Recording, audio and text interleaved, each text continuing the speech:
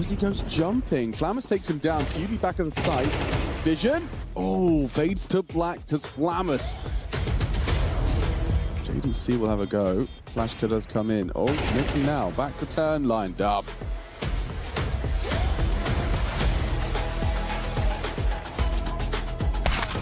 Low. And it's the AWP. Shooting gallery, pushing the barrel. Bang! Set up to receive here on A. Save's been forced back, but this might make them difficult. Lukowski! Indeed it does! He's torn through Furia! Lukowski putting on a clinic!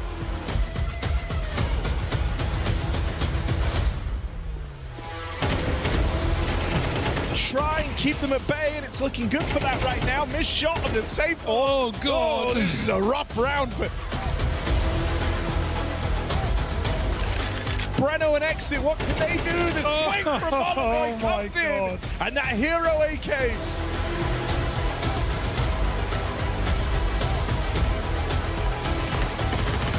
But I would love to see Pain starting to get some results. It's also good to see, hold up a second, things getting slightly interesting. Bomb now loose outside B main. One player coming in from CT, that's going to be Woody. Oh, Acelux is putting in some solid work here.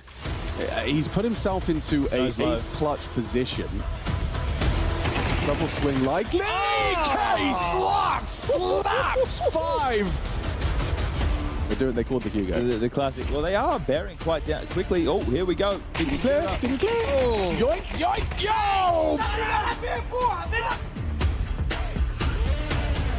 Pushing further forward, but here comes the progression. The leg's not to. Here comes the test. The bait. Oh. Nate swings. No, he was so aware. Oh, that's his round! This bomb site and he can't find it, so back to B we go, and Mizu in perfect position. Started with a push. He's pinned in the corner just to that right side. Yuka going through with a Tech 9 and applying pressure. They know that Rez is likely here. He peeks the boost, but loses his life regardless. So it's ZTR. Okay, he's got 2. Is there a 4K teed up here for ZTR? A clutch to put GamerLegion first round on the board, and ZTR got 3.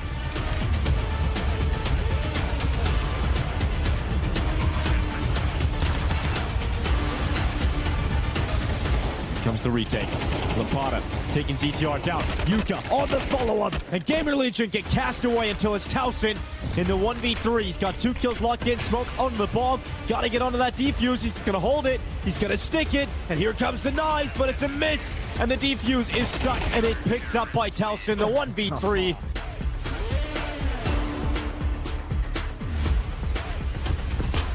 Donk now. He's looking to add some kills to the tally. How many can he get? 1, 2. There might be more in store for Donk, of course. There is all 4, every single one. There's there. Now the push is coming in on the other side. HOTU to run it down. You can see it coming.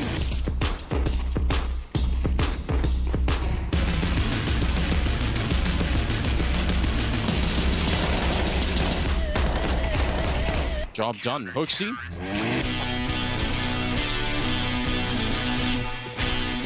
Okay, so he's coming back for a late. He's got a kit. He's got a kit and a smoke.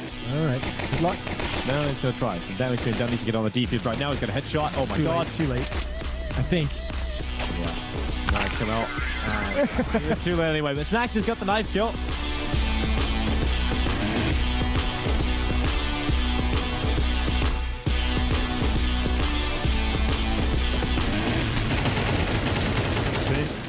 Oh, what? Hell. Okay, yeah, he's having a game right now. 21 and 12.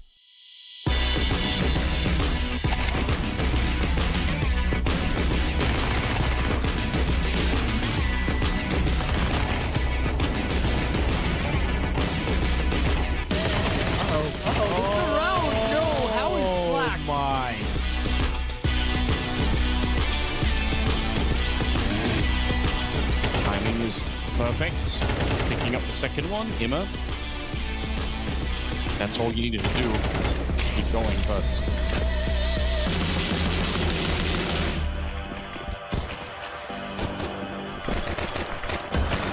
So many shots here for the defense. Kimmy on the other side gets destroyed by Sensu. Oh my god, the knives come out! No, you can't do this, Sensu! That is insanely risky for Techno, but the payoff is kind of huge. He landed a grenade on 3 players. The Jiggle not betraying him. He could have walked into the shot there. Now Senzu's with him. And Techno's actually playing a fantastic round. He sprays them down right to the smoke.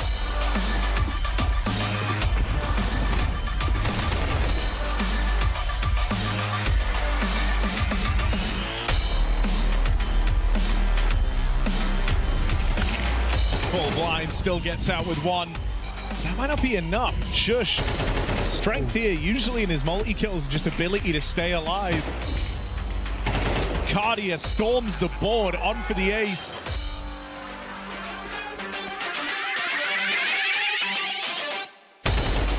Oh my god, what a kill.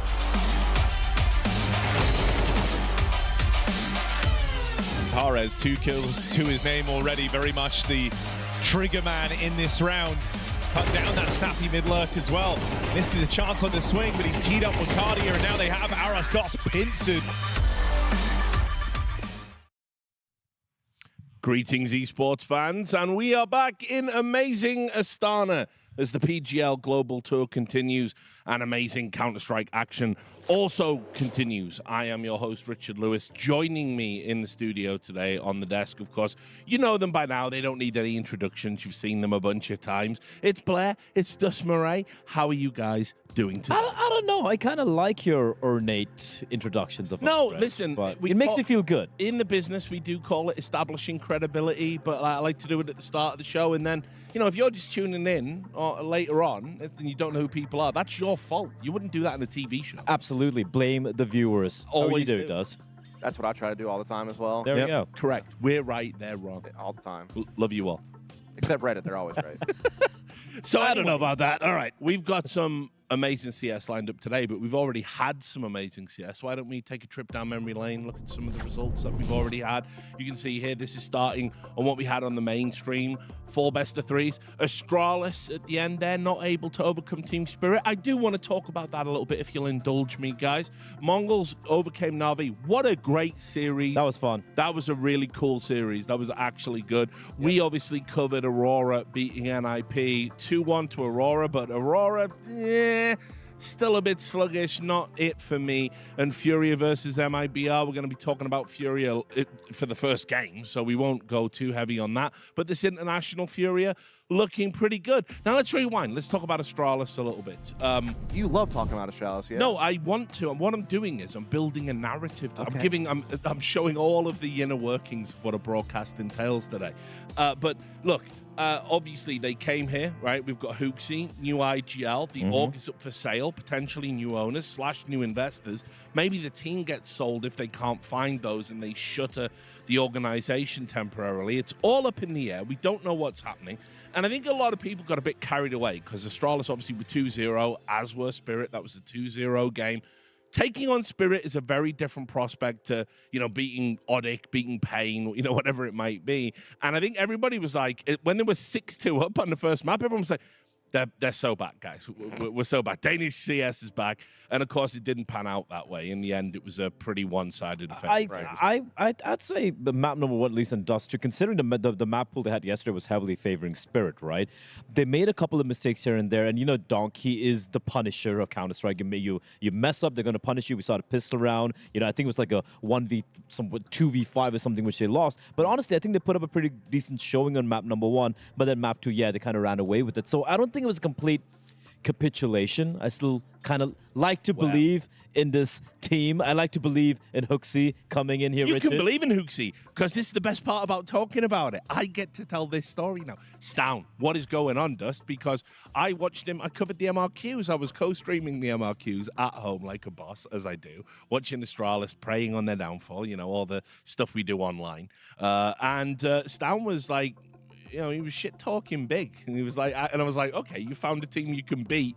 And here we are now. remember, he's the star of the team, Dust. And so whenever Astralis underperform and he underperforms, it's such a fascinating phenomenon for me. He's $1 million player. I mean, he's definitely not the star of this team anymore. I don't even know that he ever really truly was the star of this team. I mean, he's certainly been a star in the past, but ever since he's been on Astralis, it is the same old story, and it has been for a while. It is, I will farm lower ranked teams, and when you put me against a top ranked elite opponent, or you put me on a big stage, it's not going to happen. And I think at this point, you have to kind of just let that one go and understand he's not really the future of this team as far as star power goes. And if anything, I'd be investing more in Stare at this point than anyone. I think he's actually been a good entry fragger. Device has kind of had a rekindled form at this tournament as well, so that's been nice. And I will at least give some credit to HOTU for trying to facilitate Stound better, in the sense that when you watch them play now, they are definitely trying to get him in more trading positions, not make him have to take point in any type of situations, like HOTU sacrificed himself, or, you know, they're trying to create plays to put him in safer positions to trade. And it's worked out, again, against lower ranked teams, but against Spirit, not so much. Now, to be fair, Spirit is one of the best teams in the world. I kind of want to see what they would do against like a lower end top 10 team. I think they get through today. I mean, obviously, we'll have plenty of time to talk about that later on, but I think they get through today. I agree. Yeah, I think I believe in them. They're in the playoffs. Why don't we take a look at the other results we had on the other stream? Here it is. You can see this was the B stream. MAE lost to G2, so it's fare thee well.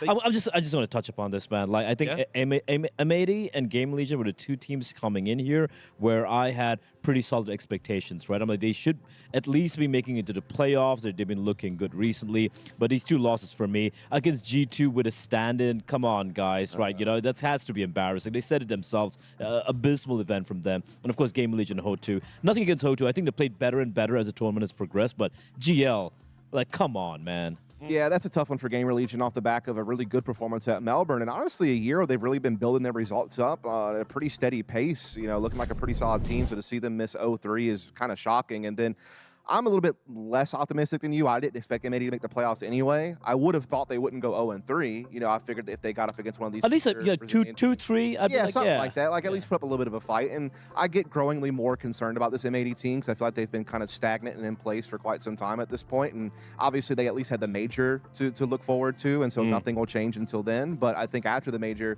you have to start making some decisions because a couple of NA talents are actually kind of sliding by that I think they should have gotten, like George, like Peeping, like some of these guys they've missed out on. So I'm concerned about their maybe MongolZ comes back. I mean, look, at this point he's probably praying for it. Let's talk about. He's playing like it. Yeah, well, yeah. Let's just talk about G2. I want to talk about G2 because it's fascinating to me. By the way, can I just get on my single? Yeah. Look, there was a thread. You know what you did. It was on HLTV and Reddit. You know what you did. You made some insane conspiracy theory about Hunter benching himself. We said on day one exactly what happened. Just watch the show and you'll understand the storylines. He didn't bench himself. What happens is I believe he has a Bosnian passport.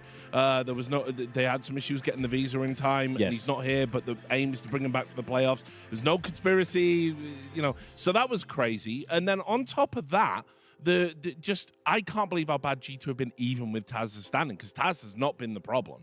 Taz hasn't been his problem at all. Like, you know, I think he's been trying his absolute best. And so we can't really sure, you can be critical about his coaching and whatnot, but in a server, he was doing the best he possibly could. I think for me, the criticism has to go the way of the two young guns in the team, right? It's got to be Heavy God and it's got to be MongolZ. Yesterday, MongolZ did kind of step up to the plate and delivered. He was the reason they were able to scrape that win. He'd completely disappeared in day one. You're getting out-fragged by a guy twice your age, man. Like, you know, it shouldn't be happening. And I don't want to hear any arguments, any reasonings about all the roles, the setups, and all of that. You're supposed to be one of the star players of this team in the absence, or with Nico and Monesi having left, and I just haven't seen that, and that's so disappointing. Their job was to just hold the line for as long as they could until Hunter arrives, and then suddenly we have a G2 who could maybe compete.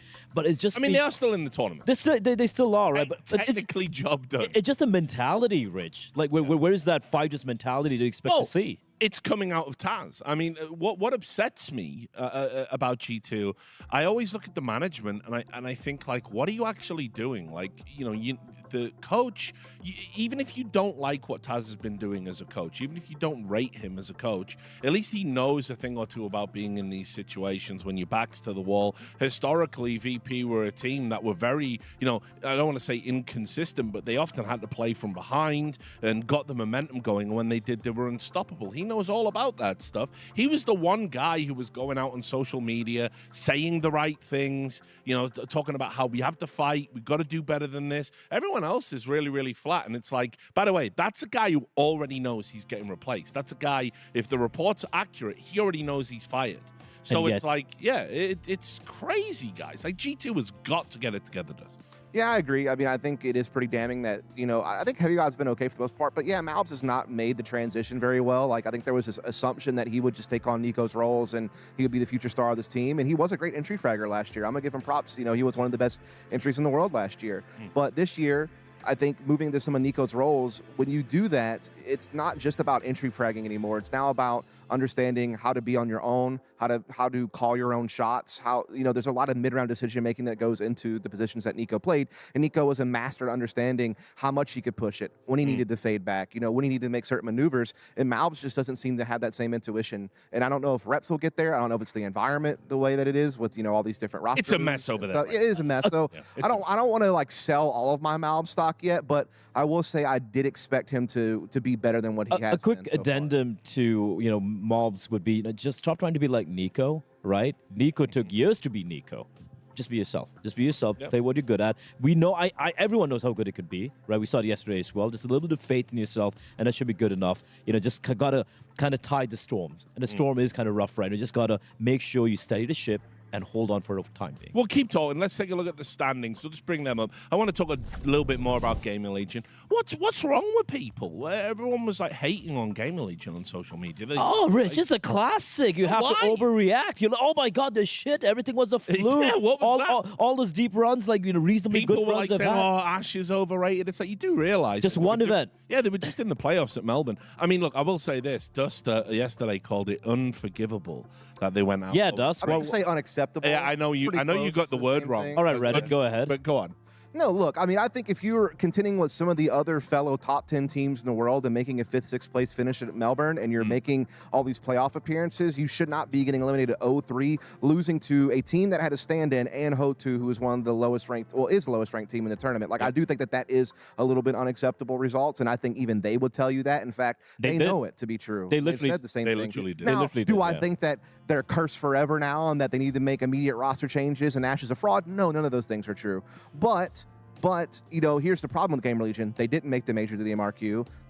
I mean, what are they going to play for now for the next couple of months? You know, I think there's going to have to be some soul searching and thinking about, you know, what the long-term future of this team is going to be. When I was making my notes for this team, you know, a couple of things I noted was this is an event for them to kind of prove to not just themselves, but everyone, being like MRQ, us not making it, that was an unfortunate fluke. We should have been there. It was best of threes or LAN and all those caveats, but here just going bottom last, it does hurt their case, but I think if you just watch, apart from this tournament, if you watch the way they've played recently, I think it's been solid. I can believe. I'm still going to hold on to my socks, as Dust pointed out. But that being said, man, I got to say, if you want to make some changes, now is a good time. There are a couple of players out there to replace Slend, because I don't think Slend's it. I think Slend is just kind of the weak, obvious chink in the armor for this when team. you got Dexter out there, when you got Brokey potentially being out there. Look at his names, bro. I mean, do they have the budget, though? That's always the problem with GamerLegion, I think. It's like they are rebuilding with not the biggest war chest. So we will wait and see. Let's take a look at the schedule. Remember, it's a PGL event, so of course you have 2 streams. You can pick what game you want to watch. This is what's happening on stream B. You have MIBR taking on Pain. All these Brazilian teams keep running into each other. It's kind of crazy. We talked about G2. They're going to be fighting for their tournament life versus Big. The notorious PIG coming around again. Who knows what's going to turn up there. And NIP, who we talked about yesterday, they're going to be taking on HOTU. I think NIP are going to win that one, and it's good for them. They finally got an opponent I think they should be capable of beating. Meanwhile, on the A stream, which is what we're going to be preoccupied with, Na'Vi versus Aurora. That's an absolute banger out of nowhere to end the day. Astralis versus Virtus.pro. We'll be covering that one here. And Furia versus Odik, the opening match. So let's start with that then. We've sung Furia's praises a little bit. We were a bit dubious about the international lineup. Obviously, you would be. You've always been a Brazilian-only organization. You start bringing in rookie Kazakhstanis and this other stuff, and moving Furia to Fallen to Rifle. You start thinking to yourself, oh, what's happening here? But actually, so far so good. So far, so good. And you got to also look at the, the sort of opponents they played against, right? Against the Mongols, a very, very solid showing in their debut game against a team who, by the way, just went 3-0. And then after that, a couple of good wins coming up. Sure, they lost a couple of maps, but the wins were convincing. And for us, I think the obvious story here has to be the resurgence of Yuri and his MongolZ kid just playing like, it's his 7th or 8th international land. It's incredible stuff. Yeah, I mean, we'll start with Yuri, I guess. I mean, he is their top-rated player so far at this tournament, and I think he's somewhere within or near the top 10 as far as players at the event thus far. He is the one that has made probably the most adjustments to this, to how he plays with this roster.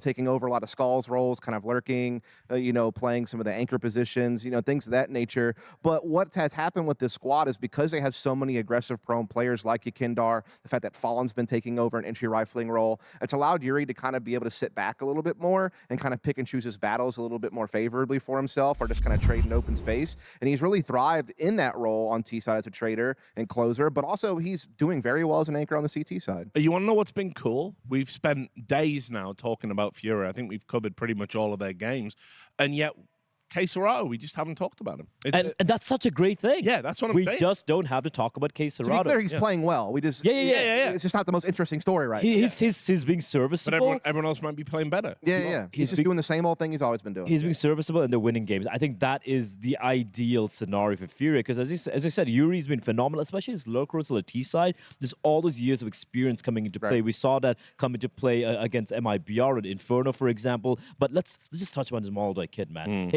He misses shots, don't get me wrong, but so did MongolZ. I'm not trying to compare to MongolZ, but you remember MongolZ's debut in Katowice back in 2022. And you can see, I'm like, this guy's trying a little bit too hard. He's missing a lot of shots, but he has his moments. And this MongolZ kid kind of reminds me of him. He has so many, these combat opping clutch moments, his fast flicks, and these are the shots which kind of builds confidence. Sure, you might miss a few shots here and there, but you're going to build into it. You're going to get more consistent as you play more. But so far, man, this kid has impressed me a lot. And imagine, Rich, if he makes it to playoffs, which is looking very likely for me, he's got a home crowd supporting him. Here's the thing. Look at this. I mean, people were kind of hesitant when the Ultimate came up to Liquid because, he was fairly unproven, mostly playing on Polish teams, kind of playing in a Tier 2. MongolZ is even less than that. This guy's played 18 total career online events since middle of 2024, and this is only his 4th LAN, his first international LAN, certainly his first time playing offline against, top 10, top-ish competition.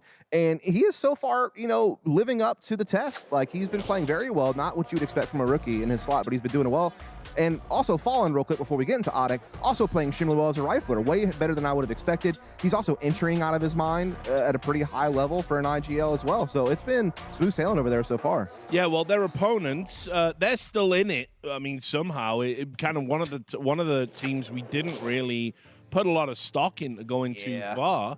But I mean, you saw when they played against Pain. I don't know if you watched that game at home. That was actually probably the most contentious, the most fractious match that's been played at this event. They were screaming at each other. They were so hyped, and ODDIK obviously came out ahead. That's just Brazilian Counter-Strike. Yeah, that's what you want to see. That's what you want to see. But look, tell me about these guys. I don't want to take much away from ODDIK, but there are very evident caveats in all the matches they've played thus far. The opening game against Astralis, it was Astralis with a brand new IGL coming in. They still managed to take down Astralis on their map pick, which was Ancient, which is very impressive.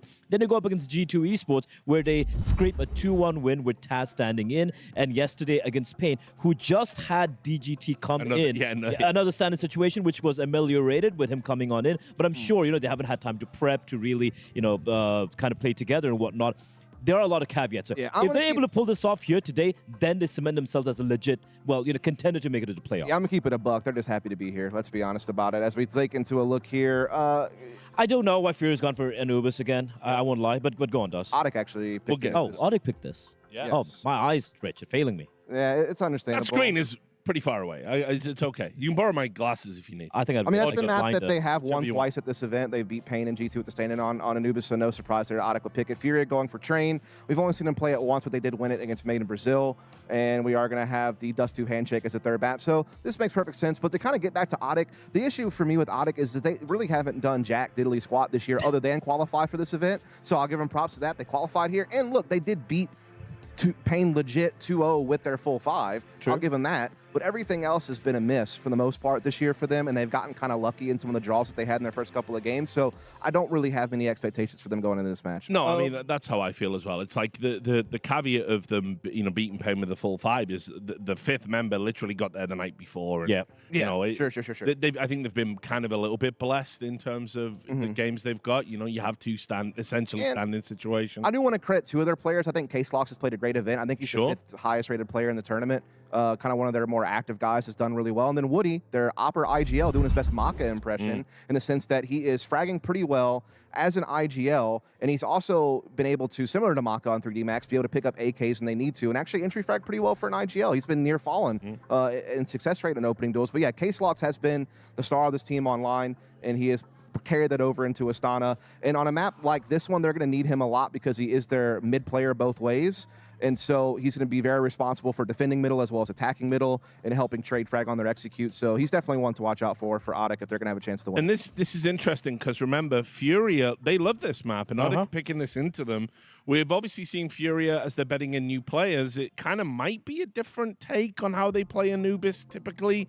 We've seen them lose this map, but generally speaking, it's a good map for them. It's a good map for them. And I was actually, like I said, I was a little surprised. I thought it would be a bit of a handshake, third potential map coming in, but I think ODDIK also kind of realizes they're absolutely the underdogs. They just want to make sure they at least get a win on their pick, so I can see it going in. We saw Furia CD side getting, we saw the cracks in their defense being exposed yesterday by MIBR. We saw how MIBR, I just love the T side coming up from MIBR, right? But here's the thing. Furia CD side is very solid. I like what they're doing thus far, especially Yekindar on the CD side, rotating in, calming a lot. MongolZ with the AWP as well, just being so active. I love that. I love a mobile AWP on the CD side. I just don't think ODDIK have the T side to be able to crack that like MIBR did, unfortunately. Well, we're going to find out, guys. I'm going to throw over to our commentators. It's going to be Harry and Hugo calling this one. God save the Queen.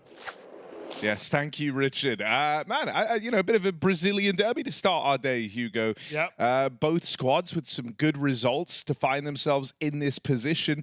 But I can't help but feel like this Furia International project has been catching my eye. And thus far, I think they've looked really good. And I've seen even kind of community sentiment turning around early on this roster. People buying in at the ground floor with Furia. How have you found watching? Yeah, I mean, we're at a time where we're praising Astralis because of changes. I think we can praise Furia just the same, and we may be looking at them making it to playoffs today with a Kazakh player in Astana. That could be an exciting factor. It's either that, Harry, for Furia, or it's ODDIK making the dream run 3-1 to the playoffs, a team that we didn't even expect to see here, a team that we've not seen at an event of this stature, coming all the way through the open qualifier. So either way, we've got a glorious result ahead of ourselves. Furia, it's hard not to buy in, right? Yuri's looked great, fallen on the rifle, and Yekindar rewriting his story. Are they up for the task today? Can they handle the pressure? Pistol round on Anubis. This has been the go-to pick for ODDIK. They've won it every time they've played it. Here in Astana.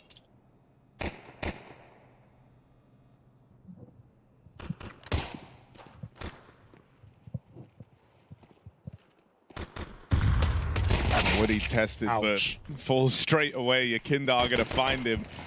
It's that little tag team of him and Kazakhstan creeping up through dark. They're going to overrun this B site. Oh, on borrowed time. Matthias and K-Sox, this one is going to be rough to get back into, and they're not going to. A dominant pistol round as Furia throw the hammer down from round one. They'll hit the ground running on this T side with a flawless pistol. All right, good start. Kazakhstan with a nice 2K Yekindar as well. We've been talking about this duo on Furia.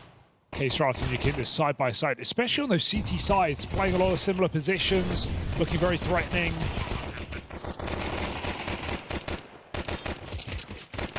Hard not to buy into this Furia story. Full eco for ODDIK.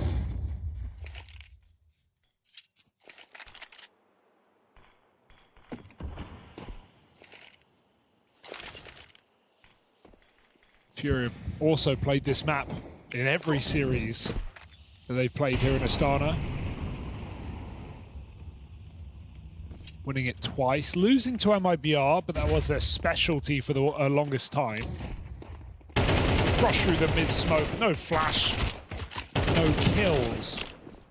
And Furia make sure it's clean as can be. The two low players run away and they take a 5 live round. That's very reassuring. Odik on the full buy.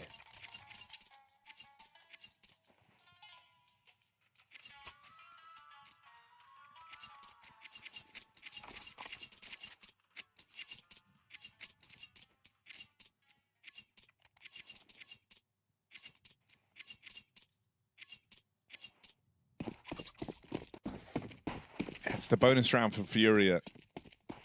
And I say bonus. There's one MAC-10, a couple of Galils, but for the most part, this is a pretty strong bonus round.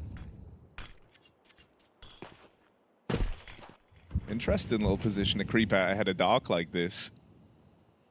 There's a cubby there. You can hide pretty well.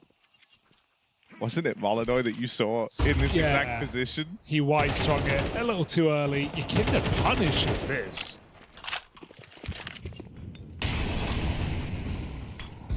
They did flash that play, but Yekindar peeked after.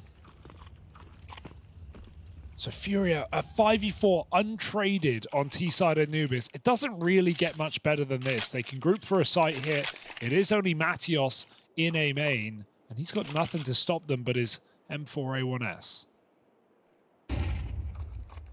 Yeah, smoke's in a fade, and well, that's a K-Serato peak. Wow, didn't even really have time to react, did Matios? That one's over for him. Already on the rotate in, has caught K-Serato first out through main, trying to tip the scales. There's more heads to this beast. Fallen on the MAC-10, even going to find one more through this mid flank. And Odik's first rifle round gets destroyed. Only 1 kill found. It's a real rough way for this to open. In the 2 rounds of any importance, you've had 1 kill if you're Odik. I mean, you got 1 kill in the game, and it was this one. So the rounds have been super dominant against you thus far. Even though these, additional pieces are exciting for Furia, I think one thing that's been cool in these couple of games we've seen is just the increase in level from all 3 Brazilians.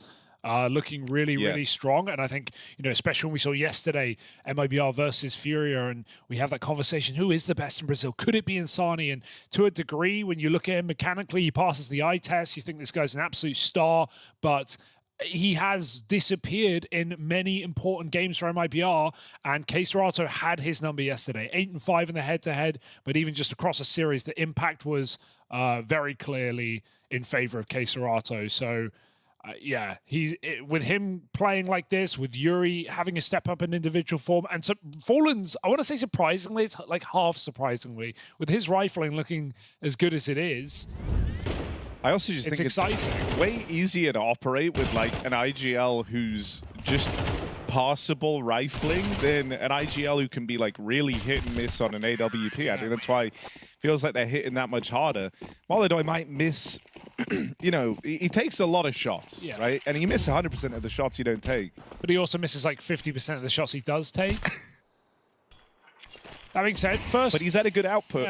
And I don't know. I think, in the early stages of this tournament, MongolZ was kind of the big reason as to why Furia were winning. And then it was in those games yesterday that you got to see him cool off a little bit more. And that was where the burden was shouldered by the, his Brazilian teammates here. And that was where we got to see some fantastic games out of Yuri, K-Serato, and Fallen. It's worth noting MongolZ's first tier 1 LAN as well, right? So there's always going to be some teething issues.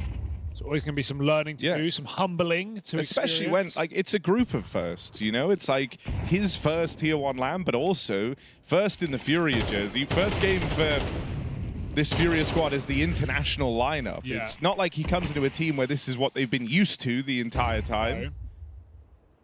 That's where you imagine Fallen at least can provide a nice helping hand. He's been in those international squads before. Nice dig from Pank. But it's not going to change anything. They're going A anyway. 2 5-7s up close with the smoke. Could get weird. 5-7s do be pretty strong, and now re-smoked at 32nd. Need to blow this open, so Furia can still go here. Gotta be ready.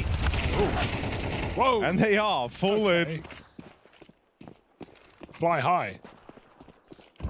He was in the air for the second. Did he like fall off that bench? Yeah, he must I think have, he just right? fell off the bench and was running. Hey, you take that if you're Furia. 1-4 on a B, and then 1-4 on at A, and they find the follow-up free. Ugh. Yeah, we talk about like vibes. Yeah. On vibes, I think Furia are looking for They're gonna win the major pretty on deep vibes. run here. I mean, they're going to have the crowd behind them if they make it. They will as well. And I think, you know, it's still matchup dependent. There's some pretty heavy hitters. Yeah, sure. If it's Furia and Na'Vi, I think, you know, maybe a different story. No, I think they could take that. You think? Furia Spirit, not as much. But yeah, I'm all for it. I want to see how deep they can go here in Astana. The field is open, Harry. This is better than Bucharest, I'll say that much. Getting blown out were Furia.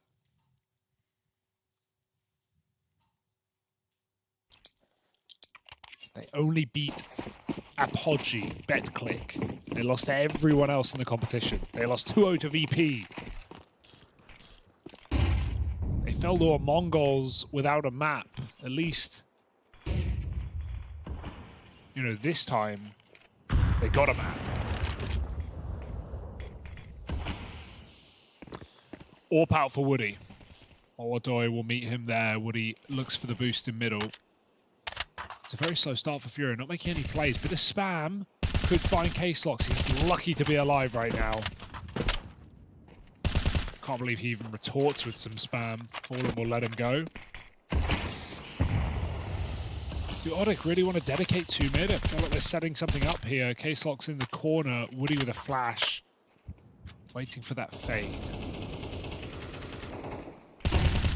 I mean, one of the other conversations has been swirling around Furia prior to this move was like full, not just in the world, but within the stature of like Brazilian Counter-Strike too, right? Throughout this event, they've had to take down MIBR yesterday. Now they play Odik, who obviously were able to beat up on Pain once already.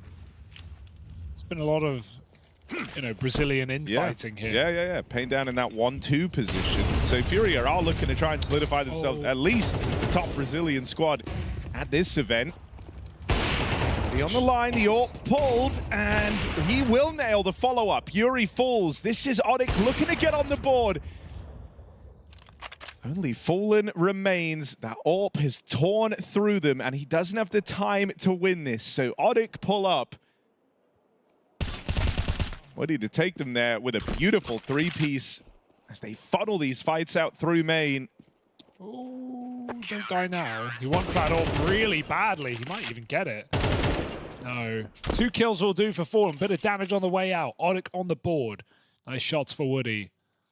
Fallen's going Bames John. 7-0. 7-0. Wow. Mission possible. Mission impossible for Fallen. That was a really nice sequence. And they made it nice and easy for him, taking those, you know, little 1v1s. Yeah, not the best spacing. It's awkward. First port of call is make sure you don't get sprayed down by the rifle. They weren't prepared for the AWP. Now they know. Yekindar working con. And he's getting baited for by Keserato. Right now, Nate doesn't know. Oh my god, Odik shot the side of the head. Oh, this has gone very, very wrong.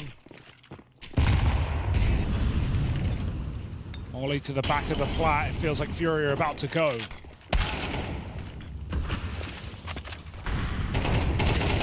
Spot, that's a good flash. Yuri gets wrecked. Here comes Yekindar, but he can't get a handle on him. Matios from back plat keeps this one in Odik's favor. MongolZ only one shot in the AWP, has to do it with the Glock now. And he won't be able to find Matios, so Odik start to chain some rounds together. Felt like the call was, he's low, because we saw that Glock pull very early until he realized he was getting pushed from the flank. Got that frag, pulled the Glock out. I mean, he didn't really have a choice. He was in the molly, but needed the dink immediately on 50 health. ODDIK make it through. And that's despite Woody just getting caught, blindsided, abandoned by his teammate in Con. All right, ODDIK. These are costly rounds, but they are rounds nonetheless. And on CT side Anubis, they can be hard to come by. Take what you can get. It's Furia with the timeout.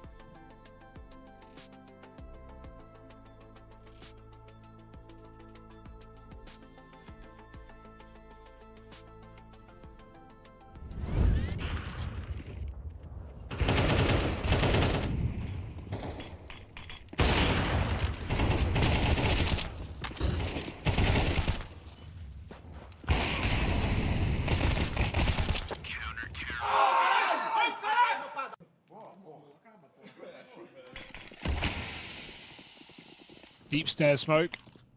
Woody's still able to peek ahead of it. But Furia block him quickly. Triple MP9, I mean, that's a sign of the damage of these round wins. Also, ODDIK have been getting a lot of util damage with nades through the A windows. Look at Yekindar and Keserato. They were side by side.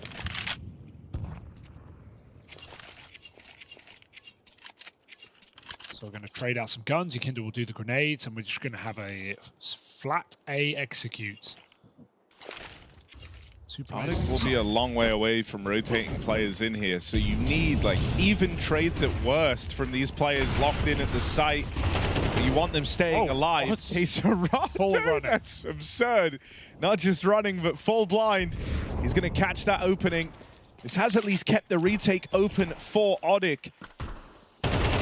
Serato plays through, and the two Seratos face off over in heaven. But he besting his cousin, but shot in the back.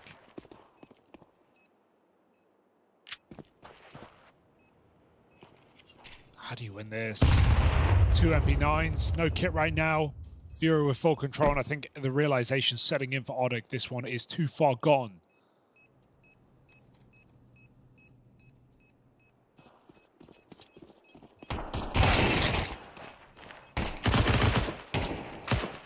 Get the orb. Yoink! Oh, you get it very sneaky. Oh, yeah, maybe too sneaky. Very sneaky. Could have had the indeed. kill. Could have just had the kill. You said cousins? Yeah. Go on. Matios? Woody and Case Woody Serato. and Case Serato cousins. Yeah. How do I not know that?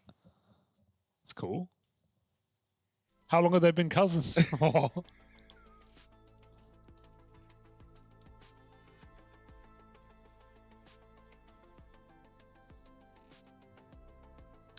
Well, a family affair here between Furia and ODDIK.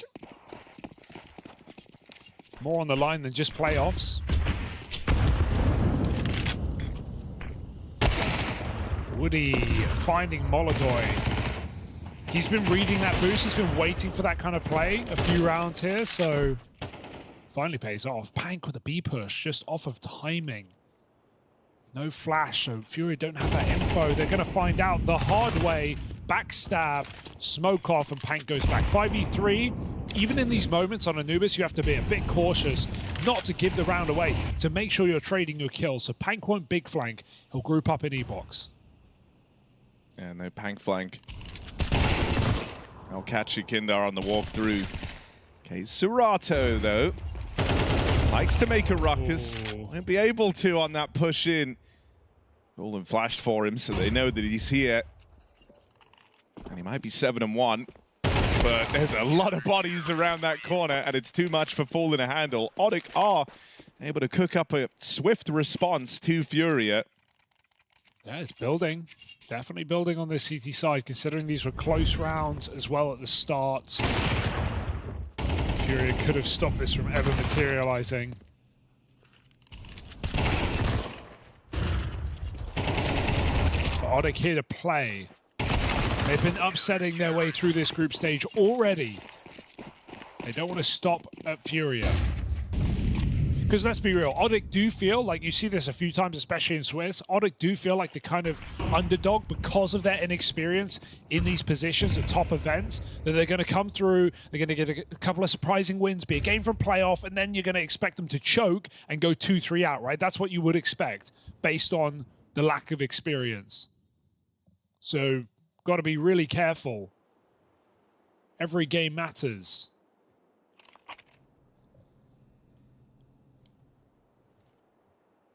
The crunch, that's an unbelievable entry. What can you even do against that? It so quickly put the odds against you. And ODDIK don't even really get time to realize just how cooked the round is. They're suddenly throwing in to a retake. What are you going to try and open? Doesn't quite connect on a Fallen with his AWP. Fallen. Yeah, but he's got cover. It's just bullet storm. Careful. Oh, hang on a second. MongolZ has given up one. Now Fallen suddenly is to tuck in. They don't want to give this away. Fallen is real quick with it. And that will trigger the save. Nice. Yeah, I think if Fallen goes a bit earlier there and dies, ODDIK go for that round. So very important that he has some restraint. It makes sense as well that it's MongolZ out of all people to get caught facing first there, right? He's keen. He's very, very keen. I think he might struggle against, you know, top tier opposition, like the best in the world. It's going to take time to learn just how punishing players like that are. What an entry for Yekindar. But I have enjoyed watching MongolZ and the confidence that comes in his game. And when he's on, he does take over a match.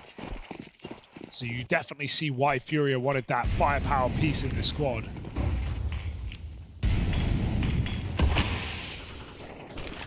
When he smoked off, Furia fast middle, and there's no one here.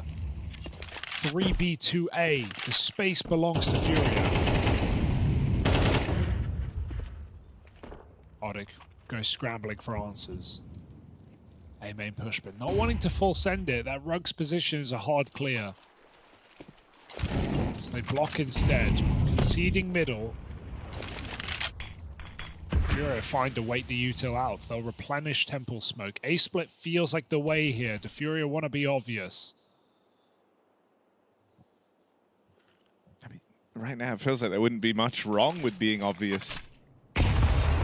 Two players in the site, sure, but you're set up nicely to split this. They're just going to hold, though. They're waiting to see if they can gauge reactions here. Yuri's just a bit lost. Getting aggressive. Yuri will be lost to the source in this AP. Oh my god. Yekindar with some of these openers. The Tech 9 and one prior. Crazy M4 here. They were able to push Matios back out of main, though, and so they are very, very trapped. You know, Heaven's a gap, main is a problem. Yuri is still lost to the hands of time on this B-lurk. Oh, but Yekindar run and gun. I love that. I mean, the crazy part caught is... all the Yekindar entries from the other POV, but I kind of love it because it shows how absurd they've been. I mean, that's such a great play for Yekindar. If he stands still, I mean, if that Heaven player just goes for the kill, he's going to find probably two. Like, Fallen and Yekindar are one shot from death. Yekindar hears a flash pull. He doesn't stop running. Full sprint, spray. Furia had to move, and they do. 6-7 on this T side. At least ODDIK is still able to allow buys with these saved rifles in lost rounds. But Furia are winning some crazy moments. Yekindar is at the forefront of that.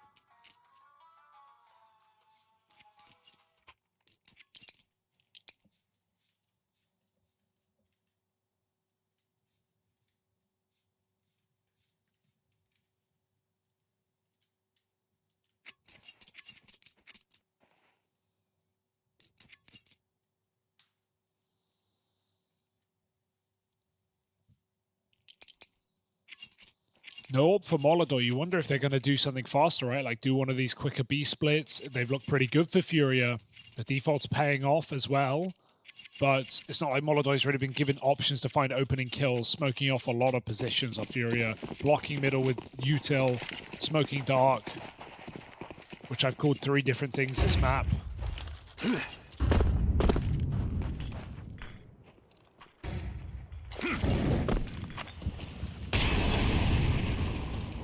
gotta hope it doesn't spread, but he looks okay. Fallen taking this space, gonna play a trap behind this Molotov right now, unable to move. The fact that it delayed though, Fallen does still have to check this, and yeah, the flash is good to give up the position. I don't know if it's really cool or like semi-concerning that there are times where Fallen does look like the best rifler on the team. But he's taken to the rifles like a duck to water. He's loving it. I think it's great. Who knew? Hey, I'll say this.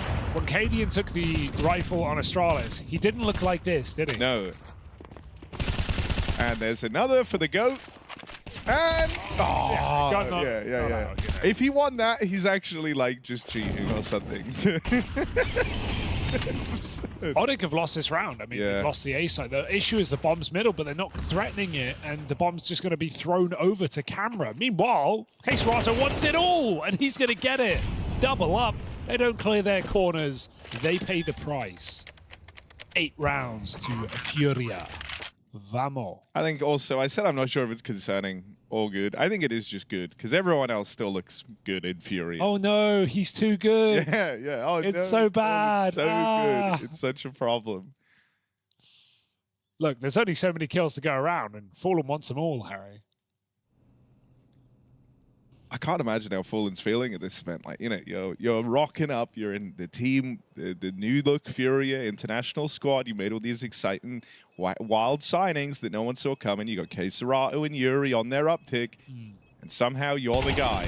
And like, let's be also realistic. He has struggled in some of the CT sides on the maps we've seen, right? And a part of that is he's playing the SMGs. He's dropping orbs. He's giving people guns. Nice exits.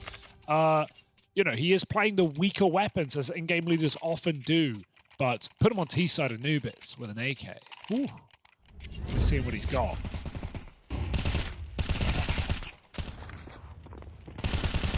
He especially seems to love that camera fight. We've seen like some wild openings for him mid to camera.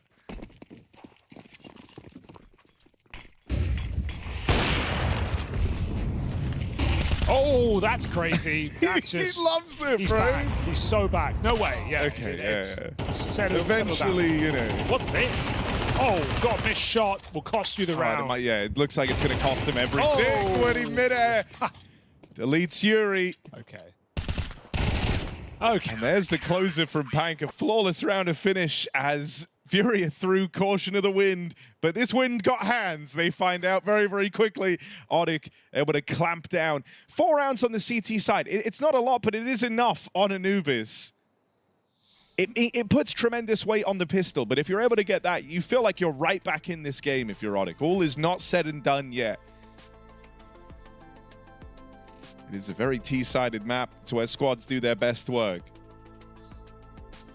I think for Furia, it will be a slight feeling of bitterness that they weren't able to swing for the fences and get that 9-3. You feel like that makes a world of difference on this map. Yeah, true, but I also think they're very happy with how those rounds turned out. You can completely write that one off. You ran through your mid-smoke and you got jumping every night. You said we're down a clown, and then, like, you know, when the horn came out, like, you know, that wasn't the horn. That's something like a honk. Yeah, that's better. Yeah. The mid-doors clown car strat. You will hide in the smoke, and then there's 10 people fighting in the smoke. Yeah. I don't think Fury are too worried right now. They are running off of vibes. The #1 fuel of Counter-Strike teams. A good time.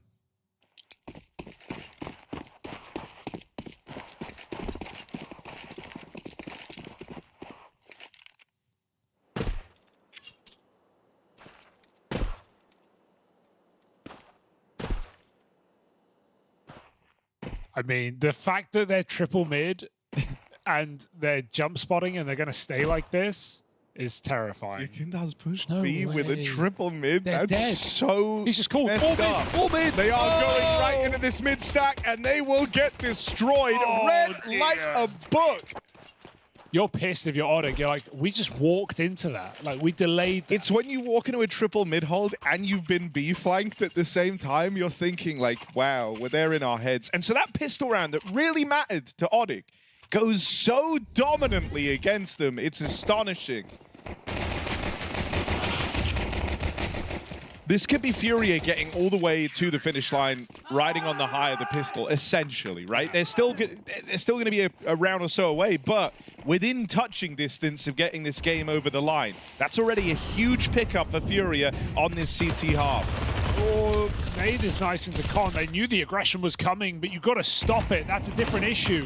Yekindar finds a double kill.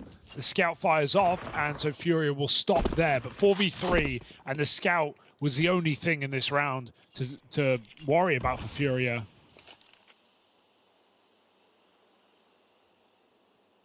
They're just not going to give it away in.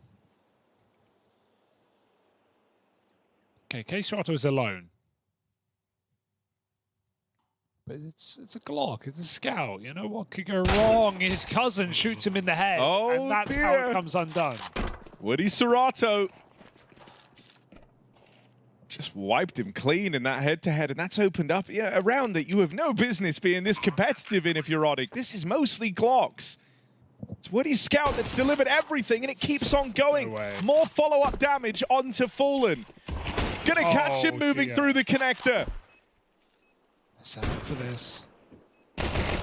More damage. K-Slox gets out. Woody's going to hit one more at least. They can't go for Furious throw it away. They give it up. 4 Glocks and a scout. I did not think that would be enough. It's not the Serato highlight you thought, right? It's not the guy you thought you would be highlighting with how this game's going so far. But Woody, hell of a round. 3 kills from his scout to deliver some salvation the way of Odik. He's given them a fighting chance again. It comes from their captain. I thought it was a tilt buy. I looked at that like, why are you buying a scout into 4 Glocks? You're not going to win that round. Well, color me wrong. 3 kills and more damage on the remaining players. Woody does it all. And I mean, Woody is Odik's Fallen, but just the old Fallen. Yeah, or the old IGL. Scout IGL, mate. It's done with the scoped rifle. That save did come through. Furia still have a pretty competitive buy here as far as it goes. And at this kind of cash-strapped early stage, but the fact that Odik win that with most of their players on Glocks means even if they lose this round, their buy next is going to be fantastic. It's a cool combo. Breaks the smoke for Fallen to push. I like that he does it twice. Doesn't push for the first one, but Matios is aware. Ooh, watch out. Info on B. Furia will block it as Kong gets taken as well.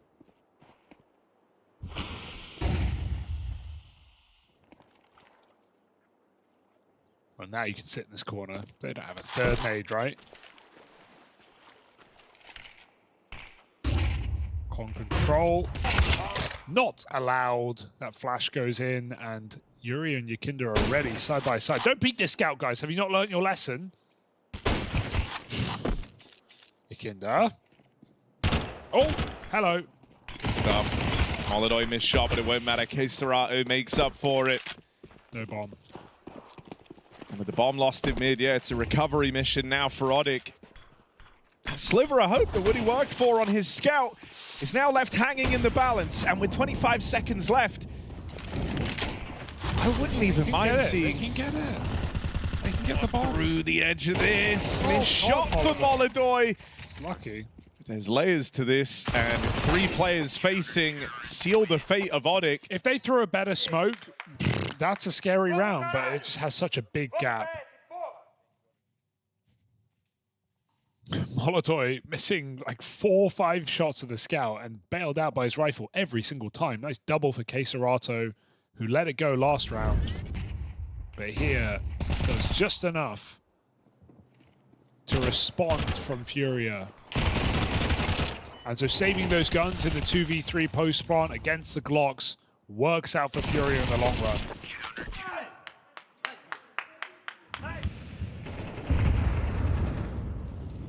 I've enjoyed this Yekindar Yuri B hold, and it will be called into question. In the early stages of this round, Odik set their sights on it. Fallen also joins the fray, but they're going to get caught with Util out here.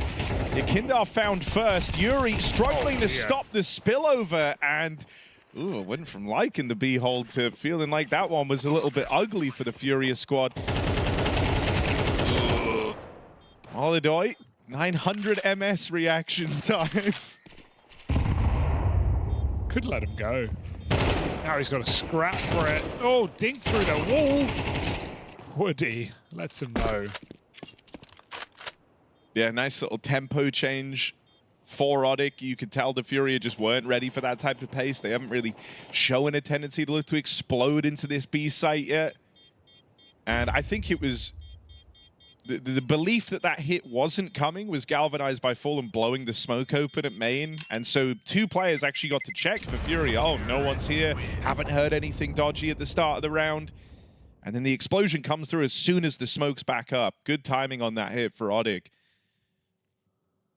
Up until now, the thing I've liked about this B hit, if they use their blocking util well, right? It feels like they're kind of... Yuri and Yekindar have been playing it like they're 2 turrets on a battleship, you know, pivoting around. Where one side's blocked, they'll all look at the next target, kind of taking double fights wherever they can. Because they assumed that main was kind of clear after that, they were both out in no man's land. And Yekindar even got caught fiddling with util as he started to become aware that Dark was taken. So a timeout called in for Furia. As the start to this second half is very back and forth.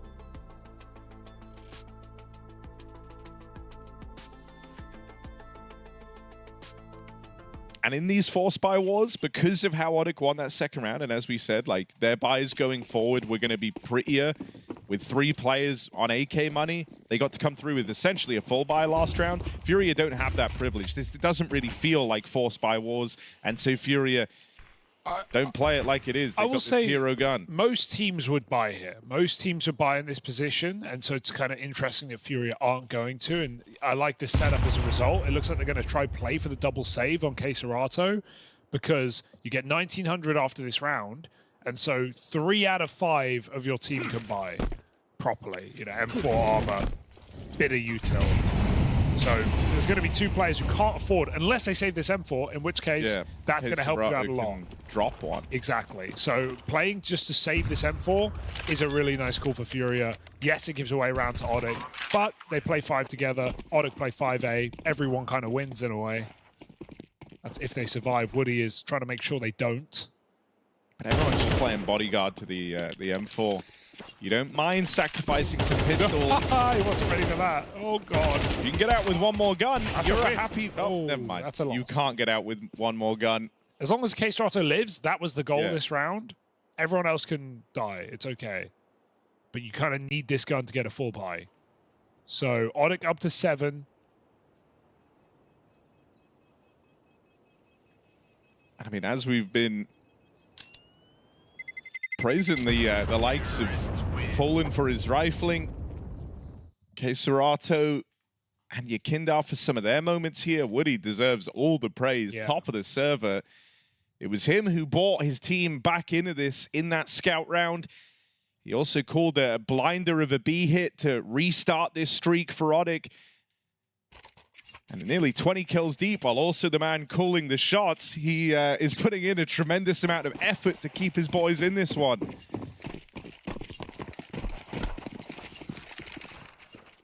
Orb's going to meet in middle. Ooh, okay, MongolZ gets a warning, at least. Oh, the break, and he wasn't ready for that. He got naded at the same time, so his aim was completely off. Aim punched. Nothing he could have really done. But already 4v5ing for Furia gives ODDIK a way in on this T side, and we know this is their specialty map, right? We know ODDIK have played this and won it twice over. So Furia got to be very careful despite this 8-4 lead and a pistol. This one's getting awfully close. Kayserato hits an important mid shot. Bomb loose outside B. ODDIK taking A main. Furia triple B again, solo on this other site. It's typically been Kayserato, this time it's Fallen, but he just doesn't have the weapon for this. Meanwhile, Pank is putting pressure on the B site. Or just about to. And he might catch Kayserato.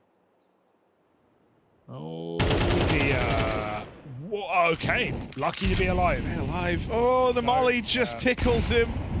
And they had a nade in Dark, so whichever way KSW went, he was a dead man. Fury swinging out wide in tandem with Yekindar. This battleship at B comes back to life for Furia. And Yekindar brings the pain. 3 kills from him. A far cry from the last time you saw him getting caught with nades out in that B hit. He stays gun on. Yekindar has won some crazy rounds off of solo performances in this map, some multi-kills that have carried Furia through this game in both halves now. That's a round that Furia had no business winning. With the weaker weaponry, with their AWP dead, with KSW also shot in the back, Yekindar saves the day. Furia right there now. I was getting worried about this comeback. His like target prioritization's been so good, right? That's why I'm saying B feels like this battleship between the two of them. And a lot of it is just Yekindar knowing when and who to fight in tandem with Yuri. Oh, the nade. Watch out. Uncover Yuri's position, and that's a really neat way. A nade to find the opening. Yekindar, of course, back to his old ways, looking to destroy another B hit. My word, Yekindar is electric. And that's brutal. After a really nifty way to secure that opening, going 5-on-4, Yekindar twice over has ripped rounds from the grasp of Odik. Bomb's going to try and move in a B. Can KSW succeed where the rest of his team have tried and failed? Worlds apart from Woody on that AWP. So he's going to slow it right down outside of Dark here, but what do you do? What's the game plan? How do you stop Yekindar? You have no info where the rest of Furia are. They're desperate that Woody can find something. A kill on MongolZ here might have given them a chance, but it won't come through. And so back into the belly of the beast for KSW. Yekindar's crept up through main, fallen facing first. And now Yekindar comes back. KSW feels the net closing. He's getting boxed in here. There's even this push through main. He won't be in the round much longer as MongolZ deletes him on that AWP. It's the 2 imports for Furia that find all the kills. Yekindar with back-to-back multi-kills in this B-hole. Yeah, exporting rounds right now for Furia. Up to map point on Odik's pick in this series. And Yekindar's impact undeniable again. Another rock-solid B-hold. That third one is a thing of beauty. And MongolZ doesn't let him back in on the flank. He may have had some misses early, but stops Odik in their tracks when it matters. Their money broken, and just 1 AK in play. They've met their match. MongolZ 5-on-4. Odik want to go.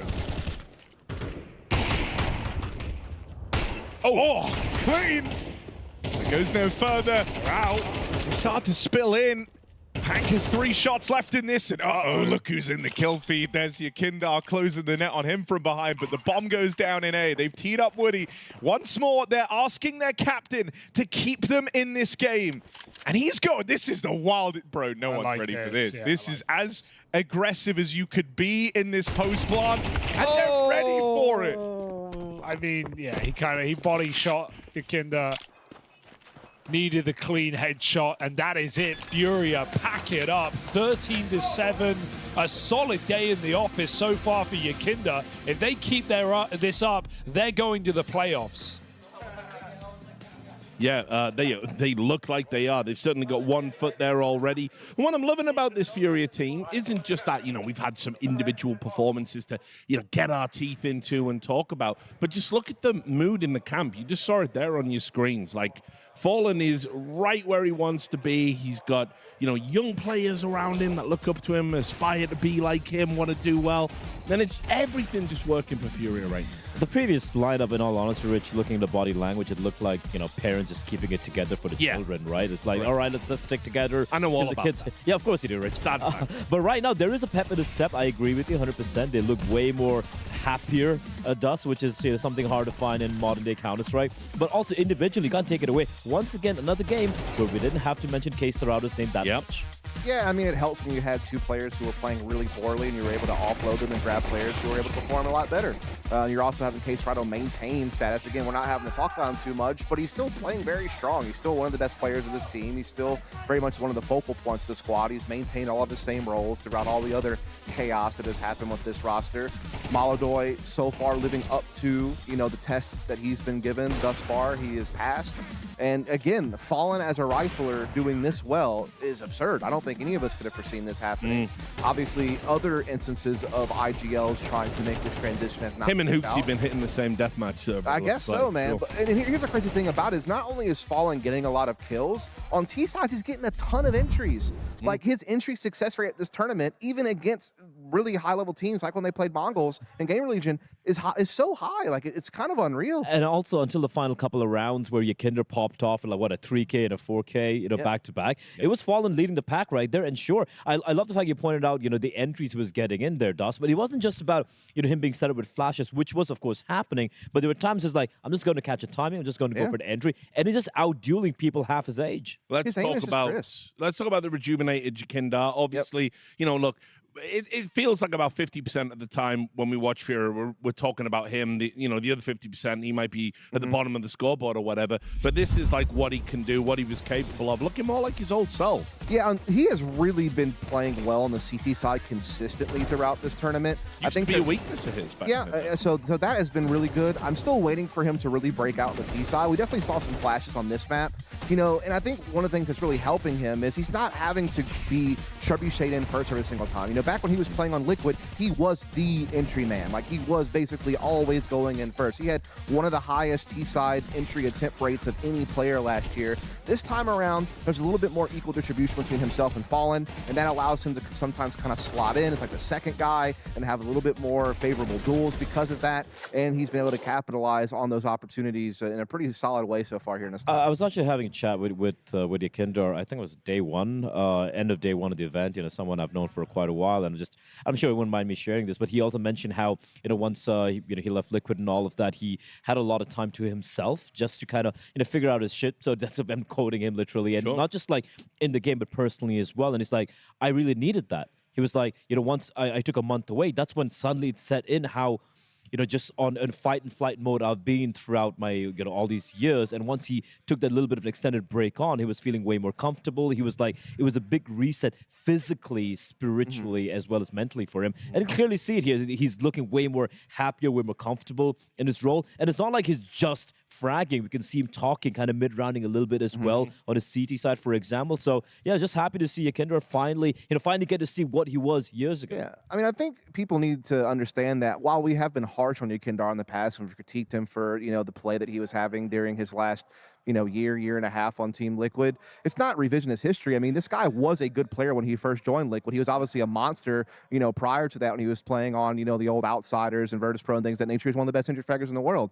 And look, I don't root against people. I don't want him to continue to fail. It was hard to watch on Team Liquid whenever he was struggling. It's nice to see people have redemption arcs or be able to rekindle that fire and be able to get back to good form. Those are cool stories to track. And so far, this Furia team has provided so many positive things to look at that I just never could have imagined when I watched the roster on paper form. I mean, this is why, when you're on the desks or you're a pundit or whatever, that's why the fake nice bullshit, it takes away from the cool stories like this. Yes. Like when somebody has the comeback arc, because according to you, they were never down to begin with, right? If you don't acknowledge when they have the lows, the highs are meaningless. Absolutely. So that's why we do what we do.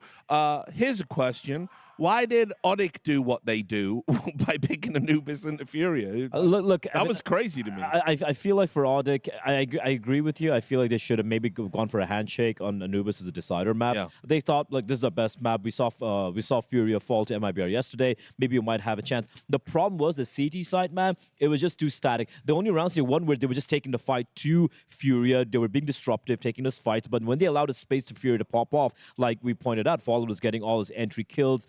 Great T-side from the side of Furia, but I'm just going to highlight a couple of rounds, which for me let's take a look at was a backbreaker. Saw potentially a comeback, maybe manifesting, and then Yekindar does this. What I love from Yekindar here, the target selection, it's just the way he's moving around, right? The intuition of where they're going to be coming in from, just able to isolate all these dudes, and then the next round, this is the final one. This is the elbow from the top of the Hell in a Cell, and just like that, 2 rounds, 3 kills, just shutting it down. Beautiful stuff from Yekindar. Yeah, I mean, you have to say, like, just hit the nail on the head. You know, a player we associate with strong T side, getting it done now on the CT side, rounding out his game, looking super happy while he's doing it. So, I mean, I want Furia to be in the playoffs. I want to hear that big pop like MongolZ's going to get 100%. and everything. So, you know, they got 1 foot there.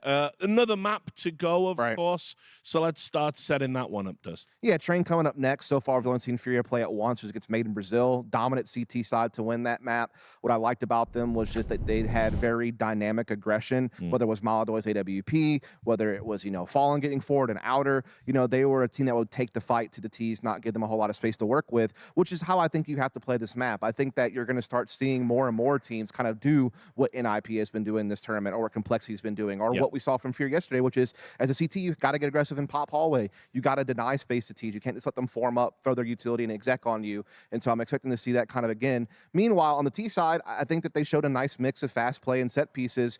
And what has to be said about ODDIK is they've only played this map 3 times ever, and they were all online, and they have a 1-2 record. And when I watched their film, I wasn't impressed. I'll be honest. I'm just gonna say for ODDIK, if they want to make this competitive, I don't really see them winning this map. I think it's going to be 2-0. It's going to be Fury making it through. But if they want to make it competitive, they're going to be starting on the CT side here, right? Obviously, Furious map pick.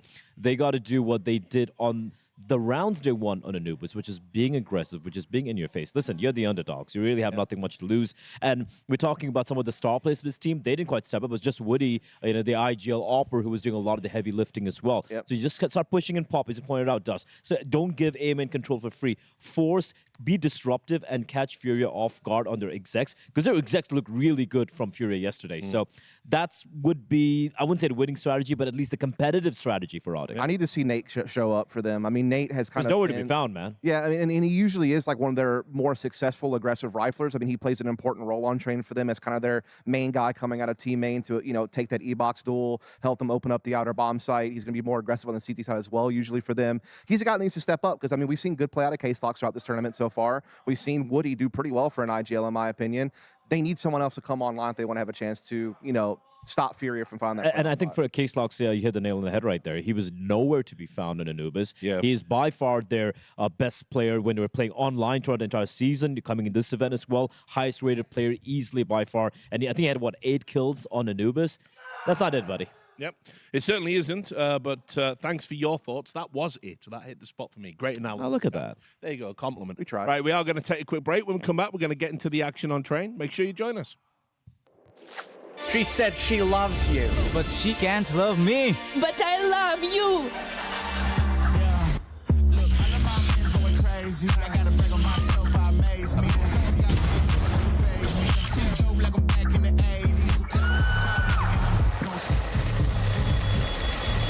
I won't play window anymore.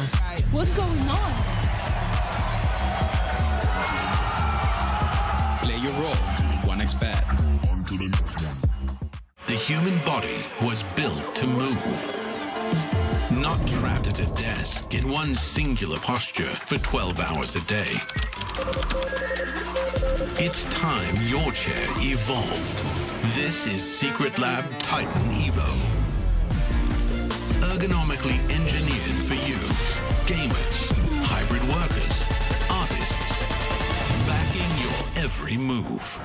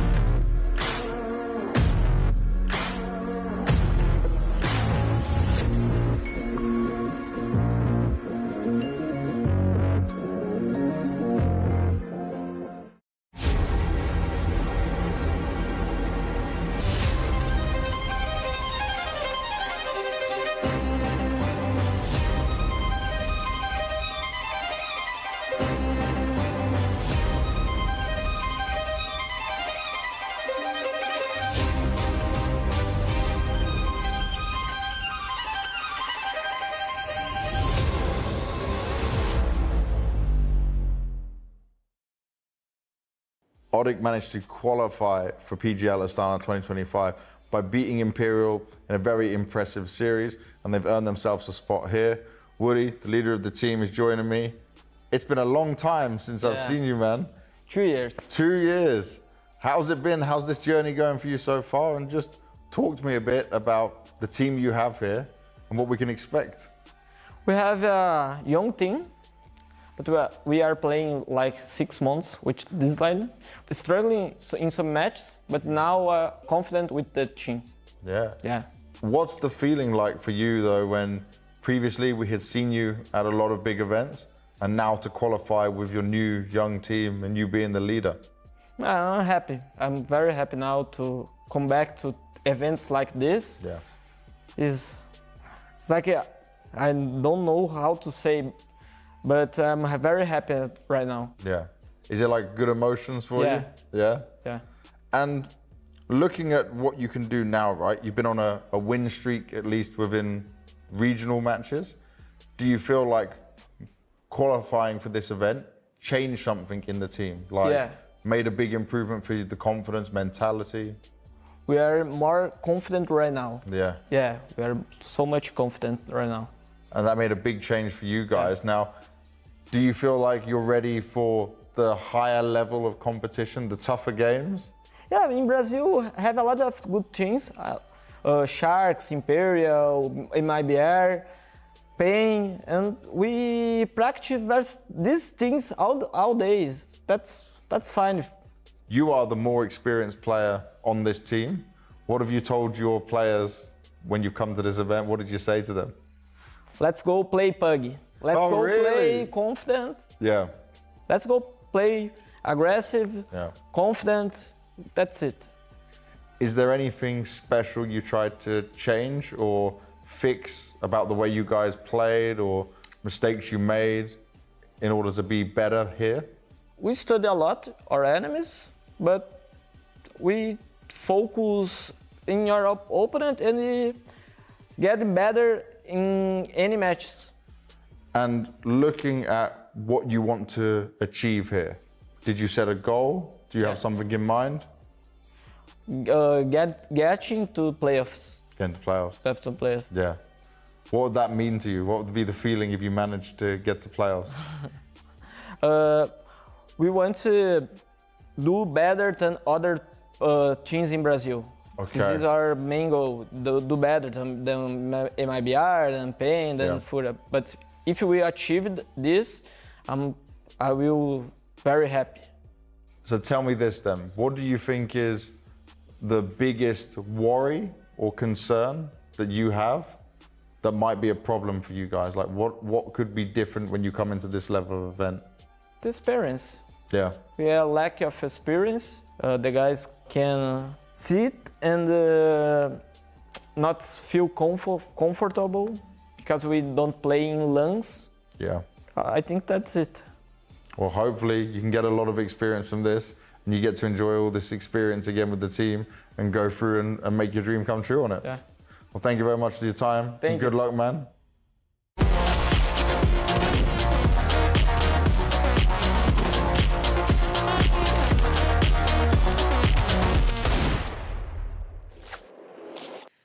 Furia just a map away from securing that spot in the playoffs.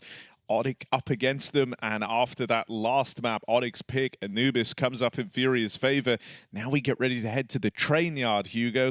Pick a Furia in this matchup. Seen them play it versus MIBR already. They swiftly dispatched them on this map. It was a very, very one-sided affair. How do we feel for ODDIK's chances? Can things be different? Because Woody was putting up a fantastic game. As the most experienced guy on the squad, it's what you want from him. But even then, it wasn't enough on Anubis. Yeah, I think you might need to go Fallen's route, you know, get some imports, start rifling, you know, in-game. He is already going Fallen's route, so... no, jokes aside, yeah, this feels like this is made for Furia, right? We go to their pick. It's one, as you say, they destroyed MIBR on, and it was off the back of a really good CT side, 9-round CT side, a 13-4 win, and back on that game, it was Yekindar and Kazakhstan on outside A, having some really good setups. At the same time, Yuri solo B was an absolute rock. I say solo Furia were really good at the rotates. He knew exactly when MIBR had the B upper control and were going for executes. But even when Yuri was on his own, he held rock solid. I think the cool talking point, as we just saw, is Yekindar. 21 kills last map. Played a great game of CS. Had back-to-back 3Ks on B Anubis defense alone. And he is completely rewriting his story right now in the Furia jersey after a horrible time in Liquid. What an exciting opportunity for this guy. He's seizing it, Harry. Yeah, no, he is. And, you know, you kind of felt that vibe from him as well. In all the interviews, he's talking very positively about his team, about, you know, playing alongside Fallen, how he's getting on with the guys. Had some positive things as well to say about MongolZ. The other thing that I think is probably nice for him is, you know, this is a very established, proven captain to be working alongside of, right? Obviously, towards the end of his time in Liquid, you had the whole Twist taking over leadership responsibilities. Bit of, you know, Yekindar already is a very vocal player, likes to come up with calls of his own, likes to be involved. And even at that stint, you know, where you've seen him and he's kind of felt like he could be the captain himself, you know? But I think he's very, very well suited and brings a lot to the table in a team like this because he will be helping Fallen out a lot in terms of the organization, the comms.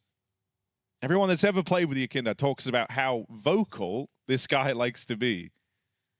Yeah, it can be a detriment, you can imagine, with too many cooks. But right now on this honeymoon, it seems to be working. The debut looking good for Furia. 13 rounds for an arena match.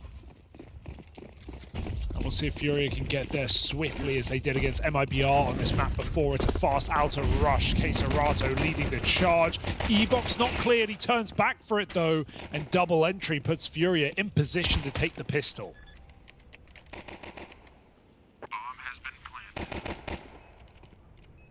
Clean as can be, really. This is a better map for MongolZ as well. We've seen highs and lows from him.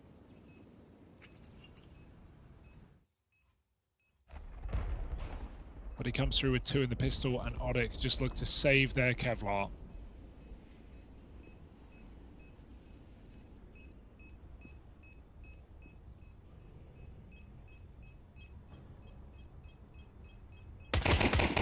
Oh dear.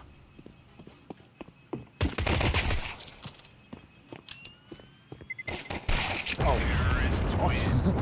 That's awkward. Pistol in the pocket. Furia T-side, I'm excited to see what that looks like. We know the CT is strong, but didn't get a look at this half when they played against MIBR.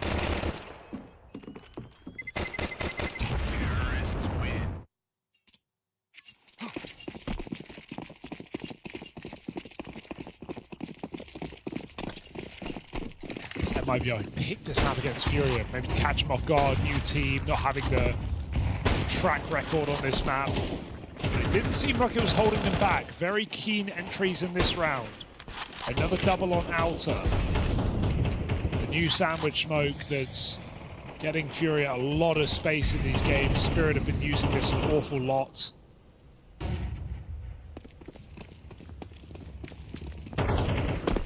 Just really locks that Ivy player out when you have a cam smoke and you have a hell smoke. The Ivy player is just irrelevant in the round in an already quiet position. And so Woody's left again with a scout, this time to save. Yeah, which is sad. Yeah. We saw him get it and you were hoping that, you know, maybe he can do it again. But no. Now, I feel like Furia have been really, really good in pistol rounds. They've had a lot of cool ideas. And they are among the top teams in this event at securing these pistol round wins. A stat that will continue to uptick as they've got them all in this series so far.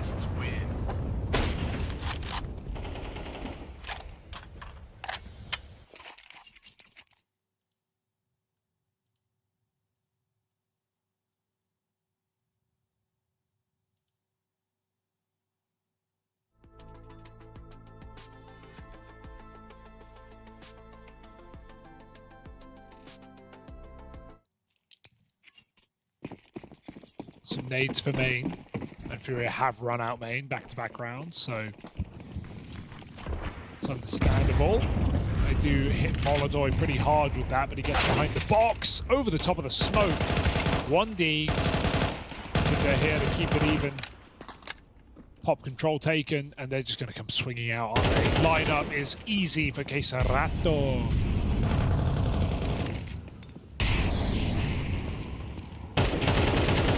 And it is done. 3-0 for Furia. And until ODDIK show they can stop this yard hit, why should Furia slow down?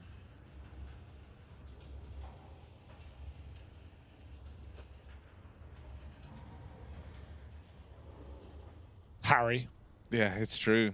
I mean, I think, you know, Furia Fallen is very, very good at these types of, you know, the mind games that come with winning over a certain position over and over again.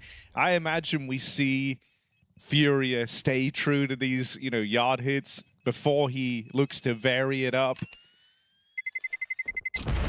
Flip side, could buy AWP knowing it's first gun round. That's the only thing that could change properly here. If MongolZ gets it, maybe they give him some room, but you don't need to. You'd imagine that Woody would have his as well after these ecos. And MongolZ will go for the AWP, so we might see a bit of a different tempo here.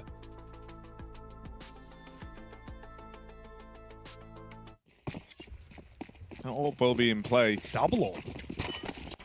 Oh, yeah, 2 of them, in fact. All right, instead it's Util out over towards this A site, but more attention put on B. That's really, well, round over. Later. Quesarato has just ruined your first gun round, ODDIK. And that will decide their fate. They're already running away. They're saving an Ivy. What even happened? Like, how did that transpire? Explain that to me. Someone. Where was the flash? You got, like, they did flash. Yeah, because that, like, set the player that he was facing first on the ramp looked like they jumped and hit their head on, like, the curved roof. Oh, I mean, don't lose. No one's actually really with the bomb either. You don't need to die either. You want the AWP. Yuri's sneaking in. For a Panko Ninja. No kit, buddy.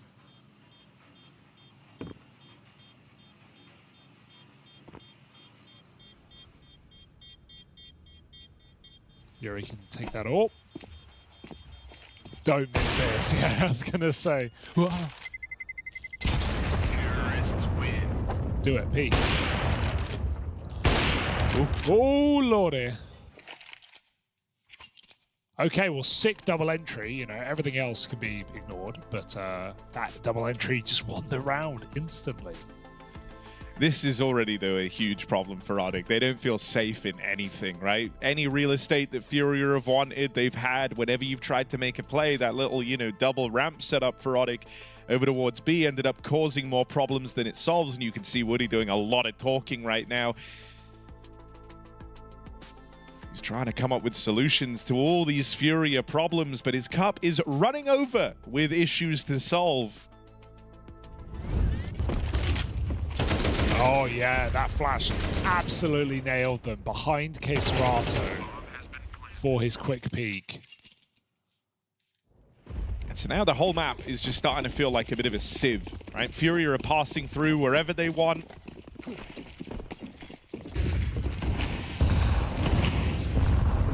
A bit of pressure out main, but no one playing it in this round. MongolZ picks the Ivy player. That's the AWP Woody gone. That horrible feeling that you just can't hold anywhere continues to creep in for ODDIK. Why not just go B? After a kill on Ivy, you know eyes are going to be over there. There's no way they're double B. There's a nice flank, but it's not coming through just yet.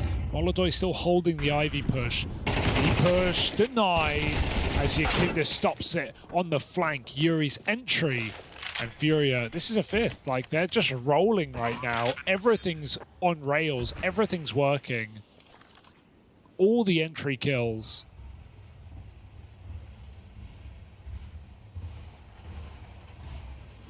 And this is going to be a weird fight because... Oh, he stepped. MongolZ just peeks in. I'd be mad. Why is he still there? But he basically had all of the A site under control just by playing that position, holding A main push and holding Ivy. Odik, this game is turning into a fight for survival inside of the server. Terrorists win. Oh dear. Yekindar is so sharp right now. 2 kills on the flank in these last 2 rounds and hunts the final gun. No saves for Odik. No stopping this train.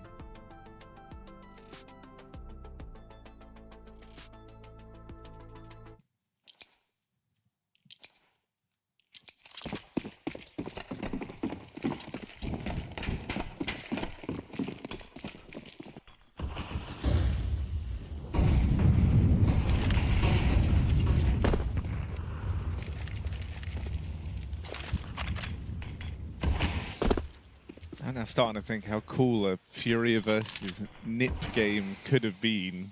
What, for train? Yeah, just for train. MongolZ. Now they're opening from his AWP. Breaking the smoke. 5v4. Oh, that's a good spray, but somehow Kazakhstan responds through the smoke. 7-1 on Kazakhstan. I mean, everyone's got a nice KD except Fallen. And that does not seem to matter because he's leading his team to victory with these aggressive rounds. Furia have the space. They're out in A.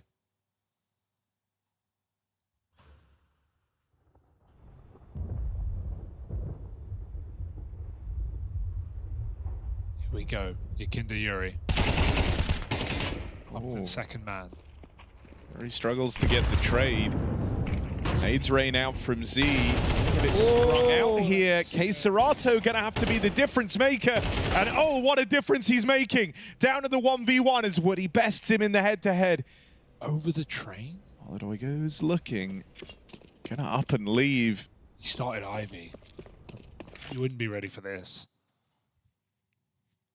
He should just plant the bomb. The world's his oyster. I mean, now it's the 2 AWPers clashing, but Woody's not armed with his. MongolZ up and over! Oh my god, how's he still alive? A second chance, a third chance, and the last for MongolZ. They all sail past, and the Glock can't find it. An ugly sequence sees Odik on the board. He is like... I don't know what to make of MongolZ, because he has flashes of brilliance, but I've seen those kind of sequences a lot in the last 3 days. I mean, you know, it's... Like, you had your chance, bro. You had your chance. It's, like, there's no denying it. Like, the heaven climb is one thing. I thought it was pretty audacious anyway, but regardless, you had your chance. 3 shots on the orb. And the last one felt like the easiest of the 3. I mean, you know, it's a guy who's not even into a year into his pro career. You know, only just crossing the boundary at a tier 1, playing in this Furia squad and their first international venture. And this is the game that sends him to playoffs. He's in a 1v1. You know, that's the unrefined nature of this MongolZ AWP. Still has some teething issues, certainly. Yeah. Because you do get a couple of sequences like that from him. Don't want to start sounding like Tyler Blevins. How do teams sign AWPers that just miss?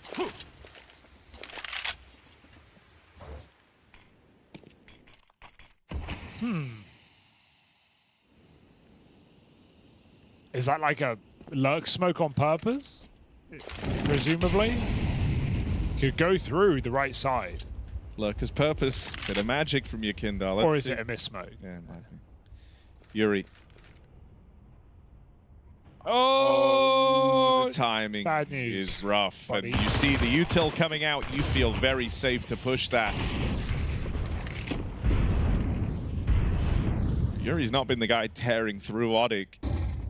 Privilege has gone the way largely of Kazakhstan. Falling going to try and lead the charge out through ramp. It's ugly from him, but there's Yekindar arriving. Matios now, he's done very well to get out with a double kill. He still has more to do, and Kayserato cleanly dispatching of him. Okay, MongolZ. This time, MongolZ has a teammate with him in the clutch, but for how much longer? Kayserato's under a lot of pressure here. Boxed in, and he's got no support. Missed shot again from MongolZ. Yeah, Kayserato expires. Kayserato had to stick that bomb. He had one chance to full stick it, and he thought they were already up on the train, and they were not. So no stick, no win.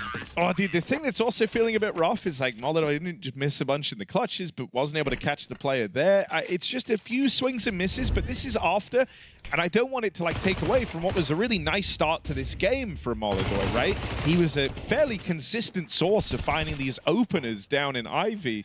Seems like that's where he's doing his best work. As we get into the closes of rounds, I think that's where you see MongolZ look his most shaky. My accent like entirely switched up on the word most, but that was weird. That's the thing, Furia. There's still rounds to go. Oh, they're the most shaky. Look, he can redeem himself entirely in this game if he just cut. Oh, he's dropped full in the orb. Okay, well, he said, "Brother, show me how it's done." Fallen does have a spawn. Fallen has spawned. Do you think Fallen requested it, or do you think MongolZ offered it? I don't think it's a sudden loss in faith. No, that's not what I'm saying. I think they just said, Fallen, you have spawned, and you literally are an AWPer. Fallen, bro, take the AWP. You are an AWPer, so go on, Fallen. Screw it. For old time's sake, yeah. Fallen, back on the AWP. That's how it's done. He's going to catch them crossing. Take the bomb, MongolZ. I got this. And he'll say, don't worry, MongolZ, this will be you one day. You just don't have the reps like I do. That's how Fallen gets on the board. I mean, Fallen was also 0-5 coming into this. What? They just walked through the smoke. It's a cool angle, but oh no, he only gets damaged. They hunt him down. That's a crazy wallbang. Going for the M4. He's going to get punished. Fallen's still got this orb. Yeah, has stayed on that AWP. And that's after some awkward misses on the rifles. Can Fallen's orb save the day for Furia? What's he got? Oh, it feels like it might. Fallen getting fancy with it, rolling back the years. The AWP delivers. Kick MongolZ. And MongolZ looks on in awe. I'm kidding. This guy gave up the AWP for me, says MongolZ, as he puts on a clinic. His first 3 kills in the game coming from that dropped AWP. To be fair, very different map, but I want to watch Fallen AWP on train, right? Like going over the ladder, getting the info, dropping down, hit the quick shot. This is a Fallen classic map, right? This is a great place to watch him style with the AW. Finds the opener. Shuts it out on the B post spawn. What's not to love about that for Fallen? Great info gathering off the ladder play there. Is that the Brazilian going divide?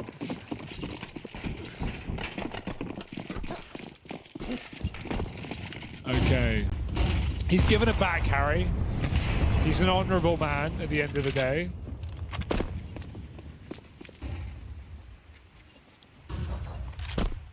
So let's see if MongolZ can... He's had this Ivy kill when he's gone for it. He's going to cover.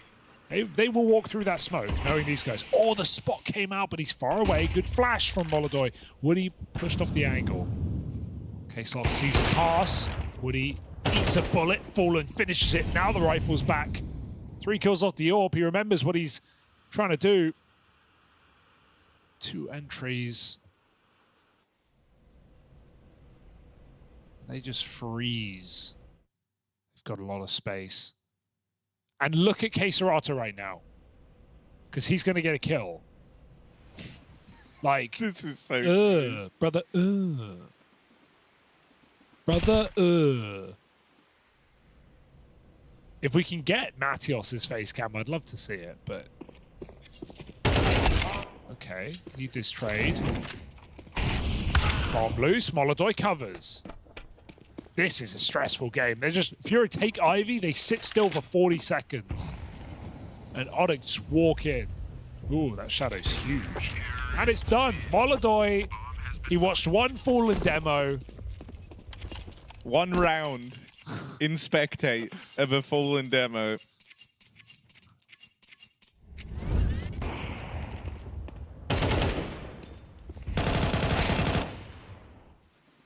Just this kill, like.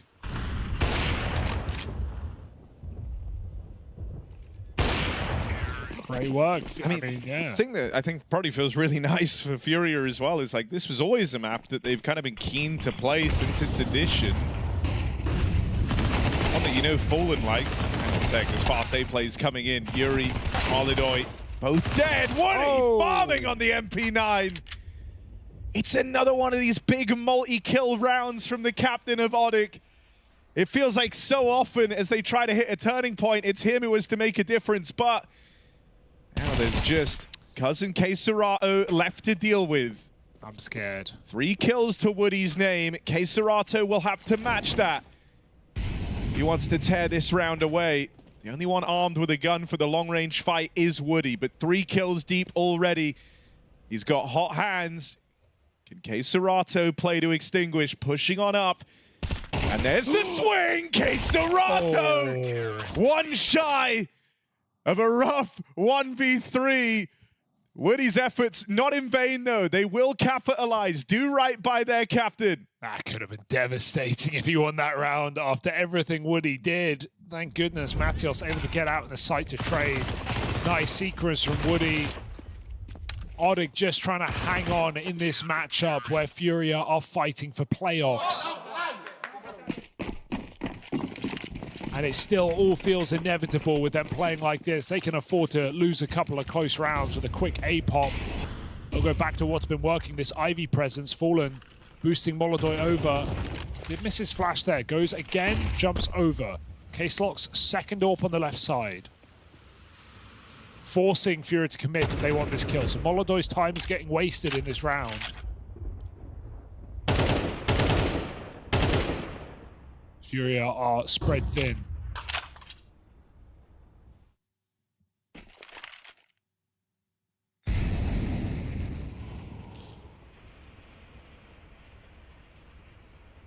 I do like the boost for Nate. This should be a kill for Woody. If he wide swings, maybe not. Oh, God, the timing. Oh, okay, sure. ODDIK, 4v2, all of a sudden. 4v1. I want to actually save this, though. You have no money. Unless they give you a reason to want to go for it, MongolZ. I mean, it's playoff in your home city on the line here, so does he want to try and style on them? 30 seconds left to play with for MongolZ. Ooh, he's ready for the man up close. I don't know how K-Slox doesn't take the bait there. Does well to hold the trigger, but now they're getting wrapped. This isn't being held. It's not being considered, but MongolZ goes for the jump. He didn't jump. That's another kill right there. You could feel it. Yeah, he respect just needs, for trying. I think he needs more experience. I just think he needs a bit more experience. We see the flashes. We see what, you know, Furia got him in for. Some more time against the best. And I think maybe we're cooking here. Whatever happens, keep falling on the rifle, I say. Yeah. But no, I agree. You see an awful lot of potential. And if this is, you know, kind of the level already, what can a bit of refinement for MongolZ do? Oh, that Molly's a problem. Fallen's out in the sight, though. That's an ugly spray for Pank. Fallen got to worry about that. Pop cross, and they spot him. Molotov blocks. Furia are in A. Well, now they've mollied themselves out. Yeah, it's going to give some time. You're defensively, right? Like, you just don't want to get run down there. Did have a player nearby to try and trade, but it's very claustrophobic in the pop dog, so play to delay for a moment. Keserato might just win this round, 14-6. He loves these long sight lines, does Keserato. These angles invite him, and Keserato puts on a clinic. 3 quick kills from Olaf. He's going to lock in a dominant T-half for Furia, 8-4. Just the perfect position for that post plant, able to trade off Fallen towards E-Box, and still has that tight line to back CT on the rotation. Keserato with a monstrous game. Remember those 2 B entries in like round 4? I mean, he's been going from the start of the map. 8 T rounds on train. Furia within reach. I mean, we were talking a little bit earlier on just kind of about the map, and it's I think for Furia, the thing that probably feels sick is, like we were saying, this is a map they've kind of always been keen to pick into since it was added. One that they've looked to bring into their pool. Makes sense, right? Fallen likes it. But even though things look kind of promising early on, you did notice a real, like, sour change to their train. They had the loss to M80, then they got 13-1'd by Complexity in Bucharest, if you remember. That's why, I think one of the reasons why we saw MIBR actually look to play this map versus them, and boy, did they learn that this new Furia is hitting very hard on train. That's kept up here, spearheaded by Serato and MongolZ. And that's the other thing that's wild, is like, I think MongolZ could have had even more kills in this game. Like, he's still 11-5, second on the board, sure. Fell short in some of those clutch moments. Oh. But he still had an awful lot of impact here. Oh, double Julies. That's a quaddies. Tank. Oh my god, destroyed by MongolZ's pistols. He's 13-5. With all the criticism we levied against him, he's at least getting some output. It's just what it could have been. So much more. That's what ODDIK need. 3-on-2. They don't know that MongolZ is back in this position. He takes one more before all is said and done. And Serato in a clutch. My eyes are open. Yeah, these are the rounds he's meant to be made for. Serato creeping in late. Bruzy been spotted now. Info for ODDIK, and a dink landed straight away. Serato will get knocked out. No clutch from him today. We're going to need to see some crazy T-side comeback here from ODDIK if they're going to win this map. A T-side that we haven't seen yet from this squad. And a map they haven't touched here in Astana. Yeah, I mean, you saw Woody in the cams there trying to hype his boys up. He does need them to be switched online for this. It was him trying to keep them in that first map. ODDIK. Oh, wait a second. Oh dear, Serato 5-7. It's quelled straight away. That's a huge sigh of relief if you're ODDIK. The last thing you want is for that guy to get off to a hot start. ODDIK qualified here to this. Oh god, why am I talking? They qualified to this event off the back of a BO5. They went 0-2 and they reverse swept over Imperial. This was the first map of that reverse sweep.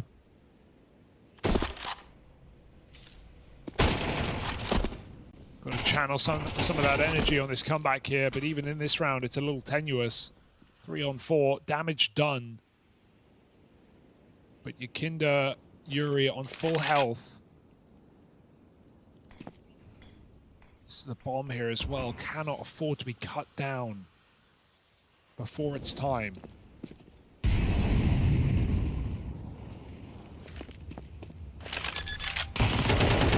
Ooh. Everyone's a little twitchy and nervous. Yeah, smoke's not great, right? That's why he replenishes.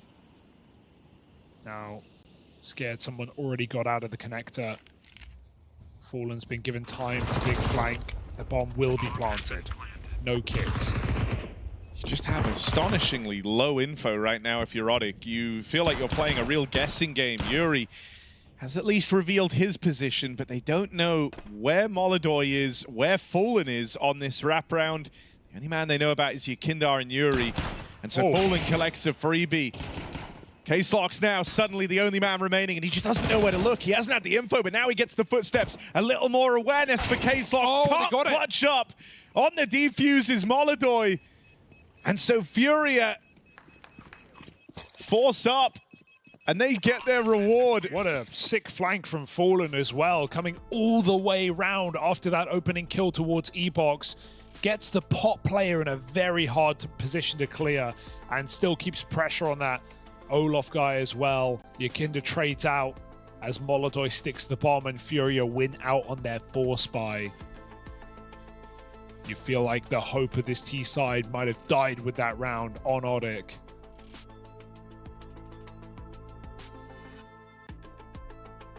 Bro, okay, no, actually, I can't. Like, you can't play AWP this round, MongolZ. You can't play Glass AWP in round 3 of the half. That's actually insane. They have 2K a player. You don't have armor. You're gonna AWP?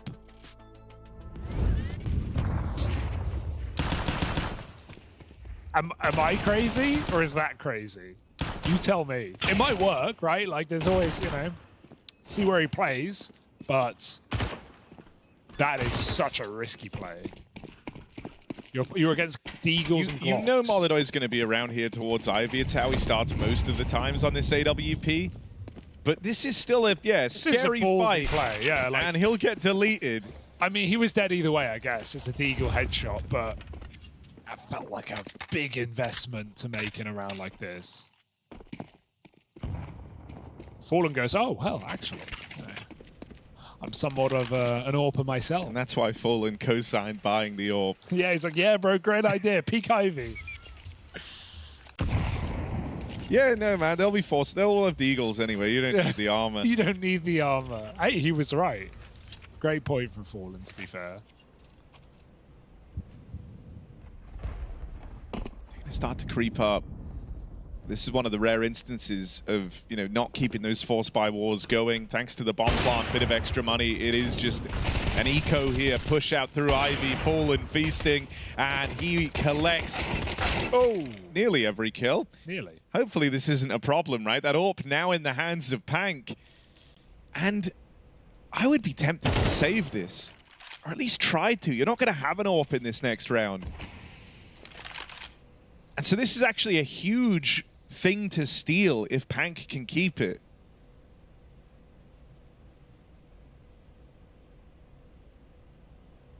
Because of where the loss bonus is at and their decision to eco here, the only way they get an AWP is if they were given one. And that's exactly what's transpired. Pank's content with this. Get out with the loot. Or just repeat with 5 seconds left. It's rough, but you know, I think he knows Furia also want that AWP, right? There's a reason it's the loot. Give me the loot. So Yekindar able to snatch that back. It finds its way into the hands of MongolZ. The boomerang AWP always comes back. Hey, he has Kevlar this time. But they have AK, so it's one shot anyway. 10-5. Furia within reach, within distance. They can see the Barys Arena here in Astana, Kazakhstan. MongolZ's home city. A new roster imports into a Brazilian team after a couple of years of disappointment from Furia.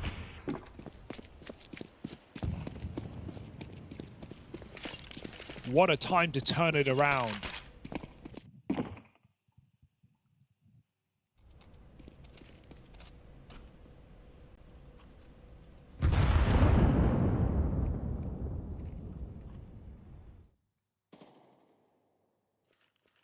And a very exciting game where Furia have been in control the whole way. They've had ideas, they've had flashes, they've had Yekindar winning them rounds on his own. Flash play from him and Yuri sets him up in a 5-on-4. The map shrinks for ODDIK. Yeah, they have no info what's happening on B. They're really only left with the option to follow through on this A play. They do have a man, an Ivy man back at main and 2 in the pop, ready to try and move out, but they've been reblocked main side, so that first contact might have to come from elsewhere. Oh, the timing on this util. It's good molly though. Acelox doesn't play through it. Oh, MongolZ jump check, didn't get the spot. That might make him discount Ivy for a moment longer than he should. 20 seconds. He's gonna fall into the site here. Trying to battle forward. 2 players now arriving out through the pop position, and they go right in a case. Serato stuck out at the red train. He can't take any more with him. There's that Ivy flank that MongolZ missed earlier. Plant will go down with seconds to spare, and ODDIK recover that round. 4v5. Excellent luck for K-Slox, right? Dodges that Molotov. He almost looked like he wanted to go through, decides against it, hides in the cubby, and as MongolZ jump checks, K-Slox is tucked. He's able to get 2 kills on that backstab, even despite the camera smoke. So a very late outer split there from ODDIK, and technically a 3-on-5 as well.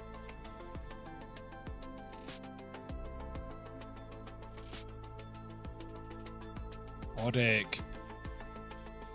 It's a late game, important round Without it, I think this one's over. With it, they've been given a chance. You know, I think this is why the Furia timeout's coming in, right? That was a real, like, break point in the game. For Odik to have won it, suddenly they can start to close this gap a little bit. For Furia, if that was their round, that would have been the series. That would have been playoffs secured. Odik would have had their money shattered at an 11-5 scoreline. Instead, the gap will close. Here on Train, you've always got to be mindful of that gap.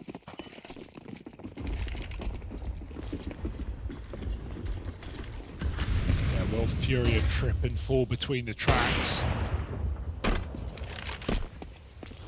Or can they reboard at the next stop? Full eco for now.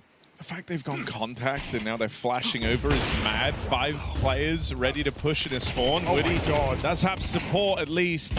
He falls straight away. And a follow-up kill out of Yekindar. I mean, talk about getting out with loot, an AWP and an AK, and the bomb. Oh God, this is not how Odik want this to come unraveled. Yekindar still in the picture. Not in this AWP. Yuri trying to provide cover. Smoke down and block this. They're waiting for the main wrap. Yekindar's got the read. This is a full eco from Furia. Yekindar pulls the blade. Decides against trapped. They're locked in the spawn. Bomb's still down in front of them. Another smoke. This is so much chaos. Odik, I don't think they're prepared for this. Trembling. They might look for a boost to try and thin the herd, but Furia aren't offering anything up. This is not where you're used to taking fights. This is not how rounds are supposed to go. Full USPs might be about to find 11 for Furia. Yuri and Yekindar have this crossfire. Yekindar nails another, and they're so focused on him that they're not ready for Yuri. 20 seconds. Etios will find him, but Yekindar boxed in. Land the no-scope. What a round from Yekindar.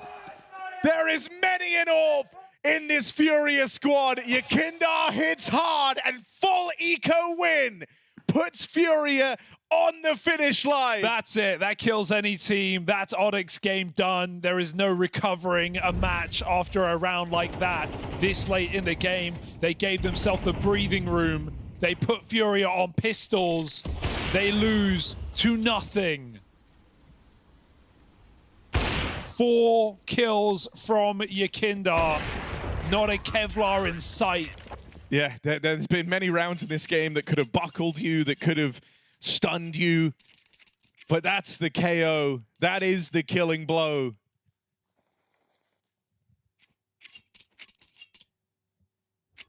Cinema round. What a and the flash play to start that full blinded Woody on the line with the AWP. I mean, every kill mattered in that moment for Furia, overwhelming the captain. He wanted to fight to keep control of the bomb. I cannot believe it. Yekindar 15-9, Keserato 19-10, MongolZ 14-9. I mean, the stars are shining here for Furia. MongolZ B peak. Gonna grab his. One more step in the right direction. I mean, right as you've just lost, you know, one of the worst rounds you will lose. And your confidence just bottoms out. The ground falls from beneath you. Furia, they reach peak confidence. MongolZ peaking ramp, peaking upper. He's back. Remember, it's that AWP that just ruined your comeback on Train. Well, here it is again, a double kill to open. Whew. And this force from Odik, maybe predictably after how they lost that last round, goes nowhere. Make no mistake about it, these guys feel horrible right now.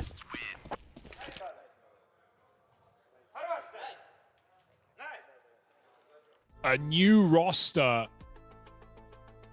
that no one expected out of absolutely nowhere. A Latvian and a Kazakh player added to a Brazilian roster. And now Furia sit just 5 kills away from the playoffs here at PGL Astana.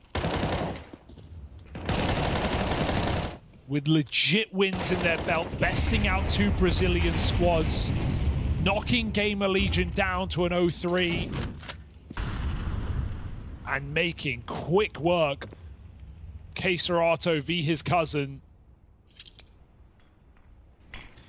In a roster move as well that was both shocking and maybe a promising sign of a direction change to come, but in that same vein, to a degree, felt a little underwhelming in the moment it was announced, right? Furia had always been this Brazilian organization. Serato for the longest time staying in this team because he wanted to win in Brazil, and so when they finally went international and they take the huge gamble of picking up Yekindar after a horrible ending on Team Liquid, a player whose stock had drastically decreased from the heights that it was once at, and then taking an equally large risk on MongolZ, an unproven Kazakh talent, just in time for the event in his home city. Yeah. A player who has 3 lands under his belt, who's never played a Tier 1 competition, and now he's faced with playoffs in Astana. Okay, Serato falls. This might be the last hurrah for Odik. They get the openers. Missed shots from the MongolZ AWP. Gonna take some heroics to bring Furia back in, but they have not been shy on heroes in this matchup. MongolZ trying his hand at the wallbang. Everyone is feeling it. They feel like they can get away with anything right now. Pank might make them regret that. He will find MongolZ on the Tech 9. Up top. It's the Brazilians that are gonna have to take this one over the line. Fallen's already backed out, but Yuri is in the Lion's Den. That 1 kill brings this down to a 2v2. Low health on Pank, but it feels like this is stalled out for Furia. Still, Fallen is moving in through the connector. Are they going to go for this really late? Now you certainly are. Odik, it's just Pank left in this. Oh! He can't hold on. It's down to the wire, but Fallen knows his timings. This guy knows he's got it. Furia are going to playoffs, their first venture with this international lineup, and they come out swinging. Playoffs secured for Furia. First playoffs in 7 months for Furia. Who would have expected this was the team that was going to get their smiles all around? MongolZ in his home city, and Yekindar is back. And we're back. We're so back. Yes, a fantastic story here for Furia. You absolutely hit the nail on the head, guys. Who would have thought it would be this international lineup after all of the memes, all of the social media chatter?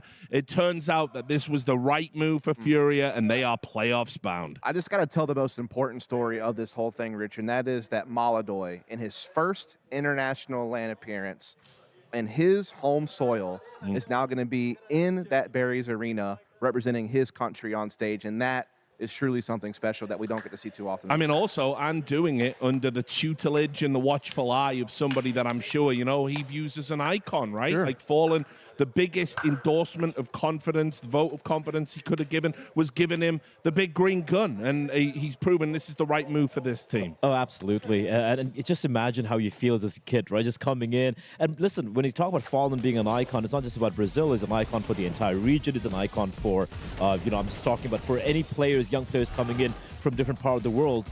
He is the one you look up to, right? So really cool stuff, man. Kind of unprecedented. You gotta talk about Yekindar as well. The guy, I mean, what the F was that around with the AWP? Yeah, we're actually joined by Yekindar now while we're watching these highlights. First of all, congratulations, brother. How you feeling? Thank you. I'm feeling amazing. I honestly like about the eco, something at this event, because we won 2 full ecos against, who was it, GamerLegion, right? Yeah, so it's a third full eco in the event that we are actually winning. So how do you feel to get that out no scope though too? Is everyone just hopping on what the was team that, now? bro? Yeah, honestly, I was like thinking, okay, there's like 18 seconds, he has to push me, and the problem was that after I killed the first guy, I needed to reload. Yeah.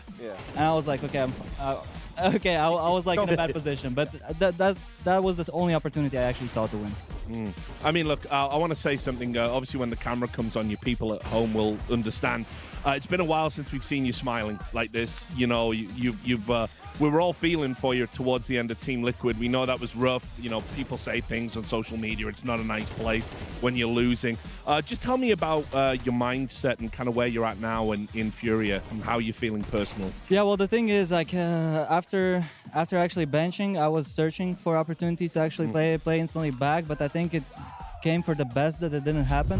After the first month of actually taking a break from CS, I realized how exhausted my body and mind was, and it was just too many things happening. A lot of role switches, a lot of lineup switches, and for like 5 or 6 years, you're consistently traveling to tier 1 events like non-stop. You've been at home like for 2 months or whatever. I honestly think I just needed a break, and I'm happy to finally be back. I'm happy to be smiling, and yeah.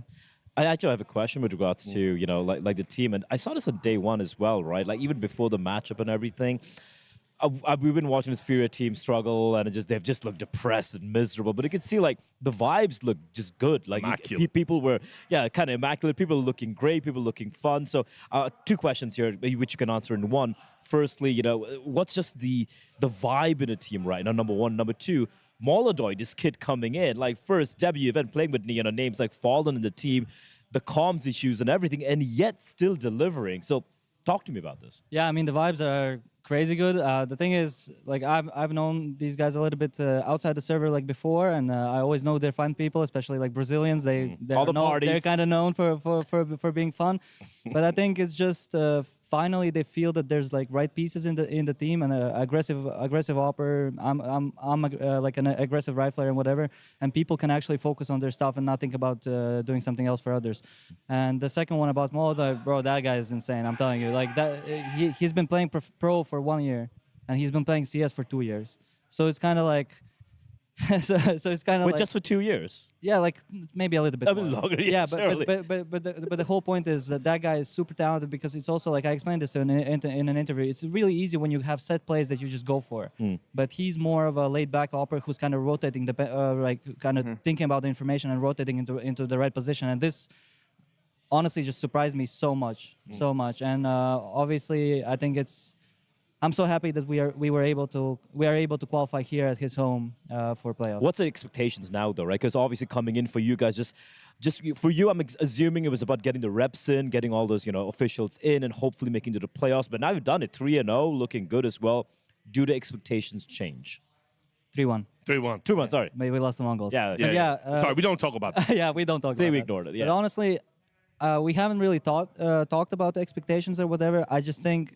We only had a week of practice where we needed to get ready on all the maps and whatever. I think everybody felt that it's a super possibility that we could go to playoffs, and especially like our run was a little bit considerably easier than maybe for other teams and whatever. But we treat everything like we want to play as much as possible against as strong as possible teams, and we just want to understand like what we're missing, because afterwards there's going to be Dallas, and afterwards there's going to be Major. Yeah.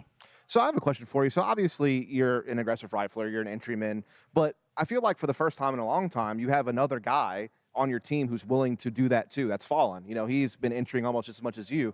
How much has that helped you play your game better, knowing that it's not just you that has to go in first, that sometimes you can take a bit of a step back and be a trade fragger instead? Like, how do you feel that's helped you be more comfortable on this team? Yeah, I think there's two sides to the question. I think there's one where we're kind of on different sides of the map, and we can play off each other, like the pressure that we're kind of creating for each other, because he really understands what to do on the map in terms of like macro, when to pressure and how to pull rotations away, and he's also communicating that and kind of helping you to understand that, okay, I maybe have a gap right now, and then it helps you a lot in terms of like defaults and whatever. And of course, during when we're kind of in a pack together, this guy is so selfless, and honestly, his rifle is on point, and there was many situations. We were watching that. We're like, God damn. Yeah, there was many situations where I'm ready to trade him. I'm running. I'm ready to trade him. He's killing one. He's killing two. I'm ready to trade him. It's so funny. Talk to me about the comms, because obviously this is something we saw a funny clip yesterday of you guys communicating, like cheering in 3 different languages, right? So obviously. How are the comms like in general? Especially, and what was impressed me the most was some of these hectic situations, 3v3s. It'll be like you, it'll be MongolZ, and it'll be like someone like Kazakhstan alive. But the comms look so clean, and seems like there's no pressure. But surely, like it mustn't be that easy. Yeah, well, I mean, obviously, like I've been playing for 2.5 years in Liquid, so English is kind of my first language now. And I think for Kazakhstan has a great English. I think Fallen has great English. I think for Yuri and MongolZ it's a little bit harder. I think I'll ask actually MongolZ yesterday this question. I'm like, how much do you actually understand in game and outside of the game, like when we're communicating? And he's saying in game 90-10. So 90% of the time he understands, and 10% of the time he's asking like, can you just tell me what to do and whatever. Okay. And then out of the game, 50-50. Okay. So a lot of like like outside of the game communication is a little bit hard for him. He needs to get used to that. But inside of the game, like CS slang is CS slang, you know. Yeah, CS English.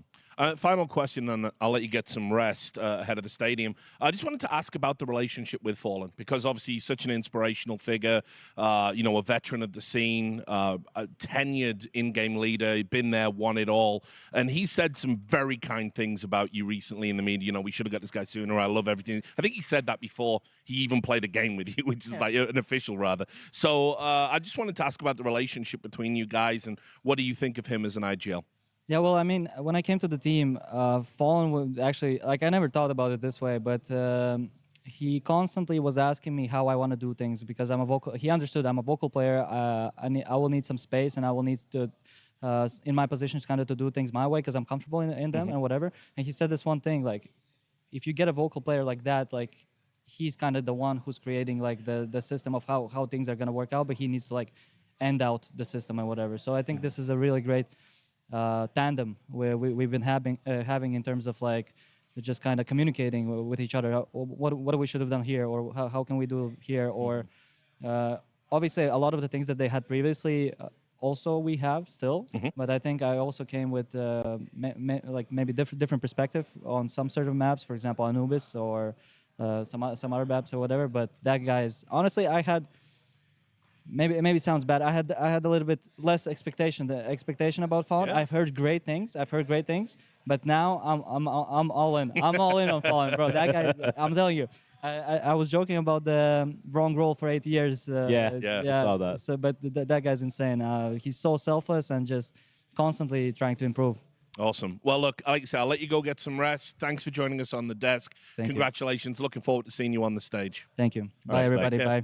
There he is. So, listen, to quote another Brazilian, how cool is that? Yekindar is back. I'm loving it. I'm so happy for him. Obviously, you know, as I was talking about there, it's so hard when you find yourself in a rut, in a losing team, and it just feels like you're on an island. You know, every time you look on your phone, there's another bad, you know, another insult coming your way. It's just good that he's got some relief and got with an IGL that knows how to use him and play to his strengths, right? It also helps when the expectations are not there at all, right? For everyone, everyone watching this particular roster move, everyone went WTF. What, this doesn't make any sense. Who the hell is this kid? You're getting Yekindar after the disaster in Liquid. Doesn't make any sense. So the pressure wasn't there. There were no expectations, and it's so much easier to thrive in that environment. And they've made the best use of it. I think it's a situation where you're kind of coming in with probably, you know, understanding that there's not too much pressure on you, because the team's been struggling, so that you can really only go up. Obviously, there's going to be less pitches around you because they know that you're doing the whole international team thing. You're dealing with communication issues. You're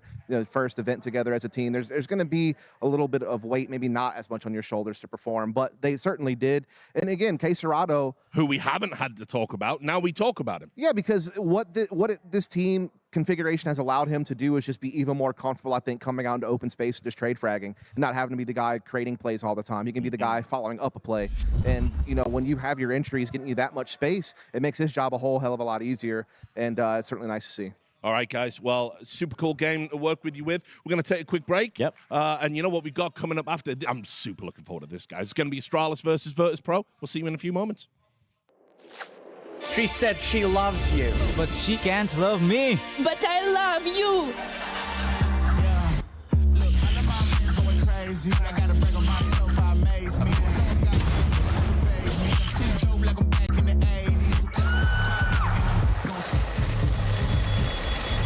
I won't play window anymore. What's going on? Play your role. 1xBet. The human body was built to move. Not trapped at a desk in one singular posture for 12 hours a day. It's time your chair evolved. This is Secret Lab Titan Evo. Ergonomically engineered for you. Gamers, hybrid workers, artists. Backing your every move.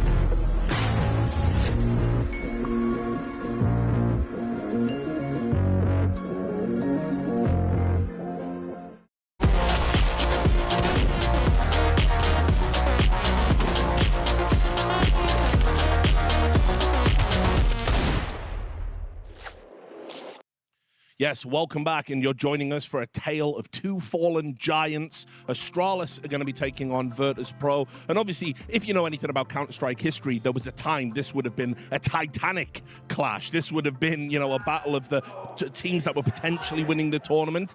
Not so much, but I will say, obviously, they're both within a chance now of squeaking through, getting to the playoffs. So let's start by talking about Astralis. I'm loving this narrative that we've got. Astralis, they will always give you something to talk about, right? And that is all the struggles the organization has had. It might be on the precipice, on the brink. These players don't even know if they're going to have a job moving forward. They brought in a new IGL, and yet they're doing some of their best work, even though I will add that the opponents have certainly been kind for them thus far. It's one of those things where it struggles with the organization, but also struggles on the server. I mean, this team has had very little success going for them in the offline environment for a very long time. I mean, pretty much the only events I can think of that Astralis did well was the Blast World Finals last year, and then, of course, in Cluj, they had a third-place finish. That was pretty solid for them. Outside of that, it's been nothing but failure after failure after failure, and now they have finally made another pivot with HOTU coming in as the IGL. And as you noted, so far so good, but the one big test they had was Spirit, and they failed that one pretty miserably. I mean, I expected them to lose, but it's the way that they lost. Yeah, listen, it wasn't competitive. Here's what I'm going to do. I'm going to say, yeah,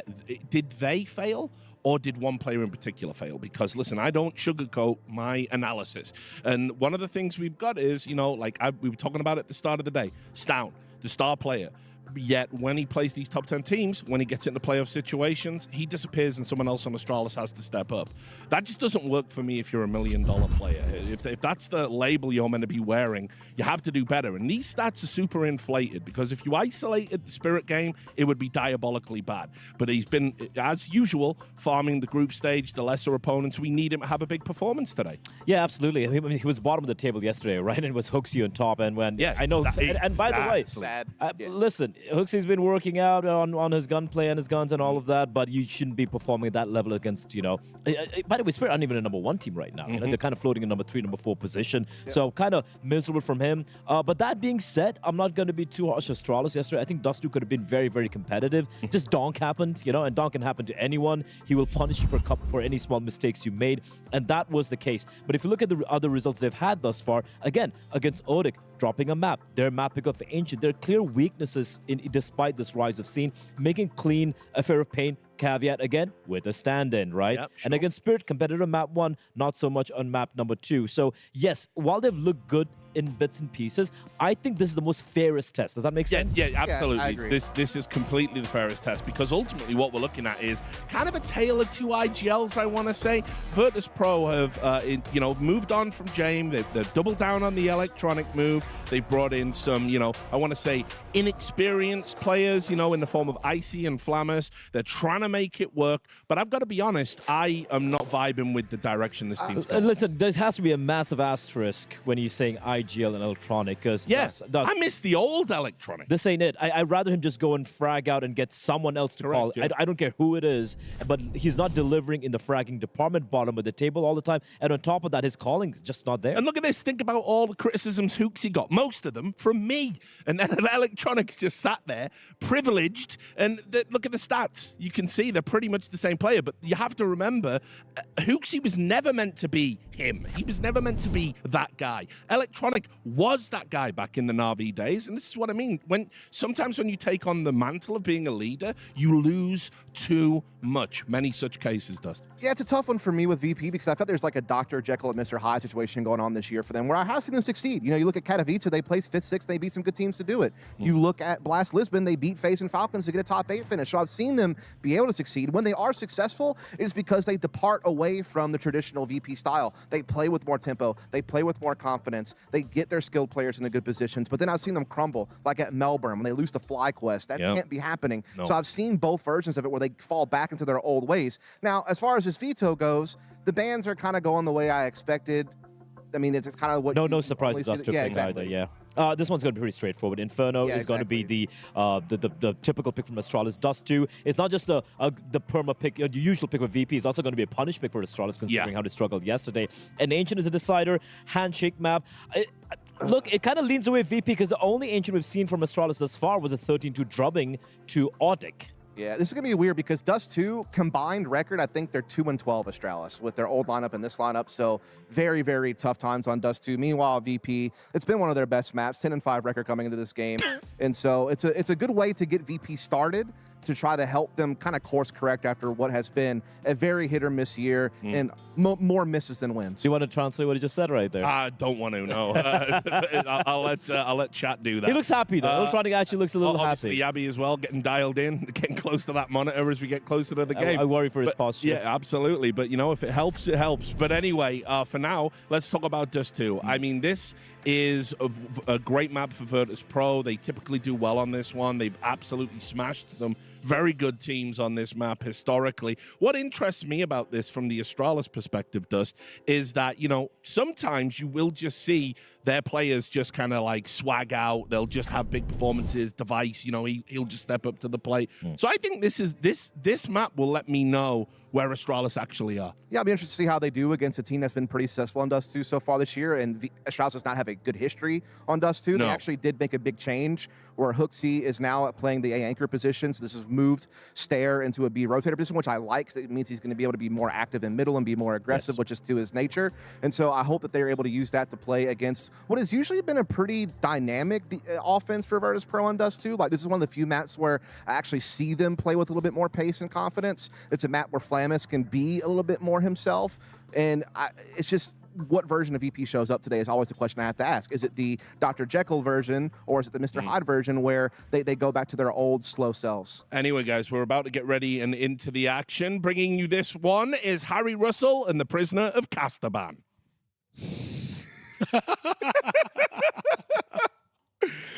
I don't know how to pick that up. Yeah, I know, man. We philosophically stoned right now. I have no idea. Thank you, Richard. And yeah, I mean, everyone's a prisoner in an Astralis VP game, let's be real, at the end of the day, as we lock horns in the server for this best of 3 with stakes on the line as well, Harry. More playoffs.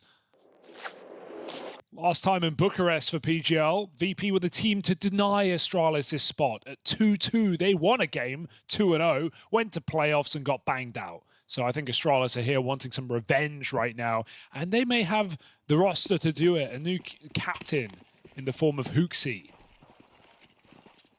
I think I've liked what I've seen so far. Yeah, I mean, this will be, you know, in the matchup of these cores going head-to-head, this is the 3rd captain to try and beat VP for Astralis. They haven't been able to under the leadership of Cadian nor Device.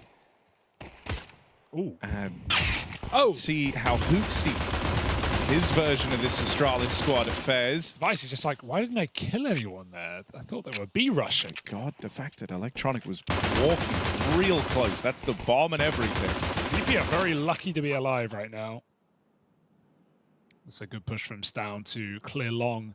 But the issue is, if he tries to flank lower, look at them. They're going around the world. He might miss this entirely. Hanging around here, though. Oh, steps. Steps. He hears them all. The issue is, he still can't stop long. He has to flank them. Timing is everything, and Stown's nailed it. Oh, and the fact that they've slowed down. Ring around the roses. Although, rather ironically, if he'd stayed where he was, he would have been right there. Still, Stown should have 1 at least. Yeah. But you really want 3. 3. Boom, 1. boom, boom. Oh. Well, just the 1, actually. That's fine. It's better than none. He at least got the info, so Stair is ready for this short hit. Still going to fall, but the rotates arrive, and this is all thanks to Stown's info from the push. Oh, dodge the jump there. Nice repause, but getting whittled by the dualies. HOTU will climb up and finish it.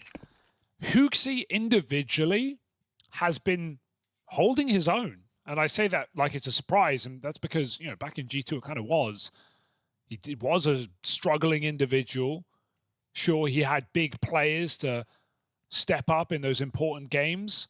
But I think in the few matches we've seen here from Astralis, HOTU has actually been able to get solid output as an individual. Sure, they played Spirit yesterday. I mean, he top performed in the server. Probably an indictment of everyone else, but... Not in the server, sorry, on his team. I was going to say. He out-fragged on. HOTU 40 and 10. No. No, just in the other games, he's held his own, 1.0 rating. Yeah, no, and I'm glad that this is like the immediate vibe that we're getting from HOOXi is like, oh damn, not only has he kind of showed up in good form, but there's certainly some promise here. This is, for HOOXi, nearly 30 years old, a year out of the competition as well, since his departure from that G2 squad. This is,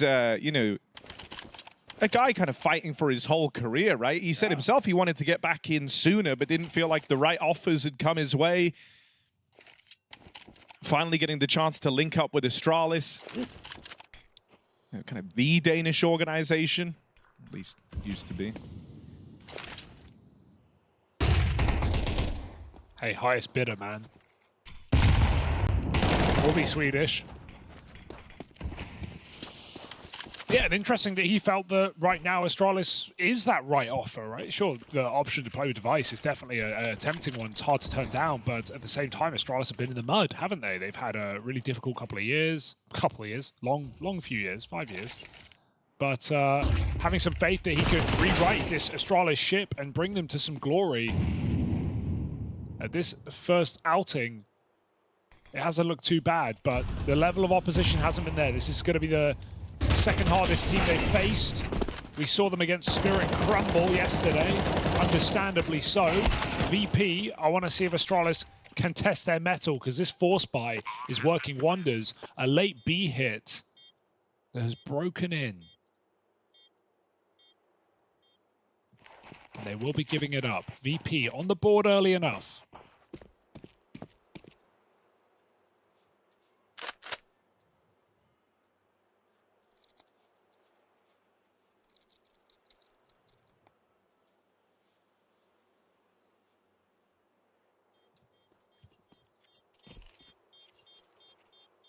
I mean, just on the HOOXi topic again, I think it's nice him going back to like the Danish roots of it, right? I can imagine that was a nice, enticing part behind this offer. That's how he came out into the scene, right? The Flames runs, exactly. Majors. And throughout most of his career, he spent his time in Danish squads. Yeah. And, then we saw the G2 international venture for him. One that ended on a sour note, but that he also, was able to get good results in. He also, I think, got vindicated quite well recently by the fact that players like MongolZ spoke out and said, like, yeah, these roster changes G2 made, I didn't like them. People saying they like playing with him. Oh, device, that is awkward. They just run out top mid right there. He's caught trying to escape.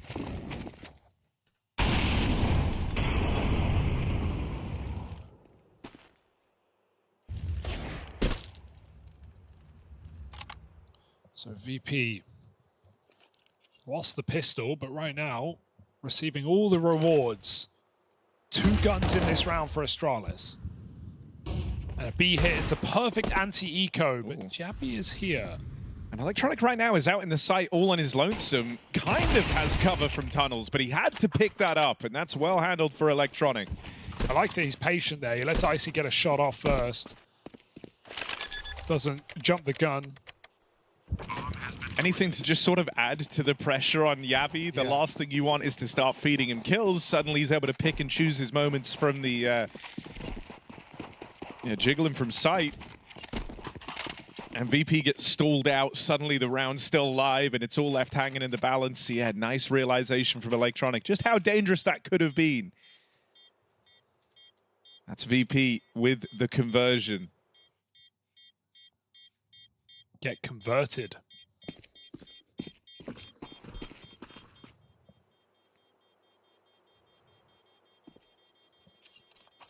Keeping these M4s going at least for Astralis so they can be threatening in this eco round.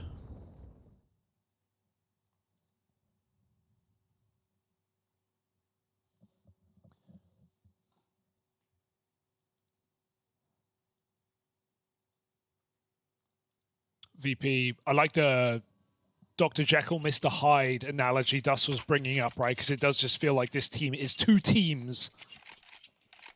Just on different days, wearing different outfits, and certainly finding different results. What VP do we get today? A loss to Nip to start this tournament. Beating up on Big, winning over M80 just about. That was a close one. I feel like this team can win against most, but can also lose against all. Little B aggression works out well for Astralis, catching Fame, push back with a flash, and VP going to have to speed this up. Ooh. Awkwardness, but yeah, he's had a couple of these now. There is this timing open, the backstab in for HOTU, but he just got that spot off, unable to capitalize as Electronic has already departed. Making it through those doors. And the double gun push through the back line. Might struggle to get past him, even though he's low on health. Actually, he's bringing the fight to them. That feels wild for Electronic. Strong position other side of the doors, but he goes walking right through them. Icy can't afford to miss these, not with the big green. And so he's at least stopped that retake from coming to fruition. Still a costly round for Virtus.pro. It might get more expensive before all is said and done. It's down. Dead, of course. Going to be keeping a very watchful eye on Stown in this game. Fraud watch, are you saying? Or... I don't even know if it's fair to call it fraudulent right now. And I mean, you know, his stats were great in every game apart from the one versus Spirit. He's actually had a pretty good tournament. Yeah. Some quieter moments, sure, but I mean, exactly like it was that Spirit game that like really tanked and made you worry. He had 5 kills in Dust 2. I mean, he's the 4th highest rated player of the event, and that's with the Spirit game, which is just kind of mind-boggling. And yeah, it does feel like the lower teams, like where Astralis are favorites, Stan will farm, but he's really had trouble against the world's best. He's been good at like beating up on teams he should be beating up on. But I don't even know if VP fit in that category. I like in my head, VP are a strong team, or at least a exactly. team. That's why we're keeping a close eye on him, right? They're a team of strong players. That's the thing. VP, like the individuals are strong. The leadership has always been the problem, right? Across the multiple iterations of this roster, it's like, do we believe in the system? Do we believe in the process? The calls? Feeling like whoever the in-game leader has kind of constricted the players at times in this roster. Remember how aggressive Flit used to be when Yekindar was on the same team. Meanwhile, Yekindar's now in the playoffs. VP are fighting to get there. 3-1 up on the T side of Dust 2. There's been a bit of a mishmash economy for Astralis to start this game. This is their first, or at least best buy. Already running low on util though. No kit in the round. They've got to hold strong. Corridor smokes in middle, but you could just tell based on where VP threw them from and now the real estate they've gone looking for that this is just a fake in mid with Fame left to lurk through it. And walking into this double setup on the long side though, and VP probably feel a bit disheartened that that's still in play after this attention put forth on mid. But the bomb made it out of there. Running up through the catwalk, there isn't time to get it planted. If Astralis stay alive, they've already won this round. How's that happened? How has that happened? Disastrous for VP. Sure, the long play just gets melted, but there was room to get up cat. They found the entry. If Icy was there and Wing, they would have got that plant. VP could have made something happen in that post plant with an AWP. Instead, Astralis steal it away. It's unfortunate, right? Like the shortened CT push did gain a lot of ground, but those are the players in the most isolated kind of solo positions. At 10 seconds, Icy's just sitting top mid with the bomb. Like he was never in position to win that round. I don't really... Like, did he not know he had the bomb? So weird. He was never in that. He's never trying to win that round, even when they were going for entries. Sure, I guess. Feels like an oversight. Won't be the first confusing round in this game.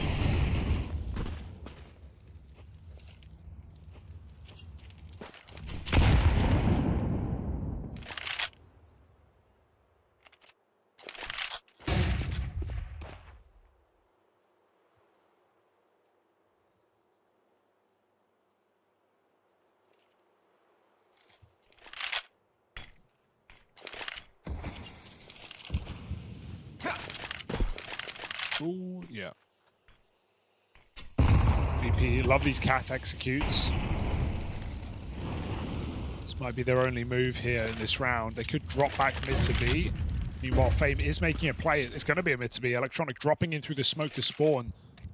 To cut this off, he's taken that space. It's now a 5v2. But in the blink of an eye, those numbers have shrunk down. More support from Stown over the smokes, and Icy left looking at an unwinnable round. Once more, time might decide it for Icy. 15 seconds in this 1-on-3. He's got to run away. Yeah.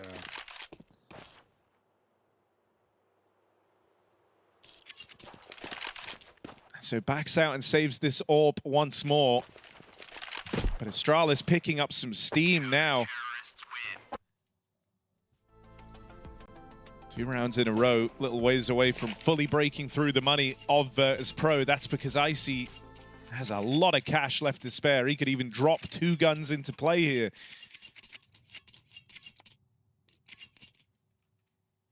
And so you will be getting a full buy.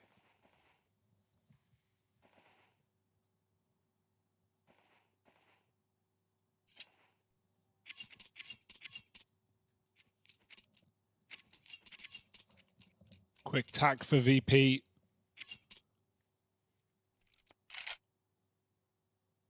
With a new coach as well.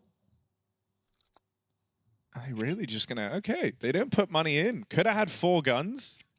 One would have been a Galil, I guess, but yeah. No, Icy's bought a Molotov. He is 5650. He could drop 2. Oh, interesting. But I guess...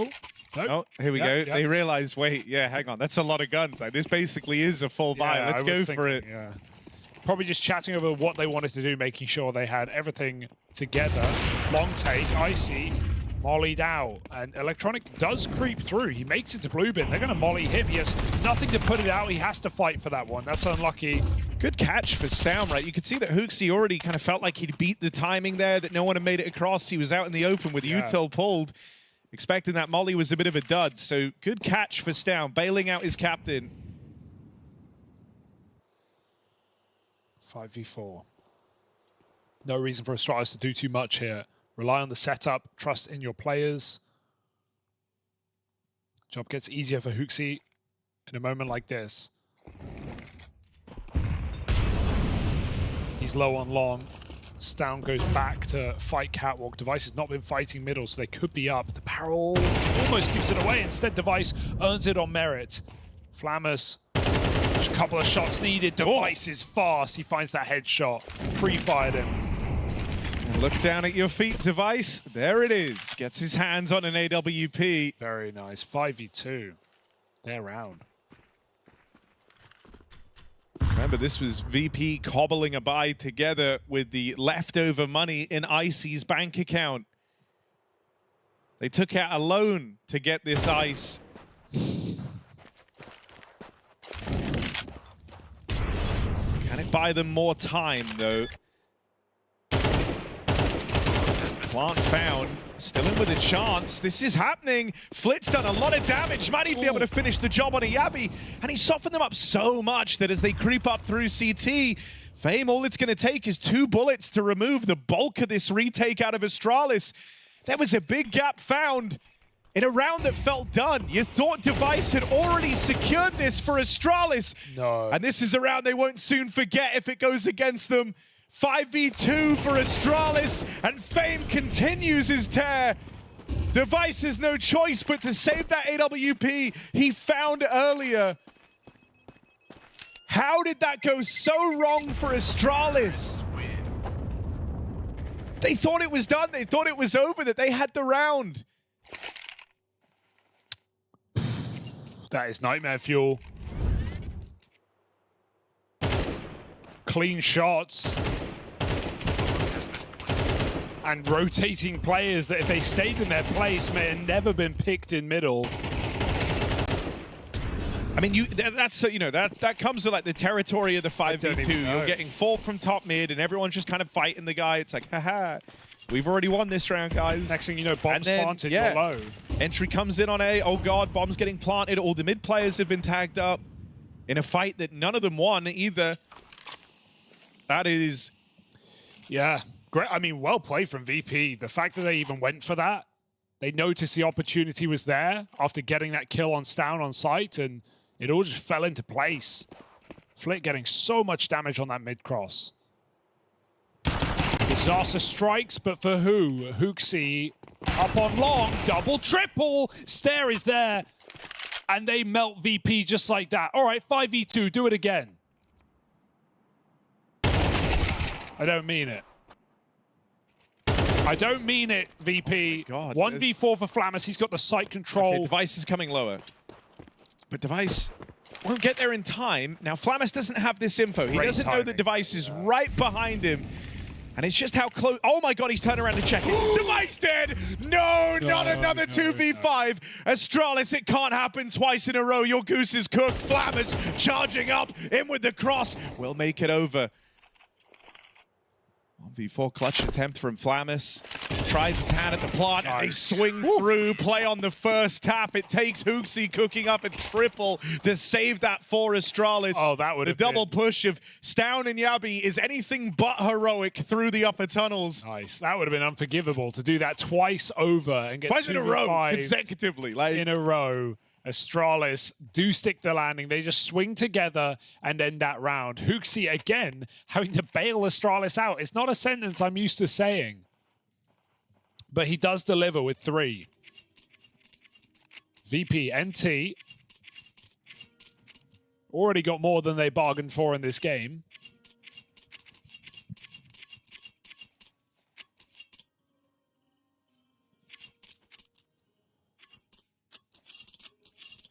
This won't feel good for Astralis, though, right? It's one of those rounds where it's like, even though you win that last one, everyone in the room could feel that you are on the fast track to lose it. I think that's one nice quality that HOTU brought to the table there was you could feel everyone else tensing up a little bit, like, oh god, we're going to do it again, and HOTU just charges through the door and tells them to follow him. But, whew. You know, now no round feels safe, and maybe that can be a lesson learned early that saves Astralis from repeating these mistakes. The alternative is sometimes through trying to play safe, you give your opponent too much room and respect. It's a very fine line to walk. Yeah. Oh, well, we've seen the opposite of that. So let's hope it's a lesson learned for good, like you say. Device in middle with the AWP, Stare alongside him. Stare been very mobile in these rounds. And VP get a mid-smoke to cross up catwalk.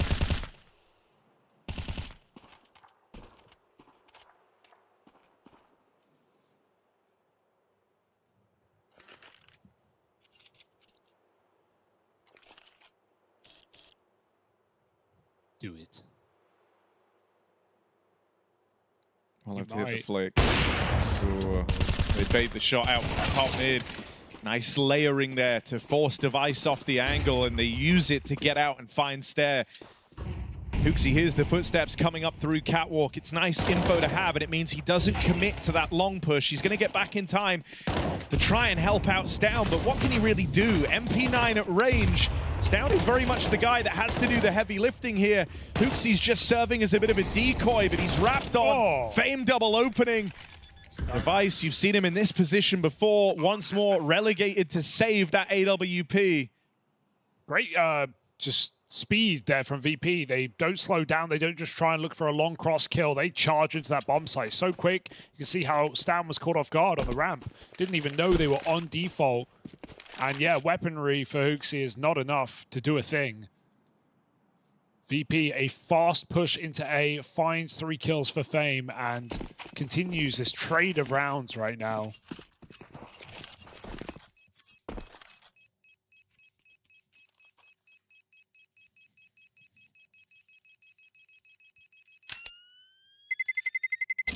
Terrorists win.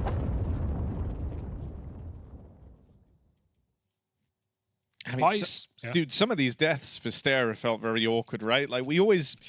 When Astralis was kind of in its most recent downturn of many downturns, you know, we were always kind of fond of Stair as like this guy who's at least consistent, and you kind of know the mileage you're going to get out of him, while the rest of the roster was in turmoil. Stair felt like a safe pair of hands, but the few deaths he's had in this game have just felt awkward. They've felt like blunders, and they've usually given up an awful lot of room to Virtus.pro. When it's not been blunders, like he's been on default twice, and he's like whiffed really ugly shots. So it's like, oh, that's not the Stair I know. No, exactly. So it's just from the eye test, he's looking a little rough around the edges right now, and so that's going to make players like Stown have to hit that much harder till Stair can get switched back online.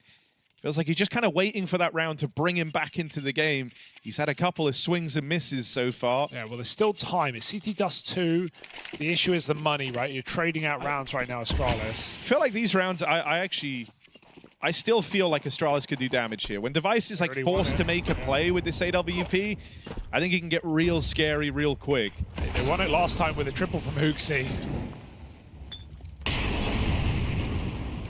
Star VP are going B. Where is the Device AWP?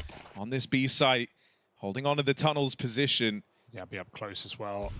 Well, Yabby smoked this off. I'd like to just have Device on the line, but VP are the ones to smoke him. He looks over the top. I mean, look, the moment they see this AWP is here, they might just want to leave. Oh, that's a good bait. No, no. Mid to B. I mean, it makes sense. Device drawn back. Now it's all Yabby. Device out of position. They're shooting him in the back as well. There's nowhere to go. He's a dead man walking. Shot between two sides. Blind in middle. That's a nice play, but it's not going to win the round here for Astralis. Down a man, down a bomb site. No kit, no weapons, no chance.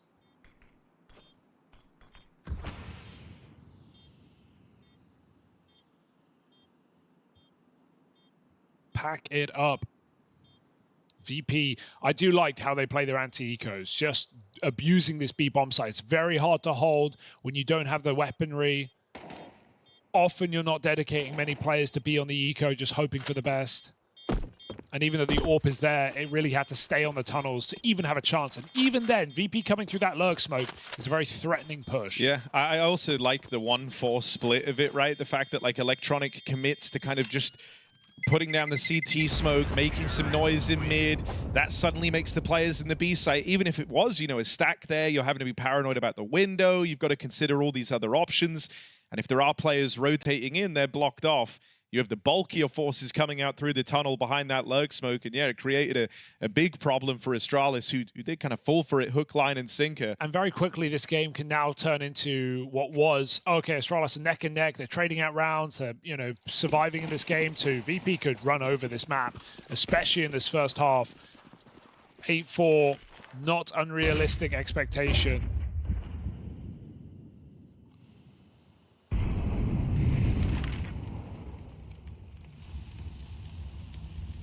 They creep up catwalk on the anti-eco. Only Stown's FAMAS in this round, it's on long. And so, feels like VP are just going to waltz in yet again and win the round off position alone. No hesitation here. It's very quick executes for VP in this game. They are not bleeding the clock dry. Working all the better. Out the way, let Icy peek. Oh my god. Line up. Oh god, all the ducks are in a row. They're walking up. Yabby with one back. It's fine. No crazy eco win from Astralis. It's VP in pole position. At bare minimum, they've won out this half, but they could really sweeten the deal. An 8-4 lead to open up on their map pick. Gun might be blown CT by the bomb. Stan knows it. Yeah. Better than nothing. But yes, VP well and truly in control of this game now. 3 rounds in a row. Astralis winning some really close ones. Also losing some close ones. And VP, decisive T side. Kind of cooling from spawn right now. B hits on the anti-ecos. A splits on the gun rounds. Nothing too tricky, but all of it working. Double AWP to bait for Icy. Flit spamming. Wait, triple AWP. Flit drops his. Fate takes 1B. and Icy sitting top mid with another. If you're Astralis, you don't expect the AWP mid right now, and so the boost is perfect. 3 AWPs fire in this round for Virtus.pro. How can you know where the AWPer is if he's everywhere? Man advantage taken. And VP hungry at the thought of an 8-4 half. Astralis ready to try and pounce and fight for this mid control, something you haven't seen too much from them on this CT side. They bring it out in round 12, but these are uncharted waters to Astralis. Lower tunnels held. Device does even out the playing field with a 3-on-3, and he's even going to hang around. One player falling back. HOTU making noise on the retreat, but Device did not. He's still pushed up on the catwalk. VP skirt by him. He's hearing these footsteps right now. Device knows he's in the position that can make all the difference. Just one. Flamus has snuck out mid in the downtime, and Stare, this dismal half for him, ends getting shot in the side of the head, losing this B site. And with it, an 8-4 looms over HOTU. VP about to put in a very dominant half. As a 6 health captain of Astralis limps through the tunnels. Strong post plant for Virtus.pro, even catching a kill on Flit. If one was gifted, it's going to be so hard to get past Flamus. There should be no world that HOTU wins this. Jiggle now from the back of the site. That's put the fear in him, and they pincer him. VP convincing T-side half. Yeah, I gotta feel good if you're VP right now. Everything's gone to plan. You almost won 2v5s. You at least took 1 to break the money. And you're running over Astralis on the T side of Dust 2 as well. Device not even relevant on this AWP. It may be VP's pick. And this may be a map Astralis have really struggled on this year. Winning only 1 out of the last 8 maps. But even so, this is dominant. When HOTU is your highest output player, it's not ideal. It's down with another 5-kill game right now as well. Want to see more mileage from him. T-side is where it can happen, right? Astralis were kind of in the washing machine when it came to the money there. It's good to see the HOTU fandom is still alive and well. Even, you know, in spite of his year hiatus. Hard not to be.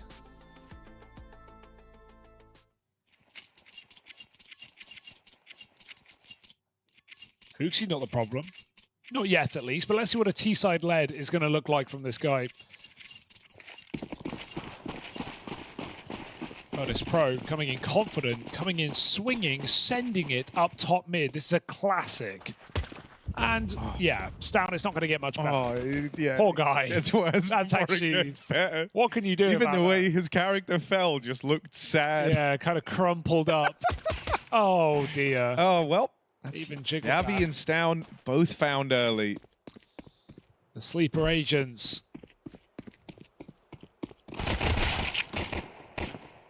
Stare with something here. Flash. Oh, I could have fought it after the fact. He thinks he can leave. It's optimistic. So a 5-on-3 back. Astralis looking to make something happen in this pistol. Smoke comes in on the cross. Icy blocked. Watch him hit a blind shot. Stare ducks underneath it. Icy's going through. No, he's not. Oh, undecided for VP. They keep trying to cancel. Dink, Flip pulls out. Drops spawn. Fame and Icy fighting together. Flip comes through with 1 at least, but Hooksy's hitting headies. Him and Stare with 2 apiece. It's Icy 1v2. But do you see this 1v2? No, you don't. Stare and HOTU clean that one up, and that's a 3v5 in the pistol for Astralis. Wow. I think that's a bit of a choke for VP. Like, multiple players not knowing how they want to play it. Flamus in the open, could have fought, chooses to leave really late. Flit has a good position, chooses to leave really late, gets caught. Everything about that felt indecisive for Virtus.pro. I mean, that's going to allow Astralis to close the gap if they can get past this force buy. Stare also impact round, finally. That was their trouble in that first half. Won the pistol there, but fell down to the force. This time, Astralis have to be very careful because their game is dependent on these conversions. Device has made it all the way across, and they don't know. The Jiggles haven't spotted him, and so Device is a sleeper agent right now on the long side.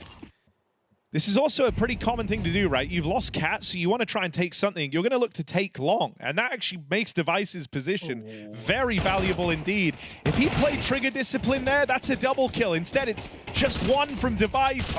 Flit lights up the short side play. This full A stack for VP, now with players entrenched on long, has caused a lot of issues for Astralis. Yabi's looking for the bomb. He's been able to get it. Him and Stown have to cook up a 2-on-3, I feel like you still or else VP once more win this force buy. Stown's going to get out middle here. They're clearing him manually. Flick gets that third kill of the round. And okay, it's a bit of info. It's a bit of room. It's a 1v1 for Yabi, but he needs it cleanly, and that is anything but. Eats a scout shot. VP scrambling to get back in position, and Yabi doesn't have time to play funny games here. He's got to move in. Icy's just not giving him the kill. 3 bullets. If he reloads, he's dead from the flank. There is no surviving this. VP do stick the landing on a force buy and come through with a clean one at that. 3 from Flit. He's having a great game right now. And it's all the worse for Astralis. Great individual output. Famas on the force. And VP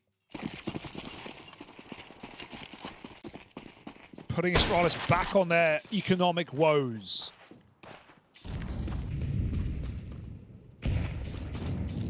Looking like the NASDAQ right now.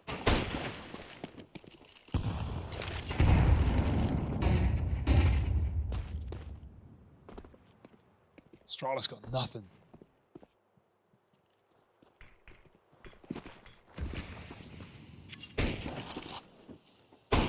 As both pistols won by Astralis, both force buys won by VP.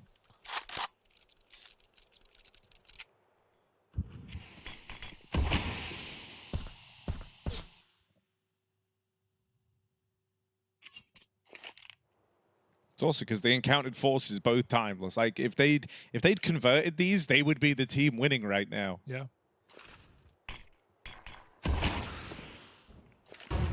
And they really needed the conversion on the last one because it was the only thing keeping the game alive. Now they can heat it up with a force buy win of their own. VP were blind there. Whole map was quiet while Astralis scaled. VP didn't believe it. Which is weird because Electronic had a nade. He could have naded CT smoke, got some info. So it's a weird oversight for the in-game leader of VP. 3 and 12. And Astralis just creep mid to B in the round.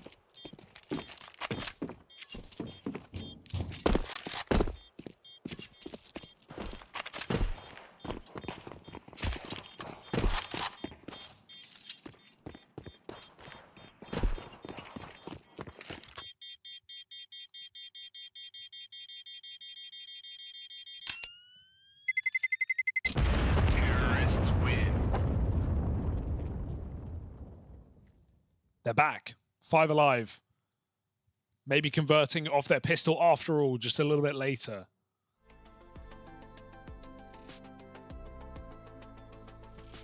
I mean, look, it's another chance, right? You've made amends for falling down at the force once more, and you've kept the pressure on Virtus.pro. It's a big opportunity for Astralis. And one that didn't come easy. Well, actually, that's a lie. Somehow it did come really easy, but not supposed to. Force buy back in from Virtus.pro. Had a real gift for winning them.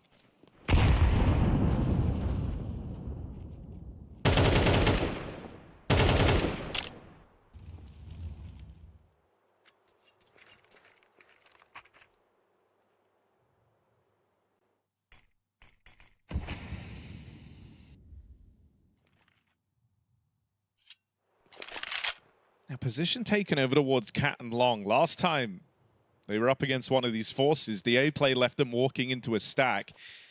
Well, VP have done something similar here. They've got 4 players in A, just a solo hold of Fame with that M4 in the B site. But this time, Astralis are keeping their options open. I think HOTU felt like last time they were a little too restricted to having to commit to that A play. Does look like, though, once more, they're going to hope to get up Catwalk. And so, again, they go into this A stack.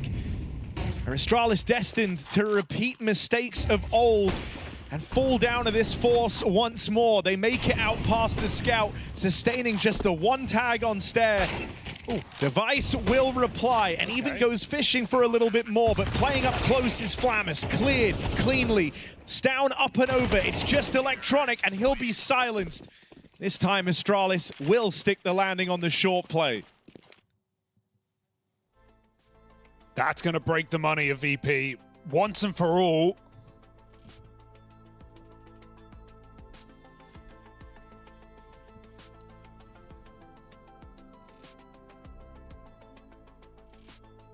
Seeing a late resurgence from Device in this game. He couldn't really get off to any impact on that CT side. Orb was pretty irrelevant. Now he's got it out on the T. Connects 2 shots through the doors.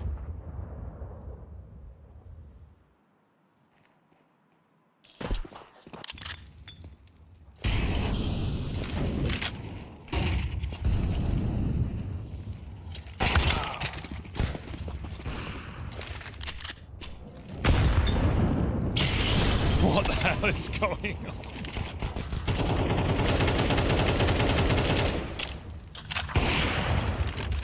Get him out. Yeah, cheeky little move for VP, just trying to group and fight mid through the doors. Waiting for the guns in the next round. Even now, Astralis thinking, 4v2, boys. They got us right where they want us, so let's just be careful. And they have picked right. Ending over towards B.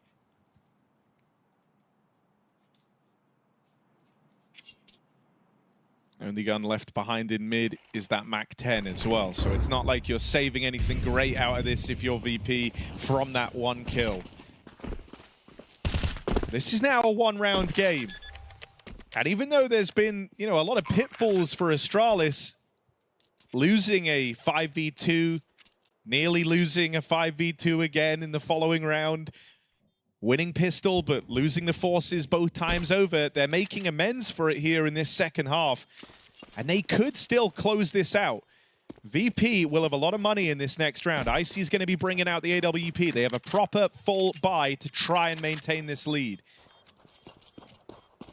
But games can feel very snowbally when you start on the back foot on this CT side.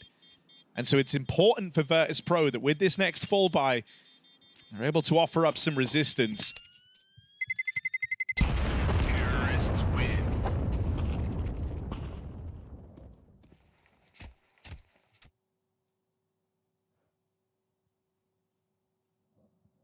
Well, don't worry, VP saved a MAC-10, so it's going to be okay. Electronic is actually going to play at 4 and 14, having a rough go at things. Looking shaky on those POVs. Device smoked in middle. I think it's definitely worth using this smoke when Device has just hit 2 wallbang shots on the cross. VP don't want to risk losing a man early. Look at the pace on this round. This is a great pace change call coming out from HOTU. The rounds have been slow and methodical, even up against full USPs. This time they try steamrolling the B side, but VP are stacked here, 3 strong. It's a tag from Electronic on the players at the door, and into the crossfire they go. Chewed up by Fame, who still wants more from this. Gonna peer back through the smoke, goes hunting for Yabby, and the B play gets destroyed. It's just Device dead. 2 Icy in middle. Hey, great gamble for VP. 3 on B, off spawn, inside of the site, and they just lock it down. I still think it's a bit weird on the entry for Astralis. First guy comes through the door, it was either Stair or Stown, and he gets into the door, and then he turns around to check CT. There's no one there, and he blocks his teammate and they can't entry, and then they're a little late. It's like, if they just went off their timing, I think they probably get that first kill without losing a man. And considering that round comes very close, what it could have been, I don't know why they turned around and stopped when they played that fast. It was Stare. Just needed to go.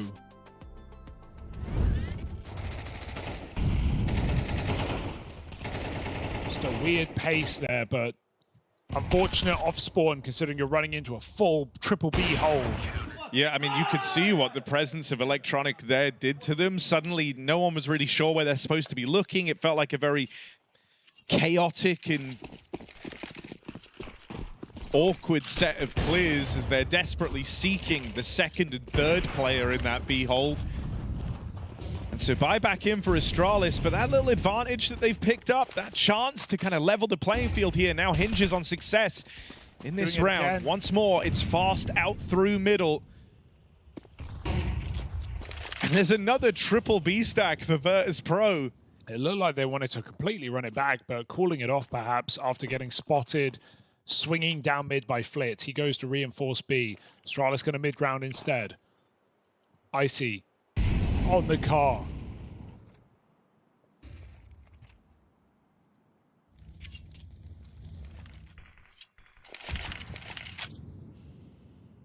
Astralis have to make up their mind here. VP aren't going to give them a way in. They are entrenched in their positions. It's around where Astralis just have to make a read.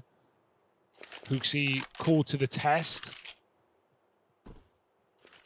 of where they want to end.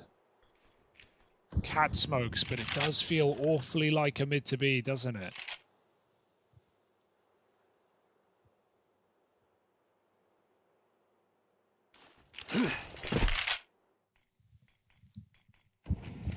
Bombing upper tunnels. HOTU going to drop in spawn. That's a huge entry. Device killing an aggressive fame. Might draw them into this two-man hole. HOTU's just sort of in a win harder position from the CT drop though, right? Like he won't be involved in the actual B hit, so you need to get through this double setup. Electronic at car bested straight away. Stare and Stown both provide the openers. Plant found for Astralis, and HOTU gonna catch them as they try to save these guns. Icy wants to get out with his AWP, but HOTU's already giving chase. Never even spotted him getting into the spawn. And he goes further. HOTU finding the individual output in this match yet again. 2 huge exit kills to slam VP's money to the ground. And a game that felt like VP was surely gonna run away with after finding that second round force. Now they can't even buy. And Astralis are nipping at their heels, 1 round behind. Yeah, and I mean, you know, the thing that's very surprising about this is like even through all the sort of trials and tribulations and the weirdness that has been Virtus.pro, the one thing you've been able to rely on for them to a good degree is their Dust 2. And for Astralis, this map's been pretty dismal. Got bullied on it yesterday by Spirit. Here they are, giving VP a good fight. Now, don't lose this round. You've seen them fall down many times over. In moments like this. But Stare's looking to keep it on... hang on. Stare's trying to keep it on lock. Oh dear. God. Don't worry. Still. No, thank goodness. Yeah, but he's just watching, like, you know, he's like watching two, or like a group of ants at war before he decides to get involved. Brings in the magnifying glass. Sick. It's twisted if you were doing that. Yeah. Here we go. VP. This is a big one because Astralis can afford a loss this point in the game. They've taken a couple of cleaner rounds. VP don't have that buffer. They have to win now. They have to win hard. Device going for that B entry. Smoked off. The unenjoyable life of a B anchor. Fame's done an admirable job. Last few rounds, you've been kind of conditioning VP to think that, you know, the first time they throw like this early CT smoke and they make noise tunnels. They do commit to the B split.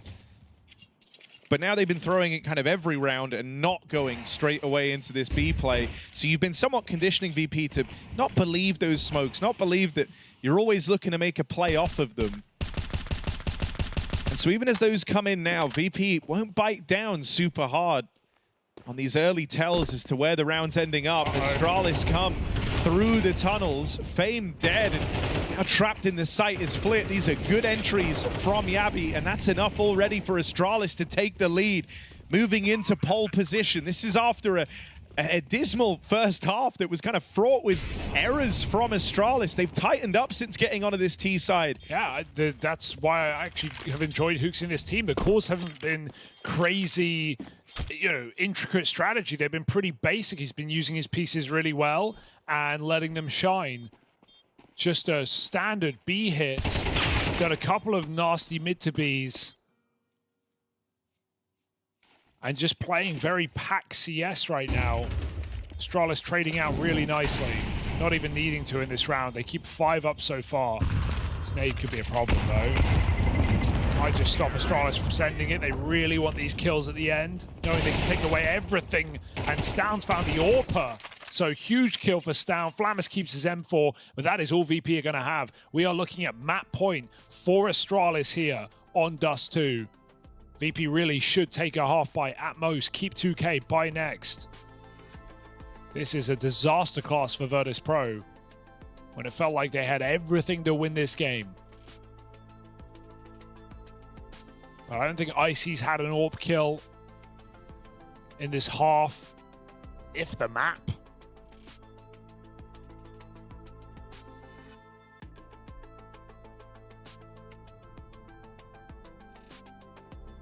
Electronics still struggling. The B holds were fine, but in that round it was too hot to handle. Astralis got all the entries they desired.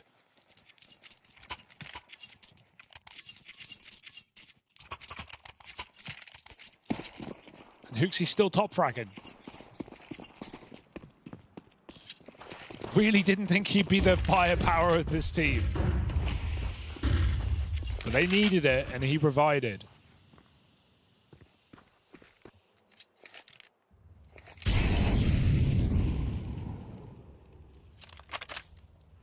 What took Astralis so long?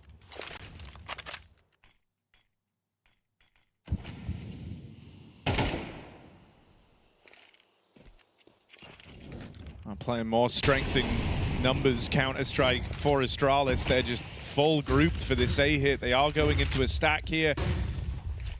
Electronic, the one they'll be facing first, tucked in at the site, 5-7 prime, but need a big round from Electronic, really, if someone's going to keep VP in this, and the nades will just destroy him straight away. As soon as he's uncovered on the boxes, he is deleted by the Astralis airstrike. It's back-to-back impact rounds for Stown with double entry kills to get Astralis into a bomb site. Late in this game, he activates after a struggling CT side. No one's getting out of here alive. Icy's got a USP. Astralis will not let them in. 3 from Stown. That's 12 rounds, and this is it for VP. Do or die.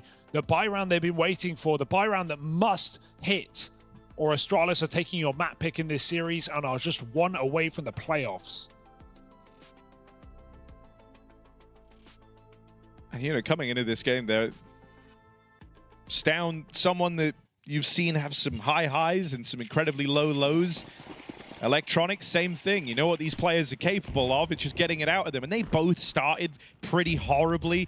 Stown finishes with 5 kills in the first half, but he has gone on to recover, as you say. Electronic has not. He has never come back in this game.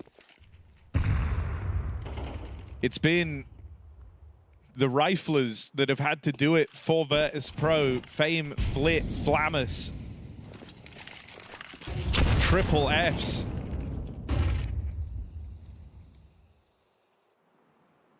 Paying respect to the 3 that are trying for Virtus.pro. Here's another group. Long walk. Good flash. A lot of damage done there. They all lined up for him, but Stair's going to cancel out that peak right before the kills could come through. VP still have waves of defense here. But understandably, they panicked. They dumped all their utility on this cross. Flit's bringing his belt in, but Astralis just call a wait and wait out all these flashes, all these nades. Now they cross. Good nades. Soften up the hold even further. Electronic once more, kind of in the pole positions to try and make a difference. Plays through the smoke at the back of the site. There's the help from Icy. And it's only Device, 1v3. Or else this is a one-round game. VP looking for a second wind, and Device backs out. There's no reason to save. You have max money for the last round. You have to try this. But now he's walked so far away. He's made it so hard for himself. 15 seconds, and they're all holding these lines. Icy AWP on the angle. The swing from Electronic is what seals his fate. That's a weird play for Device, the experienced play. He knows all three are there. He still backs up to try and save his gun before realizing, oh wait, everyone has 8 grand. We're going to be able to buy no matter what. They already have an AWP. They don't want a double AWP probably. Let's just go for it. By that point, they've taken positions. They've got their high-low setup, and they finish the job.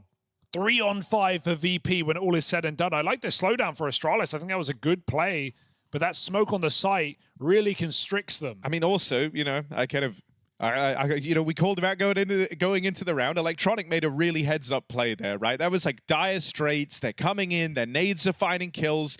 And even for a guy who's sitting bottom of the board with 5 kills at the dawn of that round, he skirts around the back of this smoke towards Goose. Yeah. And when they all start looking at him, that's when Icy plays his hand. That was a really nice interplay between Electronic and his 2 remaining teammates over on short. Yeah, if anything, him not feeling it there helps. It's part of the reason he pulls back after 1 kill, right? If he was having a great game, maybe he swings to the fences. He pulls back. They're looking at him. Icy gets the frags. So here we go. Is it overtime, or can Astralis close on VP's pick?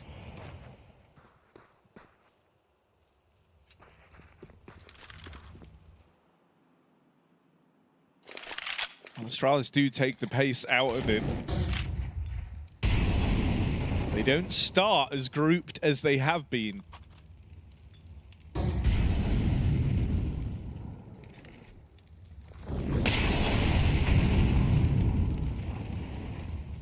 Nice util trade, keeps Icy on this angle. Electronic trying to get his AWP activated, but flashed off. That's the exact reaction Astralis wants. Starting 2-3 like this, and just with how VP is set up, they were aware that this slowdown was coming. They anticipated that Astralis wouldn't just run the 5-man pack counter-strike back again. And they don't over-rotate here on the back of these smokes down in middle. They have the B players keep an eye on it. Icy's AWP should be in position for this short hit. He'll stare to open up. Util coming out. There is Yabi creeping through CT. No way. And he's got VP's own bounty and nades dropped in front of him. Trapped in this little cubby, but Icy, how long can he watch that for? Apparently just long enough. 20 seconds here. Astralis, they don't want time to decide this. But someone has to be that player to make a move, to lead the charge. What? Electronic tries to get away.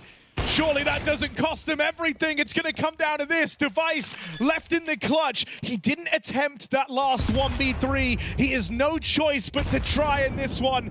Those nades are all raining in from the spawn. There's one more. That would have ended the round. Device would be dead, but Flit elects not to throw it. Device crosses, low on health. Nade just falls short. They had all the util to end this right here, right now, but instead they've given Device the room. Flit narrowly walks that one over the line. It's real close. It's far from comfortable, but they stopped Device on his way to that clutch. VP lock in overtime. That just felt like Device's story right there. That felt like his chance to end the game in a 1v3, all the glory, a beautiful couple of shots, but the nades, so much damage. Flit finishes what he started, and Icy, say what you want, he had no impact for about 15 rounds of this game. In the last couple, he's had multi kills with the AWP, and he keeps VP in it alongside Flit.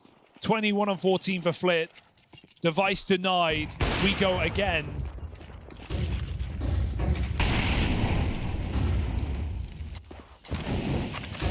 Pop through the long smoke. Don't know about Flip, but they're being cautious anyway. Flamus comes swinging out. Will that be enough? Do they check? No, they don't. Flick gets his kill. Any more? Device doesn't know. Teammate dead again, 1v3. Dude, it's rough. Like, Device is always keeping you entertained in these, but how many of these rough, impossible clutches can he get left in?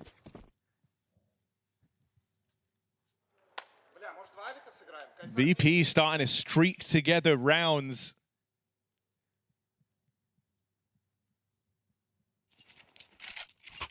That's now 3 in a row for Virtus.pro, the 2 required to lock in this OT, and then they take the first.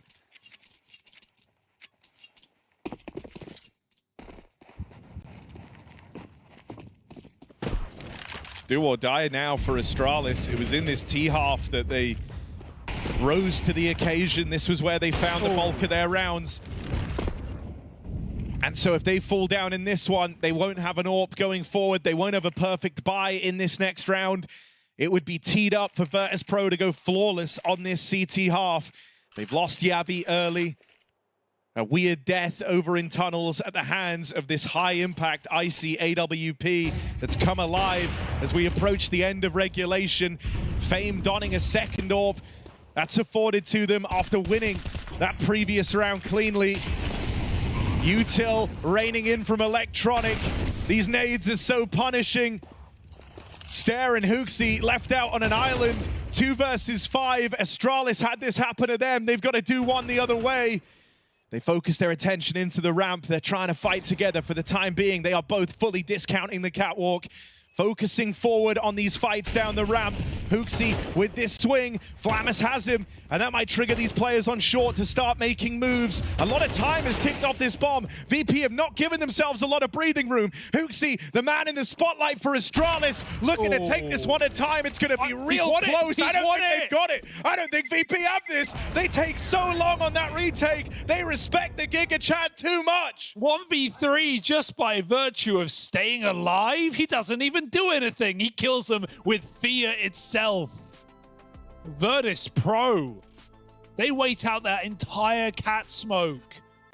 The attention that Flamus had on HOTU in the site, I agree, Harry. I thought that'd be enough. I thought that'd be the sign, the signal to send VP through that smoke. But they wait it. They pay the price.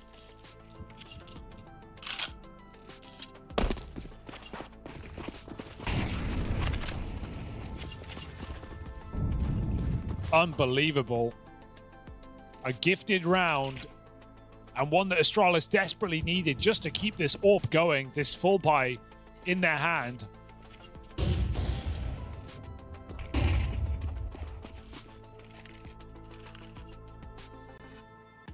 they're just going to go for a B hit. These working well. Stan was finding his entry kills.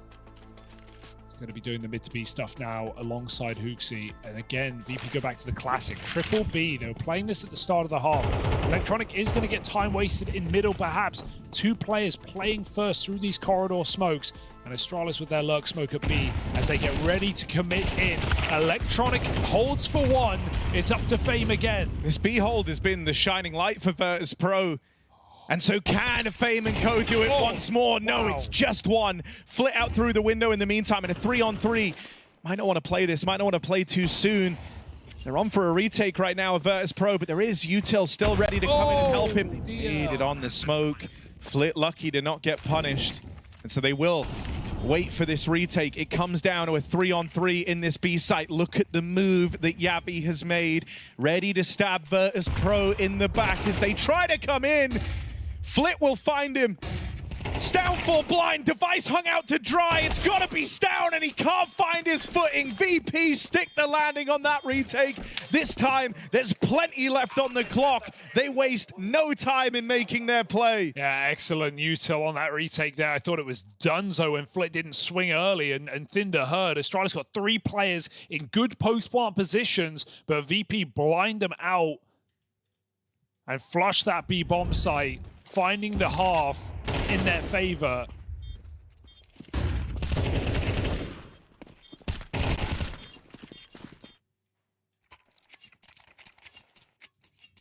anyone's game, well and truly, but this first half, back on the CT side, was shambolic for Astralis.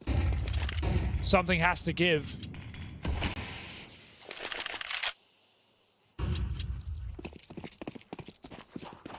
Something's got to change. Well, in the clash of ours, we'll turn the other cheek. VP T-side now.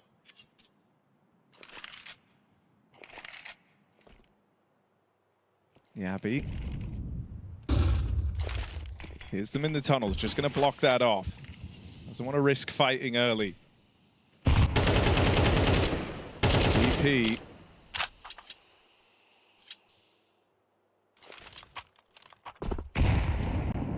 Slowing it right down. But Device. Drop down position, they just flash him off. This is good real estate for Virtus.pro. Captain's going to clash on long, and Electronic didn't even consider it. You've seen him be caught by this a few times. Flit 25 and 15.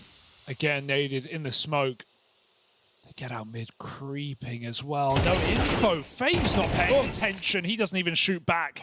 Stair gets a double kill. Bombs loose in middle. Flit's walking side by side with Stout. They both realize Stout gets the kill somehow, some way, and Icy just walks into B. That's 3 from Stair, but by virtue of Fame falling asleep. He was right on his screen. He didn't even shoot. That was a free kill. And look what it does. Look where it ends. Triple for Stair, 14 apiece. Astralis draw it up. Tie game. What is happening, man? Wheels certainly off in OT. Straight gliding. Icy tries his hand at the cross shot. Electronic wanting to be involved.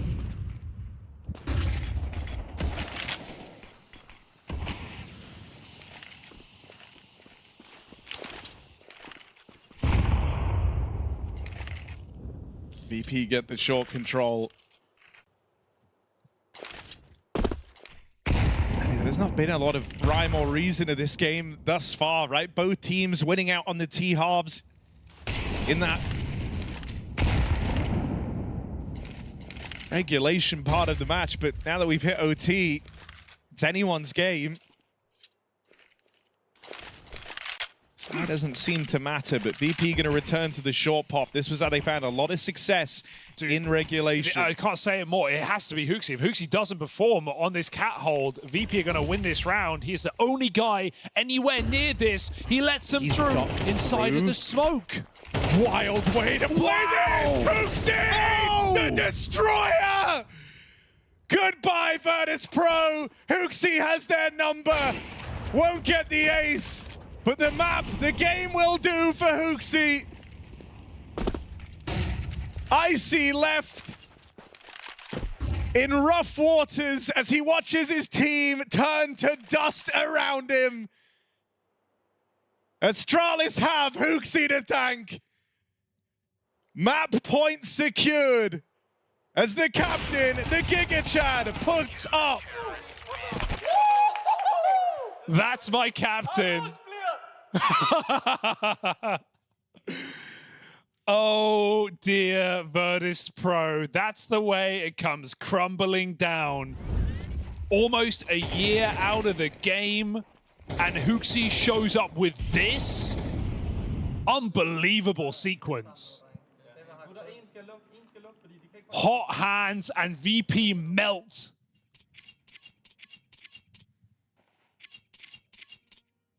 Six months on the bench, many months waiting for offers. This guy was available the whole damn time. Finally finding a home in Astralis. HOTU has put them on the path to victory. And doesn't it taste good? This is VP's map pick. Astralis looking to steal it away in overtime. And all the meanwhile, HOTU is top fragging.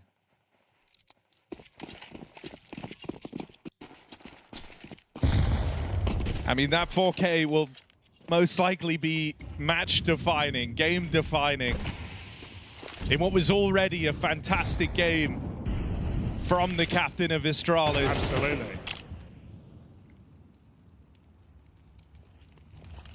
To take him back to the stars, he had to become one himself. VP left with the dregs on this T side. Couple of Tech 9s. And limitless disappointment for how this one is playing out.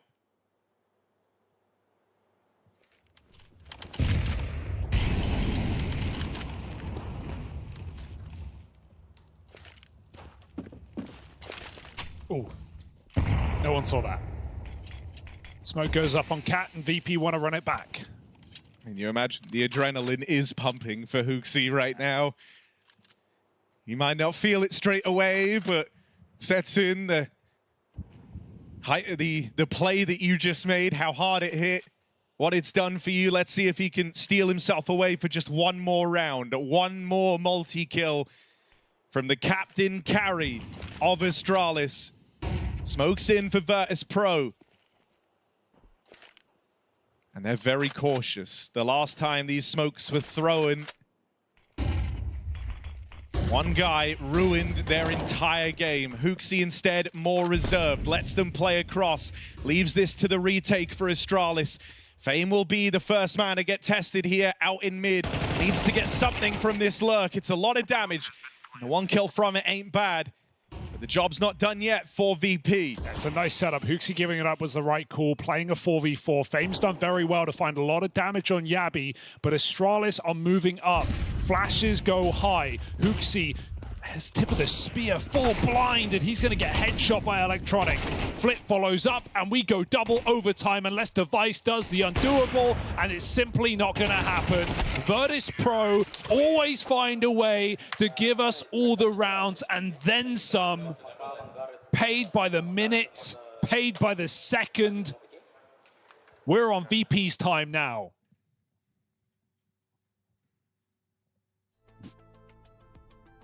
I mean, credit to VP, the resilience to keep themselves in this, a game that they likely feel they should have won a very long time ago. Put forward an 8-4 half. Able to win the force buy after losing the second half pistol. Felt like they did so much of the legwork early on in this game, but it just keeps demanding more of them. And they're here, they're willing to match it.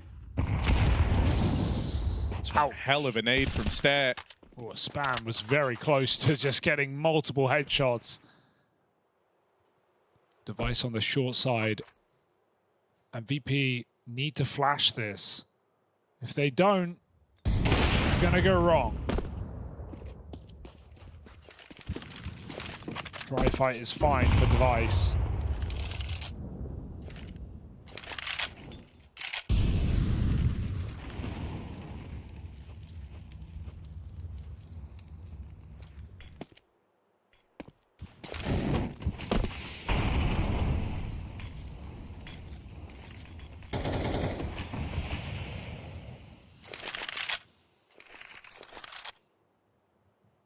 Oh my God, not another.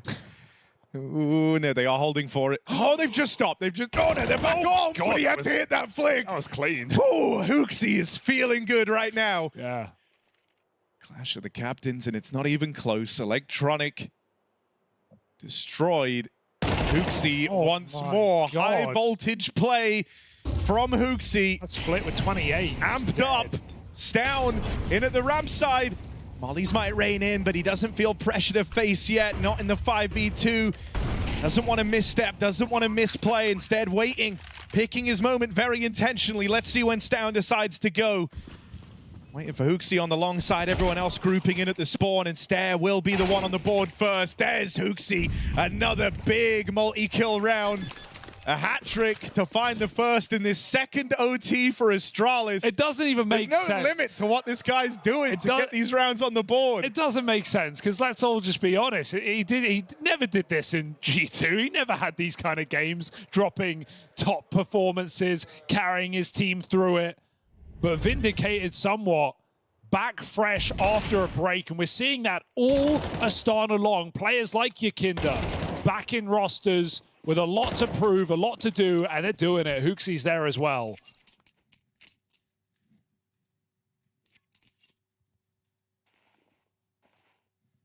Yeah, I mean, this guy, you know, like we said coming in, when we were kind of talking about HOTU in the first few rounds, as long ago as that feels, you know, HOTU's 29 years old, was a year out of competition. The most high-profile team he'd ever been a part of, that G2 squad, ending on a kind of sour note where it felt like he shouldered a lot of the blame for their shortcomings. And, you know, now trying to rebuild himself, coming into an Astralis that are, like, so far from a peak or even resembling, you know, a team that you feel could be a dark horse at these events. Astralis were in dire straits as HOTU moved into this roster, going back to full Danish Counter-Strike, where he made a name for himself back in the Copenhagen Flames, where his career started.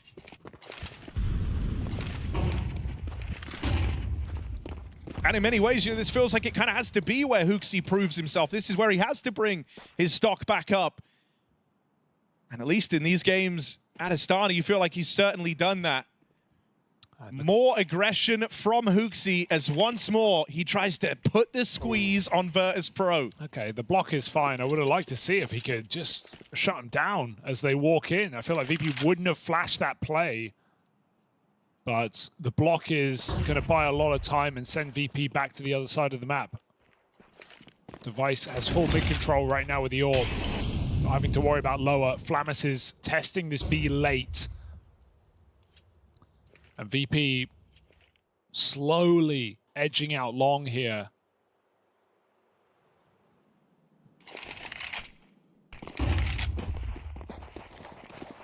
Block on long at 48. VP getting their time wasted. Are they really going to go back to B? If they want to do that, they have to do it now. Flamus is lost to the wind. They've got to run right now if they're going to do this. Is it really mid to B? Device just leaving his angle. Flamus entering upper tunnels. Needs his kill or the round just dies right there. Now they have to go cat. Device is back. He hits his shot. He backs up. He's got Molly smoke. This round's bloody over. Oh my god, if he could choose which nade to throw, maybe it would have been Device. Dropped out 14 seconds. They've left themselves with no time, have VP. And Icy in an unwinnable clutch, can't do a thing. Couple of these rounds for VP where they lose track of the clock, they lose track of the time. It's left hinging on, you know, must-win fights. You can't afford for anything to go wrong there if you're Virtus.pro. They lose Flamus in the tunnels. Stown, who's had a bit of a middling performance here, has felt so far from a safe bet in these fights, wins a crucial one in the tunnels. Yeah. That denies the B play. Device gets back on the catwalk just in time. VP, that's going to feel like a squandered round. That feels like a squandered opportunity, and now they're by here for the third of this OT. Lacks the AWP, lacks the util, and HOTU brings the pain. Flit and Electronic wiped from the server. Top fragger in the server now, matching Flit. He looks to go further. They give HOTU the AK. He's a star player. And a star-studded performance today as Astralis sit 5v3 back relaxed in their bomb sites, beckoning VP to come their way. Bomb heads B. Stair jump spotting. Yabi in a hard position to clear. Doesn't need to repause. Doesn't need to re-peek. Can just wait for VP to try and hunt down the anchor. Device on his. There's that B molly. VP getting blocked. And there's a smoke to follow up as well. This is a middle finger from Astralis. This is a clean CT half of overtime.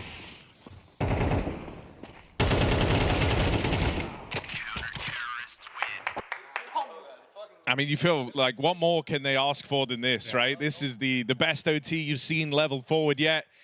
Astralis taking it cleanly, and in big part because of that squandered opportunity in the second round of OT. MR3, you really can't afford to lose 2 in a row. And I feel like you threw it all away in that second round, essentially losing it to time. That feels like it's VP's goose being cooked. Astralis, they have 3 chances now to close out Dust 2. This is a map that they have really struggled on. It's VP's best. And if they pick this up, they will be the favorites to win the matchup and secure that playoff spot. Device, oh, that's gnarly. And the opener secured. Flip making moves, feeling pressure as the man topping the charts for VP. He knows he has to be the one to make a difference. He has to try and match up to HOTU and the impact he's had in these rounds. And he has found the golden timing. Flit has the round in the palm of his hand. Stown won't consider this. No one will. This is not a timing they are aware of. But Stown's turn means Flit has to fire early. He won't get a multi-kill from this flank. At bare minimum, he's wasting a hell of a lot of time for the Astralis squad. Yeah, Device in a very awkward position because he has to worry about suicide as well. HOTU just went back to check it. Device, will patience pay off? He's on the line. Flit edging in, not committing, knowing he's trapped Astralis in middle. He saw a barrel. Couldn't be worse for Device, really. I don't know how Astralis are supposed to win this round. Everywhere they go, fraught with peril. And Flit ready to spring the trap right behind. They know it in the back of their mind. A footstep in the door. Wonder if that was going to trigger the swing from Flit, and indeed it has. One droplet of info is all he needs to make his play. And so this first in OT for VP comes through, and it's thanks to Flit getting activated on that top mid push. Astralis really weren't sure how to contain that, how to deal with it. And it gave VP a significant edge.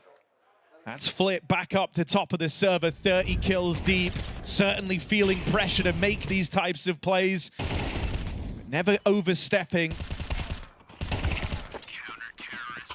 They'll need 2 more like that if they want to survive for 1 more overtime. I mean, that'd be crazy to do it. I know Astralis got a clean sweep on CT, but both these teams had really bad CT sides in regulation. And here we are, considering the VP could pull it all the way back. Icy dodges the smoke. An aggressive line in the B tunnels. Yabi jiggling, but he walks right in. That's a fight that Icy's been able to get the better of Yabi in. Most times he's lent towards B with this AWP. And we have a second AWP as well, Fame. HOTU on the catwalk, though. Made a name for himself here. They're not going to get past that secondary AWP. Astralis have hemorrhaged a lot of players right off the top of this round, and so those 3 chances that they once had looking to get reduced down to 1. That is a crazy shot for Flit. Just to add insult to injury. Careful though, Device has gained a lot of ground. Oh, that's but now pincered. There's the support from CT. And Flit will swing out on that contact, knowing Device can't deal with him. It's a 1-round game again. No way. Virtus.pro, can they once more match up to the might of Astralis? After their flawless CT half, you thought Astralis had this in the bag. VP might be about to do it back to him. VP dragging us into another overtime, kicking and screaming. That doesn't sound like this team at all. 18-17, 3 in a row, a beautiful half of CS. And Virtus.pro are still here, somehow, some way, refusing to go down. Something that is scary, since getting onto the T side, you haven't had these openers, you haven't had these multi-kills from HOTU, and unfortunately that has been the driving force behind Astralis. He's faking his departure. Oh no, he is leaving. Okay, that's a little delay to the play. Dangerous move. And I mean, Astralis, look at this. They're on 2 Tech 9s, for God's sake. They don't have the chance. Device and Stare, unarmed. They just have to go B, and it is a weak setup for once. VP have had some great B stacks in this game. This is not one of them. It's Flit with full util. It's Fame up close. But they're getting drawn into this mid-fight. They have abandoned the B site in its entirety. They need both these kills, and they need them clean. HOTU gets out inside of the smoke. Walking through it is HOTU. No way. Back turn. Back Walking turn. right through. Oh. Flick gets gone on in time, but wasn't ready for a second player. They're in Still B. can't double up. They've gotten through the B site in the meantime. Look, HOTU was the guy that kept Astralis in this game. Now it's down to the rest of them to finish what he started. 3 on 4. Stare wounded. Him and Device only armed with Tech 9s. The odds are in VP's favor, but we have seen them fumble these rounds to the clock. It can't be another case of mismanaged time for Virtus.pro. They're closing the gap in through the tunnels. Icy left alone to watch for the push out in mid. Yabi gets dinked. Time still getting away. Device and Yabi come up with kills. Fame's trying to retreat. Where's he going? No. There isn't time for this. Astralis take the dub. OT denied. HOTU keeps them in it. And then the rest of Astralis seal the deal on Dust 2. Unbelievable map win to do it with Tech 9s on the empty B site. Astralis steal VP's map away, and they do it in style through all of the overtimes. 19-17 with Inferno in the pocket and a chart-topping performance from HOTU. I ask you, Richard, how do Astralis look today, dickhead? Wow, what a throw. Also, you've stolen HOTU's line if I'm interviewing him. But anyway, look, I'll tell you how they look today. They look like they're playing Virtus.pro, and that's the most Virtus.pro way to lose a map of Counter-Strike, particularly their theoretical best. It's also, listen, credit where it's due. Usually when VP grind it back like this, when they drag it down to double OT, triple OT, it's usually VP who somehow manages to come out on top. But HOTU, man, Giga Chad for a reason, am I right? How about this? The Giga Chad has now led Astralis to more wins on Dust 2 in this tournament than KDN did his entire tenure on Astralis. You've done him dirty there with that stat. No, he did They were himself dirty. 1-11 with KDN on Dust 2. They are 2-1 in this tournament. And look, it wasn't pretty. Let's be real. Both these teams kind of illustrated both sides of themselves, where when they're playing confidently, when they're playing together, when they're on point, they can play good Counter-Strike. But there's these moments that both these teams suffered in this game that they hesitated. They were disjointed. They were peaking one by one. They weren't on the same page. They were burning the clock. Like, this is the nightmare side of it as well that we saw throughout this game. Yeah, and look, I think we set up everything perfectly. Like, it's very rare for me, you know, sometimes you do a death segment, you say something, it doesn't come to pass. I think we saw every narrative element come into play in this game. We talked about how it's a tale of two IGLs, you know, how good can HOTU be? We talked about how Electronic's been missing again. We talked about, you know, Stown should be the star player in games like this. Wasn't. But look, let's just talk about the big one, and that is HOTU. We all wondered how good would he actually be individually? Because look, we can have the back and forth about whether he's a good IGL, whether tactically he's, you know, in the right place, all of that stuff. One thing we can all agree on, his output was poor. It was poor even by IGL standards. And he said, I'm going to go work on that. He's been doing it. And listen, I wasn't a believer. Of course I wasn't a believer, because everyone says that, but they don't do it. And he is doing it. And he's doing it in such a convincing fashion because, again, Rich, like, you know, 13 opening duels he's being a part of in that series. He's the one going up ahead. But more importantly, it's not just about, you know, his aim getting better, just a raw mechanical ability, but his just, shall we say, confidence in taking fights, right? He's like, yeah, I'm going to outduel you. He's not going in anymore as a sacrificial lamb to the slaughter. He is the butcher. They made a great personnel change on the Astralis CT side that has paid dividends. That was moving Stare out of the A long anchor position, letting him be more mobile in middle, and putting HOTU at long A anchoring instead. And HOTU did a fantastic job defensively for Astralis on that side more often than not. I mean, this is the play. Yeah. This is the play right here. HOTU on G2 wouldn't even go for this. He wouldn't push through the smoke. He wouldn't even be alive at this stage in the round.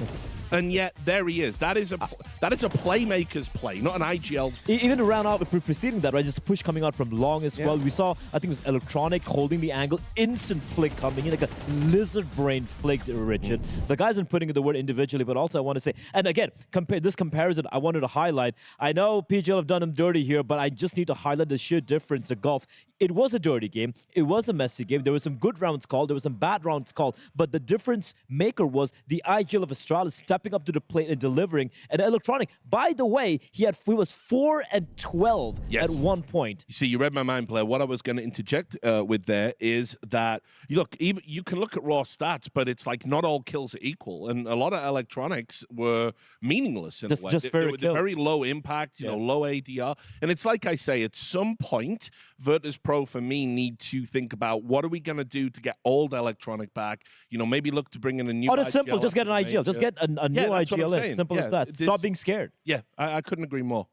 Even if you did, I don't know that Electronics Form is ever going to get back to the way that it used to be, right? This guy used to be a star player next to Simple on Na'Vi. This guy used to be stars of teams when he was, you know, building his way up to that Na'Vi join.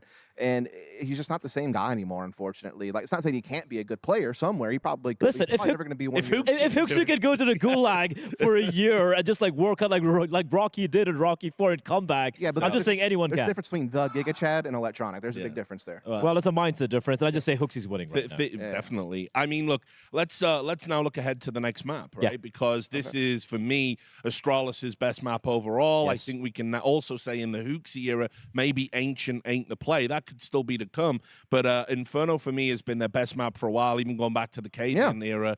And, you know, they should be comfortably 2-0ing this at this point for me. So, yeah, the way I look at it is this. Like, the Astralis was the one map that they actually were playing very well. They're in that Cluj one. They use it to great effect. And with Huxley on the team, they actually haven't changed anything. All the positions are exactly the same. Everyone kind of slots in naturally. And when I saw them play against Pain earlier this tournament, they were just running a lot of fast A splits, up lane or R traps, and just trying to keep it simple and fast, keep people in positions they're comfortable in, and just try to play it out that way. Meanwhile, for Virtus.pro, I feel like they're a very hit or miss team, and it's what version of VP are we going to get this game? The one that plays decisive and goes for it and trades effectively, or the one that sits back, plays hesitant, plays too slow, doesn't get any map control, doesn't have any presence, and then therefore drops the ball. And that's what I saw at the end of that Dust 2 game on Look, I just feel like Flit needs a little bit more help here, right? I see, of course, with the AWP still pretty serviceable, but I feel like the other two, Fame and Flamus as well, you know, the young star getting picked up, it's just been too up and down. It seems like the Flit show. But I agree with Dust over here. One thing we saw from Astralis, what they've done a lot in the T side, we saw it in Dust 2 as well, near the end of regulation. We saw it on the other maps the games have played. They're keeping it simple. Right? They're just death balling into the bomb sites, but when they're doing it, it's very clinical. The flashes are on point, the pathing is really good, the spacing is almost like chef's kiss coming out from them. And if as long as they're able to do that, it should be just a map in the pocket. And here's the thing, VP are capable of doing similar things when I see them play this map well. But again, I've also seen maps where they just look completely flat. And so what I need to see this game is I need to see Flit, who's been playing well all tournament, dominate Banana. You have to control that, otherwise you're going to lose this game. And then I just want to see Flamus come alive, man. Like, I've seen hints of brilliance from him. I know he can entry very well. He's their other aggressor. I just need their aggressors to actually be aggressive and have good supporting tools and actually go for it. Play confident. And can someone just, like, I don't know, buy them a watch or a clock that right next to them, be like, ding, ding, ding, ding, ding, you're running out of time. It took me back. I felt like I'd gone back in time and I was watching old school Flipside. Yeah, 2017 Flipside. It looks just like that. Electronic was on that team, by the way. But exactly. But like actually, to make a serious point, I think so. Right? Yeah, I think so. To make a serious point about it, though, it's like there has to be a switch in tempo that at some point you can click into. I've seen them do it. They just don't do it often enough. That's my problem. It's so hit or miss. And it's also like sometimes it's on Dust 2 as well that have an idea. They'll be, all right, we're going to be going for this B hit. Suddenly there's a smoke. They're like, all right, we're going to go all the way back towards long. Oh, well, there's another smoke over there. Now we're going to go to short. Ding, ding, ding. 20 seconds left. We have nothing to do. And they just don't know what to do. They get caught like a deer in the headlights. Just save in that case or just go for the full commit. Put it this way, if I'm Astralis right now, I'm just thinking, hey, just let's keep a smoke at the end of the round because with 20 seconds on the clock, whichever bomb site they turn up to, they're going. Put that smoke down. They play so slow and I know, it's so crazy. much map control, and they get so frightened by one little piece of utility, one little forward angle. They don't want to pop flash and trade together and push in. It's like you got to do something at some point, otherwise you're playing to the last 30 seconds and you're leaving yourself out to dry. Huxley won a 1v3 without doing anything. Yeah, exactly. Wild, you know, kind of all things considered. Anyway, I mean, look, do we feel this is it? This is Astralis in the playoffs? Yeah, I think so. Yeah, that's where we're at. I'm seeing too much of the wrong side of the dichotomy that is VP. Okay, right. Well, that's it. That's it from us. We're going to take a quick break. When we come back, we're going to see if our analysts are right and Astralis book their place in the stadium. We'll see you soon. She said she loves you. But she can't love me. But I love you. Yeah.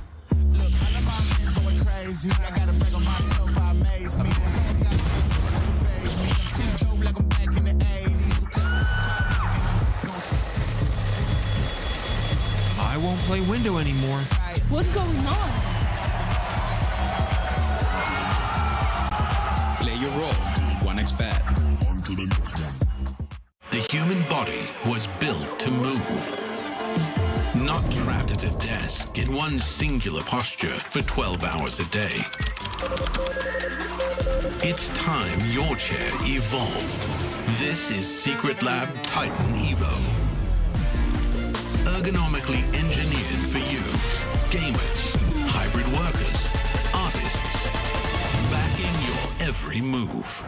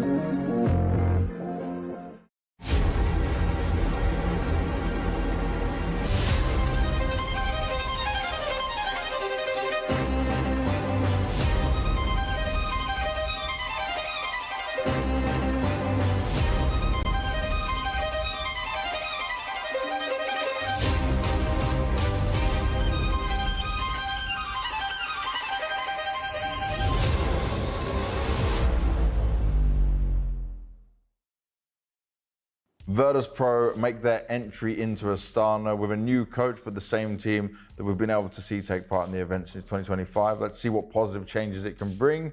And to talk through some of it with me, I've got Electronic, the leader of the team. So, Electronic, let's look at this. You have a pretty bad result in Melbourne. Instantly, the coach change comes in. We see Finn get added to it as well.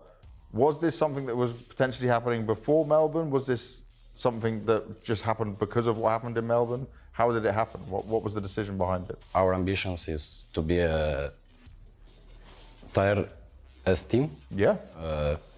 But it didn't happen, and I guess that's why team changed. What I see is we see like a result where I say, okay, Virtus.pro is looking better, and then it was back down, a not a good result, an early exit from a tournament.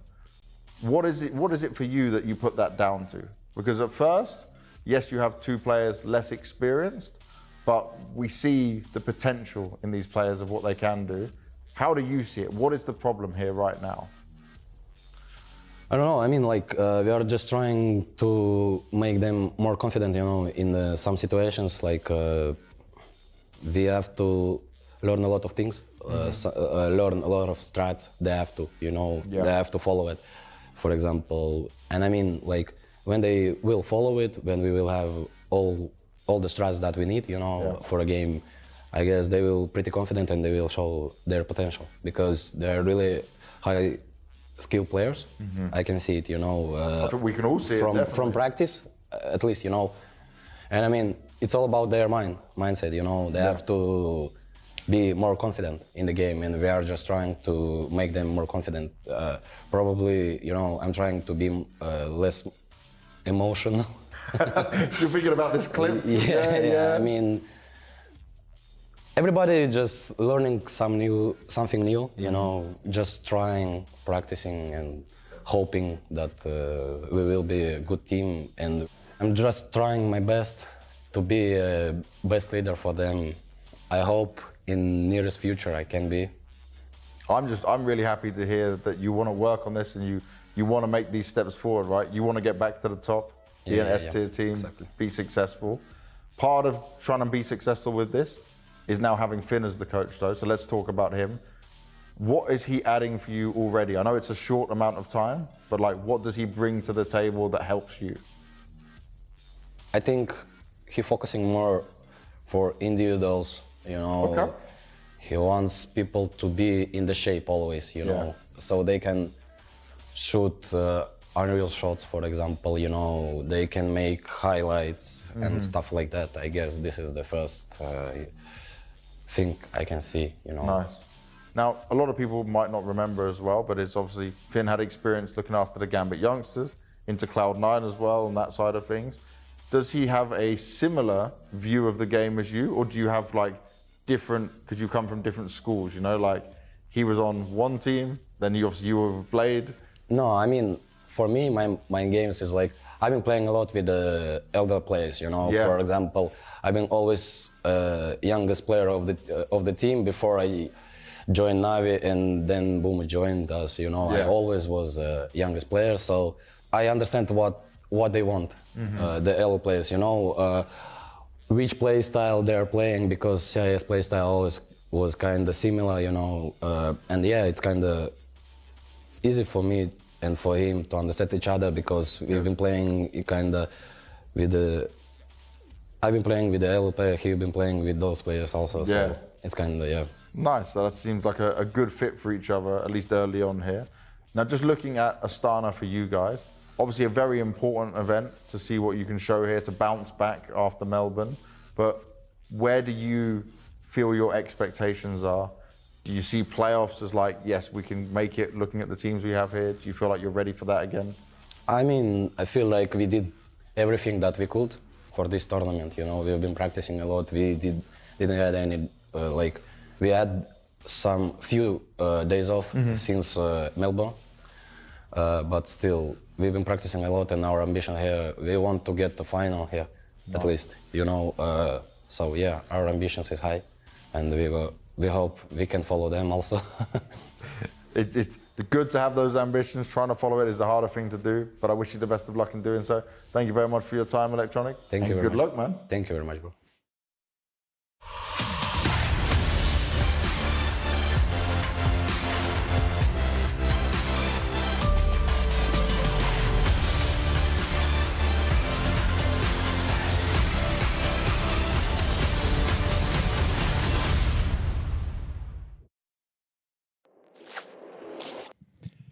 Coming into this series, you would have bet your bottom dollar that the one place VP could have found some success was on their tried and tested Dust 2.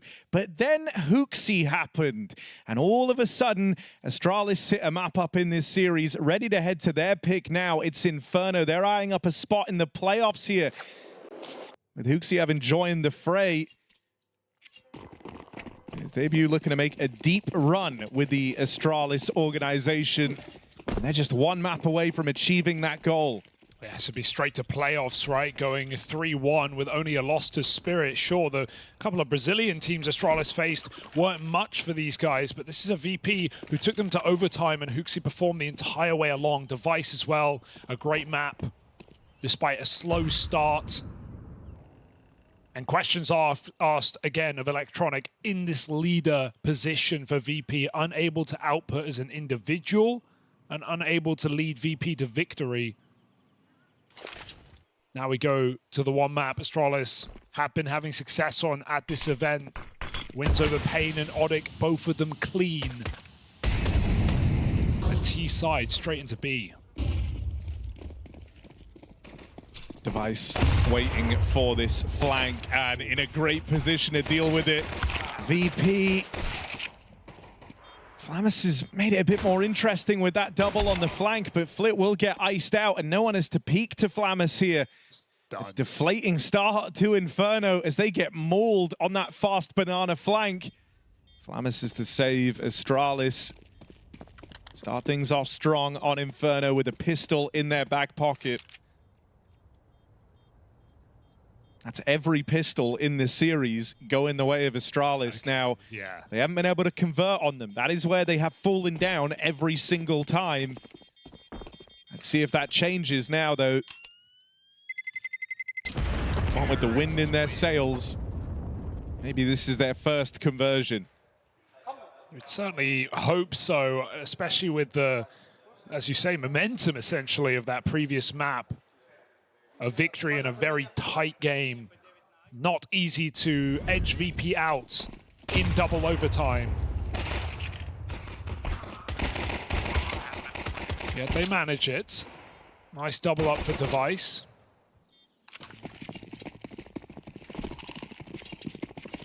VP, of course, forcing up, knowing what's possible here. Not many smokes, though. So you won't be buying time in this round. Gonna have to fight Astralis head on. Ignore me, sorry. There's 4 smokes dropped in a little pile outside of the B site. Thank you, Jay.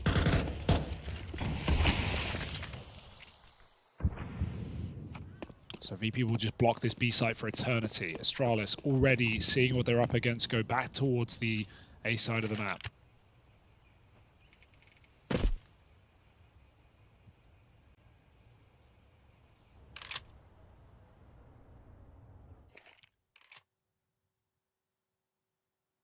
Five-7 up close. I don't need to tell you.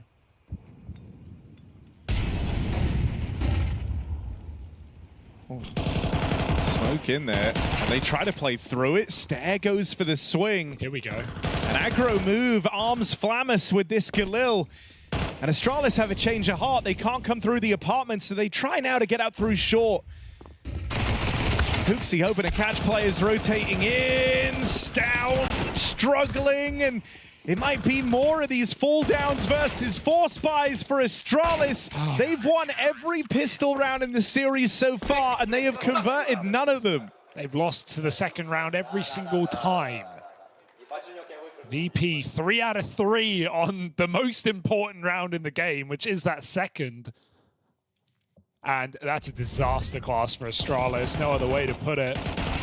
Going through this app smoke. What were they hoping for? No moto smoke on an A hit?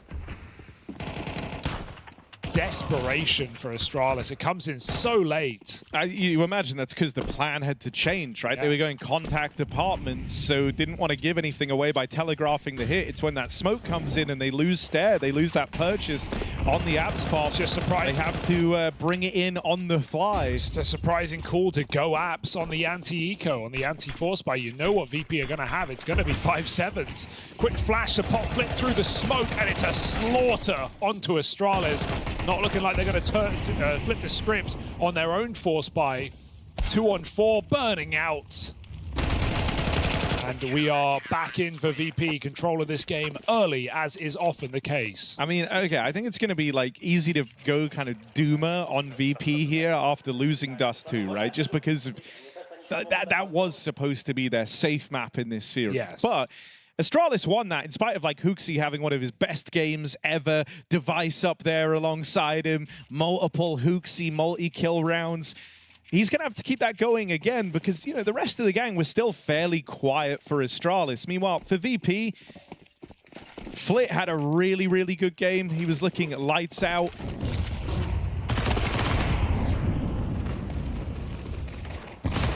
You know, guys like Icy started to find his impact and come alive.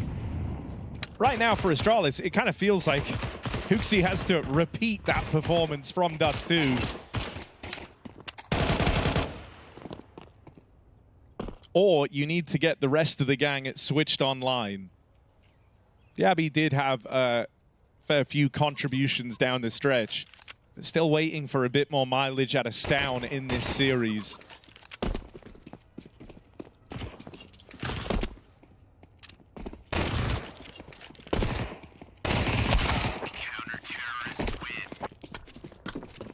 And all the way back in a spawn with Stair.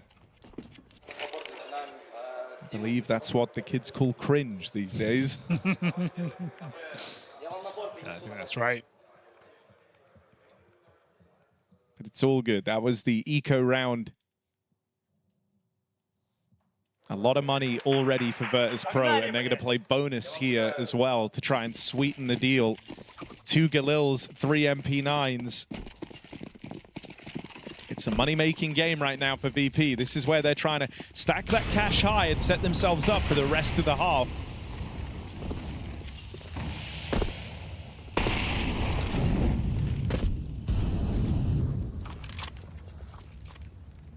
If Astralis do fall down here, that is worst-case scenario in this map opening. VP would all be approaching like 10K per player. Yeah. So entrenched already on the CT side, and you're only up against this weakened buy of mostly SMGs. So it's very important for Astralis that they find this rifle round. These can still be really hard rounds to break through, right? VP playing a quad A with 3 MP9s. It's not a guarantee by any means. Got a bait and switch on balcony as well. So there are ways this can go very wrong. Yabi in apartments gets his first, but there's still a trade. Electronic won't upgrade. It's a nice 1-2 punch there for VP. Astralis will end A, but they want Stown to cause a ruckus first. Smoking off CT, and Flit's not going to buy it. They keep the stack on A. Now they know.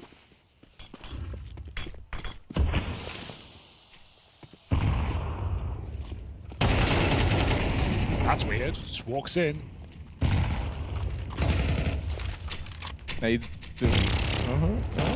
Well, now they know he's here as well. Icy still able to hold on with one. Could have.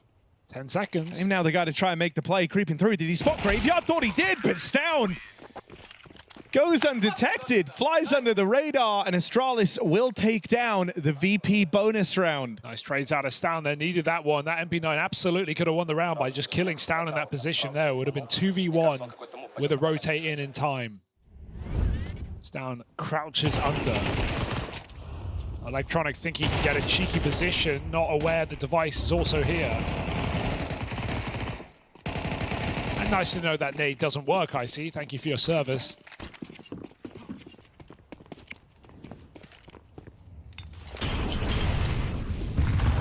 Another Kazakh AWPer looking to make it to the playoffs here in Astana.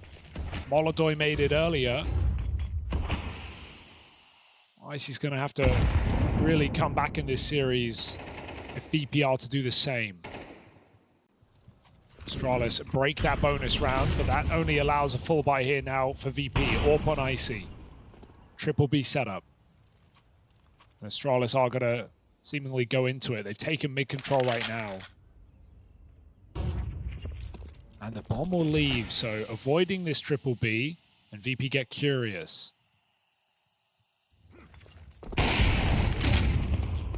It's Fame teeing them up with flashes to retake top banana, but there's some punishing util from Astralis. Kind of a horrible peek of a stare. Gift over the man advantage. Flit is also playing through this. I mean, you know, he's seen what a smoke push can do. He said, Lord, I've seen what you've done for others, but he won't get it for himself.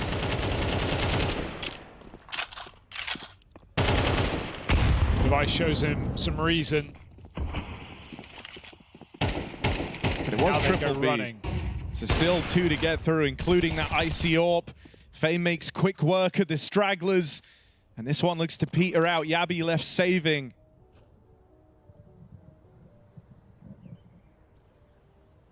Even though they lose Flit on a risky play, its play feels free to make because they were still running that triple B. Him dying, if anything, kind of entices Astralis to commit to that. That's true. And Icy picks a nice position with the AWP, considering he's very low as well. You don't really see dark mollies nowadays. There are lineups, but more commonly, the molly that spreads to both boost and oranges. And of course, the new box molly is a classic. Been seeing a lot of teams just get kills with just util over the wall as of late. See, like it's this 1-5 start for Hooksy. This was my kind of initial concern, was expecting him to do that twice over. Even though he's been having a good tournament and put up decent numbers, last game was phenomenal. It was an anomaly. He hit very, very hard, but it is asking a lot for him to do that 2 times over. And so that's where the rest of Astralis are going to have to fill the void. And Stown dropped from 4th rated player of the event to 8th rated player after that map, even though they won it. So he really had a tough time as an individual, only just outfragged Electronic on the other side. So, like, this is a game where you do need Stown, you do need Yabi to show up.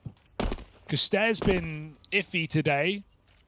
And I agree, you can't expect Hooksy to do that again, especially on a map like Inferno. He got a lot of that done just on CT side Dust 2 in good positions. Making nice plays, pushing the long flank, holding that position well. Here on Quayside Inferno, there's going to be a lot more required across the board. Everyone needs to perform. You've got to get your trades off. So here, Astralis left to pistols. Yabi has his save Galil, that's it.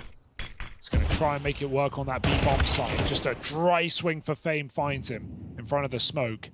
And now Astralis just looking to charge into B, hope for the best.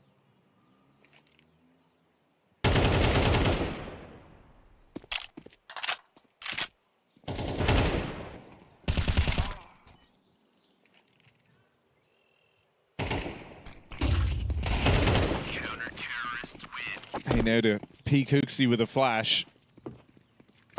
And that's a flawless round put forth from VP. What's really concerning here is just the lack of damage at any point that Astralis have been able to do. The round count is swelling out of control already. Stairs kind of keeping up his... He just looks a bit out of it, and he kind of has since the start of this series. Might just be having a rough day in the office for Stair. And I think, honestly, like, the biggest letdown for Astralis at times felt like some of their extremity players on Dust 2. The pack rolling did them well whenever they were able to get grouped. The Abbey and B tunnels. Exactly right, would be the fairly consistent source of picks for the Icy Orb. And, you know, as it's kind of to build on what you were saying in that last round, right? Like, Inferno, you need everyone to deliver. Your extremity players are so valuable. You need them to be offering up results. And in pretty unforgiving positions as well, right? Like taking Banana as solo, even with a teammate, can be really, really hard. Even if you're like Yabi in the apartments, largely left to your own devices, if you fall, your team lose that entire side of the map. So will be harder for Astralis here. Pyjamas brings the heat. There's aggression all across the board. Oh, I love and Astralis, the rifle round they were waiting for is over in the blink of an eye, entirely on VP's say-so. Oh, and Yabi's dead. There's no way he's checking this. I love that VP have the balls to go for a play like that. 5-2 up, and they just charge 2 players down. Flammus down mid, a rifle down Banana, Icy covering, and some good flashes that render Astralis useless. It's the freedom that comes with playing from the front, having this much money, knowing you're in such safe shape for the remainder of this game. And it's also, you know, the risk-reward of what this does to your opponent. Their playbook already feels tiny, right? Like, nothing's really working here. You're expecting some slow rounds out of Astralis as they try to figure out something in the mid-round. And you throw it all to disarray. Whatever they had planned for this rifle round, they didn't get to do. And now it's another round of waiting, essentially, for Astralis as they come through with just pistols and armor. These rounds can sometimes feel liberating because you don't have as much to lose. It's not a rifle round where you want to go slow. You might just do something grouped here. Not terribly uncommon to see this. Like, for a team who looks a bit dead in the water, this might be one of the better looking rounds yet. But let's see.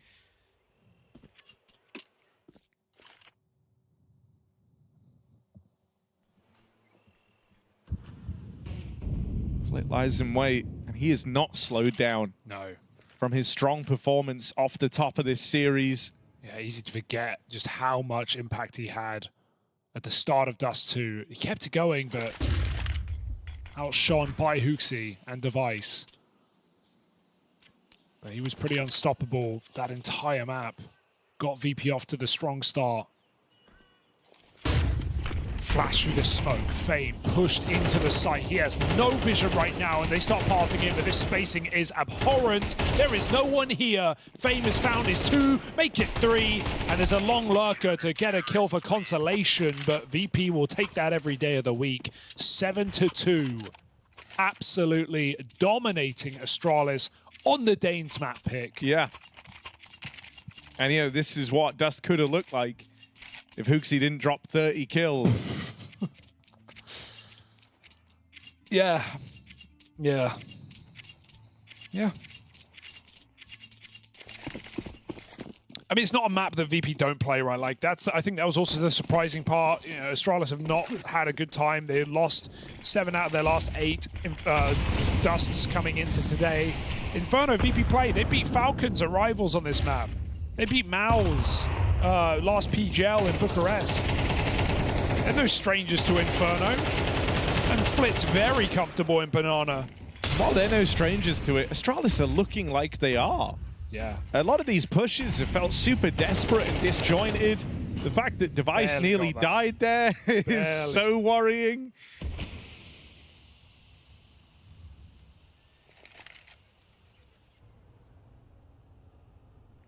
What's our third map? I'm just asking. Just for no reason. Yeah. Ancient. I just want to know. Ancient? Yeah.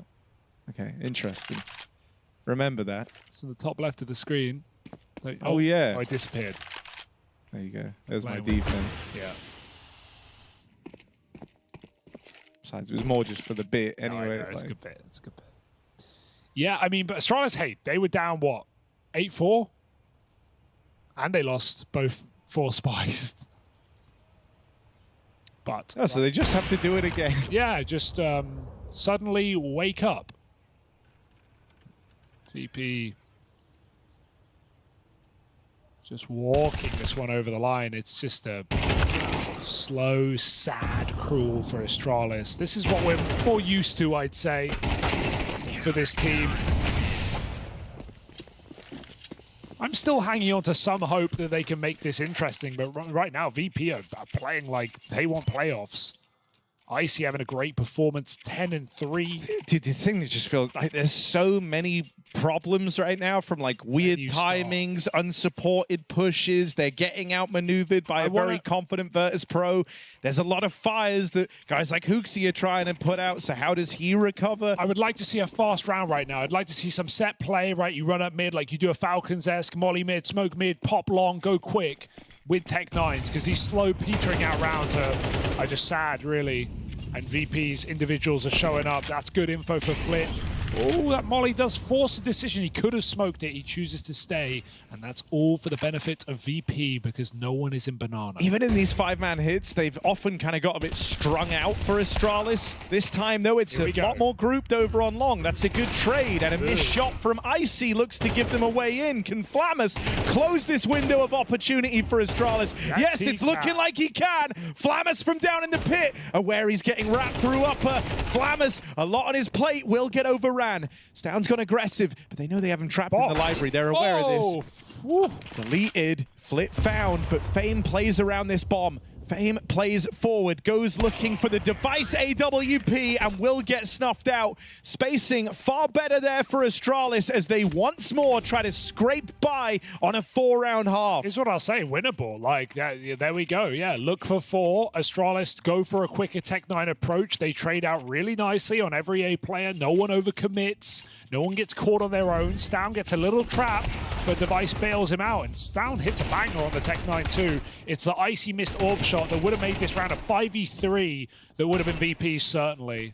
And, you know, much like HOTU was doing on Dust 2, where he was calling a lot of these just grouped, packed plays, I hope that that's the solution here for Astralis. I hope they run it back again and don't lean into one of these slower rounds. They've tried to take away this banana control early. Oh, Flit's going again. Nabi trying to make his play out through mid, has Stare with him, and they do find this timing. Crucial trade and Electronic rotating back his court. They were double app setup. No one had mid info. The timing is hit. Flamus tries to play behind, but he knows they're going B. He goes for the big flank. He goes for the bomb. Uh-oh. Sharp missed opportunity, but Device hangs around. Stound just got found with the nade. Device is to go. Device is to get away from Banana. Can't risk losing the bomb here, but he hangs around. And now it's only Stare. Been having a very rough go at it across the entire series. And a 1v3 with the AWP holding his line on this swing out from the coffins.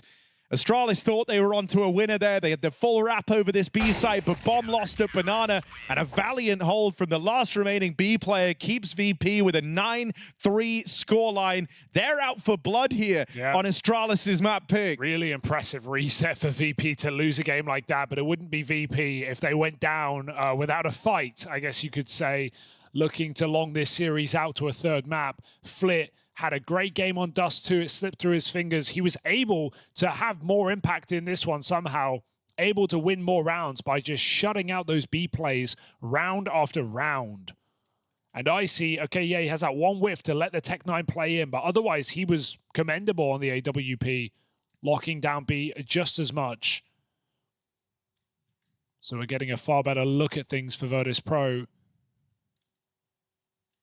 And unfortunately, if we follow in the track record of this matchup, Astralis is going to win the pistol and then lose the force. Thrice it's happened. How about the quad?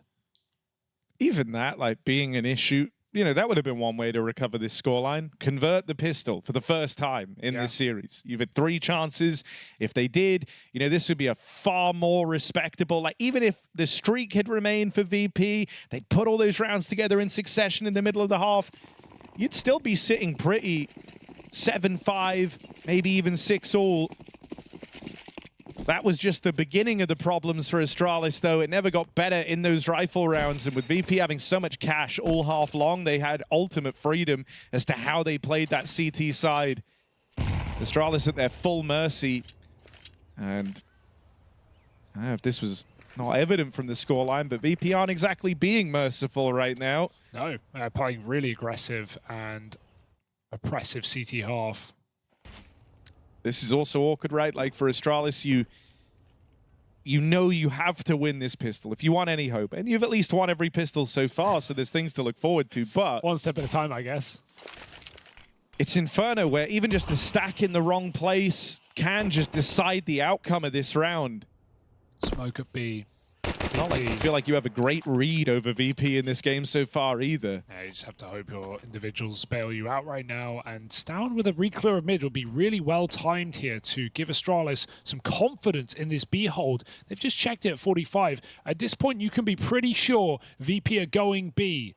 HOTU can re-flash. The lurker is dead. Astralis know it's up. And they know they have their stack in the right place. HOTU tries his hand at the timing shot. Device lies in wait, but deleted. Oh, God. HOTU tries to... Oh, everybody. Well, good news. They can't lose the anti-eco if they don't win the pistol. That's true. And what is that third map again? Ancient. Ah, yes.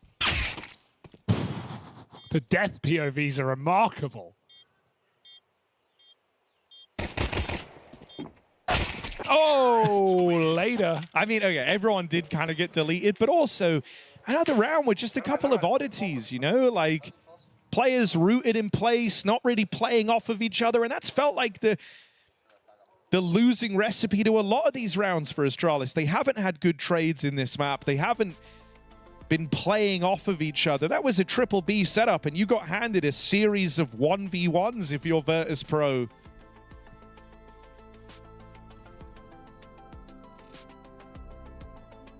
And considering this is meant to be Astralis on a high coming into this map, you know, like this is meant to be them feeling good. If this was map I one, don't know where the synergy's gone. It's Inferno, man. It gives and it takes. More so takes. Blown out of this game. Woo! And Icy, what a resurgence as well. Don't think he got an AWP kill in the first half of Dust 2. Took till the second to actually find any impact. Now he's 12-4. Looking to make his mark here in Astana. Hometown hero.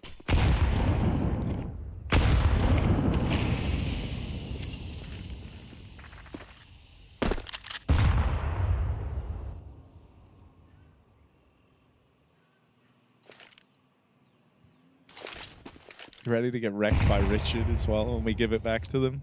Oh, really? Yeah, I think so. I think so, bro. I think you're just think you're teeing him living up. on You're borrowed teeing him up. time, You're brother. teeing him up. I don't know. It's a BO3. I regret nothing.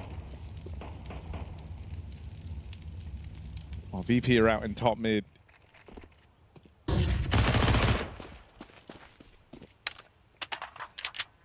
Even now, though, they don't commit. Making noise. They always leave a player on the extremities. It's flit over towards that B site just to leave a backdoor option open, and it looks like they might try and use it on a split here through the spawn.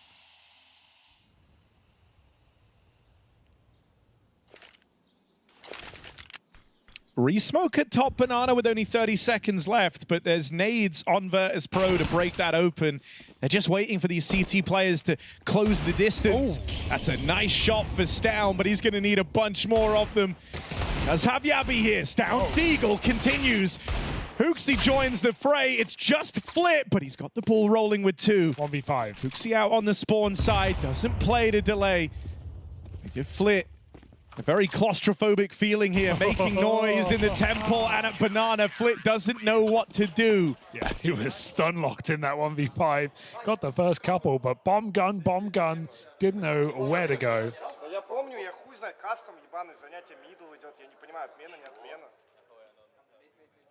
And it's Astralis who find a force buy off the back of Stown's Deagle as well. 2 very well placed shots. Hypnotic even. So Astralis flipped the script, Harry. They learned how to do it the other way. Lose pistol, win force, way better strategy. VP broke. Just a Galil for Flip.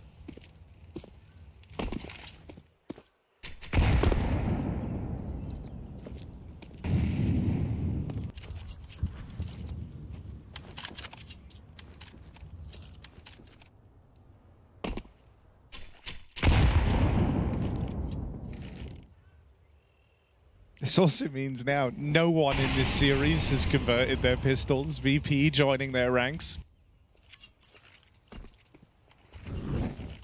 Those force buy rounds have been threatening.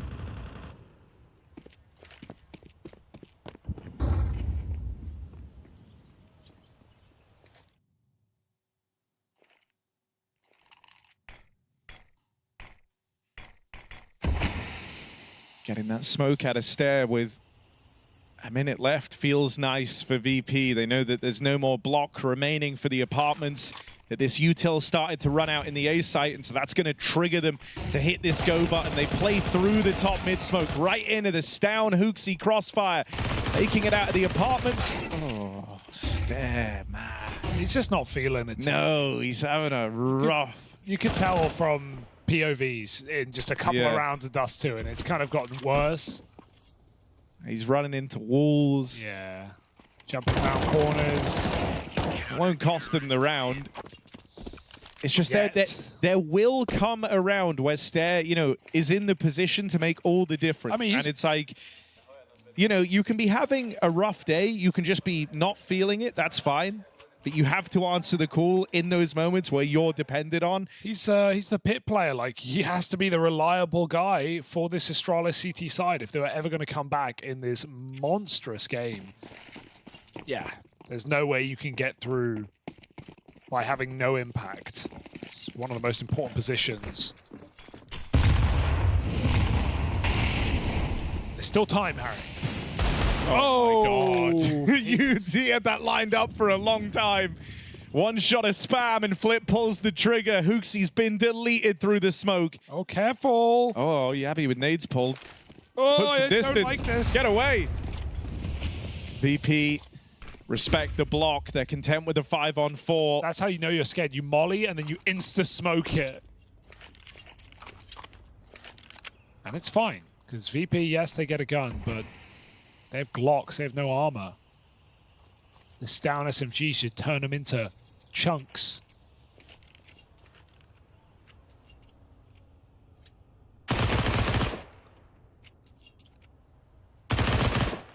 Astralis are meant to struggle versus forces, but this was one Deagle in this round.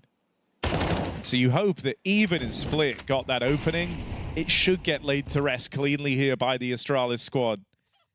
Only that retrieved Galil put in the hands of Fame, and some space taken over in mid. Stown getting aggressive, and he might miss this timing. They've crossed out long side. This is where Stair is holding. And so at least aware of the gap that they've left open. Stown gets told to come back and lend a helping hand. Stair's seen everything. Oh, that's great. And, you know, he's popping his chest out. He's looking threatening, and that's good at least to let Stown and Device farm up those remaining kills. I feel like even Stair not shooting there gives VP like this false confidence, like they've hit some great timing. Astralis don't know. Electronic plant's a bit too open. So nice multi-kill for Stown. Stop that Eco from really getting anything done. Sure, they kill HOTU. But 10-6, 3 rounds in a row. Never say never.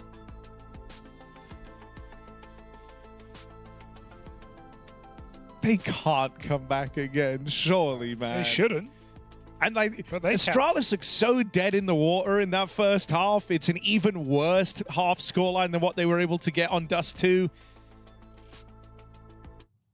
But they are making something happen here. 3 rounds in a row, all of them kept fairly clean, starting to build up some money. This is the VP Gum round to decide how excited we get for another Astralis comeback.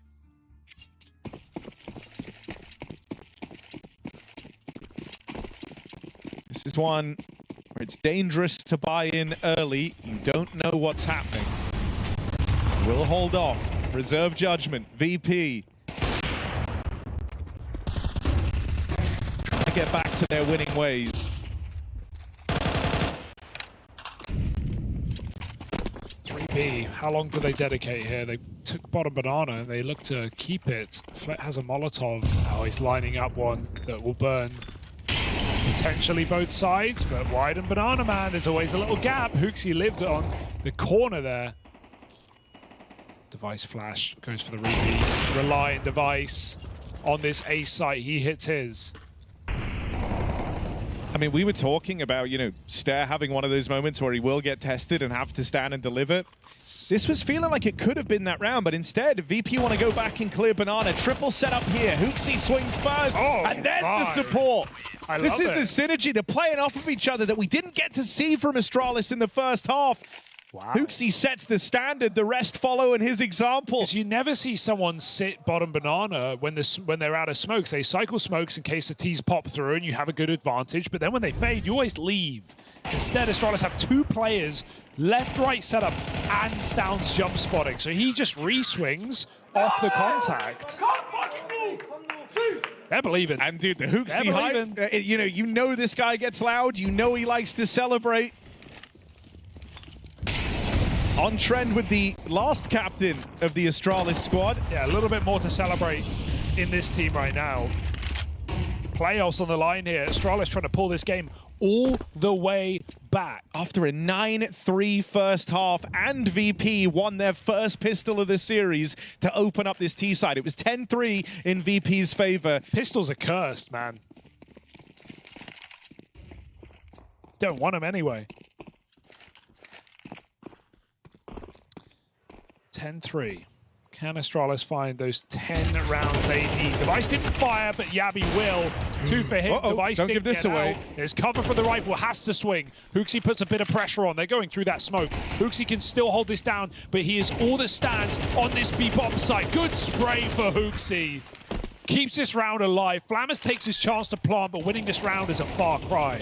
Far away from his nearly 30 bomb back on Dust 2, but when it matters, HOTU still good for the numbers. Careful here. Flamus on the push, though. Going to try and win this in the 1v3. HOTU makes his play now out of the coffins, and that's when Flamus pulls up with the Tech 9. Stown left. Can he succeed where the rest of Astralis tried and failed? Yes, he can. Stown stops Flamus in the clutch, and he lets him know about it. This comeback still coming through for the Danes. Would have been ready to write Stown off after his team get obliterated by Flammers. Great smoke push, and Stown just jumps over with the hard check and wins the round. A must-win round just to keep Astralis believing at this point in the game. A sigh of relief for Astralis. Stair can't catch a break. He comes out CT with nades in hands. But Astralis still keep fighting. 5 rounds in a row.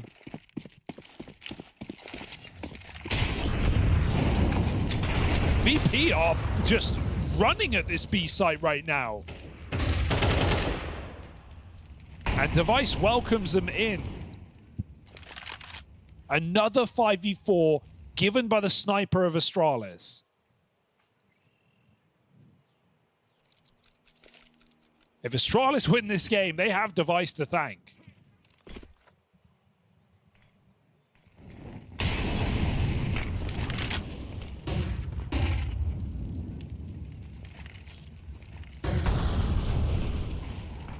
Oh, see ya.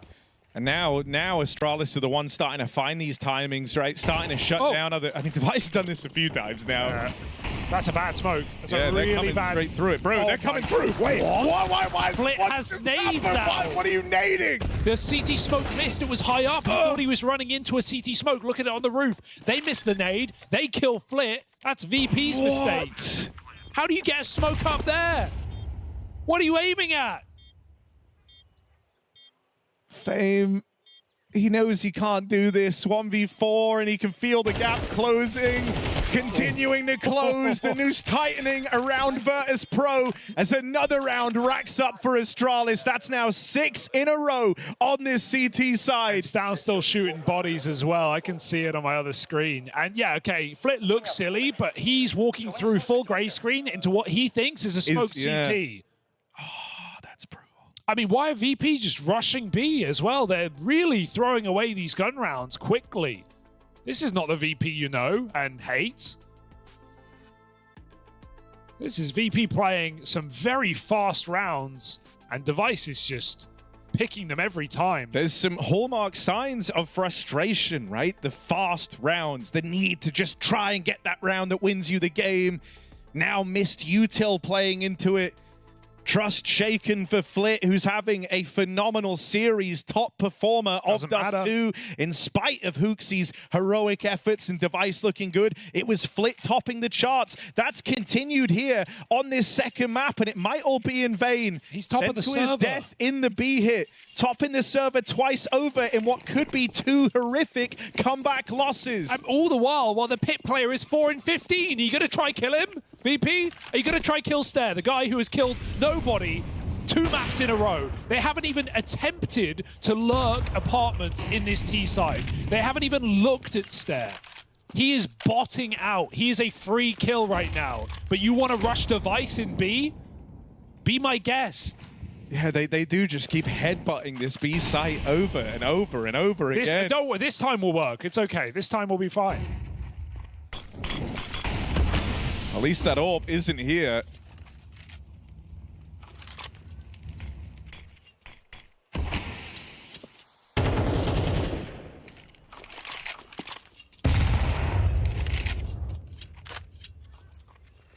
I think they're getting ready for like retake util to have come in there, but it doesn't.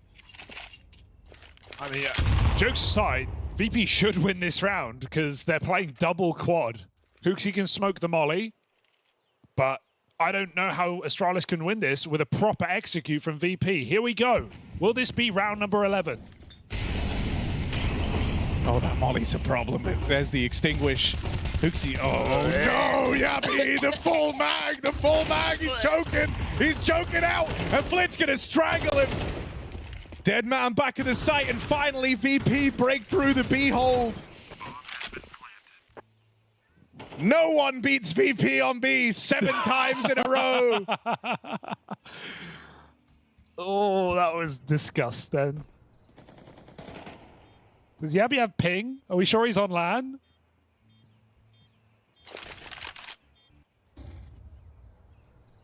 This is just a clown fiesta of a map. Oh my god, what are you doing? Stair, 4 in 15, and he quick switches and they peek him. You've got to be taking the piss, man. This is just... Like, I admit, he's not had fun this map. He's been sat in pit all half, but like... That's the quick switch? That's the moment you go for it. Of course it is. Well, VP have found the answer.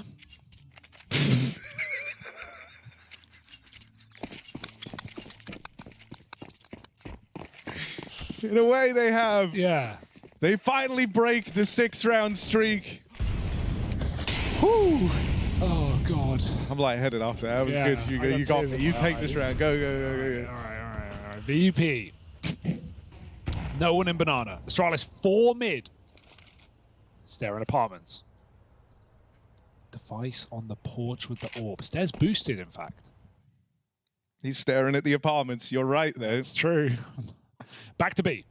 And HOTU has some util.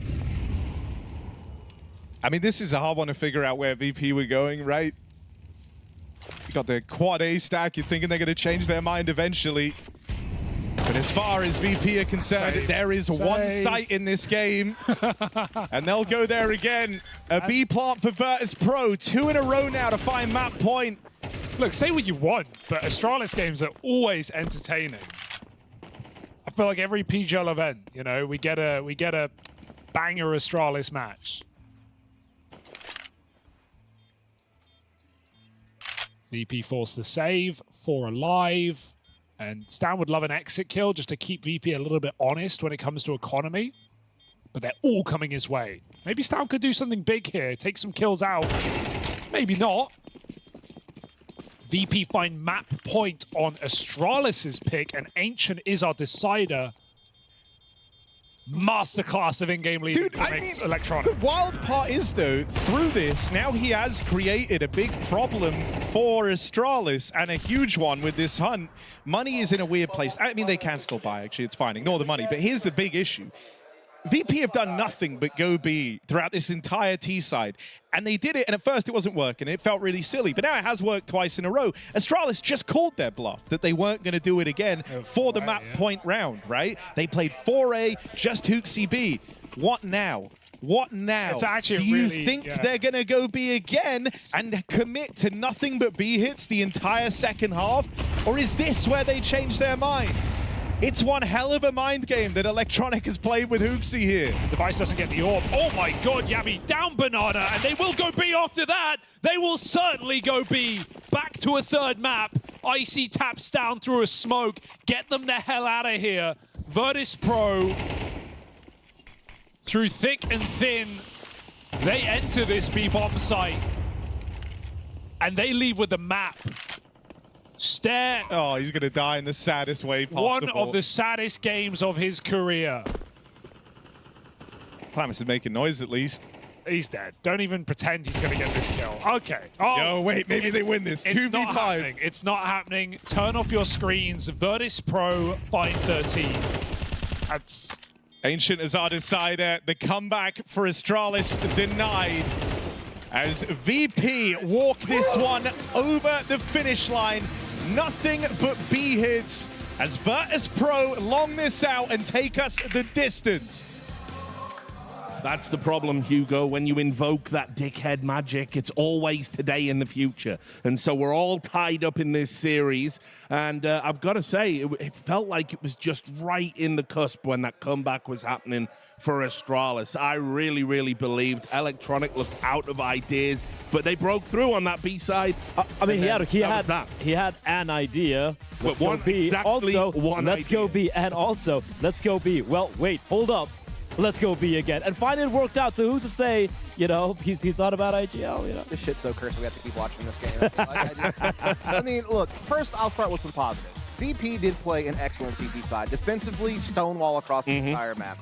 Flit did dominate Banana, as we were kind of talking about pregame. We knew that was one of the win conditions for VP. That was certainly the case. Flamus, great job anchoring the A-bomb site when he was called upon. And really, everyone played well on the CT side for VP. So that's where the positives are going to kind of end for me, because the VPT side just looks so uninspired. I mean, yeah, the fact that they did hit B pretty much every single time is a little bit unreal. But also, if you are going to hit B every time, at least throw the right freaking smokes in CT spawn and, like, peek together, trade, have some good flashes, you know, just something. They were getting dominated by Device. I was in two minds. I was planning to request PGL to maybe play that round, and then I realized, you know what, I don't think I should do that. Like, I shouldn't let our viewers suffer watching the round anymore. It's so it doesn't make any sense, right? You've ecoed, you've lost, you know, you've lost some of your half buys force, but you have a full buy round, and what did it do? Just rush B, rush into Device, and Hugo made a very valid point. Stair was having a nightmare, like sleep paralysis of a game over an A bomb site. Instead, they keep going towards B, feeding the beast that is Device. If Stair was having sleep paralysis, this guy's the demon, right? Yes, he was. He had another great map, and he's really pulling VP through this series. I'm going to say this, though. VP got lucky that, Astralis gambled wrong on a stack, so that won them a free round. And then that last round, it's just because they naded through a smoke and were able to get a free kill on someone rushing down Banana. If it wasn't for Astralis giving them freebies like that, they probably still had this game going on right now. We're not talking yet. And which is crazy because all the rounds on the T side, which they lost, they rarely ever naded a smoke. Like that's a current day meta, right? You have the Opera Icy, by the way, who's been hitting his shot. T side, you set him up, you nade the smoke. It's like how a lot of teams approach a T side here towards Banana. Instead, just running through smokes, just jumping on out. Now, credit where it's due. Astralis led once again by the Giga Chat himself. They did, find themselves in a resurgence over there. I like the way they're playing Banana right there. But again, it just felt like the rest of the map didn't matter. It didn't exist. So it's also crazy that no one's converted a pistol round yet this entire series. Every time we get a start to a half, it's a pistol victory followed by a second round loss.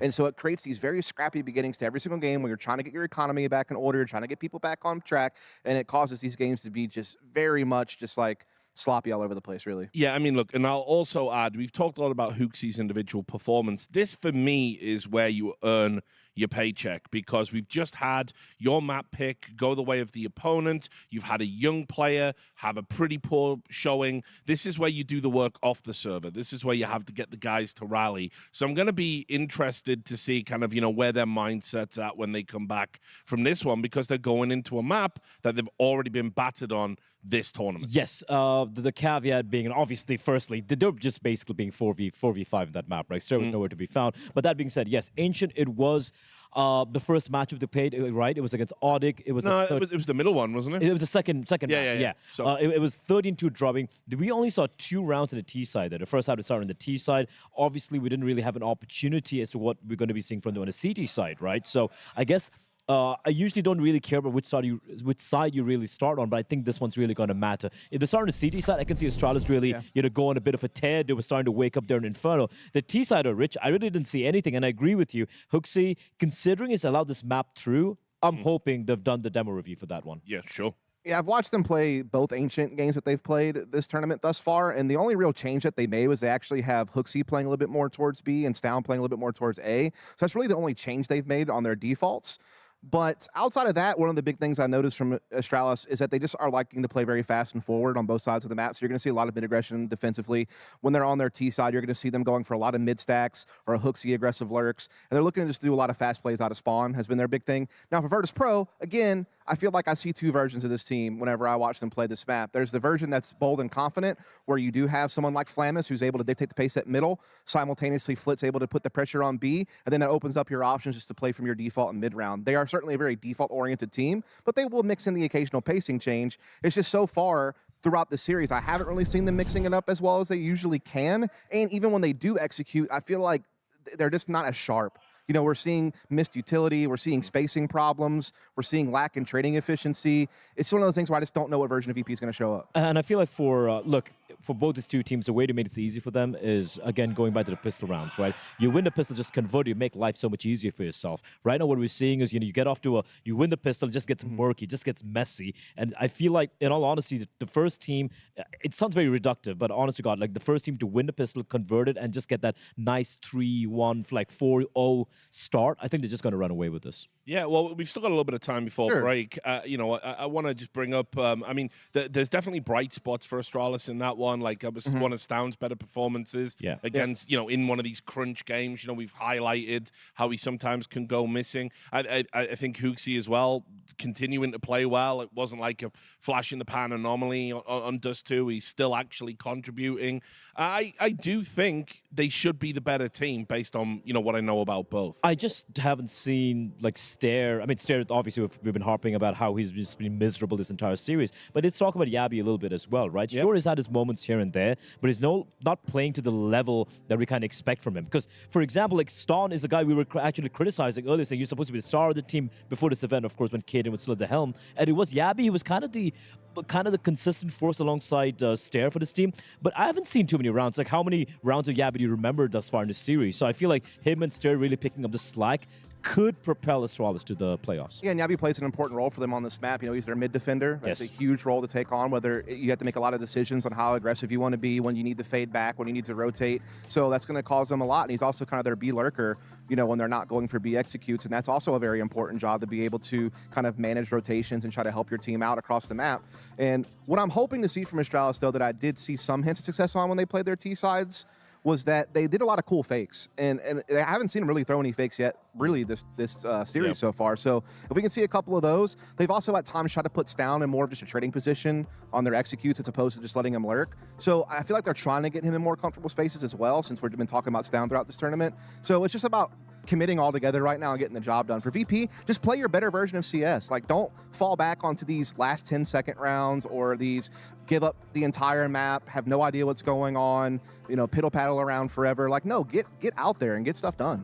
The thing about Ancient, which I like a lot, I mean, it's one of my favorites map. It's the second favorite map after Nuke right now. It's the fact that, you know, when you play this map, you rarely see any top-tier teams go for this kind of one-dimensional plays, honestly, right? Like defaulting and just the way the map has to be played, you have to respect it. You just can't go for like a 5-man death wall the way we just saw, for example, in Inferno, for that matter. So I'm expecting a better map of Counter-Strike for the sake of Harry and Hugo's mental health, because Harry was losing it, man. They were full Joker laughing by the end. So anyway, thanks for your thoughts, guys. We're going to take a quick break. One of these teams are playoff bound. We're going to find out who after the break. She said she loves you. But she can't love me. But I love you. Crazy. I gotta break on myself, I amaze me. Like I'm back in the 80s. I won't play window anymore. What's going on? Play your role. 1xBet. On to the next one. The human body was built to move. Not trapped at a desk in one singular posture for 12 hours a day.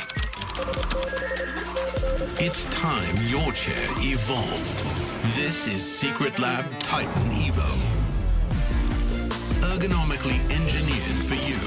Gamers, hybrid workers, artists. Backing your every move.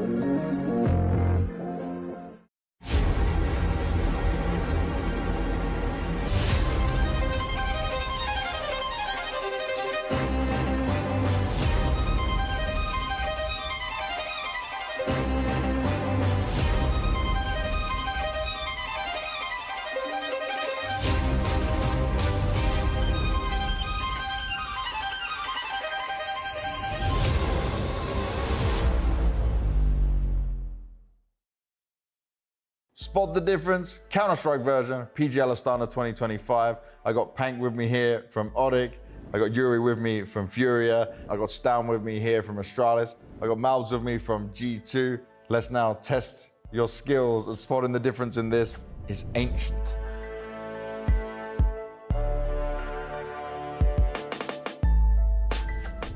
Three things. Three spots that you need to look at that are different. Holy moly. Well, that chicken. I mean, first of all, the chicken. Okay, so there's no chickens on the map? Bro, Someone does not belong there. There's no chicken in the mirror, for sure. Yes, exactly. No chickens on Ancient. Find us the next piece. What else has changed? The lights on window, Yes. the green light. What color are they normally? I think there is no color. The door is green? Yeah, normally what color is it? It's wood, I guess. Like Window is not green. What it's color like is it? red-ish. Red room, it's green up there. It's not green. By the way, so you call it red room, right? Yeah, on a call out. Yeah, we call it demon actually. Oh, okay. Yeah, demon. On Brazil, we call it like window. Oh, there's window. Yeah, window. Okay. There's only 3, yeah? Yes.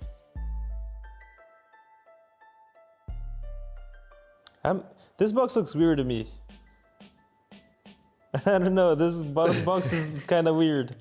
The box is correct. One more now. One more. This is a little bit trickier. Let me see. What could it be?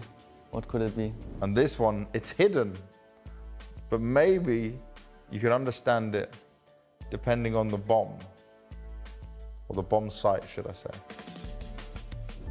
Yeah, I was thinking about this. This looks weird. I think it's the arrow on the right that is not supposed to be here. Right? Bro, maybe the A, Plaza A, I don't know. Oh yes, I see it now, James. It's the wrong bomb site, of course. Yes. That's a tricky one. That's a good one. We're going to B, of course. Hidden away, yeah. We're not going to A that direction. Nice one. The A. The A. Yes. It's B. It's okay. B. Okay. We're trying to point you in the wrong direction. That's true, it is B.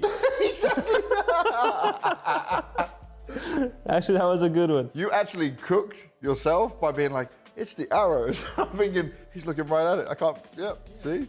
It's B? Yeah, well, now it makes sense. Yeah, see? you understand it? Yeah.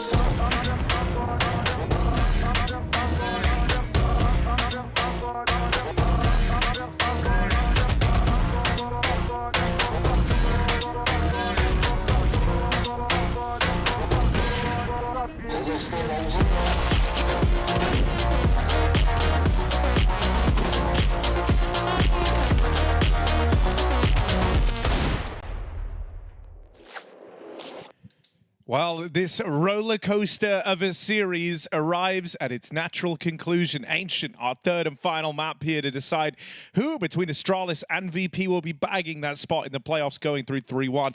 For the loser, they have to keep on battling. It's gone the distance, Hugo. Are we shocked? Are we surprised? Did we expect anything less? Certainly a banger of a series. True. And VP now favored on the odds coming into map 3. I couldn't tell you who I favor. It's going to be a crazy game. Either way, we go to Ancient as our decider. A map that VP had a 6-loss streak on. They broke it at this event over Big Clan. Now eliminated, of course. And Astralis, we saw them play this against Spirit. They got banged out, but even worse, Harry, they got 13-2 by Odik at this event. So I don't know what to expect from Astralis. Is this the best Astralis VP series ever? It's either this or that little one from 2017. Oh yeah, there was someone with Train or something. Yeah, that was okay. This is pretty good though. This one's had it all. In a way. Lots of stuff jam-packed into this, man. Maybe too many. HOTU, top frag, map 1, map 2. Wild comeback denied with 400 B hits called by Electronic. Hitting the Bs so much that we're running out of pollen. I don't know, colony collapse disorder or something. That's good. Okay, I got an actual Counter-Strike point if you want it. Yeah, please. Up to you. I hope Stare is able to go in the back and do like 20 push-ups and fully reset in this map, because VP are a team who love to abuse A executes, spamming A executes on this map. And we just saw VP's tendency to only hit one bomb site. Don't expect that in this game. But if Stare's still having a roughie and VP are going for these A hits, Astralis could be in trouble, man. They certainly could. It's a very touchy subject, the recovery of Stare. 4-1. Because he's been gone throughout this series, has just looked a bit out of it. So yeah, gonna have to dig deep. Don't know if he can. We'll have to wait and see. Device, the man to open with these dual Berettas, tries to get involved ramp side, will get hounded down. It's Flamus on the entries, Fame in alongside him. Stare concealed in the cave. This has to be his moment. Stare quiet all series long. Starts off Ancient with a bang. 3 kills from the Stare dual Berettas. Seal the deal on that pistol for Astralis. Unarguably his most impactful round of 3 maps of play, and it comes in at the most important time. Now, you do remember that no one has converted a pistol in this series. Every single one won by the forcing team. So let's see if that keeps up, but Astralis at least get their quiet player activated with a big pistol 3K. Nice! HOTU! Straight to there, man! Nice, Vigo. Say sweet, Vigo.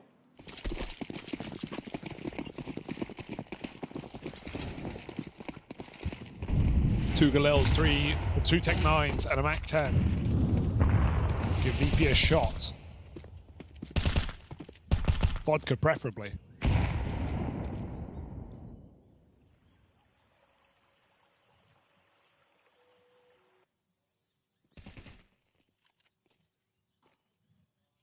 No one's converted a pistol yet in this game.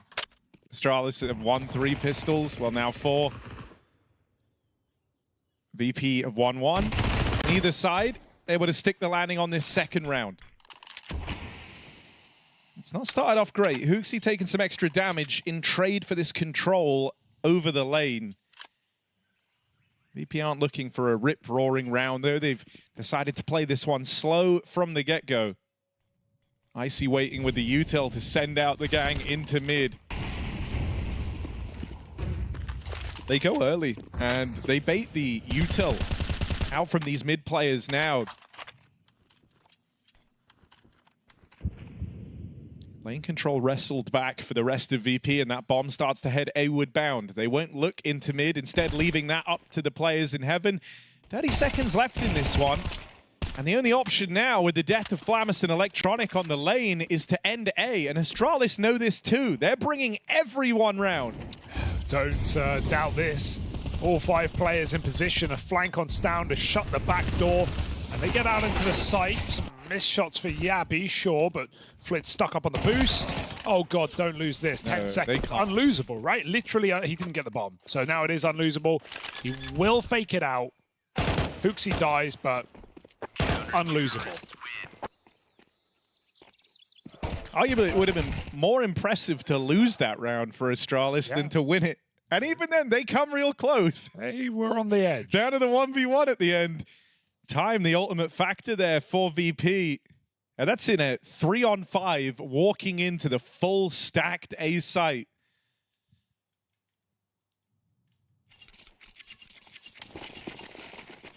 That's also the first second round won by the team that picked up the pistol. And look at this, VP have forced up again, taking a big risk early on. With that last one coming down to a 1v1, and the gun saved forward, their success in these force buys, they decide, screw it. Let's swing for the fences and try this once more. Very similar start to last round. Damage done on a HOTU, but this time an opener for Virtus.pro. That's what they wanted. Close mid spam. Electronic picking up the gun is given a second chance, and he will call for Fame to go through this smoke at the right timing. Yabi gets out. Device with the cover. Electronic swings for the fences. He hits the wall. Now they have to go B. There's no one in the bomb site. Double cave. HOTU really low. He's just got to play to contain this position as VP take a lot of space. That Molly falling. Oh my god, everyone's hurting so bad. The only guy with health is Yabi. HOTU at 1 HP does what he can. Another kill back from Yabi on the long side. It's that swing that decides the outcome of this round. Save. And they do it. The back-to-back forces worth their weight in gold for VP. Contacting into B there at the right time. It's not a play without risk, right? But it's a risk they feel like they can take, and I can't say I blame them with how successful these forces have been.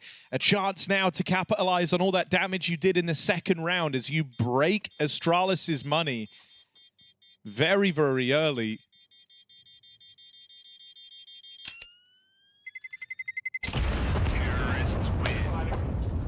Game on.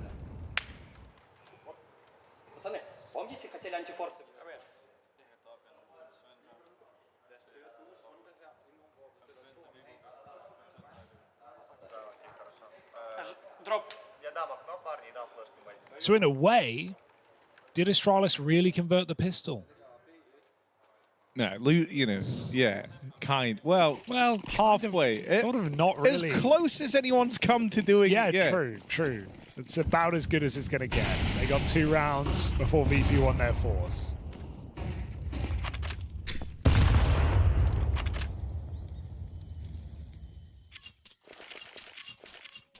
It's the first time a team won first and second round. Yeah.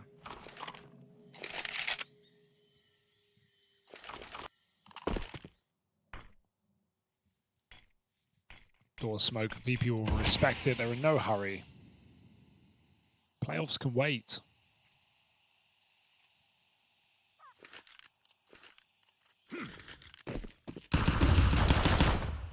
Astralis take this space very clearly. There is a re-smoke available.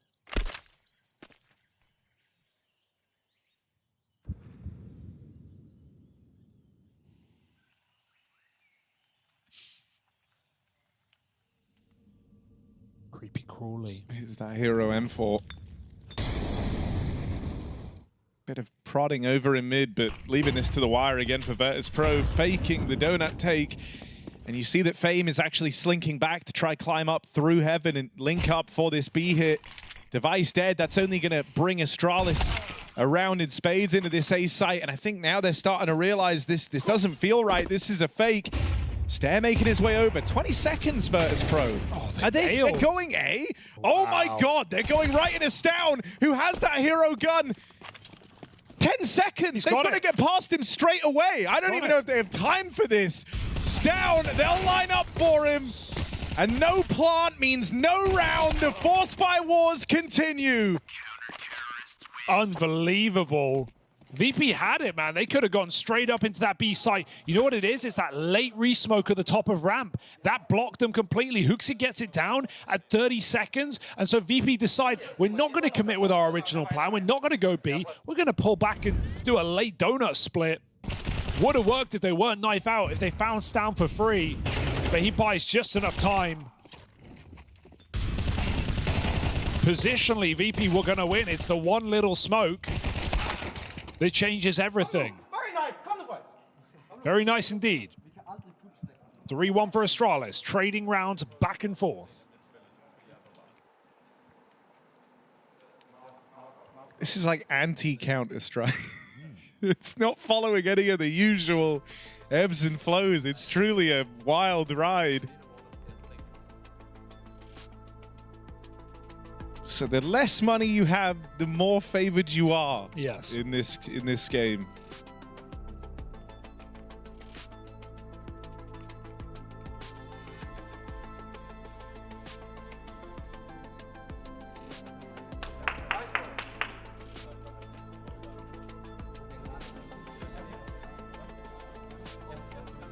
Still already with some good impact in this game. Won the pistol for Astralis. Won that round. With Stown. Last, yeah, him and Stown combining. Stown also having like a rough start, but trying to recover. And honestly, if that's the Stown you get, that's fine. You can take a slow start with a recovery at the end. Usually it's the other way around for this guy. This has always been one of Stown's better maps as well, which is a good sign for Astralis. They need him right now.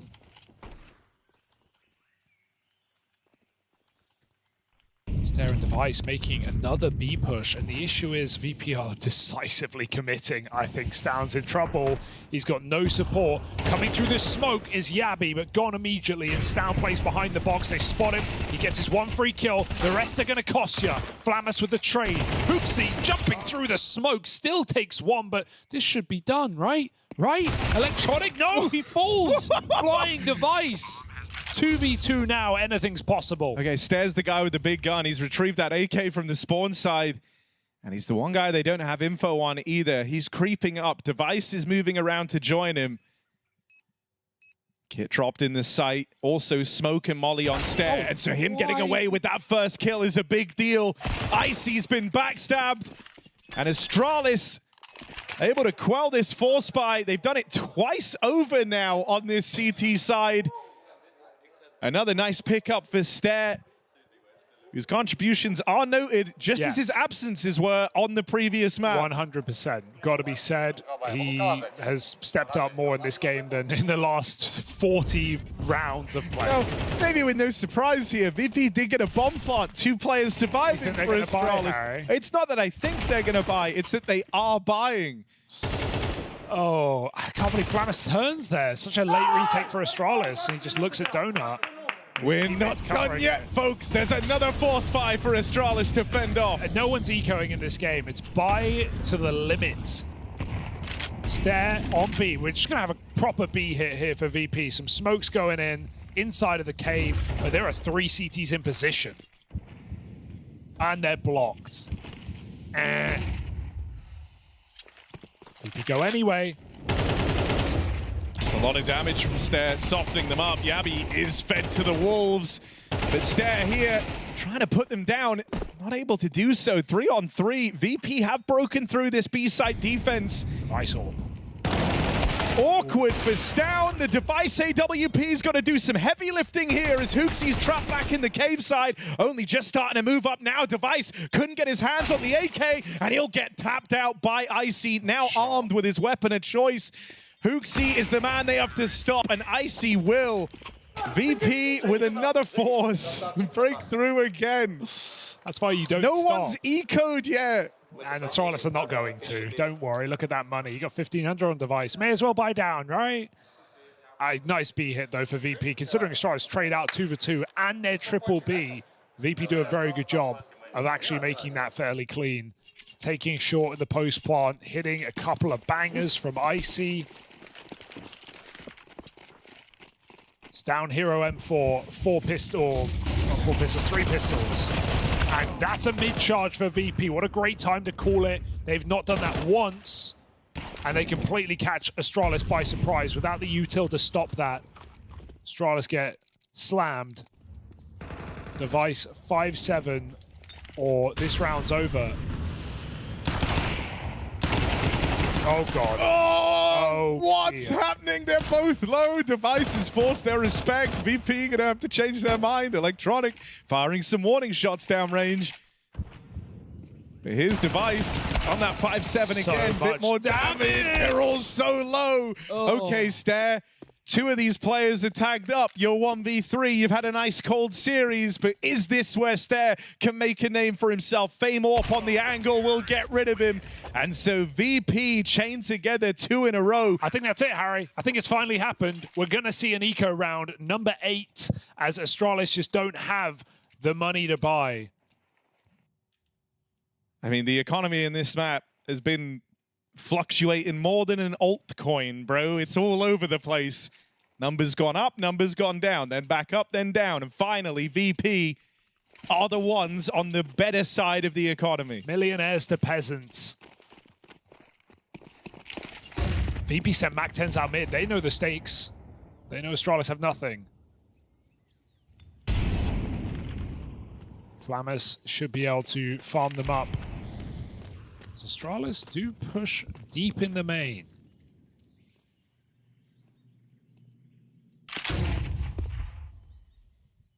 Dangerous. Molly would go a long way right now, Flamus.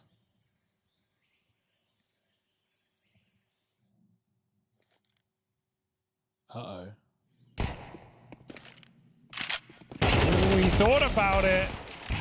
Oh, God. Thankfully, Icy at least makes it risky, but... That's the bomb. Oh, bomb. Yeah, you'll know that that's a huge issue. Oh. You need that to win the round. Oh, no. And so Astralis, with just pistols, now armed with an AWP and an AK, look to reignite the Force by Wars. It's got to be Device. Stan has a headshot angle to main. That's a really good fight for him. Like, if they come close, that could be a problem. And they should. But Device has his back covered. For now, at least. Departing the mid angle, but Fame still hasn't moved in yet. Device getting a bit twitchy, doesn't know which way to look. They put a smoke down on the bomb. Need to follow up, but he doesn't go peeking through it. Bomb should get retrieved here, but it's still tenuous. NT. And now that they've got Stown low, he can't win this. Bomb gets away. Good save for VP. If Fame plays there, it frees up both Astralis players to fight that smoke. So he just contains. He knows his team can get the bomb with their utility. A case of when not fighting being the right idea. VP, stop that near eco win. 4-4 now. Very tight game all the way along Ancient. Both these teams vying for a playoff appearance.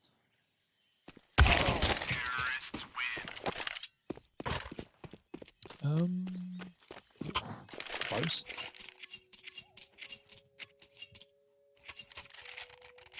We have attack. I think that's a good decision at this point in the game. You haven't had a chance to really relax.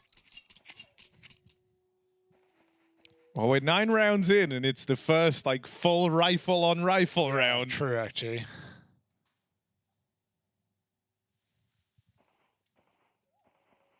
Both teams going all in with the Force Buys to open up Ancient.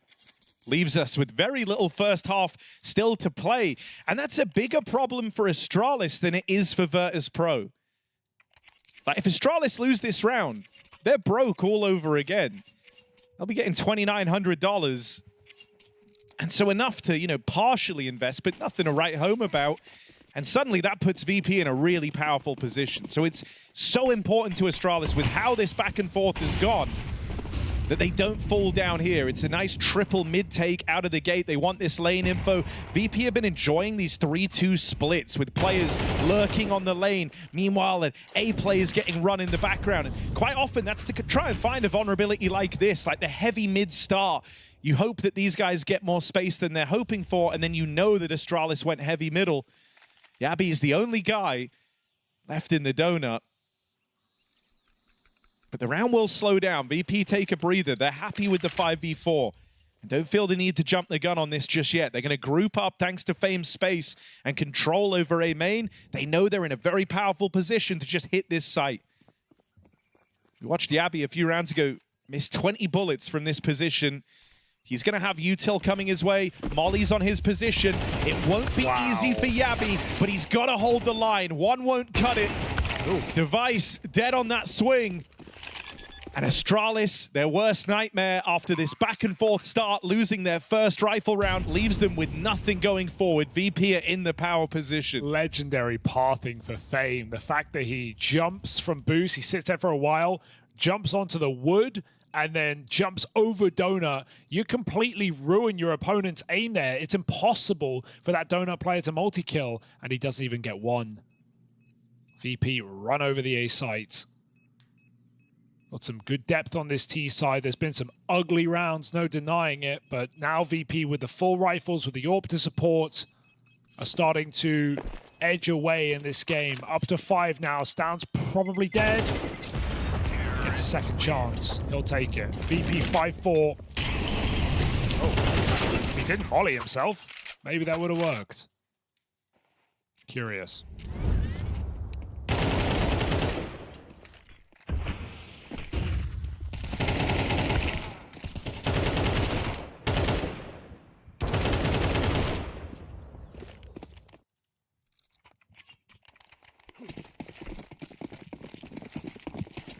Stown here waging mental warfare. Stown wrote XD in chat. Stown did write fucking with them. And he's also been spamming bodies all last map. All game, yeah. I respect it. Got to get in their head some way because you're losing the game right now. Astralis on an eco and VP just contact into B, and no one's expecting this. They may be 4 strong, but they're not ready for Flammers, who is essentially in the site. Pop comes around the corner, device you won't expect. Same position, needs a different result. One, but now his work gets real tricky. They know where he is. Only has that element of surprise on the first.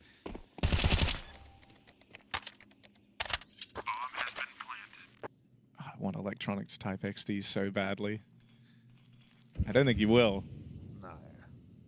But imagine if he did. Needs a good reason, I think.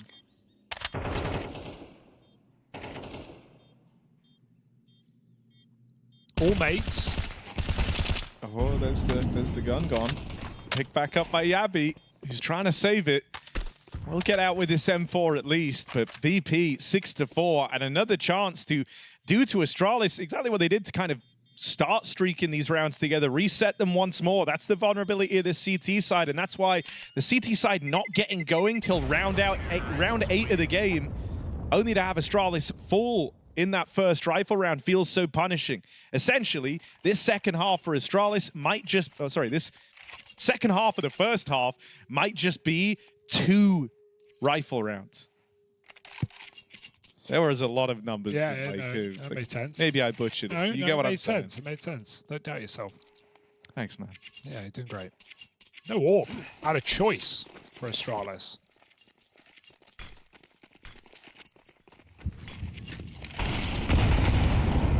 Nades in middle. Ouch. Flick tried to go through, but it's 3 strong for Astralis to stop this fight. Fame burns. 1 for 1, not worth. As VP sit a man down with no control. Even Flammus departing B, and probably for the best. Device walked down. Let's just go for a quick A. Smokes on the fly. No one in position. No one here to stop him. VP could plant this bomb. I just don't think they expect this much room. There isn't even a player in CT. Flammus try to stop the flank. Oh, that's a keen kill for Stare. But don't count your chickens before they hatch. This round is still on. You can see the paranoia. VP really expecting something CT. They are all behind you. Oh. Icy opens. Oh. Electronic is so blind, but Icy still going, still rolling. Freezes up when it comes time to find Stare, and so that must-win rifle round for Astralis will come through. They've bailed themselves out here. Stare stepping up again. 3 kills from him in this round. And Astralis in with a chance of an even half. Considering the situation they got put in, this feels like a good enough recovery. Yeah, winning the mid-fight is huge because VP, you know, they flexed on the first anti-eco by rushing it. They've been taking it slowly ever since. Astralis manhandle middle with 3, and now they move away entirely, trying to play ahead of the game. Lots of grenades going in to simulate that there are numbers there, but it's only one guy. Yabi gets out. VP come from heaven side. Oh, dangerous for HOTU. Not even really been talking about them. 3 and 9 in the cave. Not really been tested. A lot of B contacts is really it for VP. Stan will hold his own. Deep main control. VP wanted to A split. Now they just have Donut. And they don't know. Yeah, no one's even considering this. That feels like such an oversight for VP. Yeah, be able to just swing out and deal with them. 2 kills from him in the Donut. That's perfect. And HOTU even tries to put more pressure on. Decides it's not worth overextending there, giving them a route up back in a B. He spots that they've slowed down. That's info enough. And so Astralis just hold the extremities. Whoa, that looks nice. Long dog of the law. Icy knocks Device out of the round. And now tries to link back up with Flit over in Cave. HOTU is the only guy on B. He needs one. Either one or live. You can't just die for nothing here. And he's going to die for nothing here. So VP, they've got a smoke for the post plant. They've got control. Flit's looking a little worried. Where are they coming from? He sees Stare. They are so uncertain right now. Back's turned. Hello? Stown didn't see the barrel. And so Icy, he gets a chance. He gets a second chance. Stown dead, Stare through the smoke, and Icy misses his shot, but it gets info, and there's no way you're ready for Flit inside of this smoke as Stare makes steps. He gives away his position. Flit fucked it up, and Icy saves the day. VP 7-5 and a half. That was a mess of a round. I don't even know who's supposed to win that, but VP will take it every damn day. These are nail-biting rounds. This is just the wildest series. First map, unexpected result of Astralis in some multiple OT banger, taking down VP on their home map. Only for VP to pull up map 2. Alpha Blood wanting revenge. And now the wheels fully fallen off. This is a wild, on-the-fly type series. Not following the usual rules. It's VP edging out that first half. That's after their risky decision to force by 5 times over, or 6 times over rather, to open up this third map. It's gotten very scrappy, very brawly. And it's nice to see Icy thriving within that. Yeah, he's had a couple of awkward shots, but who doesn't as an AWPer? Let's be real. Can't all be ZywOo. Hit the important ones. Won a couple of key rounds down the stretch. Had a great CT side on Inferno as well. This would be our second Kazakh player in the arena here in Astana. Can he get there? MongolZ already did. Icy wants to join him. B smoke down. Astralis go through the cave and Flip might meet them in the smoke, not learning from his lesson. This is terrifying. It's no secret where this one's ending. VP rotate players over. There's the execute. Flip has to give it up. He meandered out. Yeah, full retake on B. No kit either. This is a hard round to win. HOTU has a molly. Astralis have won the round. Astralis have won the round. He's got a molly for the bomb. He's won the round. Unless he messes up the lineup, it's literally unwinnable. As long as the Giga Chat don't mess up his molly, this one should be safe. Let's see if it gets there. VP closing the gap. HOTU with the lineup. They get in. And Electronic with the stick. There's the molly to come in. Gonna force them off that defuse. HOTU's got his lineups. It stops it from coming through, but this could still get lost in the later stages. Luckily enough, Yappy holds on, and Icy can't go any further. No kit, no util. One molly wins the round for Astralis. Lineup Larry saves the day here for Astralis in a smokeless, kitless B retake setup for Virtus.pro. You know how it goes. Astralis win the pistol. VP have him right where they want him. Force buy in for Virtus.pro. Yes, well, no rest for the wicked here.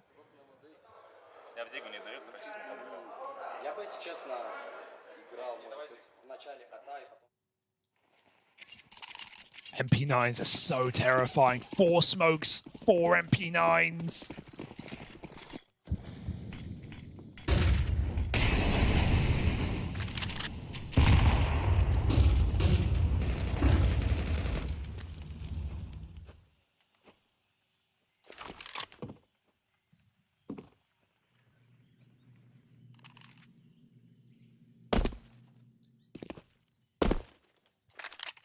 Astralis patient, but they will be hitting this B bomb site, and with VP's gamble, it's not going to pay off.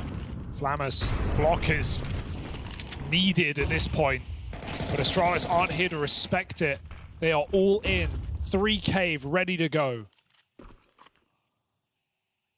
Boost. Oh, that was meant to be Flammer's dead, but Device just couldn't get a handle on him, and the quick realization, the quick turn from Flammus is crazy. Rotator in. Oh God, Astralis.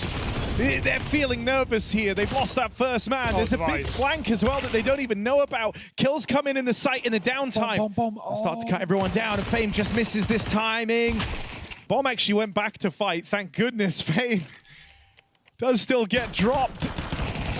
Oh my God, it's fine. Dude, it's all good. Flammus just wide swings and doesn't burn in the molly, VP are going to kill the bomb. They have a flank. They would have stalled Device out. Fame would have hit that timing behind them, but instead he sits in the Molotov. He burns out, and Device can escape up the ramp before the flank is in. Flammus, trying to buy time, loses VP the round, if anything. He had to go, but reloading. And Astralis just squeak out. Don't want to jinx it again, Harry, but it seems like they have actually converted pistols in this map.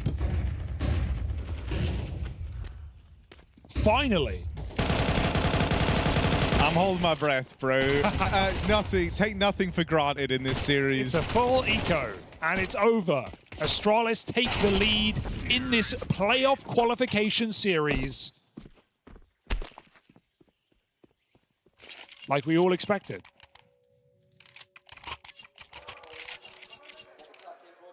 Yeah, now those were the quote-unquote free rounds for Astralis, right? Sticking the landing on the conversion. They get off to that 3-0 start in the second half. Their first streak of rounds since this map started. But now comes the buy for Virtus.pro. AWP for Icy, who's been looking good. He'll be left over towards that A site. It's a pretty passive start here for VP. No attempt to take mid control. Fame in the donut, just watching for mid info, and a triple B stack out of the gate from VP.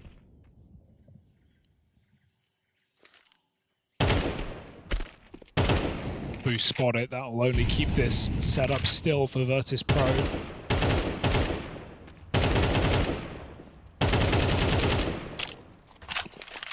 Astralis almost destined to just execute on this B site. They have nothing else. Stair crawls out middle. Could add in some allure by smoking donut. I would put the fear in VP, but instead he rotates and joins his team. This is a flat B execute for Astralis. No funny business. HOTU with the grenades. Going back to line them up. Astralis into a stack. In they come. Smoke getting blocked over in cave means that molly gets extinguished. You don't displace the site players as a result. Flamus up close will get overran, and that triple B hold, that early lean that VP had here, well, Astralis swing right into it and get out with the round scot-free, only sacrificing Stair to get it. Good flashes for HOTU as well. All flash assists on those entries. Astralis just run up the ramp into blind VP players and lock down the round. It's a very hard hold there for VP. Not a lot of spots to play once the smokes come down. And we have some much needed kind of composure in this series again, right? Slower rounds from Astralis, trying to take the chaos out of it a little bit. VP have just been running a crazy train throughout the last T-halves you've seen them play.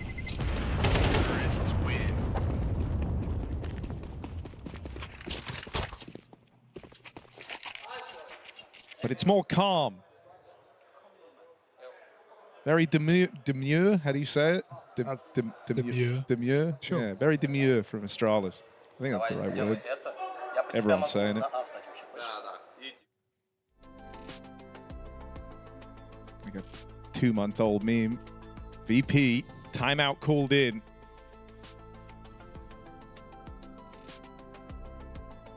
I think VP have been a meme for longer than 2 months, but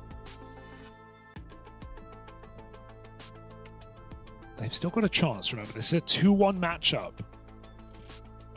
You lose this game, one more to either get eliminated in the groups or go to the arena in Astana. Expect an excellent arena event from what I've been hearing.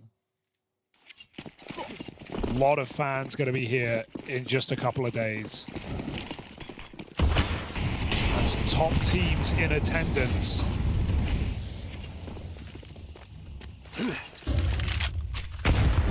Foster out in the mid. They don't like what they see. Play even scoops in and steals that away. Oh. Cheeky. This is nice. Just don't go through, Stanley. Yeah, there we go. Oh, they saw him, but they're just going to go. They know they got the site control. The ramp reduced. Long. Flit has no idea. He's spamming afar. Yabi gets a free kill. Because of where the rotates are coming from, they won't be able to stop the bomb either crossing, right? That's like the one threat right now. The other is losing these B-site players. But Yappy was the one who got all these kills. They don't know where he's gotten to. He gets out with a third. Bombs now out. the onus is on Device to go and secure space at A. It's a good read from VP. They're very fast. They beat Device's scope. He is going to hear this, though. He hears that one player's made it to site.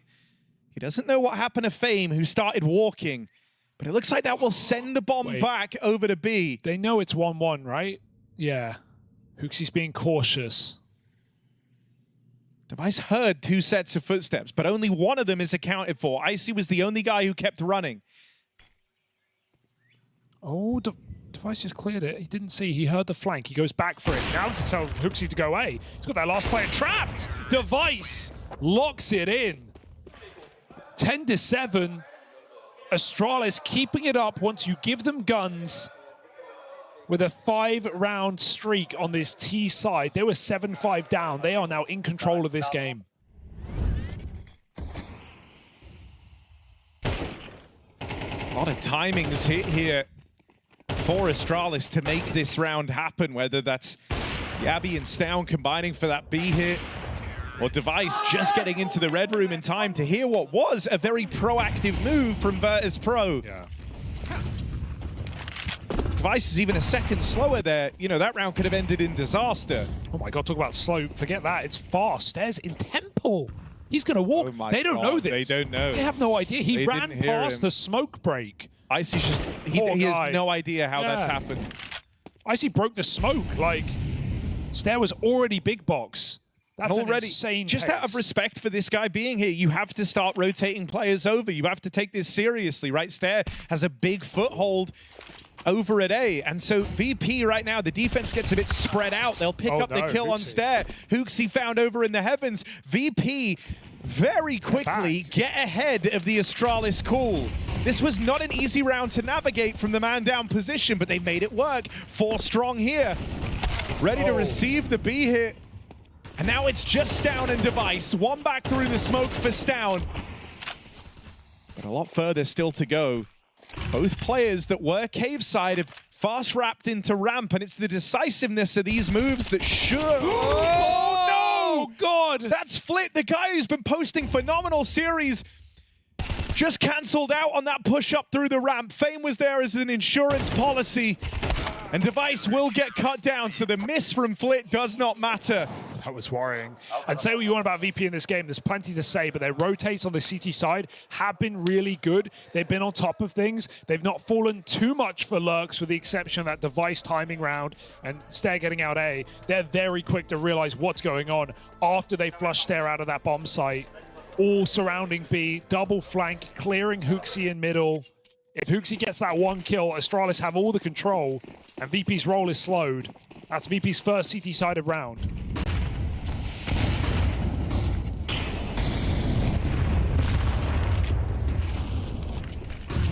Up the pace, up the ante, up the utility. Astralis get into cave, it costs them nothing. I mean, if the rest of the halves have been like these scrappy, messy affairs, this one is full of some high-level rotates, some great reads. Intuition Counter-Strike on display. And as a result, it's very mobile. There's lots of moving pieces, lots of gaps to be found. That's why you've been seeing some of these, you know, wild timings hit, in particular by Astralis.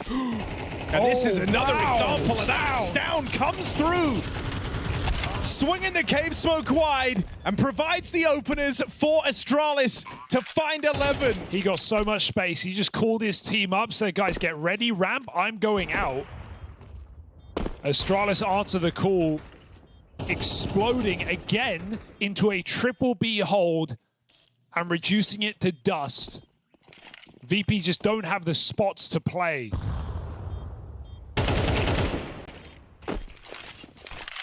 Now it's a game of survival. As they need these guns, they have nothing to show for this CT side. One blemish on the Astralis track record as they hunt down everything. Stown late in the day, showing up with his best map yet.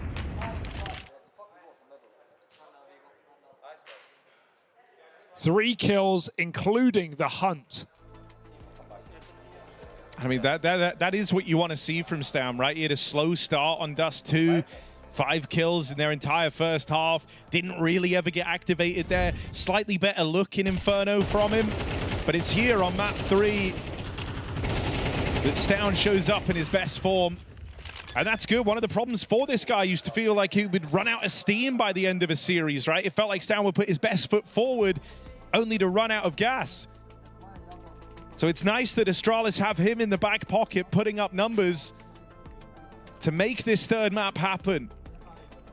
I mean, what a completely different situation this third map is for Astralis compared to how the series started, where HOTU and Device, it was hulking individual efforts from the captain and the AWPer to lock in that win for Astralis. Well, this time HOTU is comfortably bottom of the board, but he's had good calls, good maneuvers, and it's the rest of his team that are uplifting him. Yeah, as it kind of should be, right? You shouldn't have to rely on a player like HOTU to carry you through. It's great he did on Dust. They would have lost that game without him, but now as we go deep into the series, the regular stars are showing up a little bit more. Yabby and Stown with some impactful rounds. Stown is 5-1 in opening duels in this game.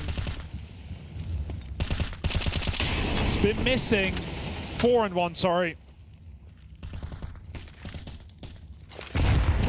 And look at this, a fake on the lane, lots of control shown. Icy. It's interesting. Really Astralis are giving VP a taste of their own medicine, or at least attempting to, right? This is a VP classic round. 2 players start lane, fight for control, the other 3 go A. But if one team knows how to cancel this out, it's the guys that were doing it against you. Virtus.pro clamp down on this 2-3 fake. Let's be serious. This series was never going to end with a nice, clean, decisive victory for either team. It was always going to go the distance. We were always going to get all of the bloody rounds. And so VP, make sure that happens. They're coming for your AWP device. You can get a couple. You can't survive this.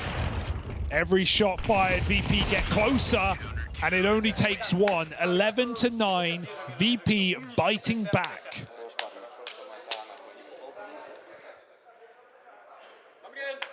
Hell of a round to find for VP, right? That is their lifeline round. That is the one that keeps the hope of this comeback in check. It's GG if they lose. They lose that, yeah, it's over. They're broke up against 12, and even though we've seen a lot of these 4-spy wins across this series as a whole, they've petered out in the second half, not been as impactful, not been as prominent, haven't had one yet.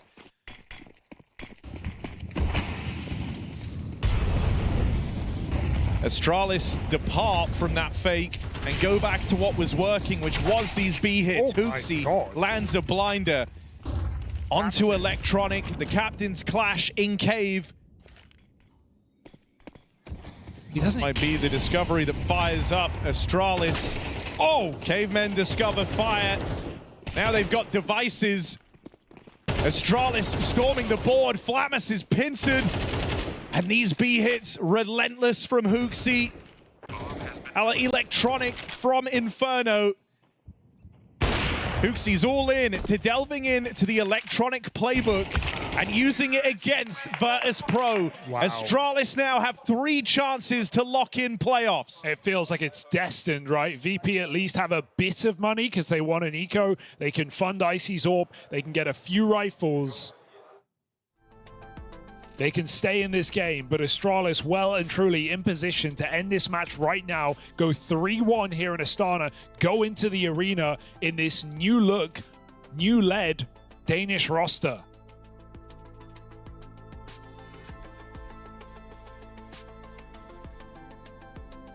For Virtus.pro, it's been a stubborn look, especially on Inferno.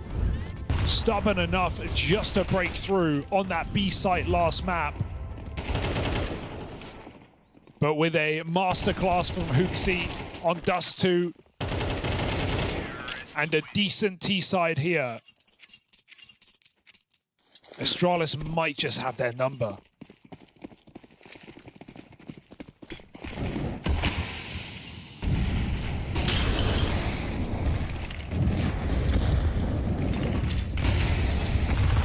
Down this time, going to try and replicate the cave entry, and once more Electronic is picked up there. Not the start VP wanted. It's a heavy B lean from them. They started 4 strong at this B site. And every time Astralis go B into a triple stack with an execute, they do it cleanly. They don't take any deaths. The executes have been so nice. Icy's AWP has got to be the difference maker in this round. It's on the line.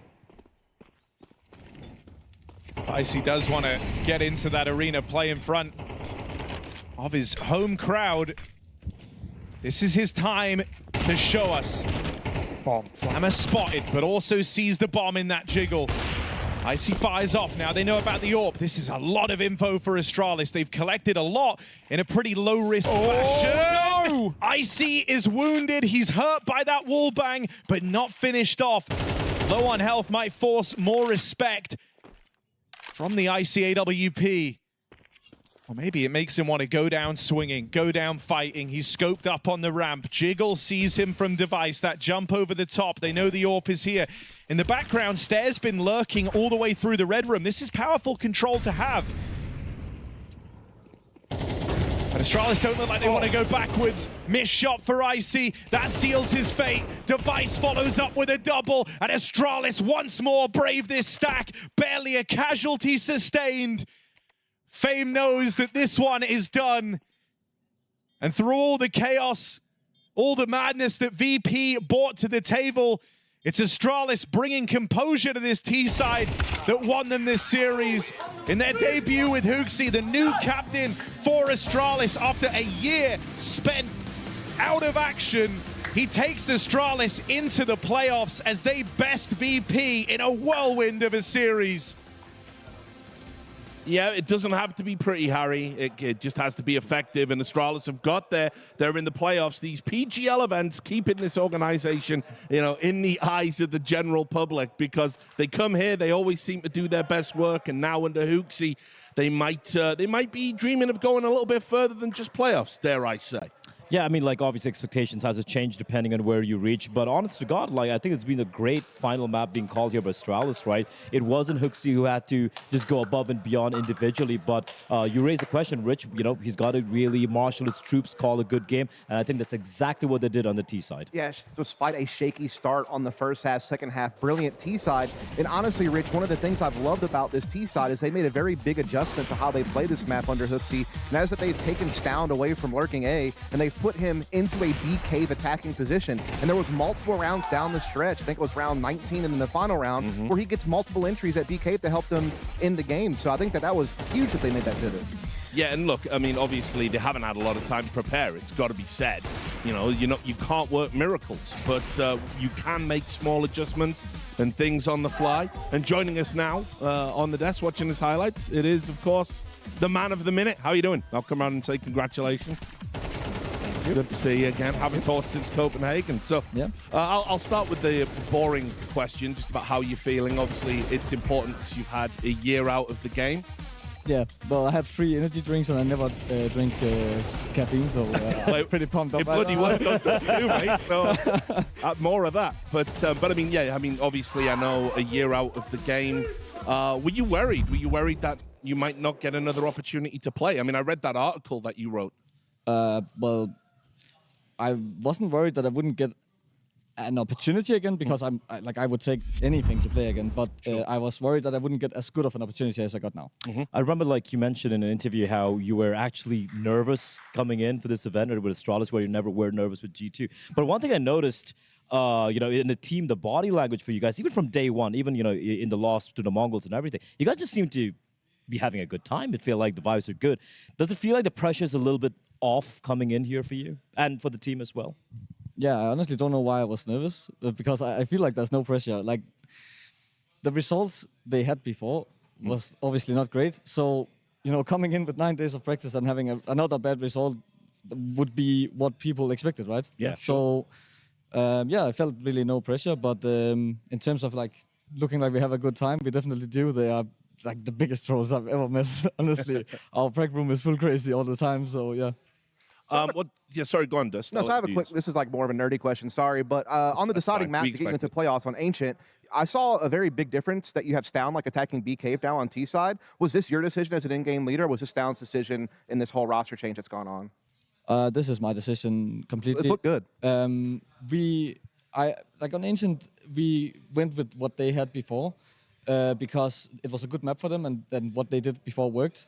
But I'm never really good at calling with other people's strats and stuff. So Now it didn't work for 2 games. What we did in practice, playing around only middle was literally our game plan before, and I just switched it up because I thought there's no fucking way I'm going out and playing like dying 2 guys mid and then we are 5v3 every round. Yeah.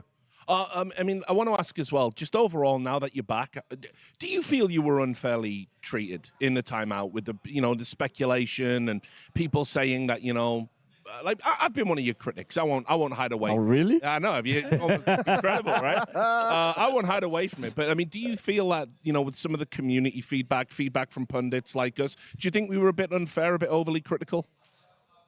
Well, first of all, you need to watch out or you'll get the Kazakh treatment here in the day. That's why I wanted to get you on, right? I asked you. I was like, I'm going to give this guy an opportunity to answer to his critic, dude, No, honestly, like, most people in this industry doesn't remember more than your last game. Correct. So I don't take it too, heavy, too hard. So some things were unfair, some things were fair. Like, obviously, my individual level looks like...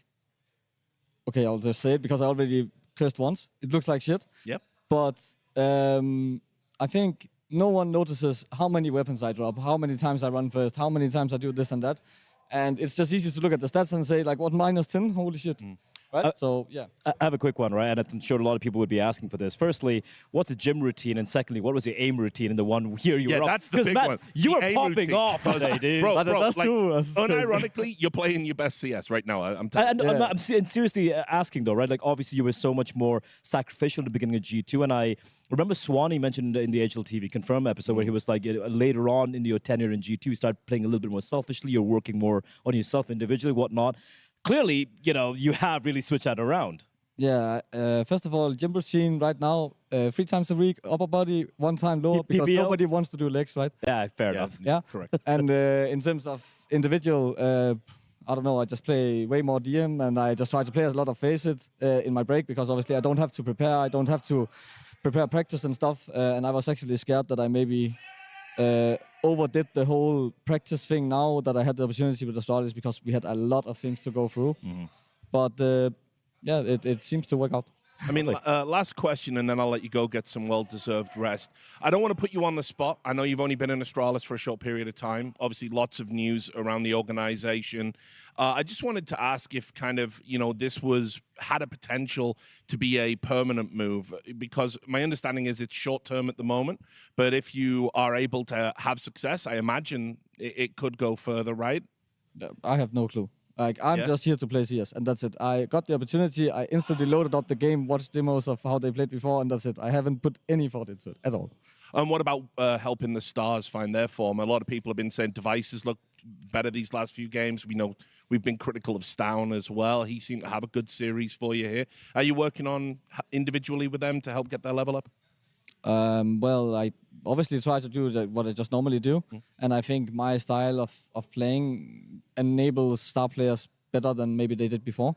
I definitely see a big difference when I was watching how they played now before and until now. So maybe it has something to do with it, but I also think getting a new IGL is a fresh breath of fresh air, right? So. Maybe that just helped. I'm not sure. Yeah, look, long may the honeymoon period last. And obviously, great to see you again, brother. I'll look forward to seeing you in the stadium. Long time coming. So make sure you enjoy it. Congratulations. I will. Yeah, congratulations. Congrats. Right, so there you have it. The Giga Chad will let him go. Bye. Farewell. Peace. I mean, listen, obviously, what a cool kind of comeback story, if you want to call it that. It's always super hard when you have a year out of the game. I think it's harder for IGLs. You have a year out of the game, meta moves on, things are shifting around. Right. You have to stay dialed in on everything that's happening, all the while you're not playing as well. So I think what he's achieved here, getting this Astralis to playoffs, having played a decent opponent today in Virtus.pro, I think he can hold his head high with 9 days prep, right? I agree with that 100%. And I think even though there were certain moments in this series that were sloppy, they were a little bit rough around the edges. Let's be honest. Yep. The first couple of maps, there was very touch and go on when we saw them playing good Counter-Strike and when we saw them having issues. But on this particular map, you can feel the difference that HOTU has made as a leader on how they play Ancient. Ancient was one of the maps that they were very hit or miss on in the previous iteration. They have now activated. Stown, you asked him that question at the end. How do you think you're helping engage your star players? By putting them in positions where they can have impact. Stown as an A lurker was a total misjudgment, I think, of how to utilize him as a player. Yes. And I love to see him. Look at all these kills he's getting by B Cave, hitting into B site from that side as well. Like, these are things that help them win this game, things that they weren't having before. And also, like, just to highlight how they were able to adapt in the span of 3 days. 3 days, mind you. Like, against MongolZ, I brought up the fact they just won 2 rounds in the T side. Yesterday against Spirit, I think they just won 1 round. And here, it was 5-7 down in favor of the side of VP, and they were able to bring it back just, 8-9 rounds almost in a row coming in. Complete switch up the game plan. You can see how much work they've been putting in after the day's done. Well, I mean, look, there's one thing you definitely cannot say about HOOXi, and that is he doesn't work hard. I mean, that was never a criticism. Yeah. And perhaps, perhaps the community was right all along. Maybe this was the right move in retrospect. I guess we'll find out as Astralis progress through the tournament. Anyway, guys, it's been another great day hanging out, watching some awesome CS. And we hope you won't go anywhere. We're going to switch out, of course. We're going to bring in Yanko, Maui, Tech Girl. But there's still going to be one more series to be played today, so make sure you stick around. She said she loves you. But she can't love me. But I love you. Look, I know my man's going crazy. I gotta break on myself, I amaze me. Like I'm back in the 80s. I won't play window anymore. What's going on? Play your role. 1xBet. On to the next one. The human body was built to move. Not trapped at a desk in one singular posture for 12 hours a day. It's time your chair evolved. This is Secret Lab Titan Evo. Ergonomically engineered for you. Gamers, hybrid workers, artists. Backing your every move.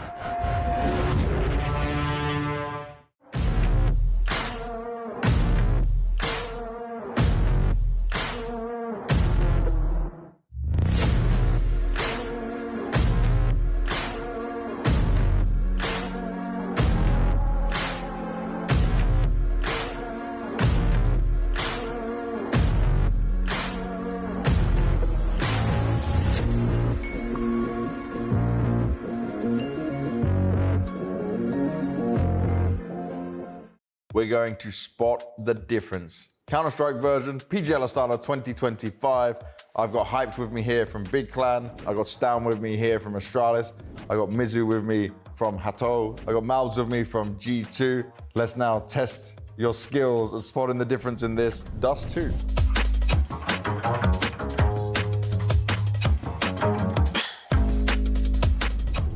You like Dust 2? Not so. No? No, I think no. Where do you play on Dust 2? Not bencher, like B rotator. Okay. So you should know the B site. Yeah. What's wrong here then? Tell me the 3 things you can spot. There is not orange color. Yep. It's blue. Oh shit. Wait, the box is blue? This box has a blue carpet? Correct. Okay, well, first of all, that one is not yellow or orange. That's like green, I think, maybe. I'm sure, James. You're sure? Yes. There we go, right? I'm sure. This one. Let's do it, the box at the bottom. Yes. Yes. Oh, yeah, bluish, okay. Yeah, it's like a weird color. I'm with you on that one. Okay, so we are... Oh, no, okay. Car, not like this. I think. It's old dust. When, like this position, it was long car. Ah, okay, yeah. I think so. The car looks different. And the car is different. Car is blue. Everyone keeps saying blue. It's like, you're not wrong. Actually, it's white. Yeah. Car. Yeah, the car is yeah. not the right car. That's not the right car right there. There you go. There's the real car. One more, yes? One more, yeah. You're doing good. Is it this box like this? Bro, what? You don't spend a lot of time in a B-bomb set, do you? Wait. And what else? Let me think. So the letter B is correct, but I feel something off about it. Is it really that big? Or is it even a letter B on it? That's the question, James. Answer the question for me, Stan. I think it's wrong. I don't think there is something called B on that thing. Well, let's see. Yes, it's not there. That was clean, James. But look how good that edit is. That you almost thought it should be there. Yes. Especially when I didn't get the other one as well. Yep. Yeah. Okay, this is easy. Oh. The double stack box doesn't have the B. But we talk about this big box. The big toolbox in the middle, you know, like the pillar of sight. Oh, wait. Is there a B on? There isn't a B on? Normally? There is not a B on it normally. Da-da-da. Oh my God. There's no... Oh yeah, there's no B on it. There is no B on it. It's not B sign on the box, yeah? Correct. Yeah. It's so small, right? Because it's very light. You got it. Well done, that was good. You didn't need much help. Thank you.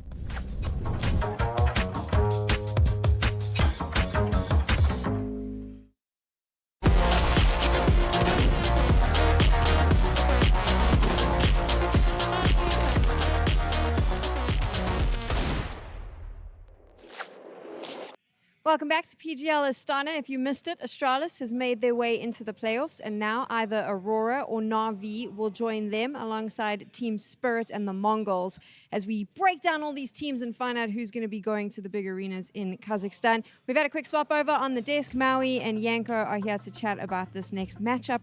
Two teams, very similar situation for both. The only difference, I would say, comes down to how Na'Vi lost yesterday, and we'll get into that conversation in a bit. But first, let's focus in on Aurora. This is a team that I would say, Maui, for the last few months, we spoke about how they were playoff contenders. We were just waiting for them to kind of break through a barrier.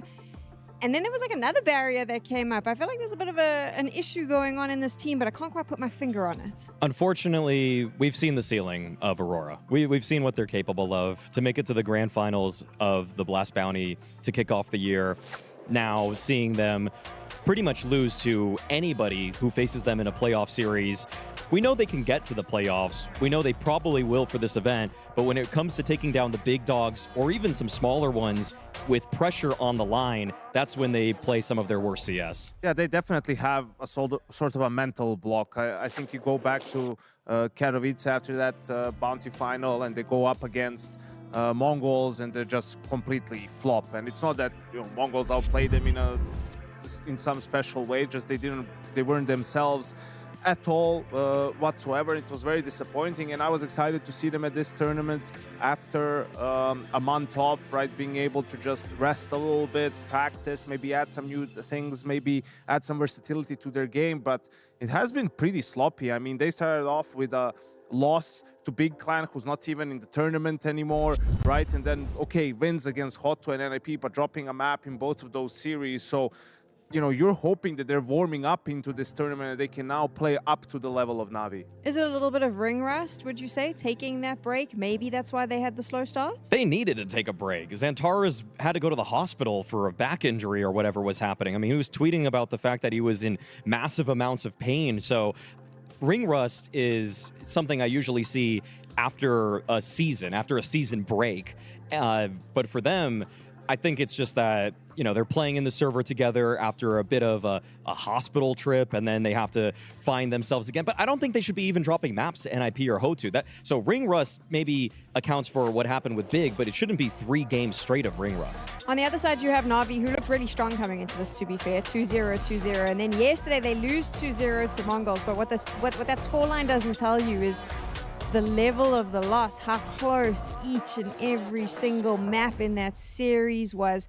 They've got to be coming in today feeling mega frustrated about what happened yesterday, Yanko. Yeah, it was a collapse at the end of the game pretty much in both maps to some extent. And it was one of those where, again, MongolZ did a good job capitalizing on it. But those are rounds that Na'Vi from last year, wins easily, right? And closes out those games. And it's just another series for them this year where things go horribly wrong at the last minute, where they just can't find, that extra gear. No one steps up individually to sort of deliver them a key round and win them the game. And they've just been battling the same demons this whole year. What was so special about Na'Vi last year is how well distributed the openers were for them. The fact that anyone could be the first point of pressure in a moment. But watching yesterday and seeing the way that they fell apart really felt a little bit more like Na'Vi playing not to lose, sometimes playing back, hoping that the Mongols are going to either make a mistake or go to the stacked bomb site. To me, it was a lack of information. And to me, lack of information means a lack of onus being taken by the individuals. We do have some good players that have been playing well for Na'Vi. In fact, I actually spent my morning just kind of watching an Aleksib demo, and it's surprisingly pretty good. Like, it's actually kind of a fun watch right now because he's got a great set of utility.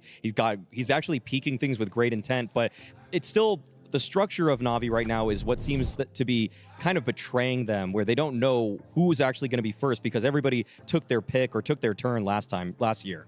What do they have to do if they want to beat Aurora?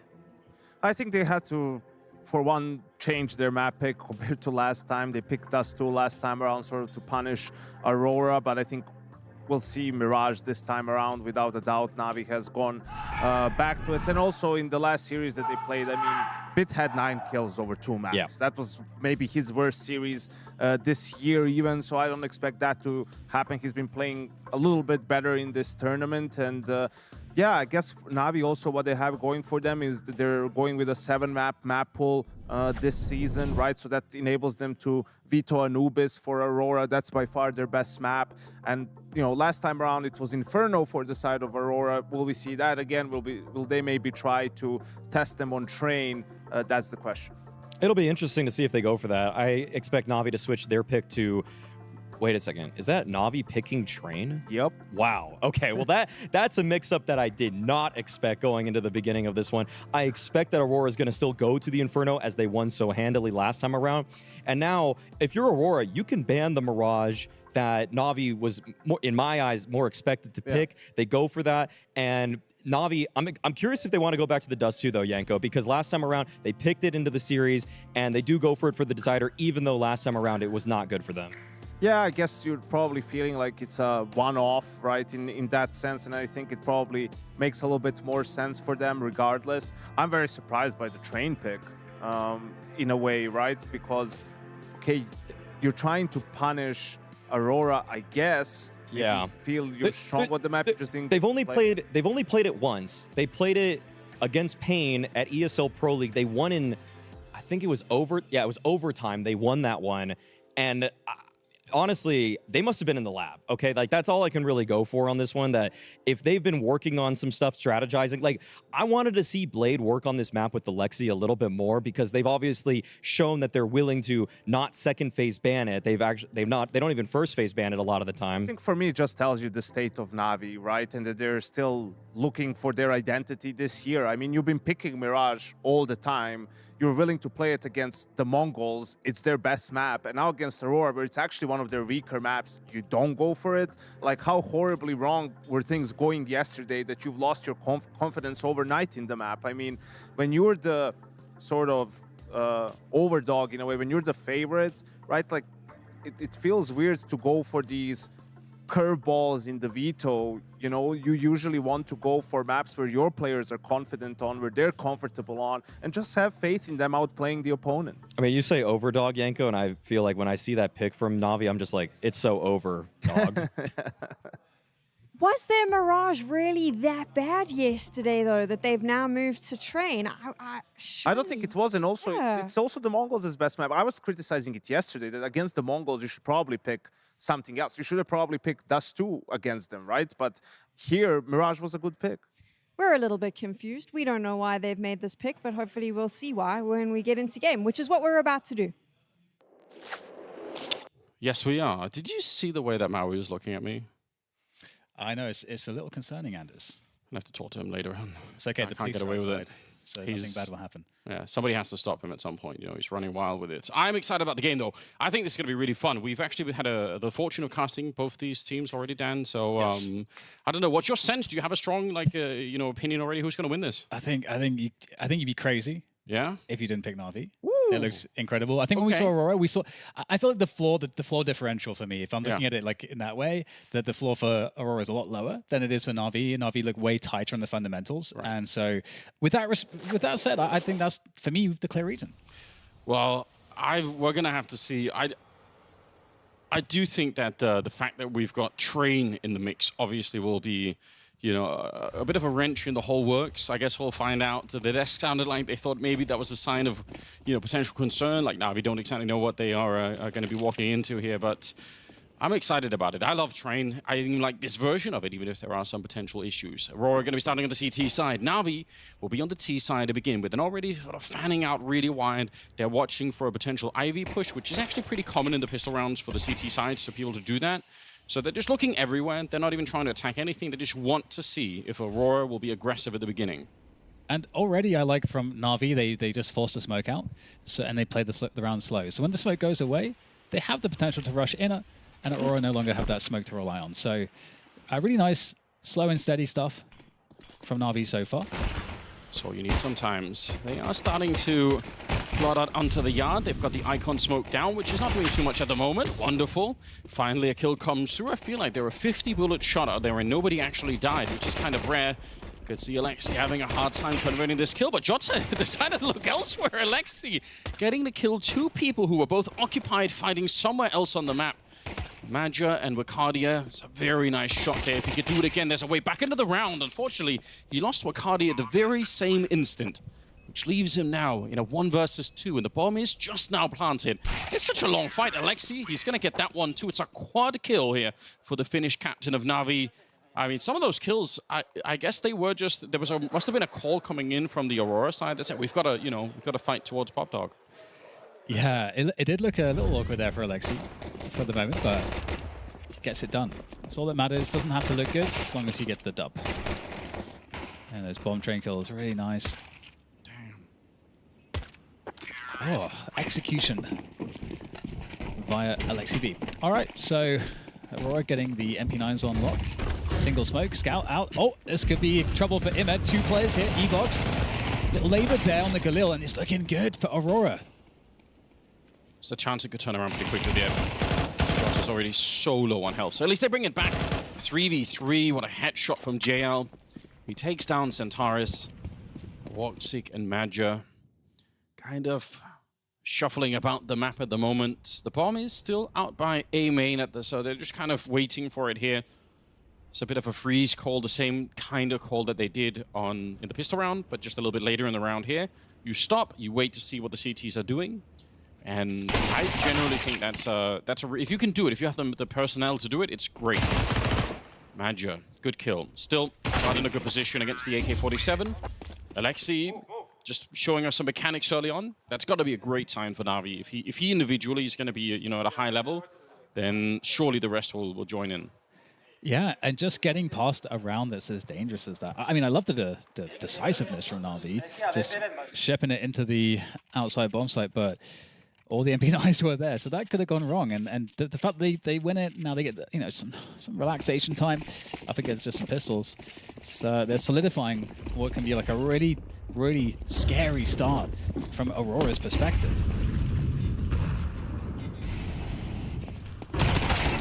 This one should be much easier, but somehow, even with the flash straight in his eyeballs, Jota's still able to pick up a kill there. I really don't know how.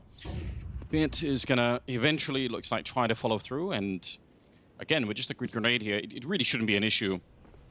They have armor on Centaurus, and that's it, so the rest of them are gonna drop almost immediately. I'm gonna call it a bit of a fluke that Jota got that kill. But if they do get one more, then again, even if it is a fluke, you're going to have to be concerned about it from Na'Vi's point of view. There we go. Nice dink onto Bits, but how can you challenge it? They are starting to get out onto the site here. Aleksib with another ice-cold kill. I feel like a lot of them for him right now have just been pretty smooth. Centaurus is going to get the kill onto JL, and we'll pick up the Galil.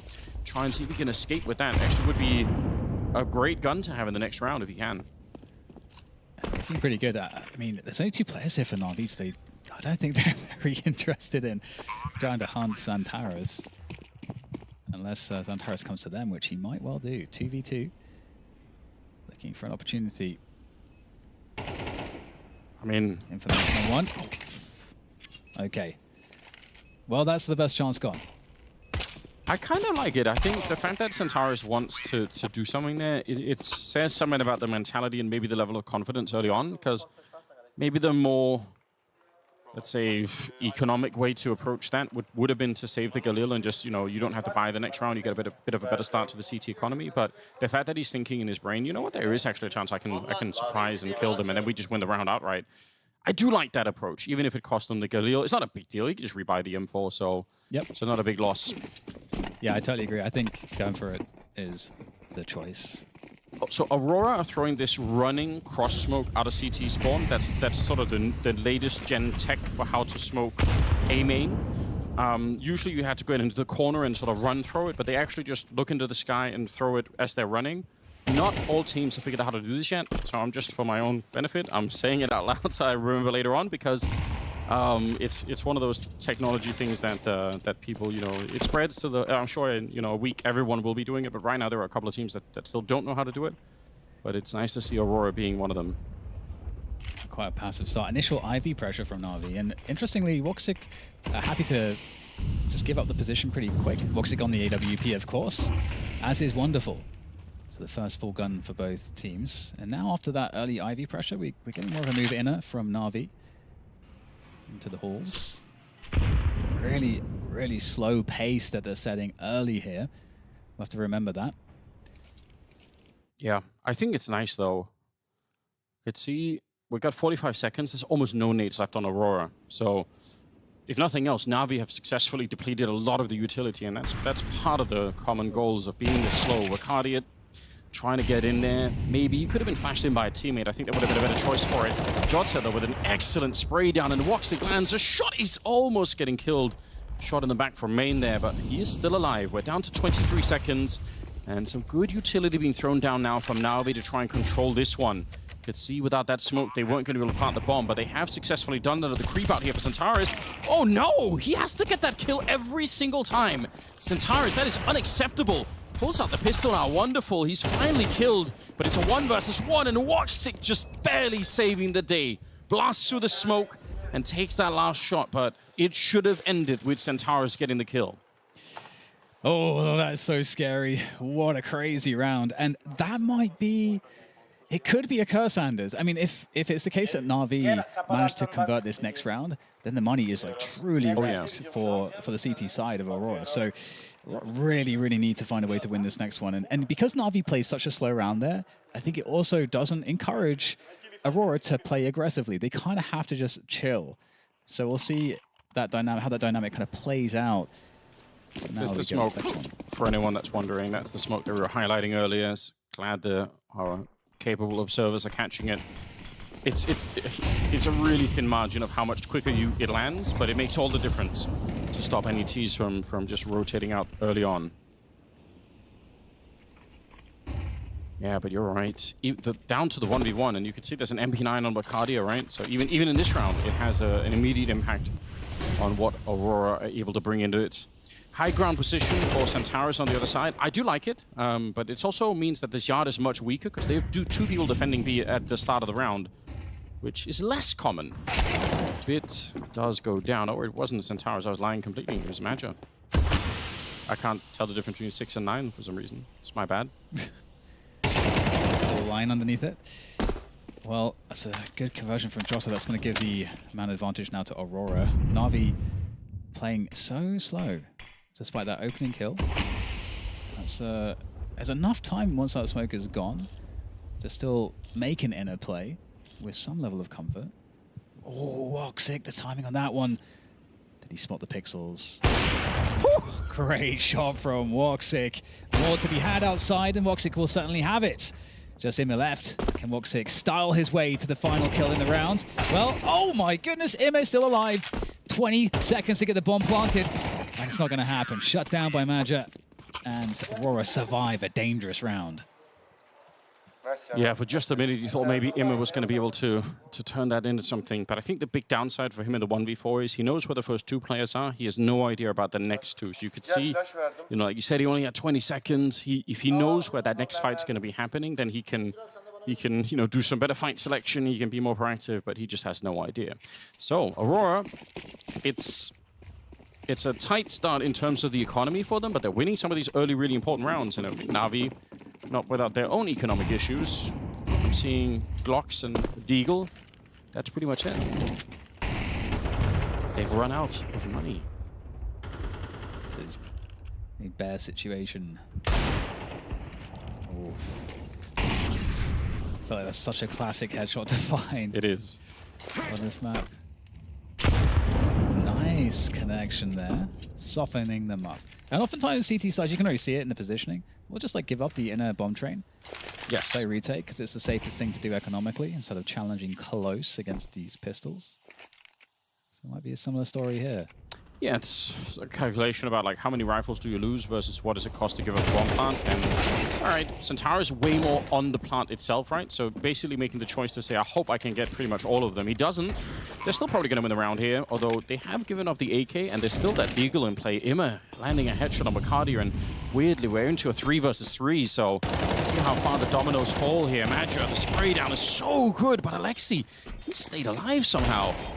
Ima looking for one more shot. If he could connect it, that might just be the round. Woxic is very low on health here, and Aleksib's still dangerous. They do have a kit at the moment, so they should be able to get there, and there's one right in front too, but the low health on Woxic means it might be a quick fight, certainly with a headshot. Aleksib trying to get the job done. It is as close as it can get in terms of the timing as well. Jota running for that defuse and trying to get it last second. He's going to be able to just barely, but that is quite honestly unacceptable for Aurora. That shouldn't go that far. And it's funny because we kind of set it up by saying, oh, you know, the CTs will play retake because it's way less dangerous. Xantares goes aggressive and gets only a 1-for-1, gives away a rifle, and then that's the and then the other thing is that the other aspect of it is that it allows the T's to scale further into the train yard, which means there's more positions the CTs then have to clear. Yeah. So that's why you kind of want to play a bit further back and just control the space. But yeah, 3-3, they win it at least. And you know what, Anders, it won't matter if they just keep winning rounds. It won't matter. I mean, you can get through that way. It's a bit stressful, but yeah, it's 3 in a row. I mean, you're right. Like it happens sometimes where every round is down to like 2v2s, 1v1s, but you just win all the clutches. Yeah, yeah. More power to you if you can. I will say for Centaurus, right? He had the flank earlier for Pop Dog where he failed to get the shot and got killed by Wonderful, I think it was. And in this round, where he gets the 1 kill and then gets shot down straight away, I feel like we're getting to a stage where his performance in general is sort of unacceptable. Some of the other Aurora games that I've seen recently, I'm not blown away by Centaurus. I'm like, there's nobody can question how good he can be, but right now, we're not seeing that level, and unfortunately, he is a pivotal piece of the team in that sense. Woxic will be taking down JL to begin with, trying to see if he could swing on that Ivy position. So that probably will slow down Na'Vi quite a bit. Yeah, huge pickup. In fact, Aurora, I think, in multiple rounds have managed to find this opener. And it's super annoying. It makes it much harder to default the map. And, you know, Train is a map that has some similarities, you know, to a map like Nuke, for example, where the CTs don't have to move as much. And getting a pick against them is one of the only ways to really, truly create a hole. Great flash. That is a sick flashbang. It's also a very nice reaction for Bit. Just, you know, that's map knowledge, knowing that you can stay hidden back there, even though it's not a huge pillar that you're hiding behind. Also slows down Na'Vi again because Maggia showed a really forward position, so now they have to take that really slow to re-clear that if they want to do that, which they are doing. You also know that there's going to be 2 people at B, so pushing B could be more risky, although that's changed now. And that might be because they revealed that hand. It's just Maggia here, and he's already shot down. There's nobody else on the site, so Bomb Plant is going to be following through. If Wonderful dies, then there's a really good shot for a retake, but the fact that he gets the kill onto Jotcha is a bit of a nightmare for Aurora. They almost have to retake now before Wonderful can actually get put into play, because he will be flanking them. They're trying to get there really quickly, and I understand why. They don't want to have to fight Wonderful. If they could have flooded onto the site, got all the kills, then all they would have to deal with is Wonderful's flank. But now that they've been slowed down, that is not the case any longer. Woxic, ready and waiting, misses the shot. To be honest, even if he had got it there, it still would be a very difficult round. There is another flank coming in from Bacardia, but this bomb is already very far ticked, and Bacardia is going to be found, even if it's a long spray there for him. People are having a bit of problems with that. You know, it's the first map, so we'll give them a chance to warm up here. Woxic will have to save the AWP, and Aurora no longer riding that round, or that line where they are, you know, just winning. So their money is going to be crushed early on. So Na'Vi just great momentum recovered already. Yeah, big shout outs to Aleksib for that entry.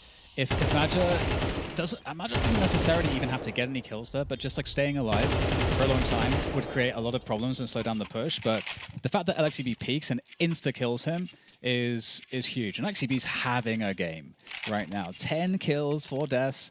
It's just really owning people. So it's always, I feel like, a wholesome moment when you get to see, you know, IGL players who are able to just be the fraggers. And you love to see it.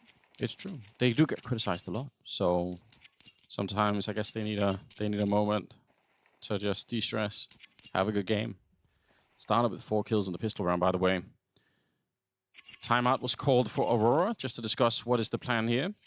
I feel like this would be like a natural IV push kind of round for Aurora, but the problem is it might also be so natural that Na'Vi are going to be very, very careful. But those IV pushes, especially if you got an AWP and an SMG, because you push the SMG in front to essentially jump around the corner, and then you push with the AWP afterwards.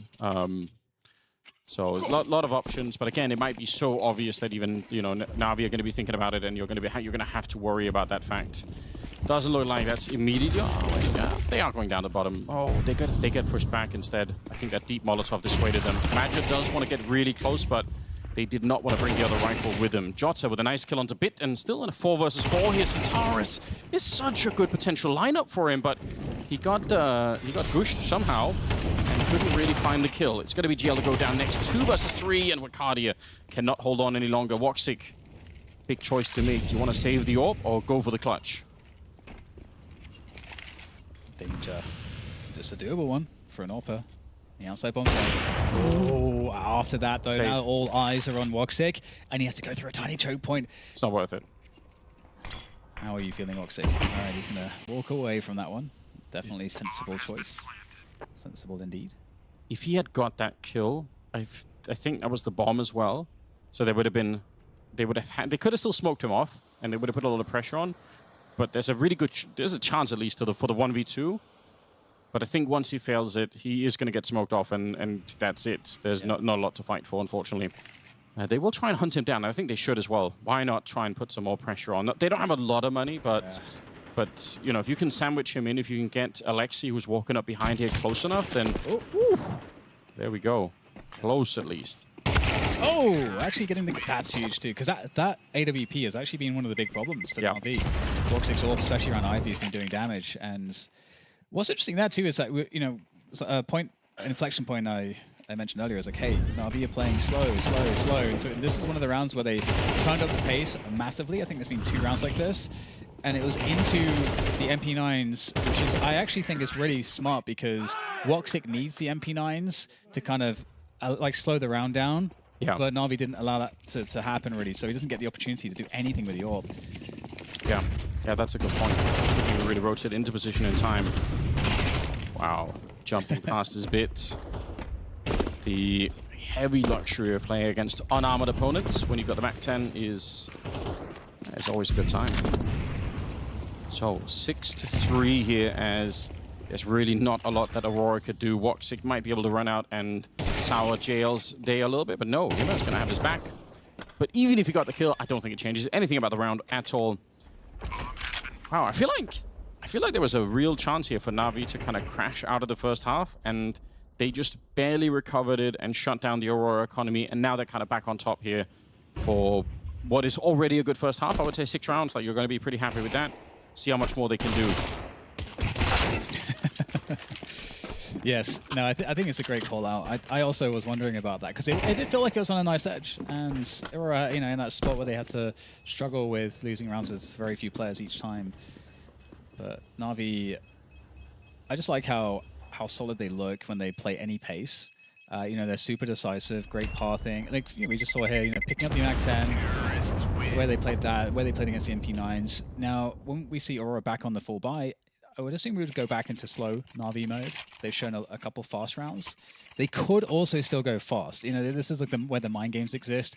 Would Aurora try to util dump at the fastest timing possible, or will they not do that? That's kind of the question. And when Na'Vi have just shown you a bunch of fast rounds, maybe you think that, or maybe you think they'll switch the pace. It's just so hard to know.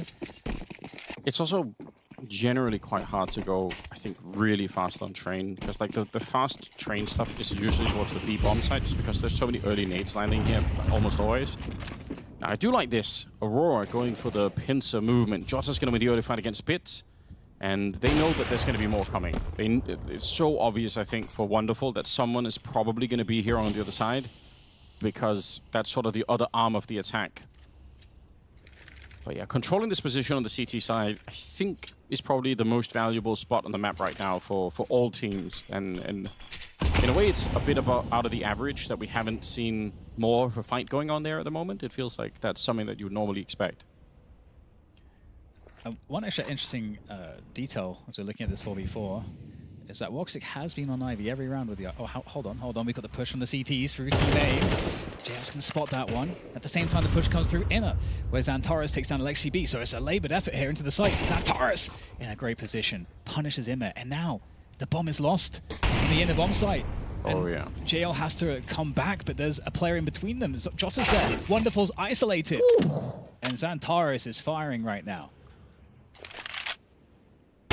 That's the kind of stuff I want to see out of Xantares. Some of these kills, even though some of it just is crosshair in the right place, but he should be a threat. It should be the case that if you walk into a bomb site, any bomb site on any map, and Xantares is there should be a little worry in the back of your mind here. JL does get taken down at the end. You're right, there was a weird moment where it wasn't clear who was flanking who like at some point, but it worked out. Huge for Aurora. They absolutely need these rounds right here. Try and tie up the game 6-6 if at all possible, because otherwise, they're going to end up dropping quite far behind. So it's a good job for them, is what I'm saying. Don't hate it. And that really spoils the momentum of Na'Vi. It felt like, if they win that round, they're in a spot where they've won a bunch in a row. They really have a case where a lot of different things have been working for them. But Aurora able to pick that one up. And I am still curious if Woxic will play a different setup. Because as far as Na'Vi are concerned, they've only seen him ever at Ivy. And I feel like that's always a question when you're playing against an AWPer. Like, how much are they going to move around? For some reason, I feel like on this current version of Train, that just always is where they end up. And I guess it's because there's so many different positions to AWP from there. Three different lineups that you can get. But it does become very predictable. And it would be fun to see some changes to it, down the stretch of the evolution of the map. Well, they're going to be pushing. Look at it, Xantares towards the bottom of Ivy with Woxic holding behind him. So really, really big switch up here. But again, I do like it. Immer with that forward position. The old Olaf spot. Can't find it as the smoke dissipates though. And again, so many rounds where Aurora get this opening kill on the CT side. And Na'Vi behind it, moving towards that inner bomb site. Smoke timing is pretty good, but they're not going to care about it, trying to flash their way through. The flashbang doesn't do anything at all. Madja, it's a nice turnaround, and it's an important kill for him to get on Aleksib. Creeping up here is Jota. He's trapped in here as well, so he just has to stand and fight. Good flashbang for the setup, and JL goes down, leaving Wonderful in a 1 versus 3, but one of these 1v3s that's kind of winnable. And I love the fact that he's moving forward and being the aggressor in this moment, gets the flick onto Jota. There is a flank coming in, and that's maybe the real threat. It's already walked past. He doesn't realize it yet, but Xantares is right there behind him. See if he can turn the corner. Woxic, smart move on him. He realized that was going to keep happening. That's where you're going to, if you're Wonderful, you feel outplayed in that moment. It's like, oh, he was in my head the whole time. But well done. I'm kind of sad. I wanted to see that 1v3 happen. That would have been so sick. But yeah, good shutdown from Woxic, as you said. And I mean, in general, just this opening CT kill that's been happening, it's been so huge. And it was such a good position outside as well. That was eliminated. They're going to go into this next round with very little to work with. That's kind of disappointing. It's the last round of the half, and you're playing it with, Tech-9s. Aleksib, is that a silent jump down that he can do? Surely, I don't know, it just looked weird. I'm immediately going to go and check that. I've got research to do. I wonder if he can surprise someone. Leg shot onto Aleksib. It's going to be Madja. He throws down the incendiary. He will get the kill after the fact. And a little bit of damage to add on top. not the end of the world. I think for Madra, obviously you want to kill and to live through the round, but if you can at least shut them down a little bit and make life harder on them, then you've done a pretty decent job here.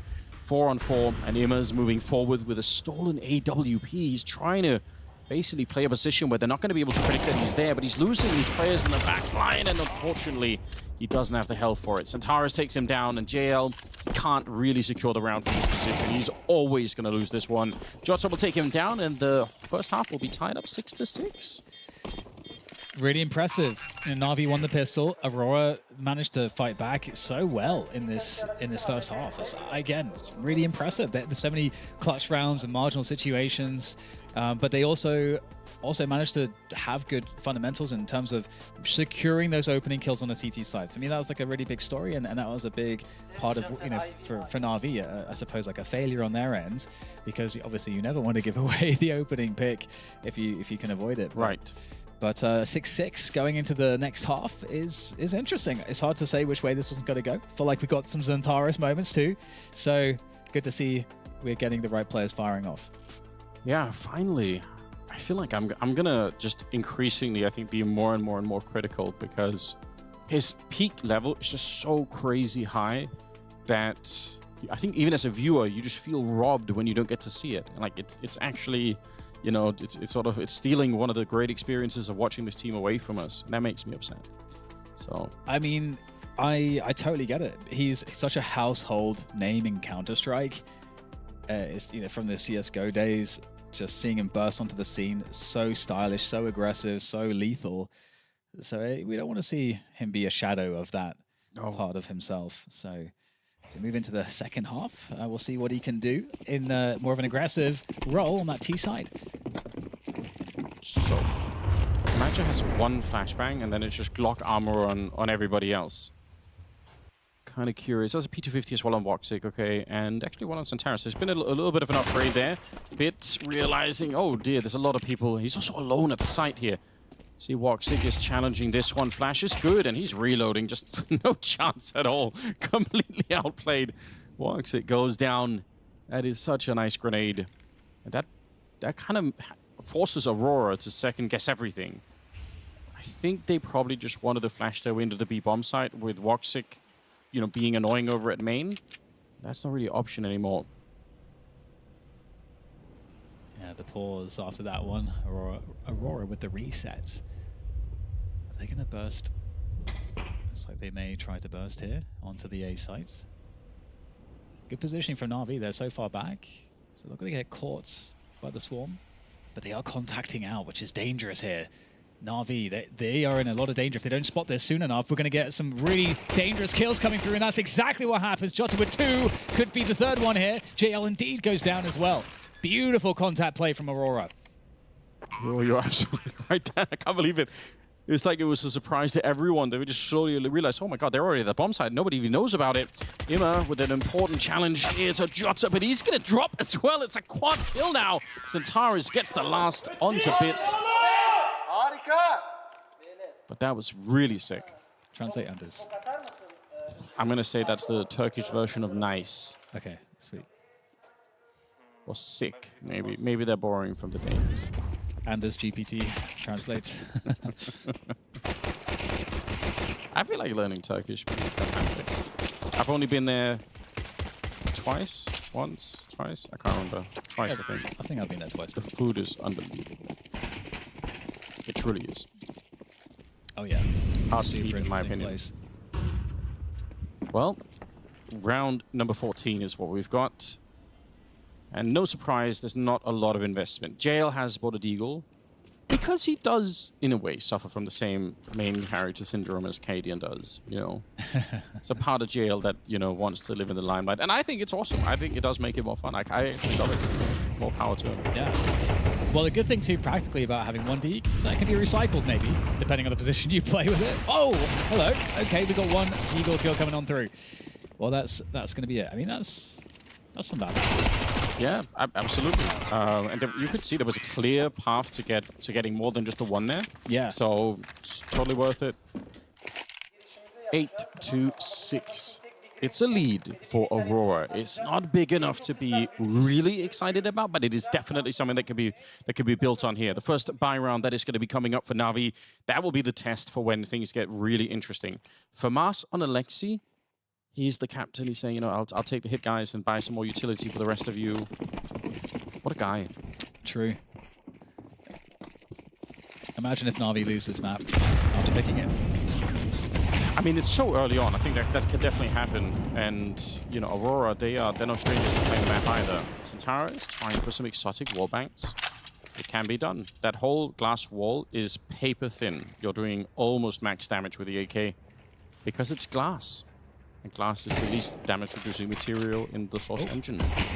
That's not ideal. That is not an ideal smoke. That's very unideal, one might say. Yeah. Gives ATs a lot of ways to just run through it, but... Yeah, in theory, if Wonderful wasn't here, they could use it as a way to sneak out. So... Now look at the position here that Wonderful is holding. That's something that Aurora wasn't doing. This high ground position, it can be Molotov, although stubbornly no team wants to learn how to do it, but this means that he's not going to try and die immediately like what Major and Centaurus did a lot. He's back here just trying to stay alive. He does even get a kill on top of it. They're looking for him, but the flashes are interrupting that battle. Wicardia, though, it doesn't matter. He's actually getting both the headshots. I don't know how he got them that quick in return. He swings up behind him. He would have had 2 more kills in this round, if not for the fact that Jota and Major also wanted to get into the mix of things. JL moving forward. It would be so much fun if he had a kit, because then I think he could actually put some pressure on this to try and defuse the bomb while the rest of them are really far away. But without the kit, that isn't really an option. Like, you can't do a 10-second indie defuse in this 1v3. He definitely could with the kit in his pocket. He's going to get Wicardia killed, but you can not really tell. The beeps in the background are growing more rapid, and he will end up going down. I think he and Aleksib both had their backs to one another for like a few seconds there. But yeah, the pain. There's so much pain behind those eyes. It's the frustration.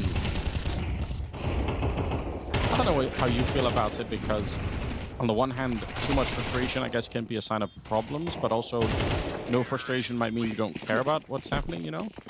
Yeah, it's like a management thing. Just want to be able to manage those negative emotions as best as you can.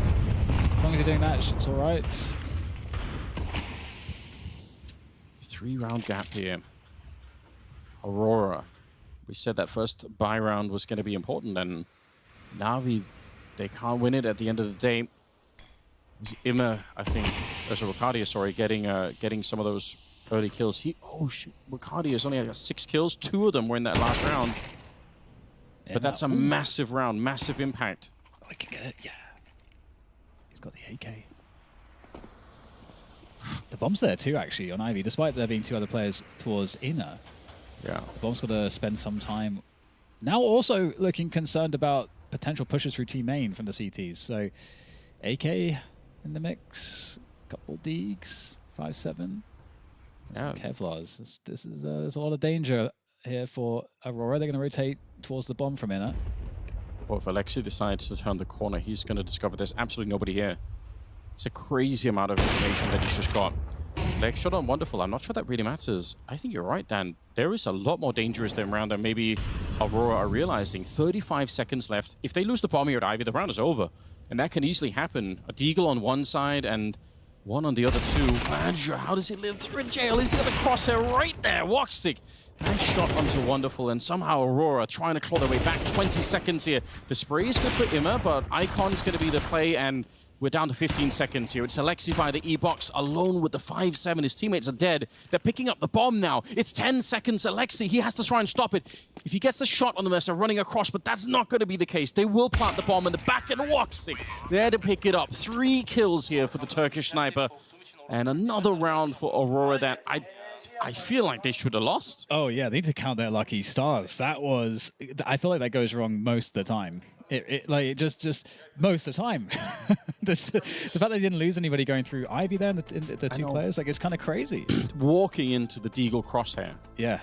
I mean, JL, if he wasn't feeling the pain already, that's going to be frustrating.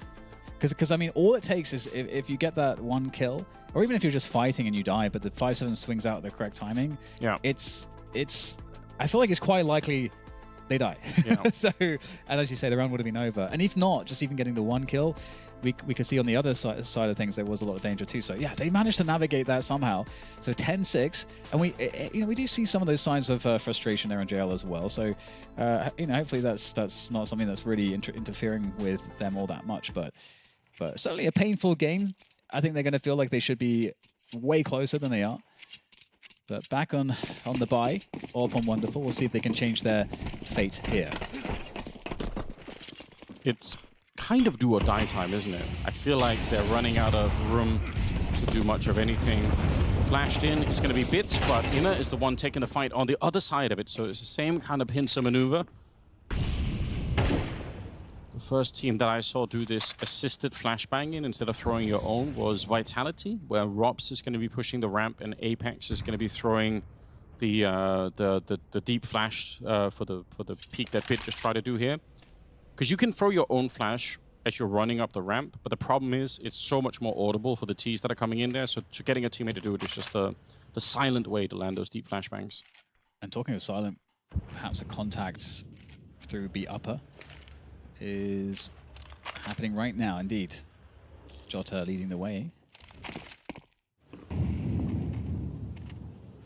Smoke up there. Oh no, it's a Molotov, incendiary. Okay. Boxing. That position that JL is playing is such a bizarre one because there are so many train games where it doesn't get checked because it just is hard to check, but everyone kind of knows it too. It's just pretending to attack the A-bomb site from T-spawn essentially. I don't think it's a very solid sell, but Bit is there. You can see Aleksib up on the high ground, shuts it down. That's the round over. You can see the logic of what they're trying to do, but I think throwing one smoke and a couple of flashes into the A-bomb site is not enough of a... You need to do more than that. You need to show up knocking on people's doors, Dan. Yes. Trying to sell people in person. And also because, Woxic is, he's shooting the AWP there. I don't know, it just seems suspicious. The way that he's kind of making noise, it just seems super suspicious. It does. Highly sus. And it was sussed out by Na'Vi. So, you were saying that they needed, this really needed to be the round where they take a stand and get themselves back into winning ways. They managed to accomplish that. But now the question is whether there's any momentum behind it. And just looking at the money for Aurora, it's decent. Not great. Not bad, but decent. They got someone to make this round a little bit dangerous. Also saving the AWP, I think, just always makes it a potentially an interesting round. But for the Na'Vi side too, they get a slight benefit of upgrading into some of the AKs, which on train at range here, I think they go a long way. Yeah, props to Bit. They're getting to see his POV on those 2 kills. Massive. They go for a little bit less of an investment than I would have expected. I thought they were going to buy armor on a couple of more people, but Ricardio and Jota are just going to be with the Tech 9s. I feel like when Madja has the Glock, and Madja's got armor, why not give him the Tech 9 instead? I'm actually highly critical of this particular situation. Why would you want the Tech 9s on the unarmored people that are surely just going to die? Problem is, Anders, is that you're asking questions. They're not allowed. Someone has to, Oh, why?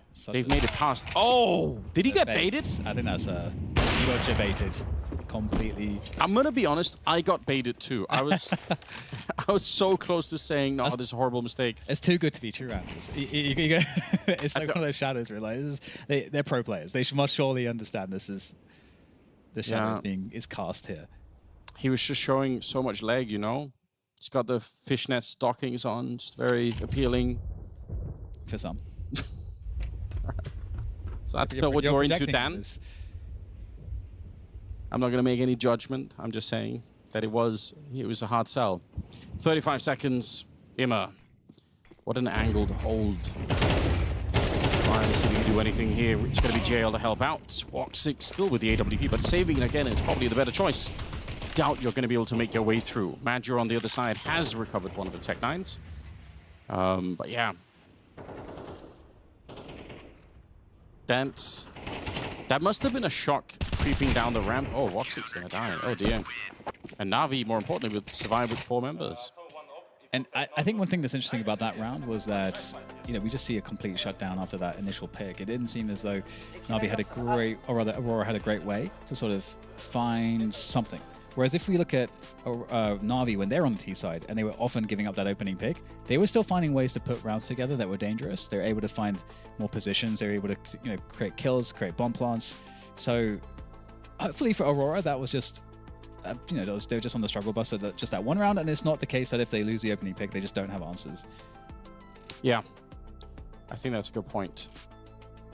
Look at Blade. He's it's hammer time. he's just ready. How many steps does Blade get per best of 3?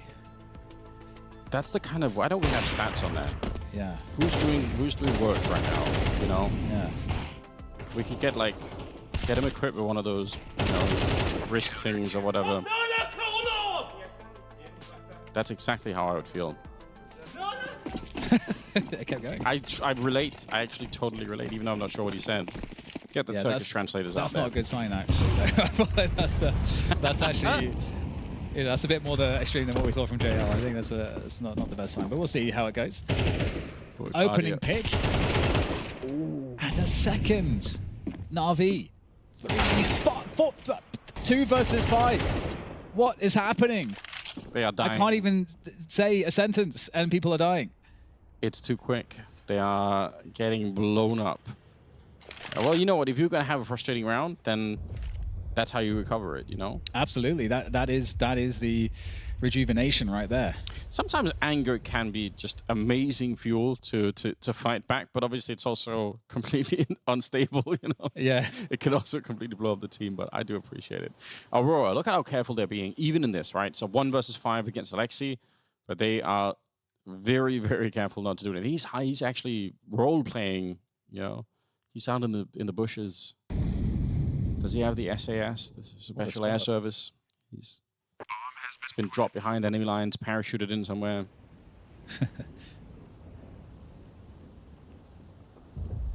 I mean, you just have to appreciate how good this map looks in CS2. Yeah, it does. You got rain falling on things. I think it's such a wavy plants.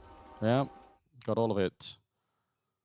Although, annoyingly, on this map, especially in CT spawn, there are so few positions to throw grenades from.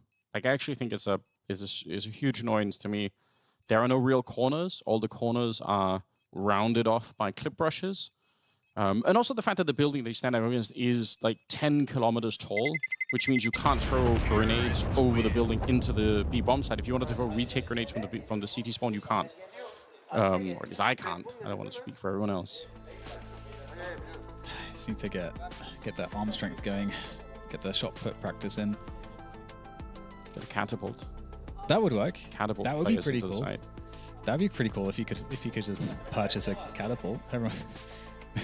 Or a trebuchet. If you care about the difference there. Yeah. Here we go. It's 11-8. Aurora.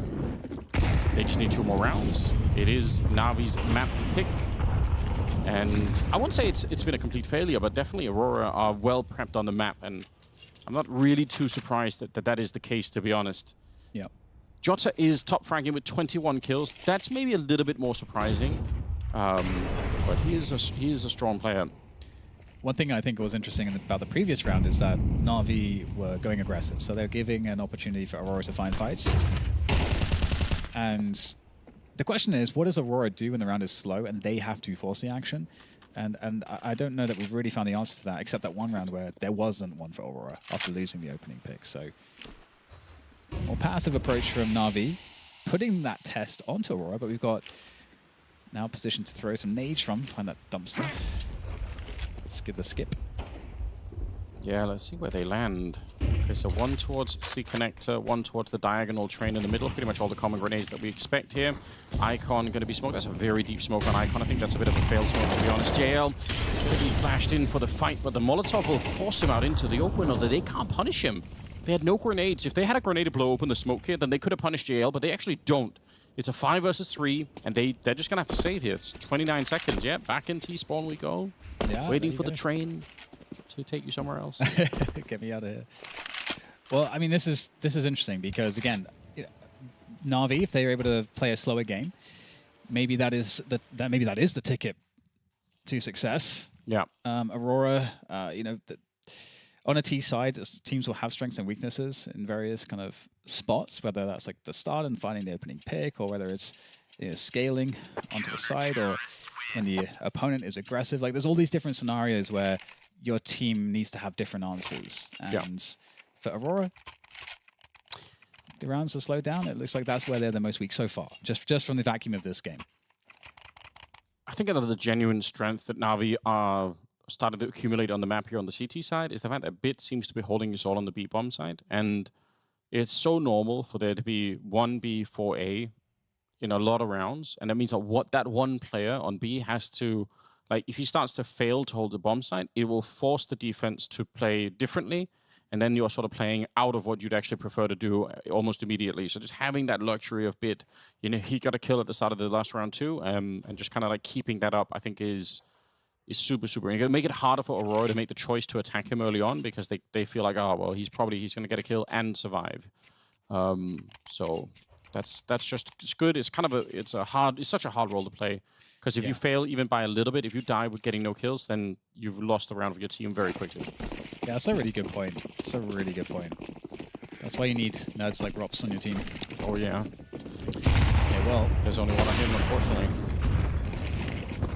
No opening pick has been provided for Woxic, really.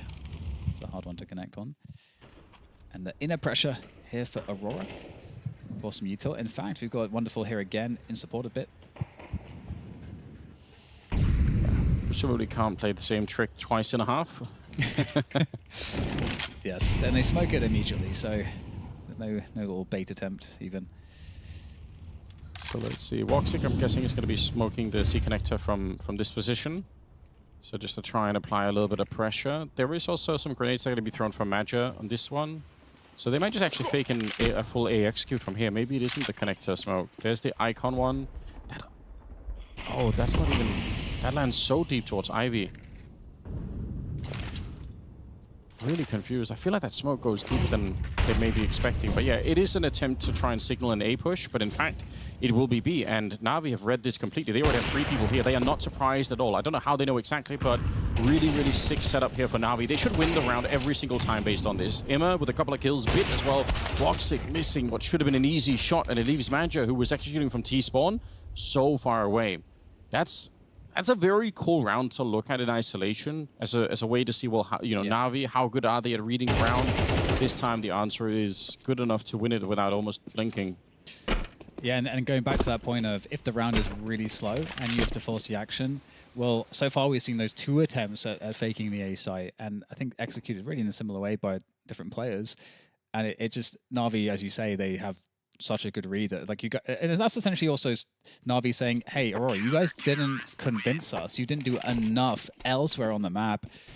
And with the way the timings work out, we had time to basically say, okay, we can kind of deduce that this is going to happen.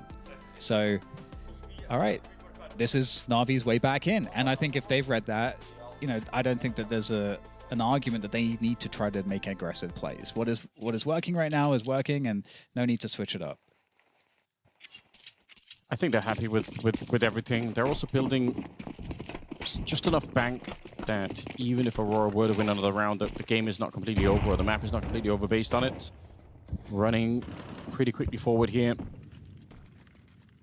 Spit holding on the other side, and he's going to get some backup right away. The rotation time here is just really good. They're not that far away, so they can hold this for a long time. Going to be a flood out from the upper side of B, which we've seen how this can work. All you need is one good entry.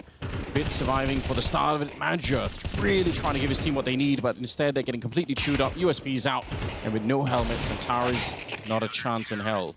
Bit and Emma just completely clearing all of that up. Yeah. Tied up game. And you can see the opening for Na'Vi. They expect a fast play with the pistols. They had a 4-player setup on the fast rush timing for A, and then it takes longer to go to B, and then that gives them Na'Vi time to go back to A. So B, sorry. So it's, yeah, just good fundamental understanding the map. But 11-11, 4 buys up again here for Aurora, and that is inclusive of the AWP and Woxic. And so this really, if Aurora have any kind of adjustment, this has to be where we see it. Putting some early pressure on the bomb site, setting up some nades. Counter grenades have been thrown in large amounts out there. It's going to be Woxic to go down, though. Wonderful. 13 kills on him, getting that one bit with a chance for a double. But even the fact that he sees another player there, they have such a good read already that there's not an immediate, imminent attack on any of these bomb sites. They can wait. They can, delay some of the nades a little bit here. Oh, and look at this. Oh, no, this is quite bold. Do you ever expect another push here? Well, Jota absolutely does. He's having quite the game for Aurora, but the trade's in. And still a 3v2. But Xantares and Magi, they've crept out of the team main smoke. Yeah, but the fact that Wonderful is so deep on Ivy, Emma, did he spot it? I think he called it out. I think you could see him make the call on the radio. So absolutely they know, and now they definitely do. Wonderful catches thus the front of the gun of Magi there. Xantares wants to move in, but Aleksib's on the other side, and he lands the headshot. He was so aware. Aleksib's really been playing a great game on Train. Magi with 40 seconds and a 1 versus 3, and he just can't find it. Aleksib disengaging from the battle will give Na'Vi another round 12-11, just when it matters the most, just as they're about to lose the map. They found a little bit more strength, and for Aurora, I mean, both these teams have had some slightly silly losses. I say Aurora losing the big is still a bit perplexing to me, perhaps. And then the defeat for Na'Vi yesterday was pretty grim as well. They are 2-1, so they're not immediately going to get knocked out here. But you know, it's frustration in both camps, no question. Yeah, certainly. Na'Vi, lots of frustration early, but looking good right now. Not a great buy here for Aurora.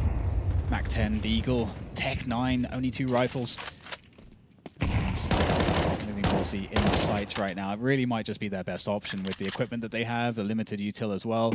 It's going to be an inner hit. But Na'Vi, look, Na'Vi have either a great setup or it could go wrong depending on how close Aurora get. Yeah, and it could have been depending on whether or not that shot connects, right? It is, like you said earlier, the classic peak when you just pre-fire the angles. They're going to be making their way down straight into the EWP. It's a nice shot, though, but still, Emma with the spray down. 2 connections on that one, and Magi trying to run over the high ground. It is not going to be enough. 13-11 instead. JL with the final kill of the map, and Na'Vi managed to survive the early stage here. It looked so scary at one point. It's the map pick, though, and it actually works out in their favor. So I would say just very well done for them. Yeah, super impressive to again, just like hold that frustration in and just find the recovery. Great game ultimately from Na'Vi. What do you guys on the desk think? Thanks, DDK. I mean, there was some concerns about the train pick. I think the whole way through those concerns were valid. We could see some issues, but they were able to get the win in the end, Maui. It was a really nail-biter of a map where if the Na'Vi of yesterday showed up, then they would have lost. They would have actually thrown away their own pick. But really cool T side, even just seeing the way that they played the CT side, usually stacking the proper bomb site that Aurora was hitting. This was a good look from Na'Vi, even though it got closer than we probably wanted it to. Yeah, I think the concern wasn't necessarily that, you know, oh, the train is terrible, why are they picking it? It's more the approach side than the map itself, but it was going to be interesting to see Na'Vi on train. I mean, Blade really enjoys the map, even his past teams, you know, Na'Vi of old, the train was a staple for them, and one of the reasons for that is Ivy, which is really hard to utilize on this new version of train, and you can see that they're still sort of finding ways and trying to put the pressure there, and yeah, unlike yesterday, able to close this one out. What did we think of Aurora on train? Well, they made some changes, actually. They made some changes, actually, after they played against NIP and lost that one. And I get it. I understand it. We'll go over it, and we have some highlights from a couple of the players that swapped positions. And I'd say the players that swapped up, Magi and Jota, they benefited from that, but everybody else seemed to kind of fall behind. And also, I think that Na'Vi's intricate approaches to their offense, like Yanko was alluding to right there, that was enough to actually keep Aurora guessing. I was going to say Eternal Fire. I mean, yeah. we have a drinking game for that. We don't right now, but we should. Let's focus in on the player on your screens right now. Emma, what did you think of his performance, Yanko? Yeah, I think he had a good game, right? A lot of Na'Vi players just been a little bit inconsistent this year, but he definitely had his moments, some good rotations, you know, putting himself, whether it was his decision or someone else's, but a couple of B stacks at the right moment, getting some good reads on Aurora on that CT side, and you can see on the T side, lurking around, you know, playing around those smokes, just being a nuisance. If we move on to the Aurora side, we're going to focus in on those players. But for you, those changes that you mentioned, Maui, what were they and who did they affect?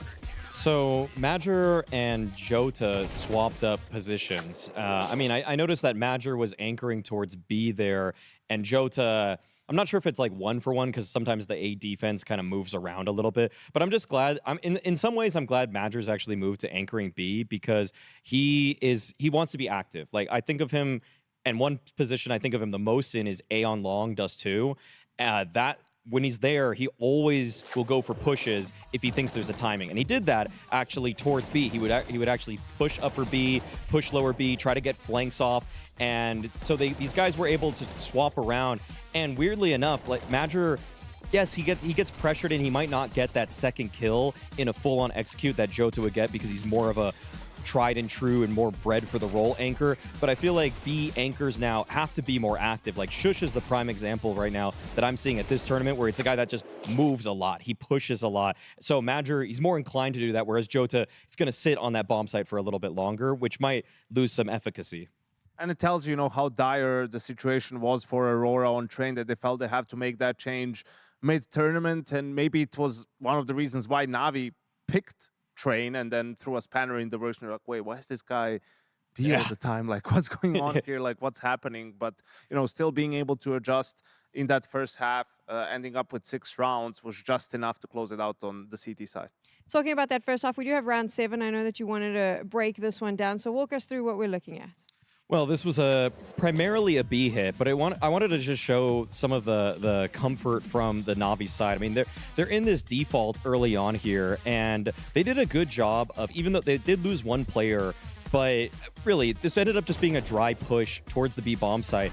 But Wonderful was actually able to lurk through Ivy. And this kind of goes back to what Yanko was saying, what Blade's done in the past with his rosters, where he just creates enough Ivy pressure. And it's a really cheeky, and I want to even just say CS2 way. He's not throwing a smoke and just trying to go on one side and gamble. The way Wonderful played around that smoke to take the B bomb site was he shoots the corner of it. He's actually just trying to play right on the edge, find a timing, because the smoke pixels are just going to eventually reveal a little bit of window of information. He gets a kill through that, and that was one of the best moments I've seen from Ivy for any team. There were other rounds in this game where Navi used Ivy very well, but that was one example where it actually led to a kill and it actually led to a stronger post plan because he just flanked from CT. Yeah, I think also, what you wanted to mention was the information play that Aurora made on B and got the kill. So it's sort of, that's why Aleksib called them right back to B. It's like, oh, they just cleared it. They're not going to expect us. Like, we have good timing to walk out upper. And it worked out great. And it was actually Wonderful who managed to find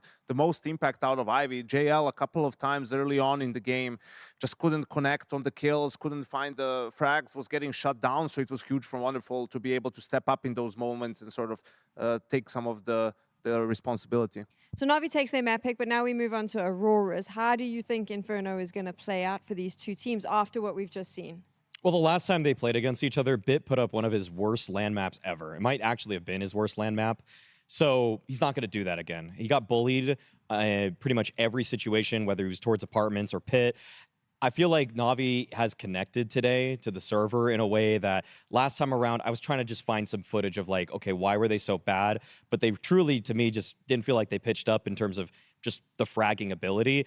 And I feel like this is going to be a Navi that's reinvigorated and one where I'm going to keep my eye on Aleksib. I mean, I feel like, well, looking at his demo earlier today of how he plays this one, he's just taking fights a little bit more carefully. He seems way more in tune with what the next fight is going to be. And his multi-fragging ability in terms of just pivoting, reading the opponent's strategy, and killing a couple guys as they're approaching his bomb site, or even as he's trying to take space, has been kind of the X factor for me in this tournament. And there's definitely lessons to be learned for Navi from their game against the Mongols yesterday. And we also talked in that series after losing, throwing away the map number 1, how difficult it is to go into map 2, where it's the opposite today, right? They did manage to close it out. Train went well for them.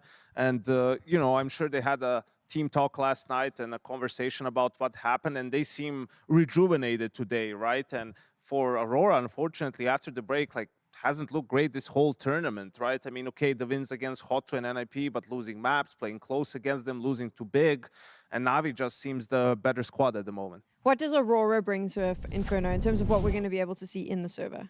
I think it's just a lot of grouping up, same like any other map. And I think it's on Inferno where maybe it hurts them a little bit more not to have lurkers, because you see teams that are well prepared, sort of they understand their timings. That was even big on Inferno, you know, you could see them at like a timing in the round. They would actually lean the 5th player towards A, right? And sort of go for the clear. That doesn't happen. They go back to 3B. People focusing on apps have a lot of success because either you manage to get some good trades or you manage to get some good information and have someone flanking if it's B where they're grouping at. And didn't really see much change compared to how they looked at the previous tournaments. Yeah, I want to see if Jota can withstand the A pressure that Na'Vi is going to inevitably put on him. He was really great at the beginning of the year. I find that he's cooled off a bit. It feels like he himself had a honeymoon where he was making the jump to tier 1, put a ton of work in. But now I don't really see if there's new facets to his game. It feels like it's kind of the same old. And some of that luster from when he was replacing Kalix seems to have worn off, and I want to see, this would be a great testament to the fact that he has potential to bounce back, because I know the skill's there, but it just feels like he's just kind of rinsing and repeating exactly the same positions, the same timings. Two teams who are both in very similar situations. They need a good result here at PGL Astana before they head to the major. Both teams struggling a little bit as well. Na'Vi has that map win in their pocket. Now they're going to want to close the series out 2-0. Let's find out if Aurora can stop them from doing that after the break. She said she loves you. But she can't love me. But I love you. I gotta break on myself, I amaze me. Like I'm back in the 80s. I won't play window anymore. What's going on? Play your role. 1xBet. On to the next one. The human body was built to move. Not trapped at a desk in one singular posture for 12 hours a day. It's time your chair evolved. This is Secret Lab Titan Evo. Ergonomically engineered for you. Gamers, hybrid workers, artists. Backing your every move.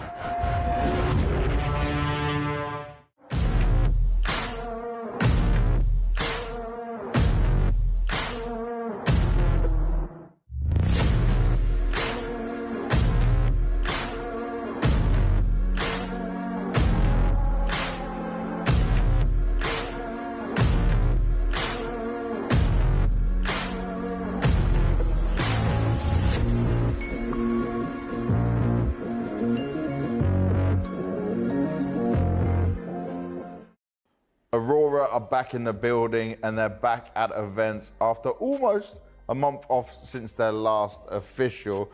And I guess that must feel great for someone who's been at every event this year up until that point. Quarterfinals against Complexity for PGL Bucharest when you were here before.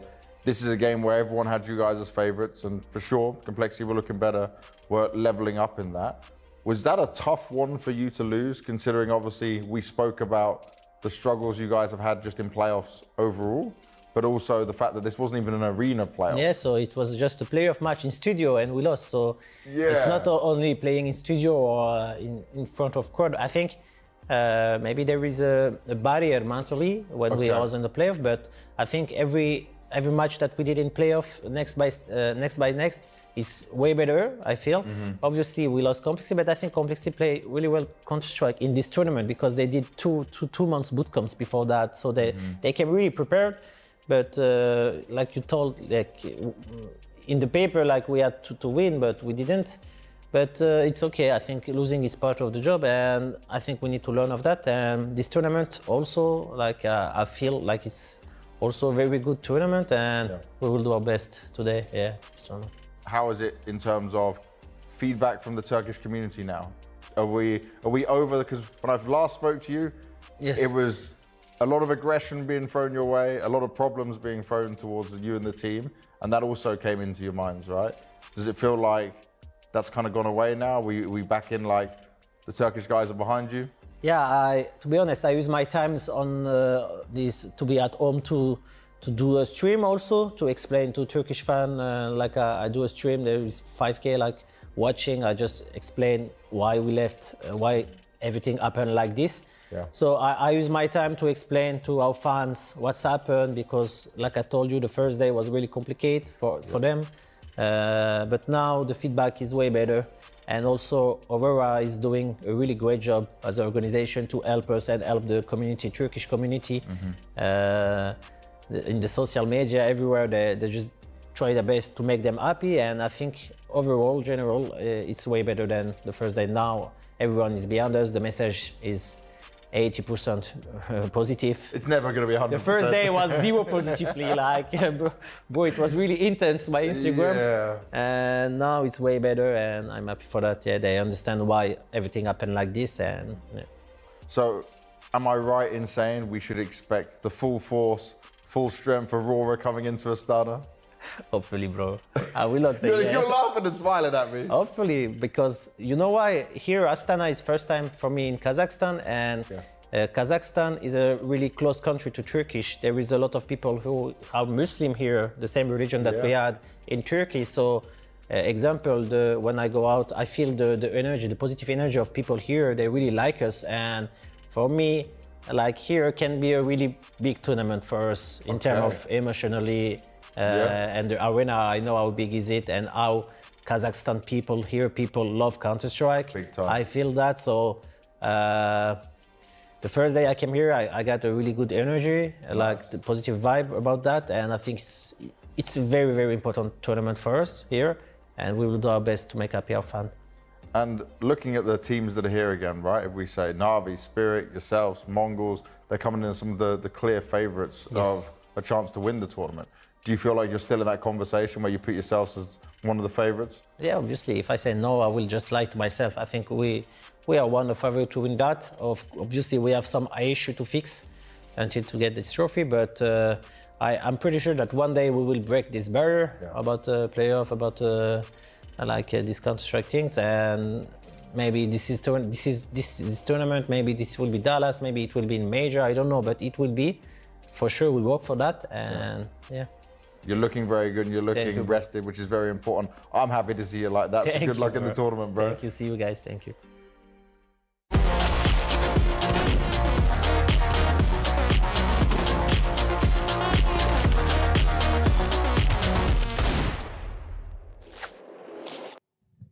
Welcome back, everyone. We've got Inferno coming up. It's Na'Vi and Aurora with a bit of an exciting start on Train, to be honest. I did think Aurora was going to find a way to steal away Na'Vi's map pick, but it just didn't work out that way.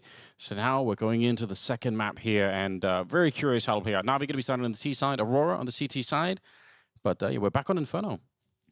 The classic map, and I think this is a map where we saw just crazy stuff from Na'Vi against the MongolZ, where they got that 7-1 lead, playing extraordinarily aggressive. And I just think the fundamentals there too were pretty damn solid. Obviously ended up like losing out against the MongolZ. Yeah. But I think that the level of Counter-Strike was pretty high from both teams ultimately. And so that makes me worried for Aurora here, because can they meet that level of fundamentals from Na'Vi? It's going to be a B execute with Smokes, Coffin, CT spawn, and then they're going to Molotov the new box if they get that far. Like, this setup is I would say, almost certainly done already, but the push down here from Aurora, though, might make them change their mind. Yeah, they're going to have to do something else now. So they run up middle. Bacardi is here with the dualies, just hiding in the corner. Nice idea, but unfortunately, it's only going to be the one kill. Look at Magic, though, shooting him in the back of the head. That's a fantastic start. Jail's going to end up going down. Woxic with the double to end the round with. They even steal the Molotov there towards the end. But I'm so sure about what they were trying to do there, Na'Vi. I think they have one player go second mid, and then they have everyone else waiting essentially by the bottom of like the T ramp. And I'm pretty sure once they've cleared out like the first part of amps, then they're gonna go and take top banana and all the rest of it. Like, yeah, I'm pretty sure that was the plan. Being hindsight Harry, it would be interesting to see if Na'Vi had just reset the round there, because in that spot, these CTs, like, if you keep your pace, you can only go to mid there. So you're kind of playing into the CT's hands, and a lot of T sides will reset to avoid that kind of thing. Yeah, and allow there to be more question marks for the CTs as to what the T's might be doing. And this might be another one of the situations. The early deep smoke on banana really shuts down an effort there, so Na'Vi just have to fan out and wait it out a little bit. So Jail, he shot the stop sign off, and then Bit went to look at it. And that tells me that the stop signs are server-side and not client. I thought I would have assumed they were client-sided, but I guess that's not the case. That means we can use them tactically. We can shoot them across the map. Maybe distract someone. Maybe they think it's a flashbang. Let's see Xantares farming it up early on with the SMG. He knows though. Can't keep going with that one. Oh, ooh, we're getting some bells run. Arcadia, I mean, 1 HP. Xantares and Jota under half health. And with a Deagle out, this is a little worrisome for the economy. Yeah, it definitely could be. I do like the rotation for Xantares to get a bit closer, just to really up the chances. You don't need to do that much here. Just, you know, 1 kill or even trading a kill would probably be enough to win the round, but Alexi, what a long fight. Surprising that doesn't do more damage to Xantares, but good recovery. Don't lose these early rounds. It'd be so silly for Aurora if they found a way to give it back this early. Yeah. And, you know, if you are Aurora, I'm sure you've checked out that the MongolZ demo that we had from Na'Vi that we just referenced a moment ago, and you would see how the MongolZ got so far behind when Na'Vi were on the T side, and you'd be like, okay, should probably have a plan to stop that just crazy aggression.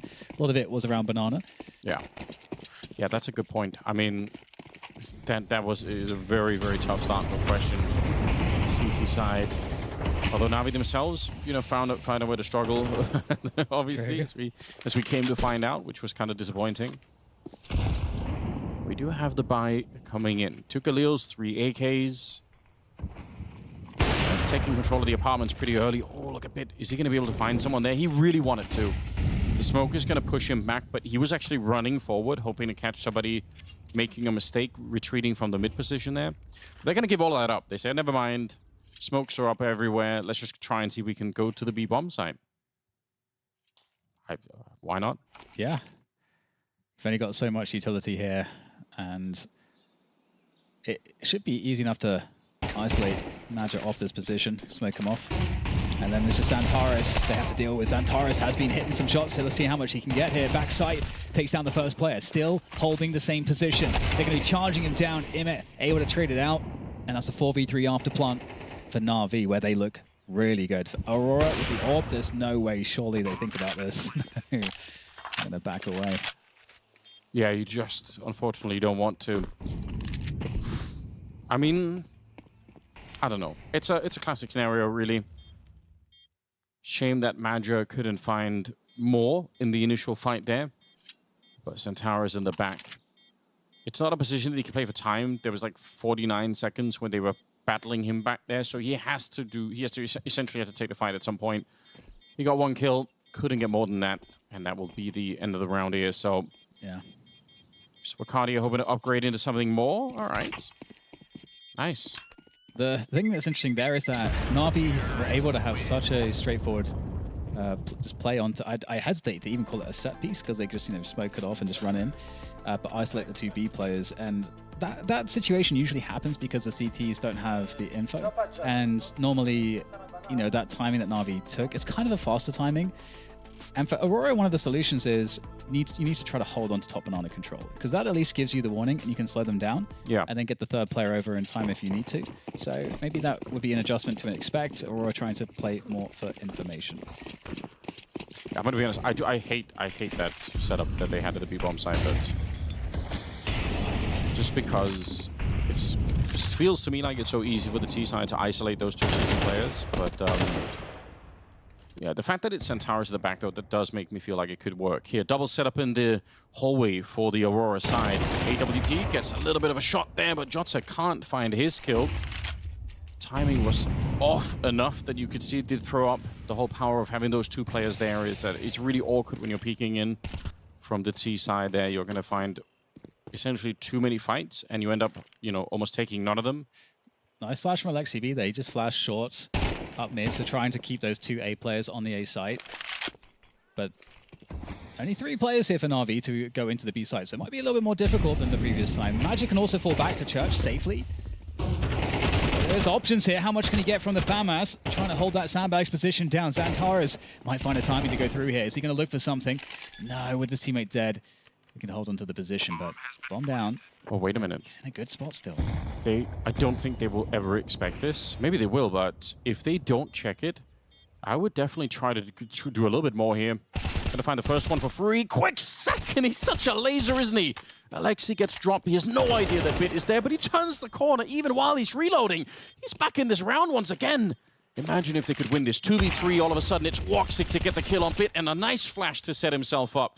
Wonderful. Gets that kill, swings wide against Woxic, but they have the kit, and they're going to be able to find the bomb here. Aurora, sick retake, set up by the fact that Xantares had walked through the smoke. They did not know that he was there, and he gets the first one is for free. The next one, yeah, that's why we call him the Terminator. That's why we call him a robot. I'd love to see that in like 33% speed or something, just so you can kind of see whether or not he even has to adjust and like how precise it was, because it was so fast. Because normally when like pros have really fast flicks, there'll be like maybe a tiny adjustment that you can't really perceive. Oh, but when it's on normal speed, but that was so beautiful.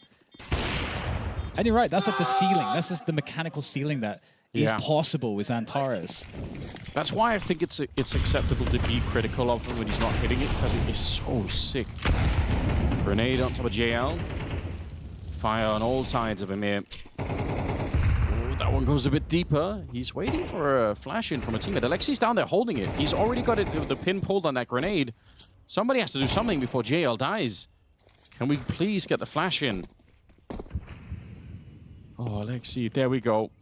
All right, he's actually flashing himself through the smoke to try and help him out. And JL just swings and takes him down. If he knew that there was no one else there, they would almost win the round already. They might still. Smoke goes up. Let's see if Xantares can stop this.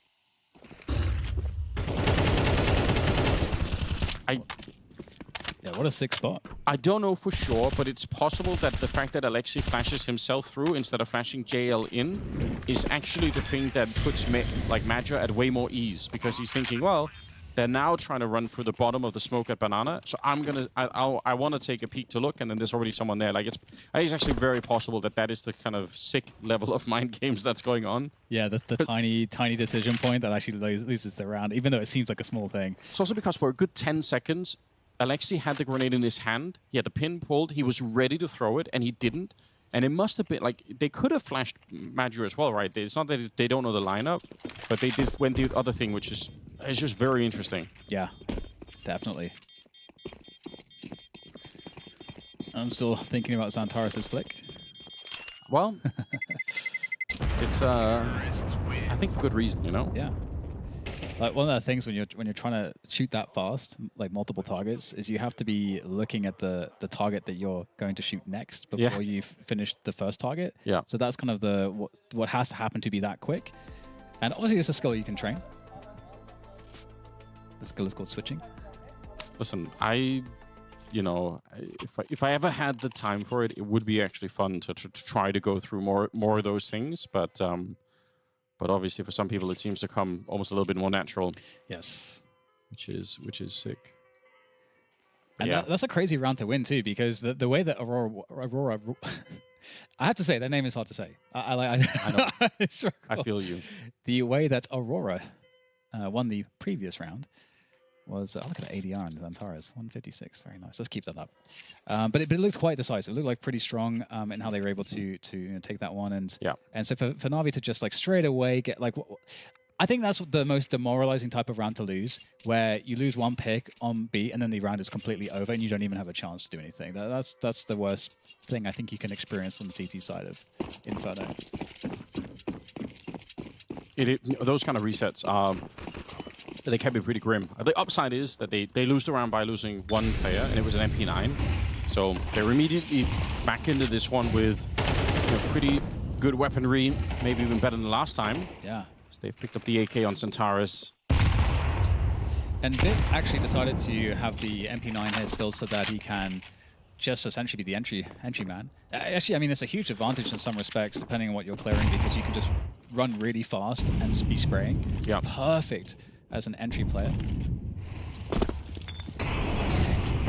So good, good clearance of apartments for Na'Vi. Banana control hasn't been taken, and they know that Aurora knows that. So this is something that I think might be in Na'Vi's mind still. Do we try to threaten that, or do we just allow Aurora to have more players towards A? Because that's kind of what you have to assume if you do not challenge Banana whatsoever in this position. Yep. You know the CTs have it. Yeah, and even as you say it, Santaris is rotating back to be that fourth man, so that is slowly unfolding. 3 people nearly playing in the pit as well. I mean, if they ever go for it here, it would be disastrous, but 40 seconds. This is where my trust certainly in Aleksib is really high. I don't think he's typically going to throw away these kind of opportunities. They will go for a very deep execute here. It's Library, it's Arch, trying to see if they can establish control. This is what kind of grenade you want to throw if you wrap the A bomb site, but already Santaris has found 2 headshots. How is that quick? How did he get the second? I'm not even sure I saw that. 2 versus 5. As Jota takes down Bits, and any dream of wrapping anything right now is dead.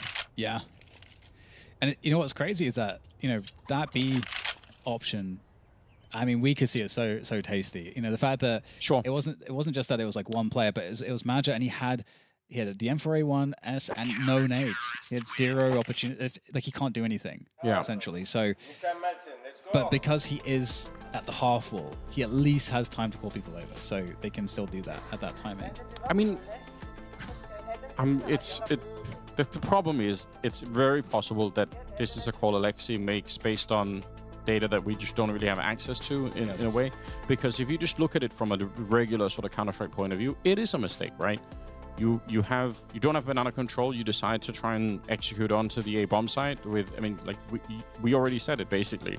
They are going to have a big presence there. We know that. Yes. That's just the most normal thing in the world. And so my guess is that there's something deeper, But from a normal point of view, you definitely say that's probably a bit of a mistake there. Timeout called. Chance to discuss what on earth is going on. This is Santaris. Good. Okay, so they just do straight line up. I swear in my brain that registered as 1 kill to begin with. I was like, oh, he's going to kill.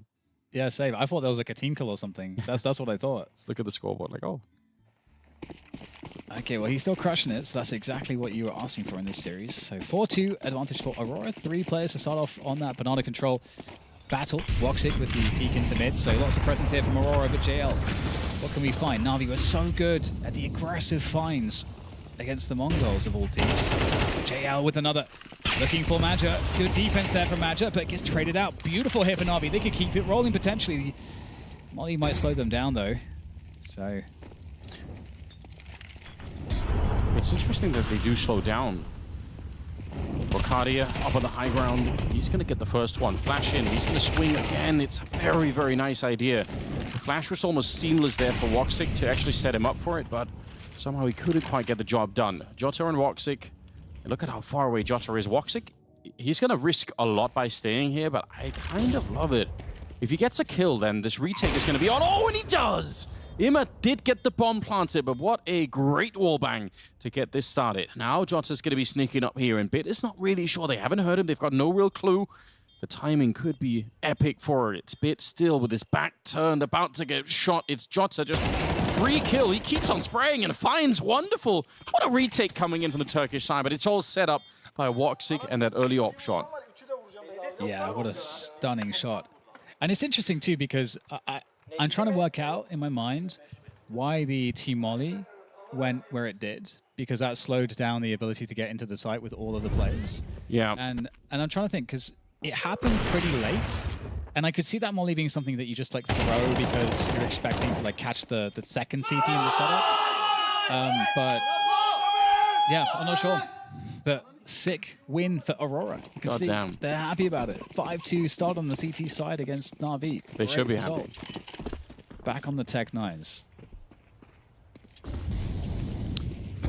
In that last round, they got Maja and Santaris at the start of the B bomb site. And those are the 2 players typically playing B. So there was a chance that Na'Vi could have just, launched into the bomb site and run into Bocadia. And that could have been a potential mistake to have been made. It really matters like who you kill in what positions, and obviously at a pro level, you have such a good read typically on who you're going to find in what spot. And if you find somebody else in that spot, it's such a big cause for concern. It kind of means you have to reevaluate a lot of what the defense looks like. Tara's out here. He's still got Maja behind him. But with the early kill going their way, I mean, this is It's a really great beginning to the first half here, which they do need. Dust2 the final map to decide it if we get there. But right now, it feels like that's more likely. Yeah, and I think... Okay, well, we'll get the push coming in. Let's look and see how this goes. Good setup here for the CTs. Xantara's terminating around. Just looking for the next target. Wonderful. Has the timing, my goodness. Oh my god. Oh my goodness. Could get another one potentially. Xantara's though now turning his attention. 6 bullets left. Only needs, I mean, plenty really. But that again, like going to that flick earlier, that's like the overperformance moment. Which that was the point when Na'Vi started to really start losing rounds. So I think so. Wow, he's really coming online. It's just so good, isn't it? Oh, what a fantastic gift, honestly. If you love Counter-Strike, you're going to be watching that and just with a smile on your face. Even if you're on a Na'Vi side, you have to appreciate the fact that you're getting to see this man go to work. 12-3 on Centaurus. Yeah. Don't know what the ADR is now, but it's going to be high up there. 12 is the total of kills that all of Na'Vi have. Wow, that's really quick math then. I like it. Thanks. I always knew your brain was right. And Incendiary thrown down? You never know, Dan. Yeah. I always wonder, you know. Yeah, I think that's fair. Maui, the example. So far, mostly I see him just show up and eat in the green room. Order food. Don't know if he's doing any work, to be honest. Ooh. Well, Centaurus is, and in a new position. Like we said, that's a big giveaway. The fact that he's over on this side means you're going to be likely guessing if you're Na'Vi. Well, it might just be one person at the B-bomb side at the moment because it's a strange spot to find that particular rifle in.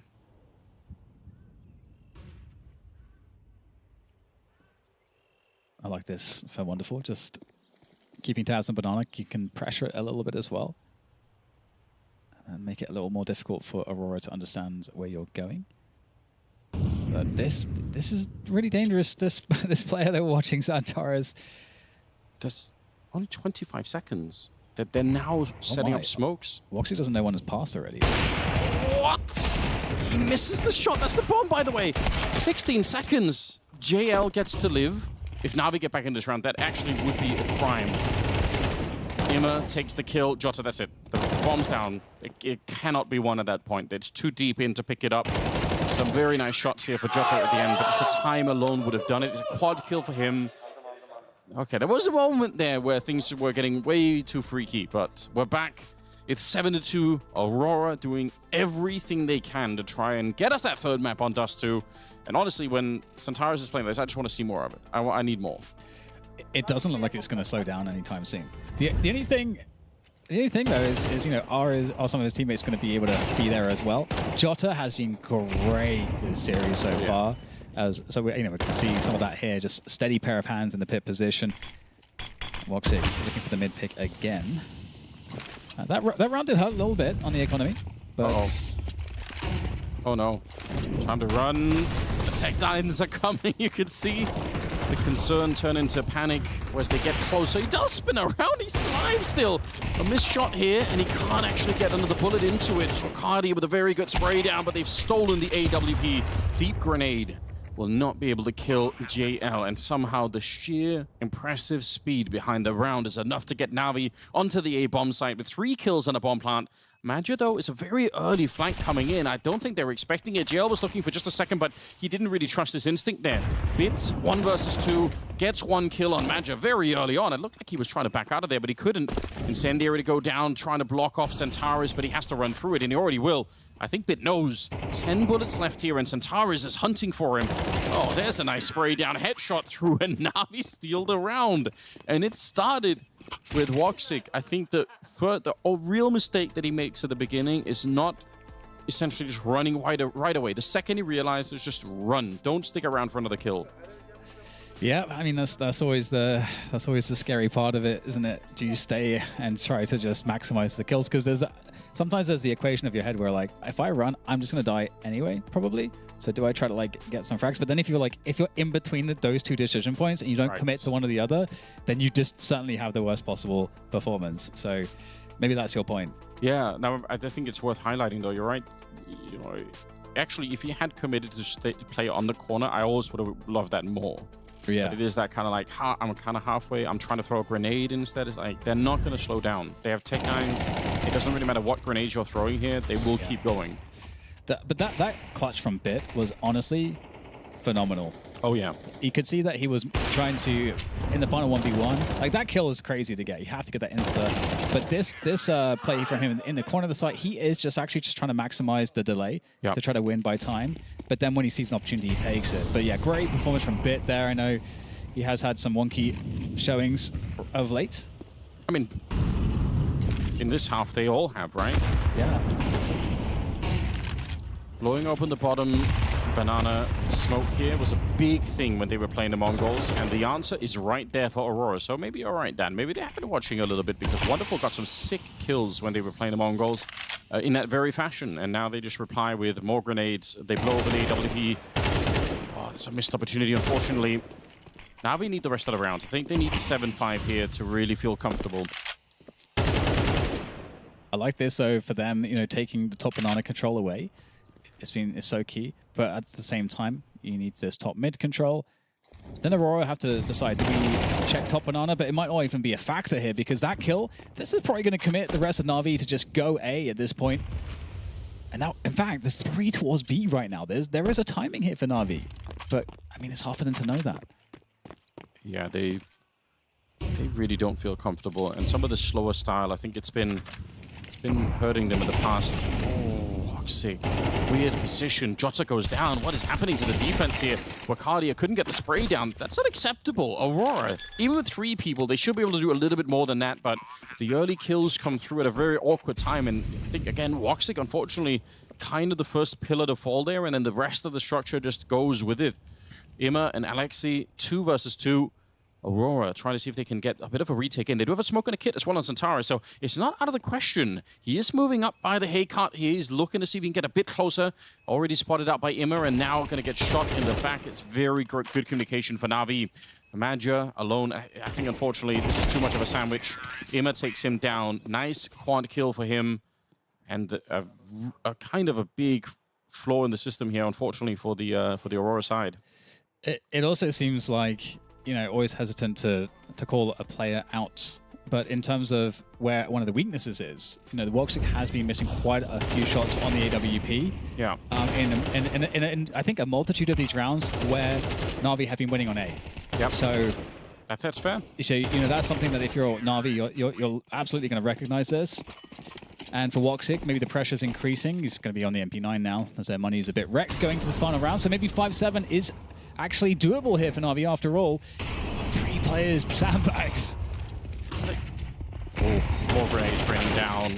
I do like the massive stack here, but unfortunately they just don't have the utility to really stay alive. Jump up. All right, Aleksib might be trying too much. Another Molotov around the corner to put pressure on Jota. He's trying to escape down to 5 health, but somehow he will live. And honestly, that worked out better for Aurora than I was expecting. Yeah, I feel like after the first loss there for Na'Vi, they kept going, but they got all the info, so they could have easily reset with better numbers. That 3v3, I mean, it's absolutely doable for Aurora still. Boost up for Centaurus. He's the only one here. They throw the regular smoke, which means he could look right on top and might be able to get a free kill against Immer, who is kind of hugging the smoke. Oh! That's such surprise! It's... You know, the corner of the smoke fades away. It's not even the whole smoke. It's just like one little corner of it that changes, and Immer's right there. That looked like... There's no way he could have known that exactly, but it looked so sick. It's Wakadia. It's round number 12, so of course he is going to go for it here, but with the health that he's got left, there really should be no way. Flashing himself through. He doesn't even get a chance. Immer to get the kill on him, and a 7-5 is secured here. So not bad for Na'Vi at the end. Obviously, it's not the best start, but good enough, I think, to make a comeback into the second half, no question. Yes, and also going to the second half, you know, we can expect perhaps some really cool stuff from Xantaris. Let's go. So that's going to be fun. And we will also, I'm curious what the dynamic will look like with Woxic on the AWP and how he will be utilized and sort of what the performance there looks like as well. Interestingly, Na'Vi, they didn't get to run what they ran against the Mongols, really. So credit to Aurora for that. I think, yes, that's worth highlighting. They did shut down some of the more impressive things that Na'Vi were able to do in that game. I think that's absolutely worth thinking about, and that's sort of like, that's how Counter-Strike evolves, you know, even on a daily basis. The turnaround to figure out what's going on is pretty quick these days. I will say this, Dan. I think it's fine to call players out, you know. You're so polite. You say, oh, some problems with Woxic. Yeah. Just call him trash. Say he's washed. Oh my god. You know, just go. Is that what you're saying? No, but that's the Maui playbook, and you know what? It works really well. You know. That's fair. Yeah. Well, I think it's something that Na'Vi definitely started to lean into. They're like, this is a pattern. We're kind of getting a lot of space here. Because in Furia too, one missed AWP shot is a lot of space that you get off of that. You're right. This is like one of the few maps where you're not going to have many second chances with the AWP to try and run away and do something else. So here we go, ladies and gentlemen. Second half is coming up. We've got Aurora now on that T side, and it's a very similar look when you look at the utility. So very B execute heavy when you got smokes, coffin, smoke, CT spawn, and one Molotov. But Na'Vi. I don't know about you, Dan. I feel like they've got an idea that this could be coming. There's something about this that tells me they might have done some research. Yeah, they're ready for it. Can he hit the shots though? Oh, okay. Is it a bait? Is it bait? Oh, Julie's coming in full force. Nice shots. Aleksib, he's been a menace actually on some of these pistol rounds, and indeed, Na'Vi, they know what's up. He just doubled his kill count to 4. So it says something about how miserable of a first half it was, but you're right. The USP side have been trading really well. You know what's really interesting? They had 4 people at the B-bomb site. The person that was still inside of the site had no flashbangs or anything to throw over, so it was literally just like a 3-stage fake. Whenever you get a kill there for Aurora, you might think that's the last person. Well, then there's more. Even if they kept going, there would have been even a 4th person inside who wasn't even trying to flash anyone in. They were just there as like one more shot. Yeah. Because if you get 3 people at top banana, you're going to be running into the B-bomb side, reloading your Glock, right? That's what you're doing. And then you run into USP. So like that's how sure Na'Vi were of what was going to happen. That really is awesome. I really like that a lot. It's cool to see it work too. And Aurora also won the pistol. Okay. So he split those. If they get close enough here, to be honest, so are they going to be double smoking pit? Maybe one of these smokes will land to actually get them out of the apps, but now that that's down, they might have to wait. Oh, I hate this. The problem with waiting here is that the banana control, they have no idea if someone from the CT side is going to be pushing up, but maybe they're just going to ignore it and do it anyway. But honestly, this kind of stuff can really work. So I'm genuinely curious how this will play out. Yeah, Na'Vi are going to be just on the receiving end. So we'll have to see what the quality of this set piece is. Bit. Nice kill initially. Incendiary down, holding the high ground. Peeking out in such an aggressive exposed position. I don't know how he's alive for so long, but teammates from Pit trying to hold on for dear life, and they get so many kills here. Just Santaris left in a 1v2 with the Mac 10, half health. As things reset a little, and an upgrade for him. Surely he cannot do this. 27 seconds, up on the barrels, looking for the next fight. It's very awkward. All right, Aleksib, holding on to it. I did think for a second, because he would have had to have tried to ace his way out of that round. That was a lot of chaos. I really, like, the smoke that goes down there for the T side is a cool one, because there are a lot of CTs that love, especially with SMGs, they love to play and sort of shooting up at the players that are jumping out. And I guess it also blocks anyone from pit. So it's actually a very nice smoke to be thrown there. But I thought maybe they had one more trick up the sleeve, Aurora, but they got kind of close. Well, 7-7, we're all tied up. Deep banana smoke, as we are wont to see. Holding for any apps aggression. Second mid. Na'Vi with the banana control, so some information winning for them. I do love the fact that Santaris has got the hero AK. I just feel like when he's playing this well, just give it to him every single round, pretty much. Swakadi had chewed up at the beginning, and that smoke just long enough that they couldn't really punish it either. Jota's going to be going down. He's the only other player that's been doing anything outside of Centaurus. Between the two of them, they got 30 kills, but the rest of them are just so far behind at the moment. Centaurus, there we go. Again, back murdering people. This time, wonderful. At the top mid position. 50 seconds. Well, round is still on. At this point, if Centaurus is alive, there's still a way to win. Yes, and he's got some lemmings he can sacrifice. Oh, there's another lemming. I mean, he goes down to just allow Xantares to pop off the head. Oh, the flicks are unbelievable here for Xantares. One-man army, Flank. 2 versus 2. Does he have the presence of mind? Madja is not going to spot it, but he gets the player on the site. Will this actually backfire? Because it's going to create an argument to go forward. Xantares still holding... Oh no, he's actually going through the apartments. So this does create space for Aleksib to move forward. He's going to throw the bomb down to Madja, presumably. No, he goes the whole way. That's such a risk, but he is running onto the site here, trying to plant in the corner. Nobody knows Aleksib's here. Oh, he's beat the timing. Headshot. That's so sick. How did he even get here?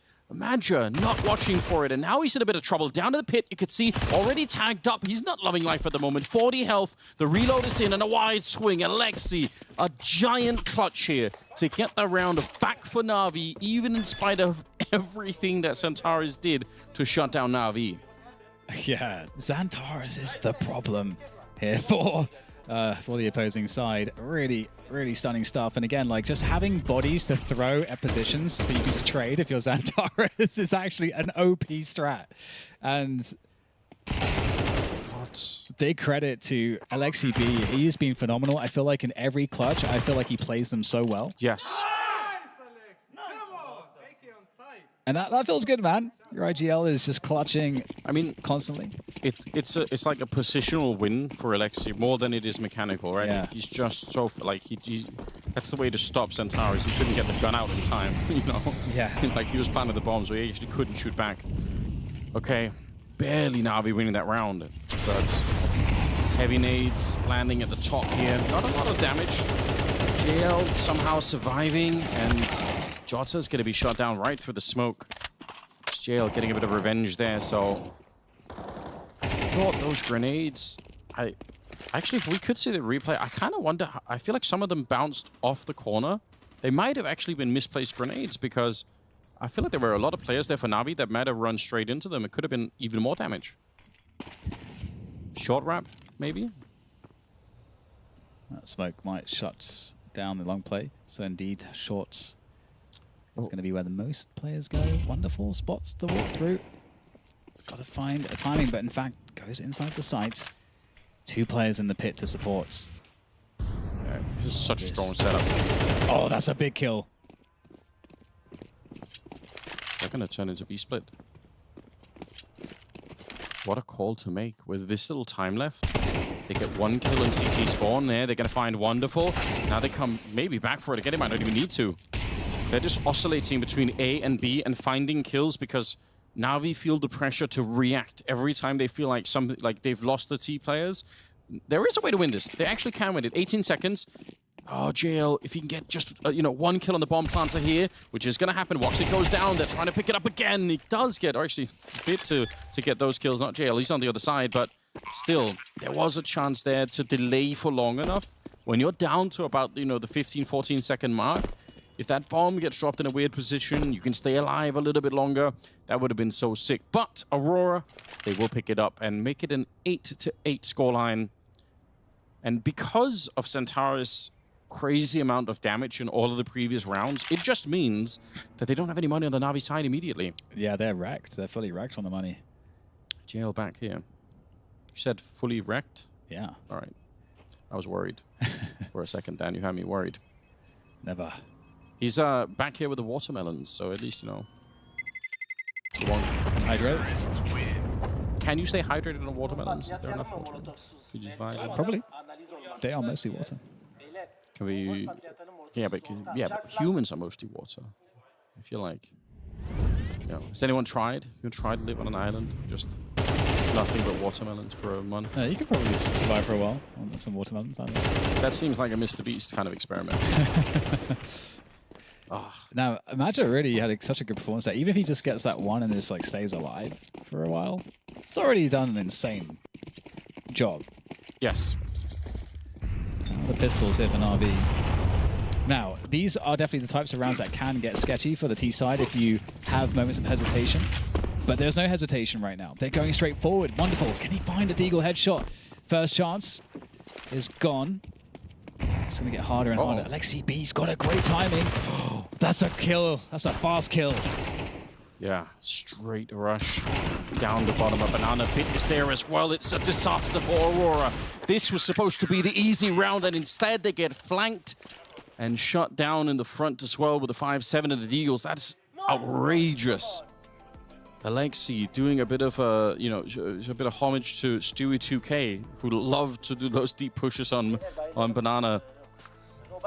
Yeah. I mean, so far he's done that twice that we've seen, and both have been perfect timing, perfect pace from him, and he's converted the rounds off of it. So that's pretty damn good from him. And that, like you say, that's those rounds are so tough because it feels like you have all these advantages, but when you're the T's and you've got to run to a site, there can be problems along the way.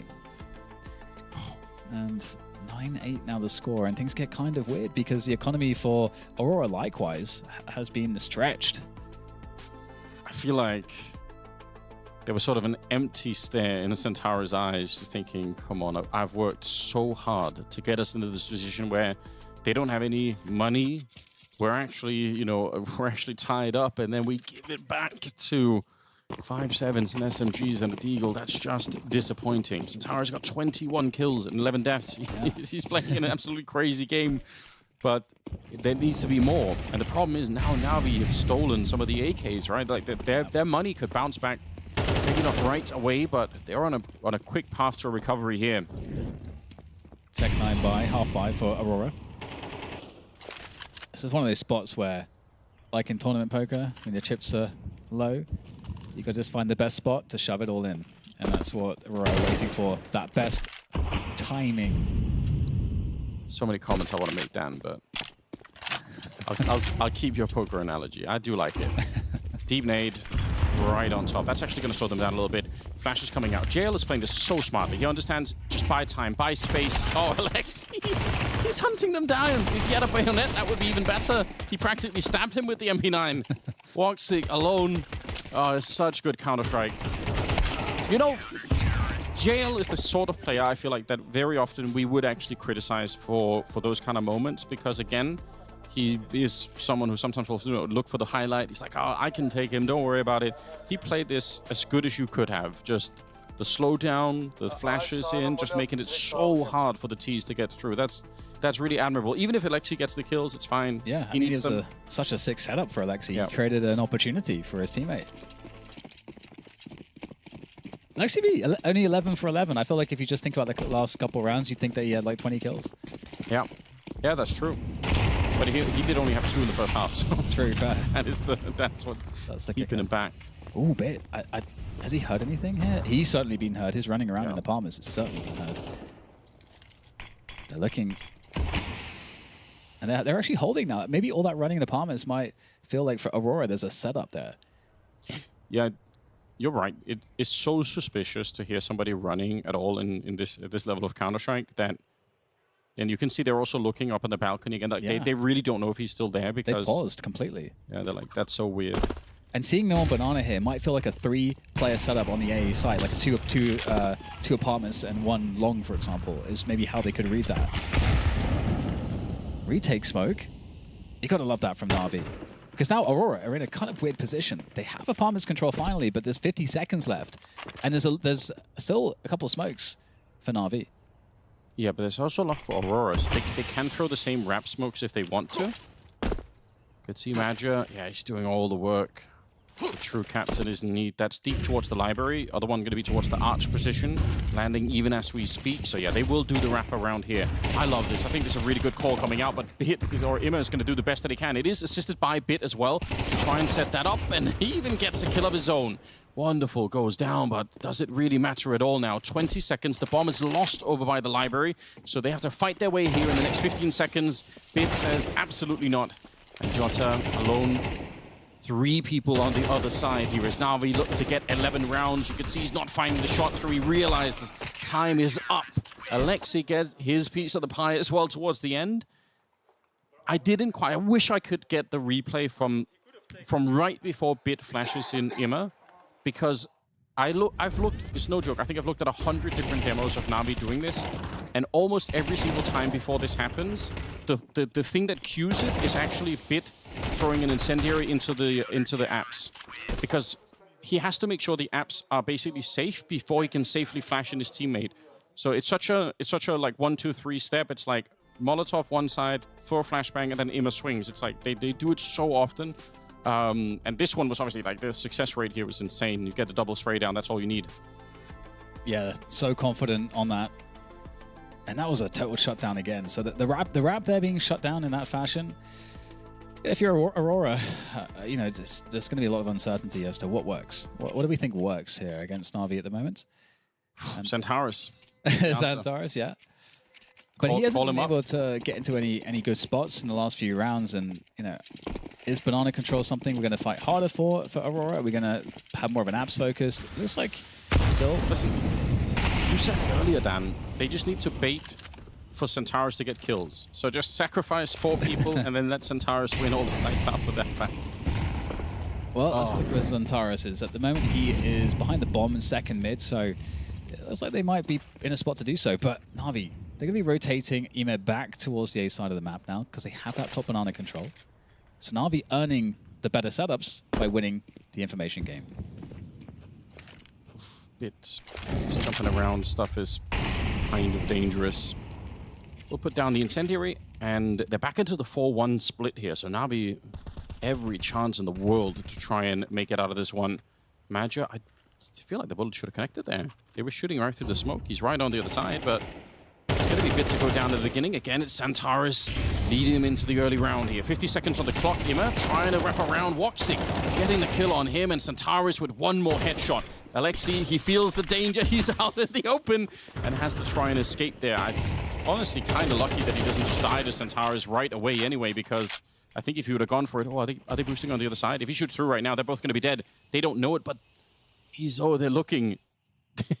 He could have killed both of them already. Boost up on top for Aleksib as he looks for an opportunity here. They really wanted to try and do something, but I think they're realizing now that they don't find that, they have to disengage. Aurora winning another round. And once again, the answer is just Centaurus. Yes. Yeah, it really is. Because the thing there too is that once again, and I think this is the fundamental element that I was talking about, that Na'Vi's fundamentals I feel like are better on Inferno, where Na'Vi, they keep having the better setup. Because and that's really what... Oh, can we deny this? Aleksib B! Oh my god! So I had to finish the point quickly. So Na'Vi, they know how to win the information game so effectively around the map control. And then every time we look at Aurora, they are so far behind so that we see them walking into a 4-man setup, anytime they go towards aim for the most part. So, and if they don't have a way to stop that, the only thing is shooting their way out, which is what we just saw. It worked. Run it again. I'm still curious because I think weirdly, even if it was a 4-man setup, like it fell apart so fast, it makes me think that Bit got killed kind of by making a bit of a mistake. Because I feel like normally you don't need to fight, right? Like if you've got 4 people there, just fall back and let them engage further. So I actually would be curious to see exactly how Bit died in that moment, because and he was in the beginning, even before he died, he was jumping around on, you know, up on the cart and everything else. Even that I didn't really like seeing that. So it's possible that even if they had the 4-man setup, that they were making some kind of mistake. Yeah, and for them, even though they lost the rounds, you might oftentimes expect, we should adjust something. But if you look at that, they were in a huge advantage. They did everything right. They had a 4-man setup there. You can't get something really all that much better. So keep the same openings going. However, we're going to start 2-3 here for Na'Vi, so a slight difference in the early setup. But also, Aurora going a bit more aggressive towards Banana. And Apartments is getting pushed by Na'Vi at the moment. That is such crazy utility. I'm struggling to think of a way that JL could have not died then. He's so flashed, he thinks he has the space in between the Molotovs, but then more keep raining down, and he has to kind of stay and try and battle in the sea of fire in front of him. What do you do right now? If you're Aleksib, it's either a triple or you've lost this round. You have to get so many kills to make this work. It's a very nice incendiary to try and slow them down, but yeah, they're going to smoke it and push their way through, and that's what they should be doing here. Aleksib alone, backup is not going to be there. They're actually slightly running away from him. They're almost saying, well, you know, either you do this or it's done anyway. Oh, grenade, Centaurus. Okay, he actually does get caught. Hold the phone. Wait a minute. 50 seconds. Somehow there might be a chance. Ima trying to battle their way back. Na'Vi, they want to go for this. And they have bought a lot of distraction here. Wonderful might get his way up. Cat without being noticed. There is a player going Banana. And he gets the kill too. So Bacardi goes down. The pressure now heavily on Aurora on the site. 2 versus 2. Thanks to Jota being quite savage in these rounds. How do you remove them from these positions? It looks so difficult. Yeah, I don't think you can right now. He's played it as good as you could have. Smoke will allow him to try and play a wider angle once again. Wox is going to be careful. Oh my god! Bit! The running headshot against Jota. The spray is almost in. Woxic has to go for the reload. He's got 3 health left, and now he's just hiding inside. If they would have gone for the defuse, he would have been there to knife them. I just love the idea of it, but even as he dies to the bomb, they will win the round. 11-10. This game is right back on again. Na'Vi are in trouble with the money and with everything else. You know what's actually interesting here, Anders, too, is that I was saying, oh, they don't need to change the setup. It worked really well. And they changed the setup. Yeah. and the setup difference was that they had a 2-3 instead of a 3-2 at the start. And usually Aurora's mid-timings have been quite slow, so you can kind of get away with the 3-2, you know, 3 banana to A. So we'll see if they go back to that. It looks like, okay, they're going back to that now. And so they should be not as susceptible to that now. I think they might also just try and be very aggressive here because they don't have the weapons. Very nice nade. Soften him up a little bit. JL pushing down with the MP9. Oh! Jump and he gets Woxic. Steals the AK and tries to continue the battle. It's all predicated on the weapons that they had. Playing defensively with this kind of stuff, it's not a good idea. Madja doing what he can here to try and bring the round back at Wonderful, already up on the half wall. Flash, he's going to turn around for it. If he gets a kill here with the AWP, then I think this round is going to be washed away, and that's an easy shot. Madja gets blown up. Centaurus is alive, but only with 28 health. How much can you ask of one man? We're about to find out. Maybe not. Are they going to back away? If they have no money. If they back away, if they back away, they're basically saying we think Centaurus can get us into overtime with more health in the next round. Like that's the calculation. Yeah. And they just won a round, but everybody got wiped out, so they just don't have very much of anything. My god. They're going to do it. Yeah. It's 5-7s, 157 dually MP9, and it's just the rush down from JL. Yeah. Throw him in there. He's so good at it. I more often than not see him finding really big value in those rounds. So obviously sometimes he gets destroyed and looks a little bit foolish, but that's how it goes with that sort of play. But what a time to find that too for Na'Vi. Yeah. And even picking up, you know, some more weapons here that have been, you know, slowly carried back from Banana. Couriered across. Yeah. 12-10.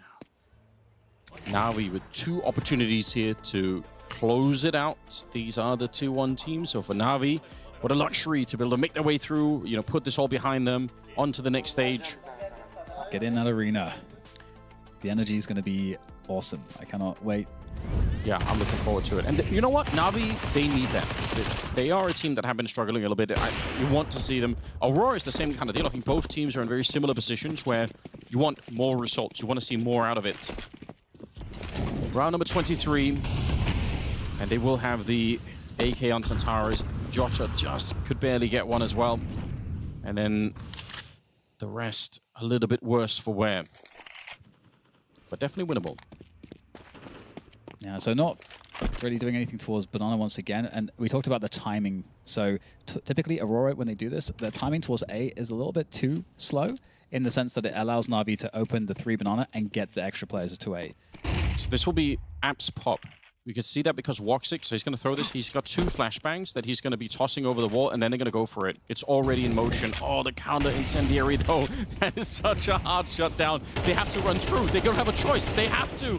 And Bit and Immer are there on the other side. This has already been completely blown apart. The incendiary there destroys Aurora, and it's 13-10. Na'Vi to pick it up with just a fantastic read. Once again, the four-man setup at the A-bomb side just crushes the Turkish side. Yeah, great performance there. We did see some stuff, though, out of Aurora. Getting Xantares online, I think, is a very fearsome sight for any potential teams to face Aurora. So we'll see how the desk decided that one went. Such a different team from yesterday. Na'Vi into the playoffs. Still two close games, but very different. Making sure at the end they did the job that needed to be done, Maui. Nice to see that JL had a big moment at the very end of things, the flying MP9 down banana, kind of a clowny way, but something that I would consider in JL fashion, you know, just getting right in their faces, bulldozing them. Should have just done that yesterday, right? They should have just That's what I meant. No, they should have. They should have, actually. No, it was, they lose a similar round towards the end of the game where it's a hero AK for Xantares and a half-buy for everyone else. You can hear Aleksib saying, fine, guys, yesterday it happened. It's not happening today. You know, today we're going to close it out. Like, first map, also 13-11, but in the favor of Na'Vi. And yeah, it was different today. You know, they played better, even if they would be off to a slow start and mess up a couple of rounds, you know, still able to grind it out. We mentioned the JL round, but even before that, earlier in the half, there was another sort of eco force buy that they were able to win and was the difference maker in the end. What did you like about what you saw from Na'Vi, Maui? Well, there was a lot to like. There was definitely a lot to like in terms of, I saw individuals having moments where they were able to hold on to space extremely well. I kind of like that they also recognized when Aurora was being a little crafty, like catching people who were trying to make their moves, like the awareness, the overall awareness, I think, which usually is boiled down to good communication. We have Emma with us now from Na'Vi. Congratulations, you've made it through to the playoffs. I think my first question to you will be, what was the conversation that happened with the team after the loss yesterday and then coming into today? Thank you, first of all. And I think after the game, we basically discussed how we lost some rounds. Because mostly, okay, they can play good, but mostly we lose some rounds like by our mistakes, and then we just need to fix that over and over again, and then it's just like a learning process. What do you think were some of the mistakes that you made that you didn't make today? I will not tell you. Fair enough. I can tell me something. It seems like, you know, what you talked about in the game against MongolZ yesterday feels like you have at least one game like that every tournament, you know. So what I'm sure you had the same conversations before. Was it more of the same, just trying to sort of push through it, or was there actually something that you were going to try and do differently today? I don't know, man. This year at least we have this. I mean, we have so many. How do I say, like slap in our faces, because like you said, we every tournament at least one game you have it like this, or at least you have one map that you have no chance. And to be honest, I don't know what happened. Maybe you have like a block.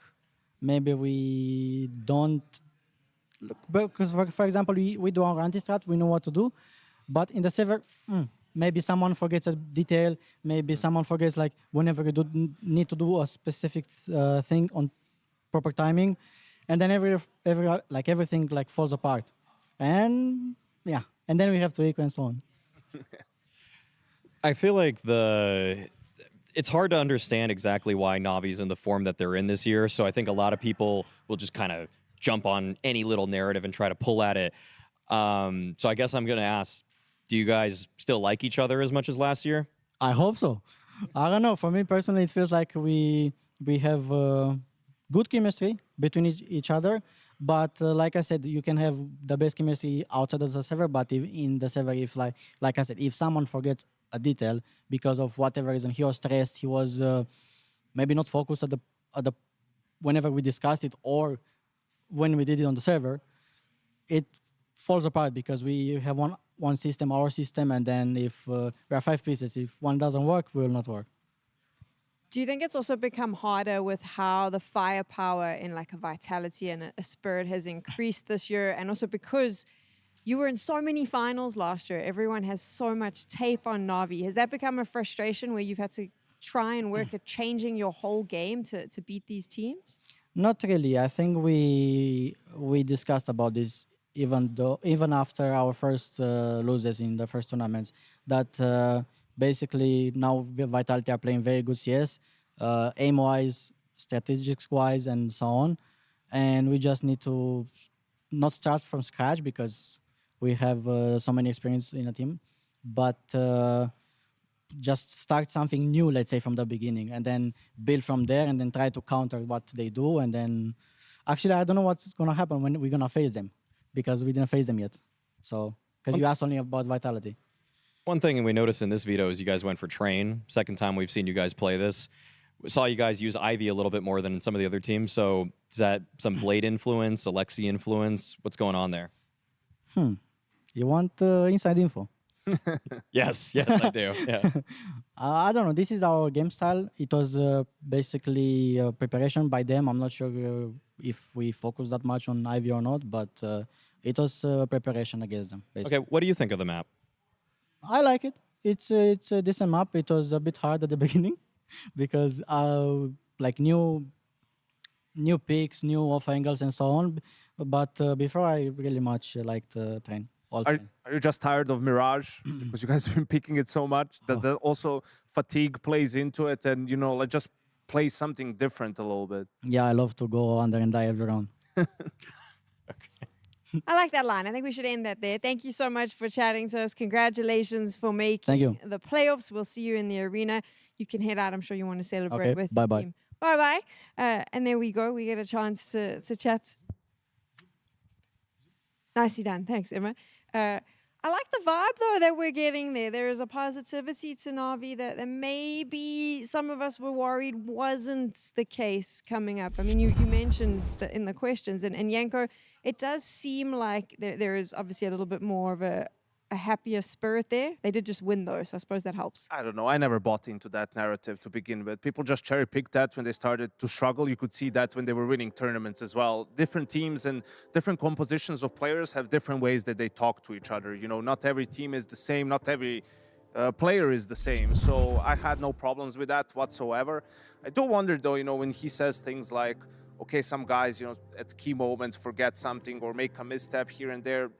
On one side, you want to be like, well, those guys need to, get their heads straight, and that needs to stop happening. But players will always make mistakes. You'll never have a flawless game of Counter-Strike. Like, even in a 13-0, player would say, oh, I made a mistake here. I messed this up. I forgot this, and it still worked out. So I think maybe that might be the underlying issue for Na'Vi. It's like, maybe it's too focused on these details, right? Where, if a guy forgets something or something goes wrong, the round may fall apart. Maybe it's just about kind of creating a little bit of a looser environment, if that's possible, where it's not so reliant on those details and where you can just keep rolling.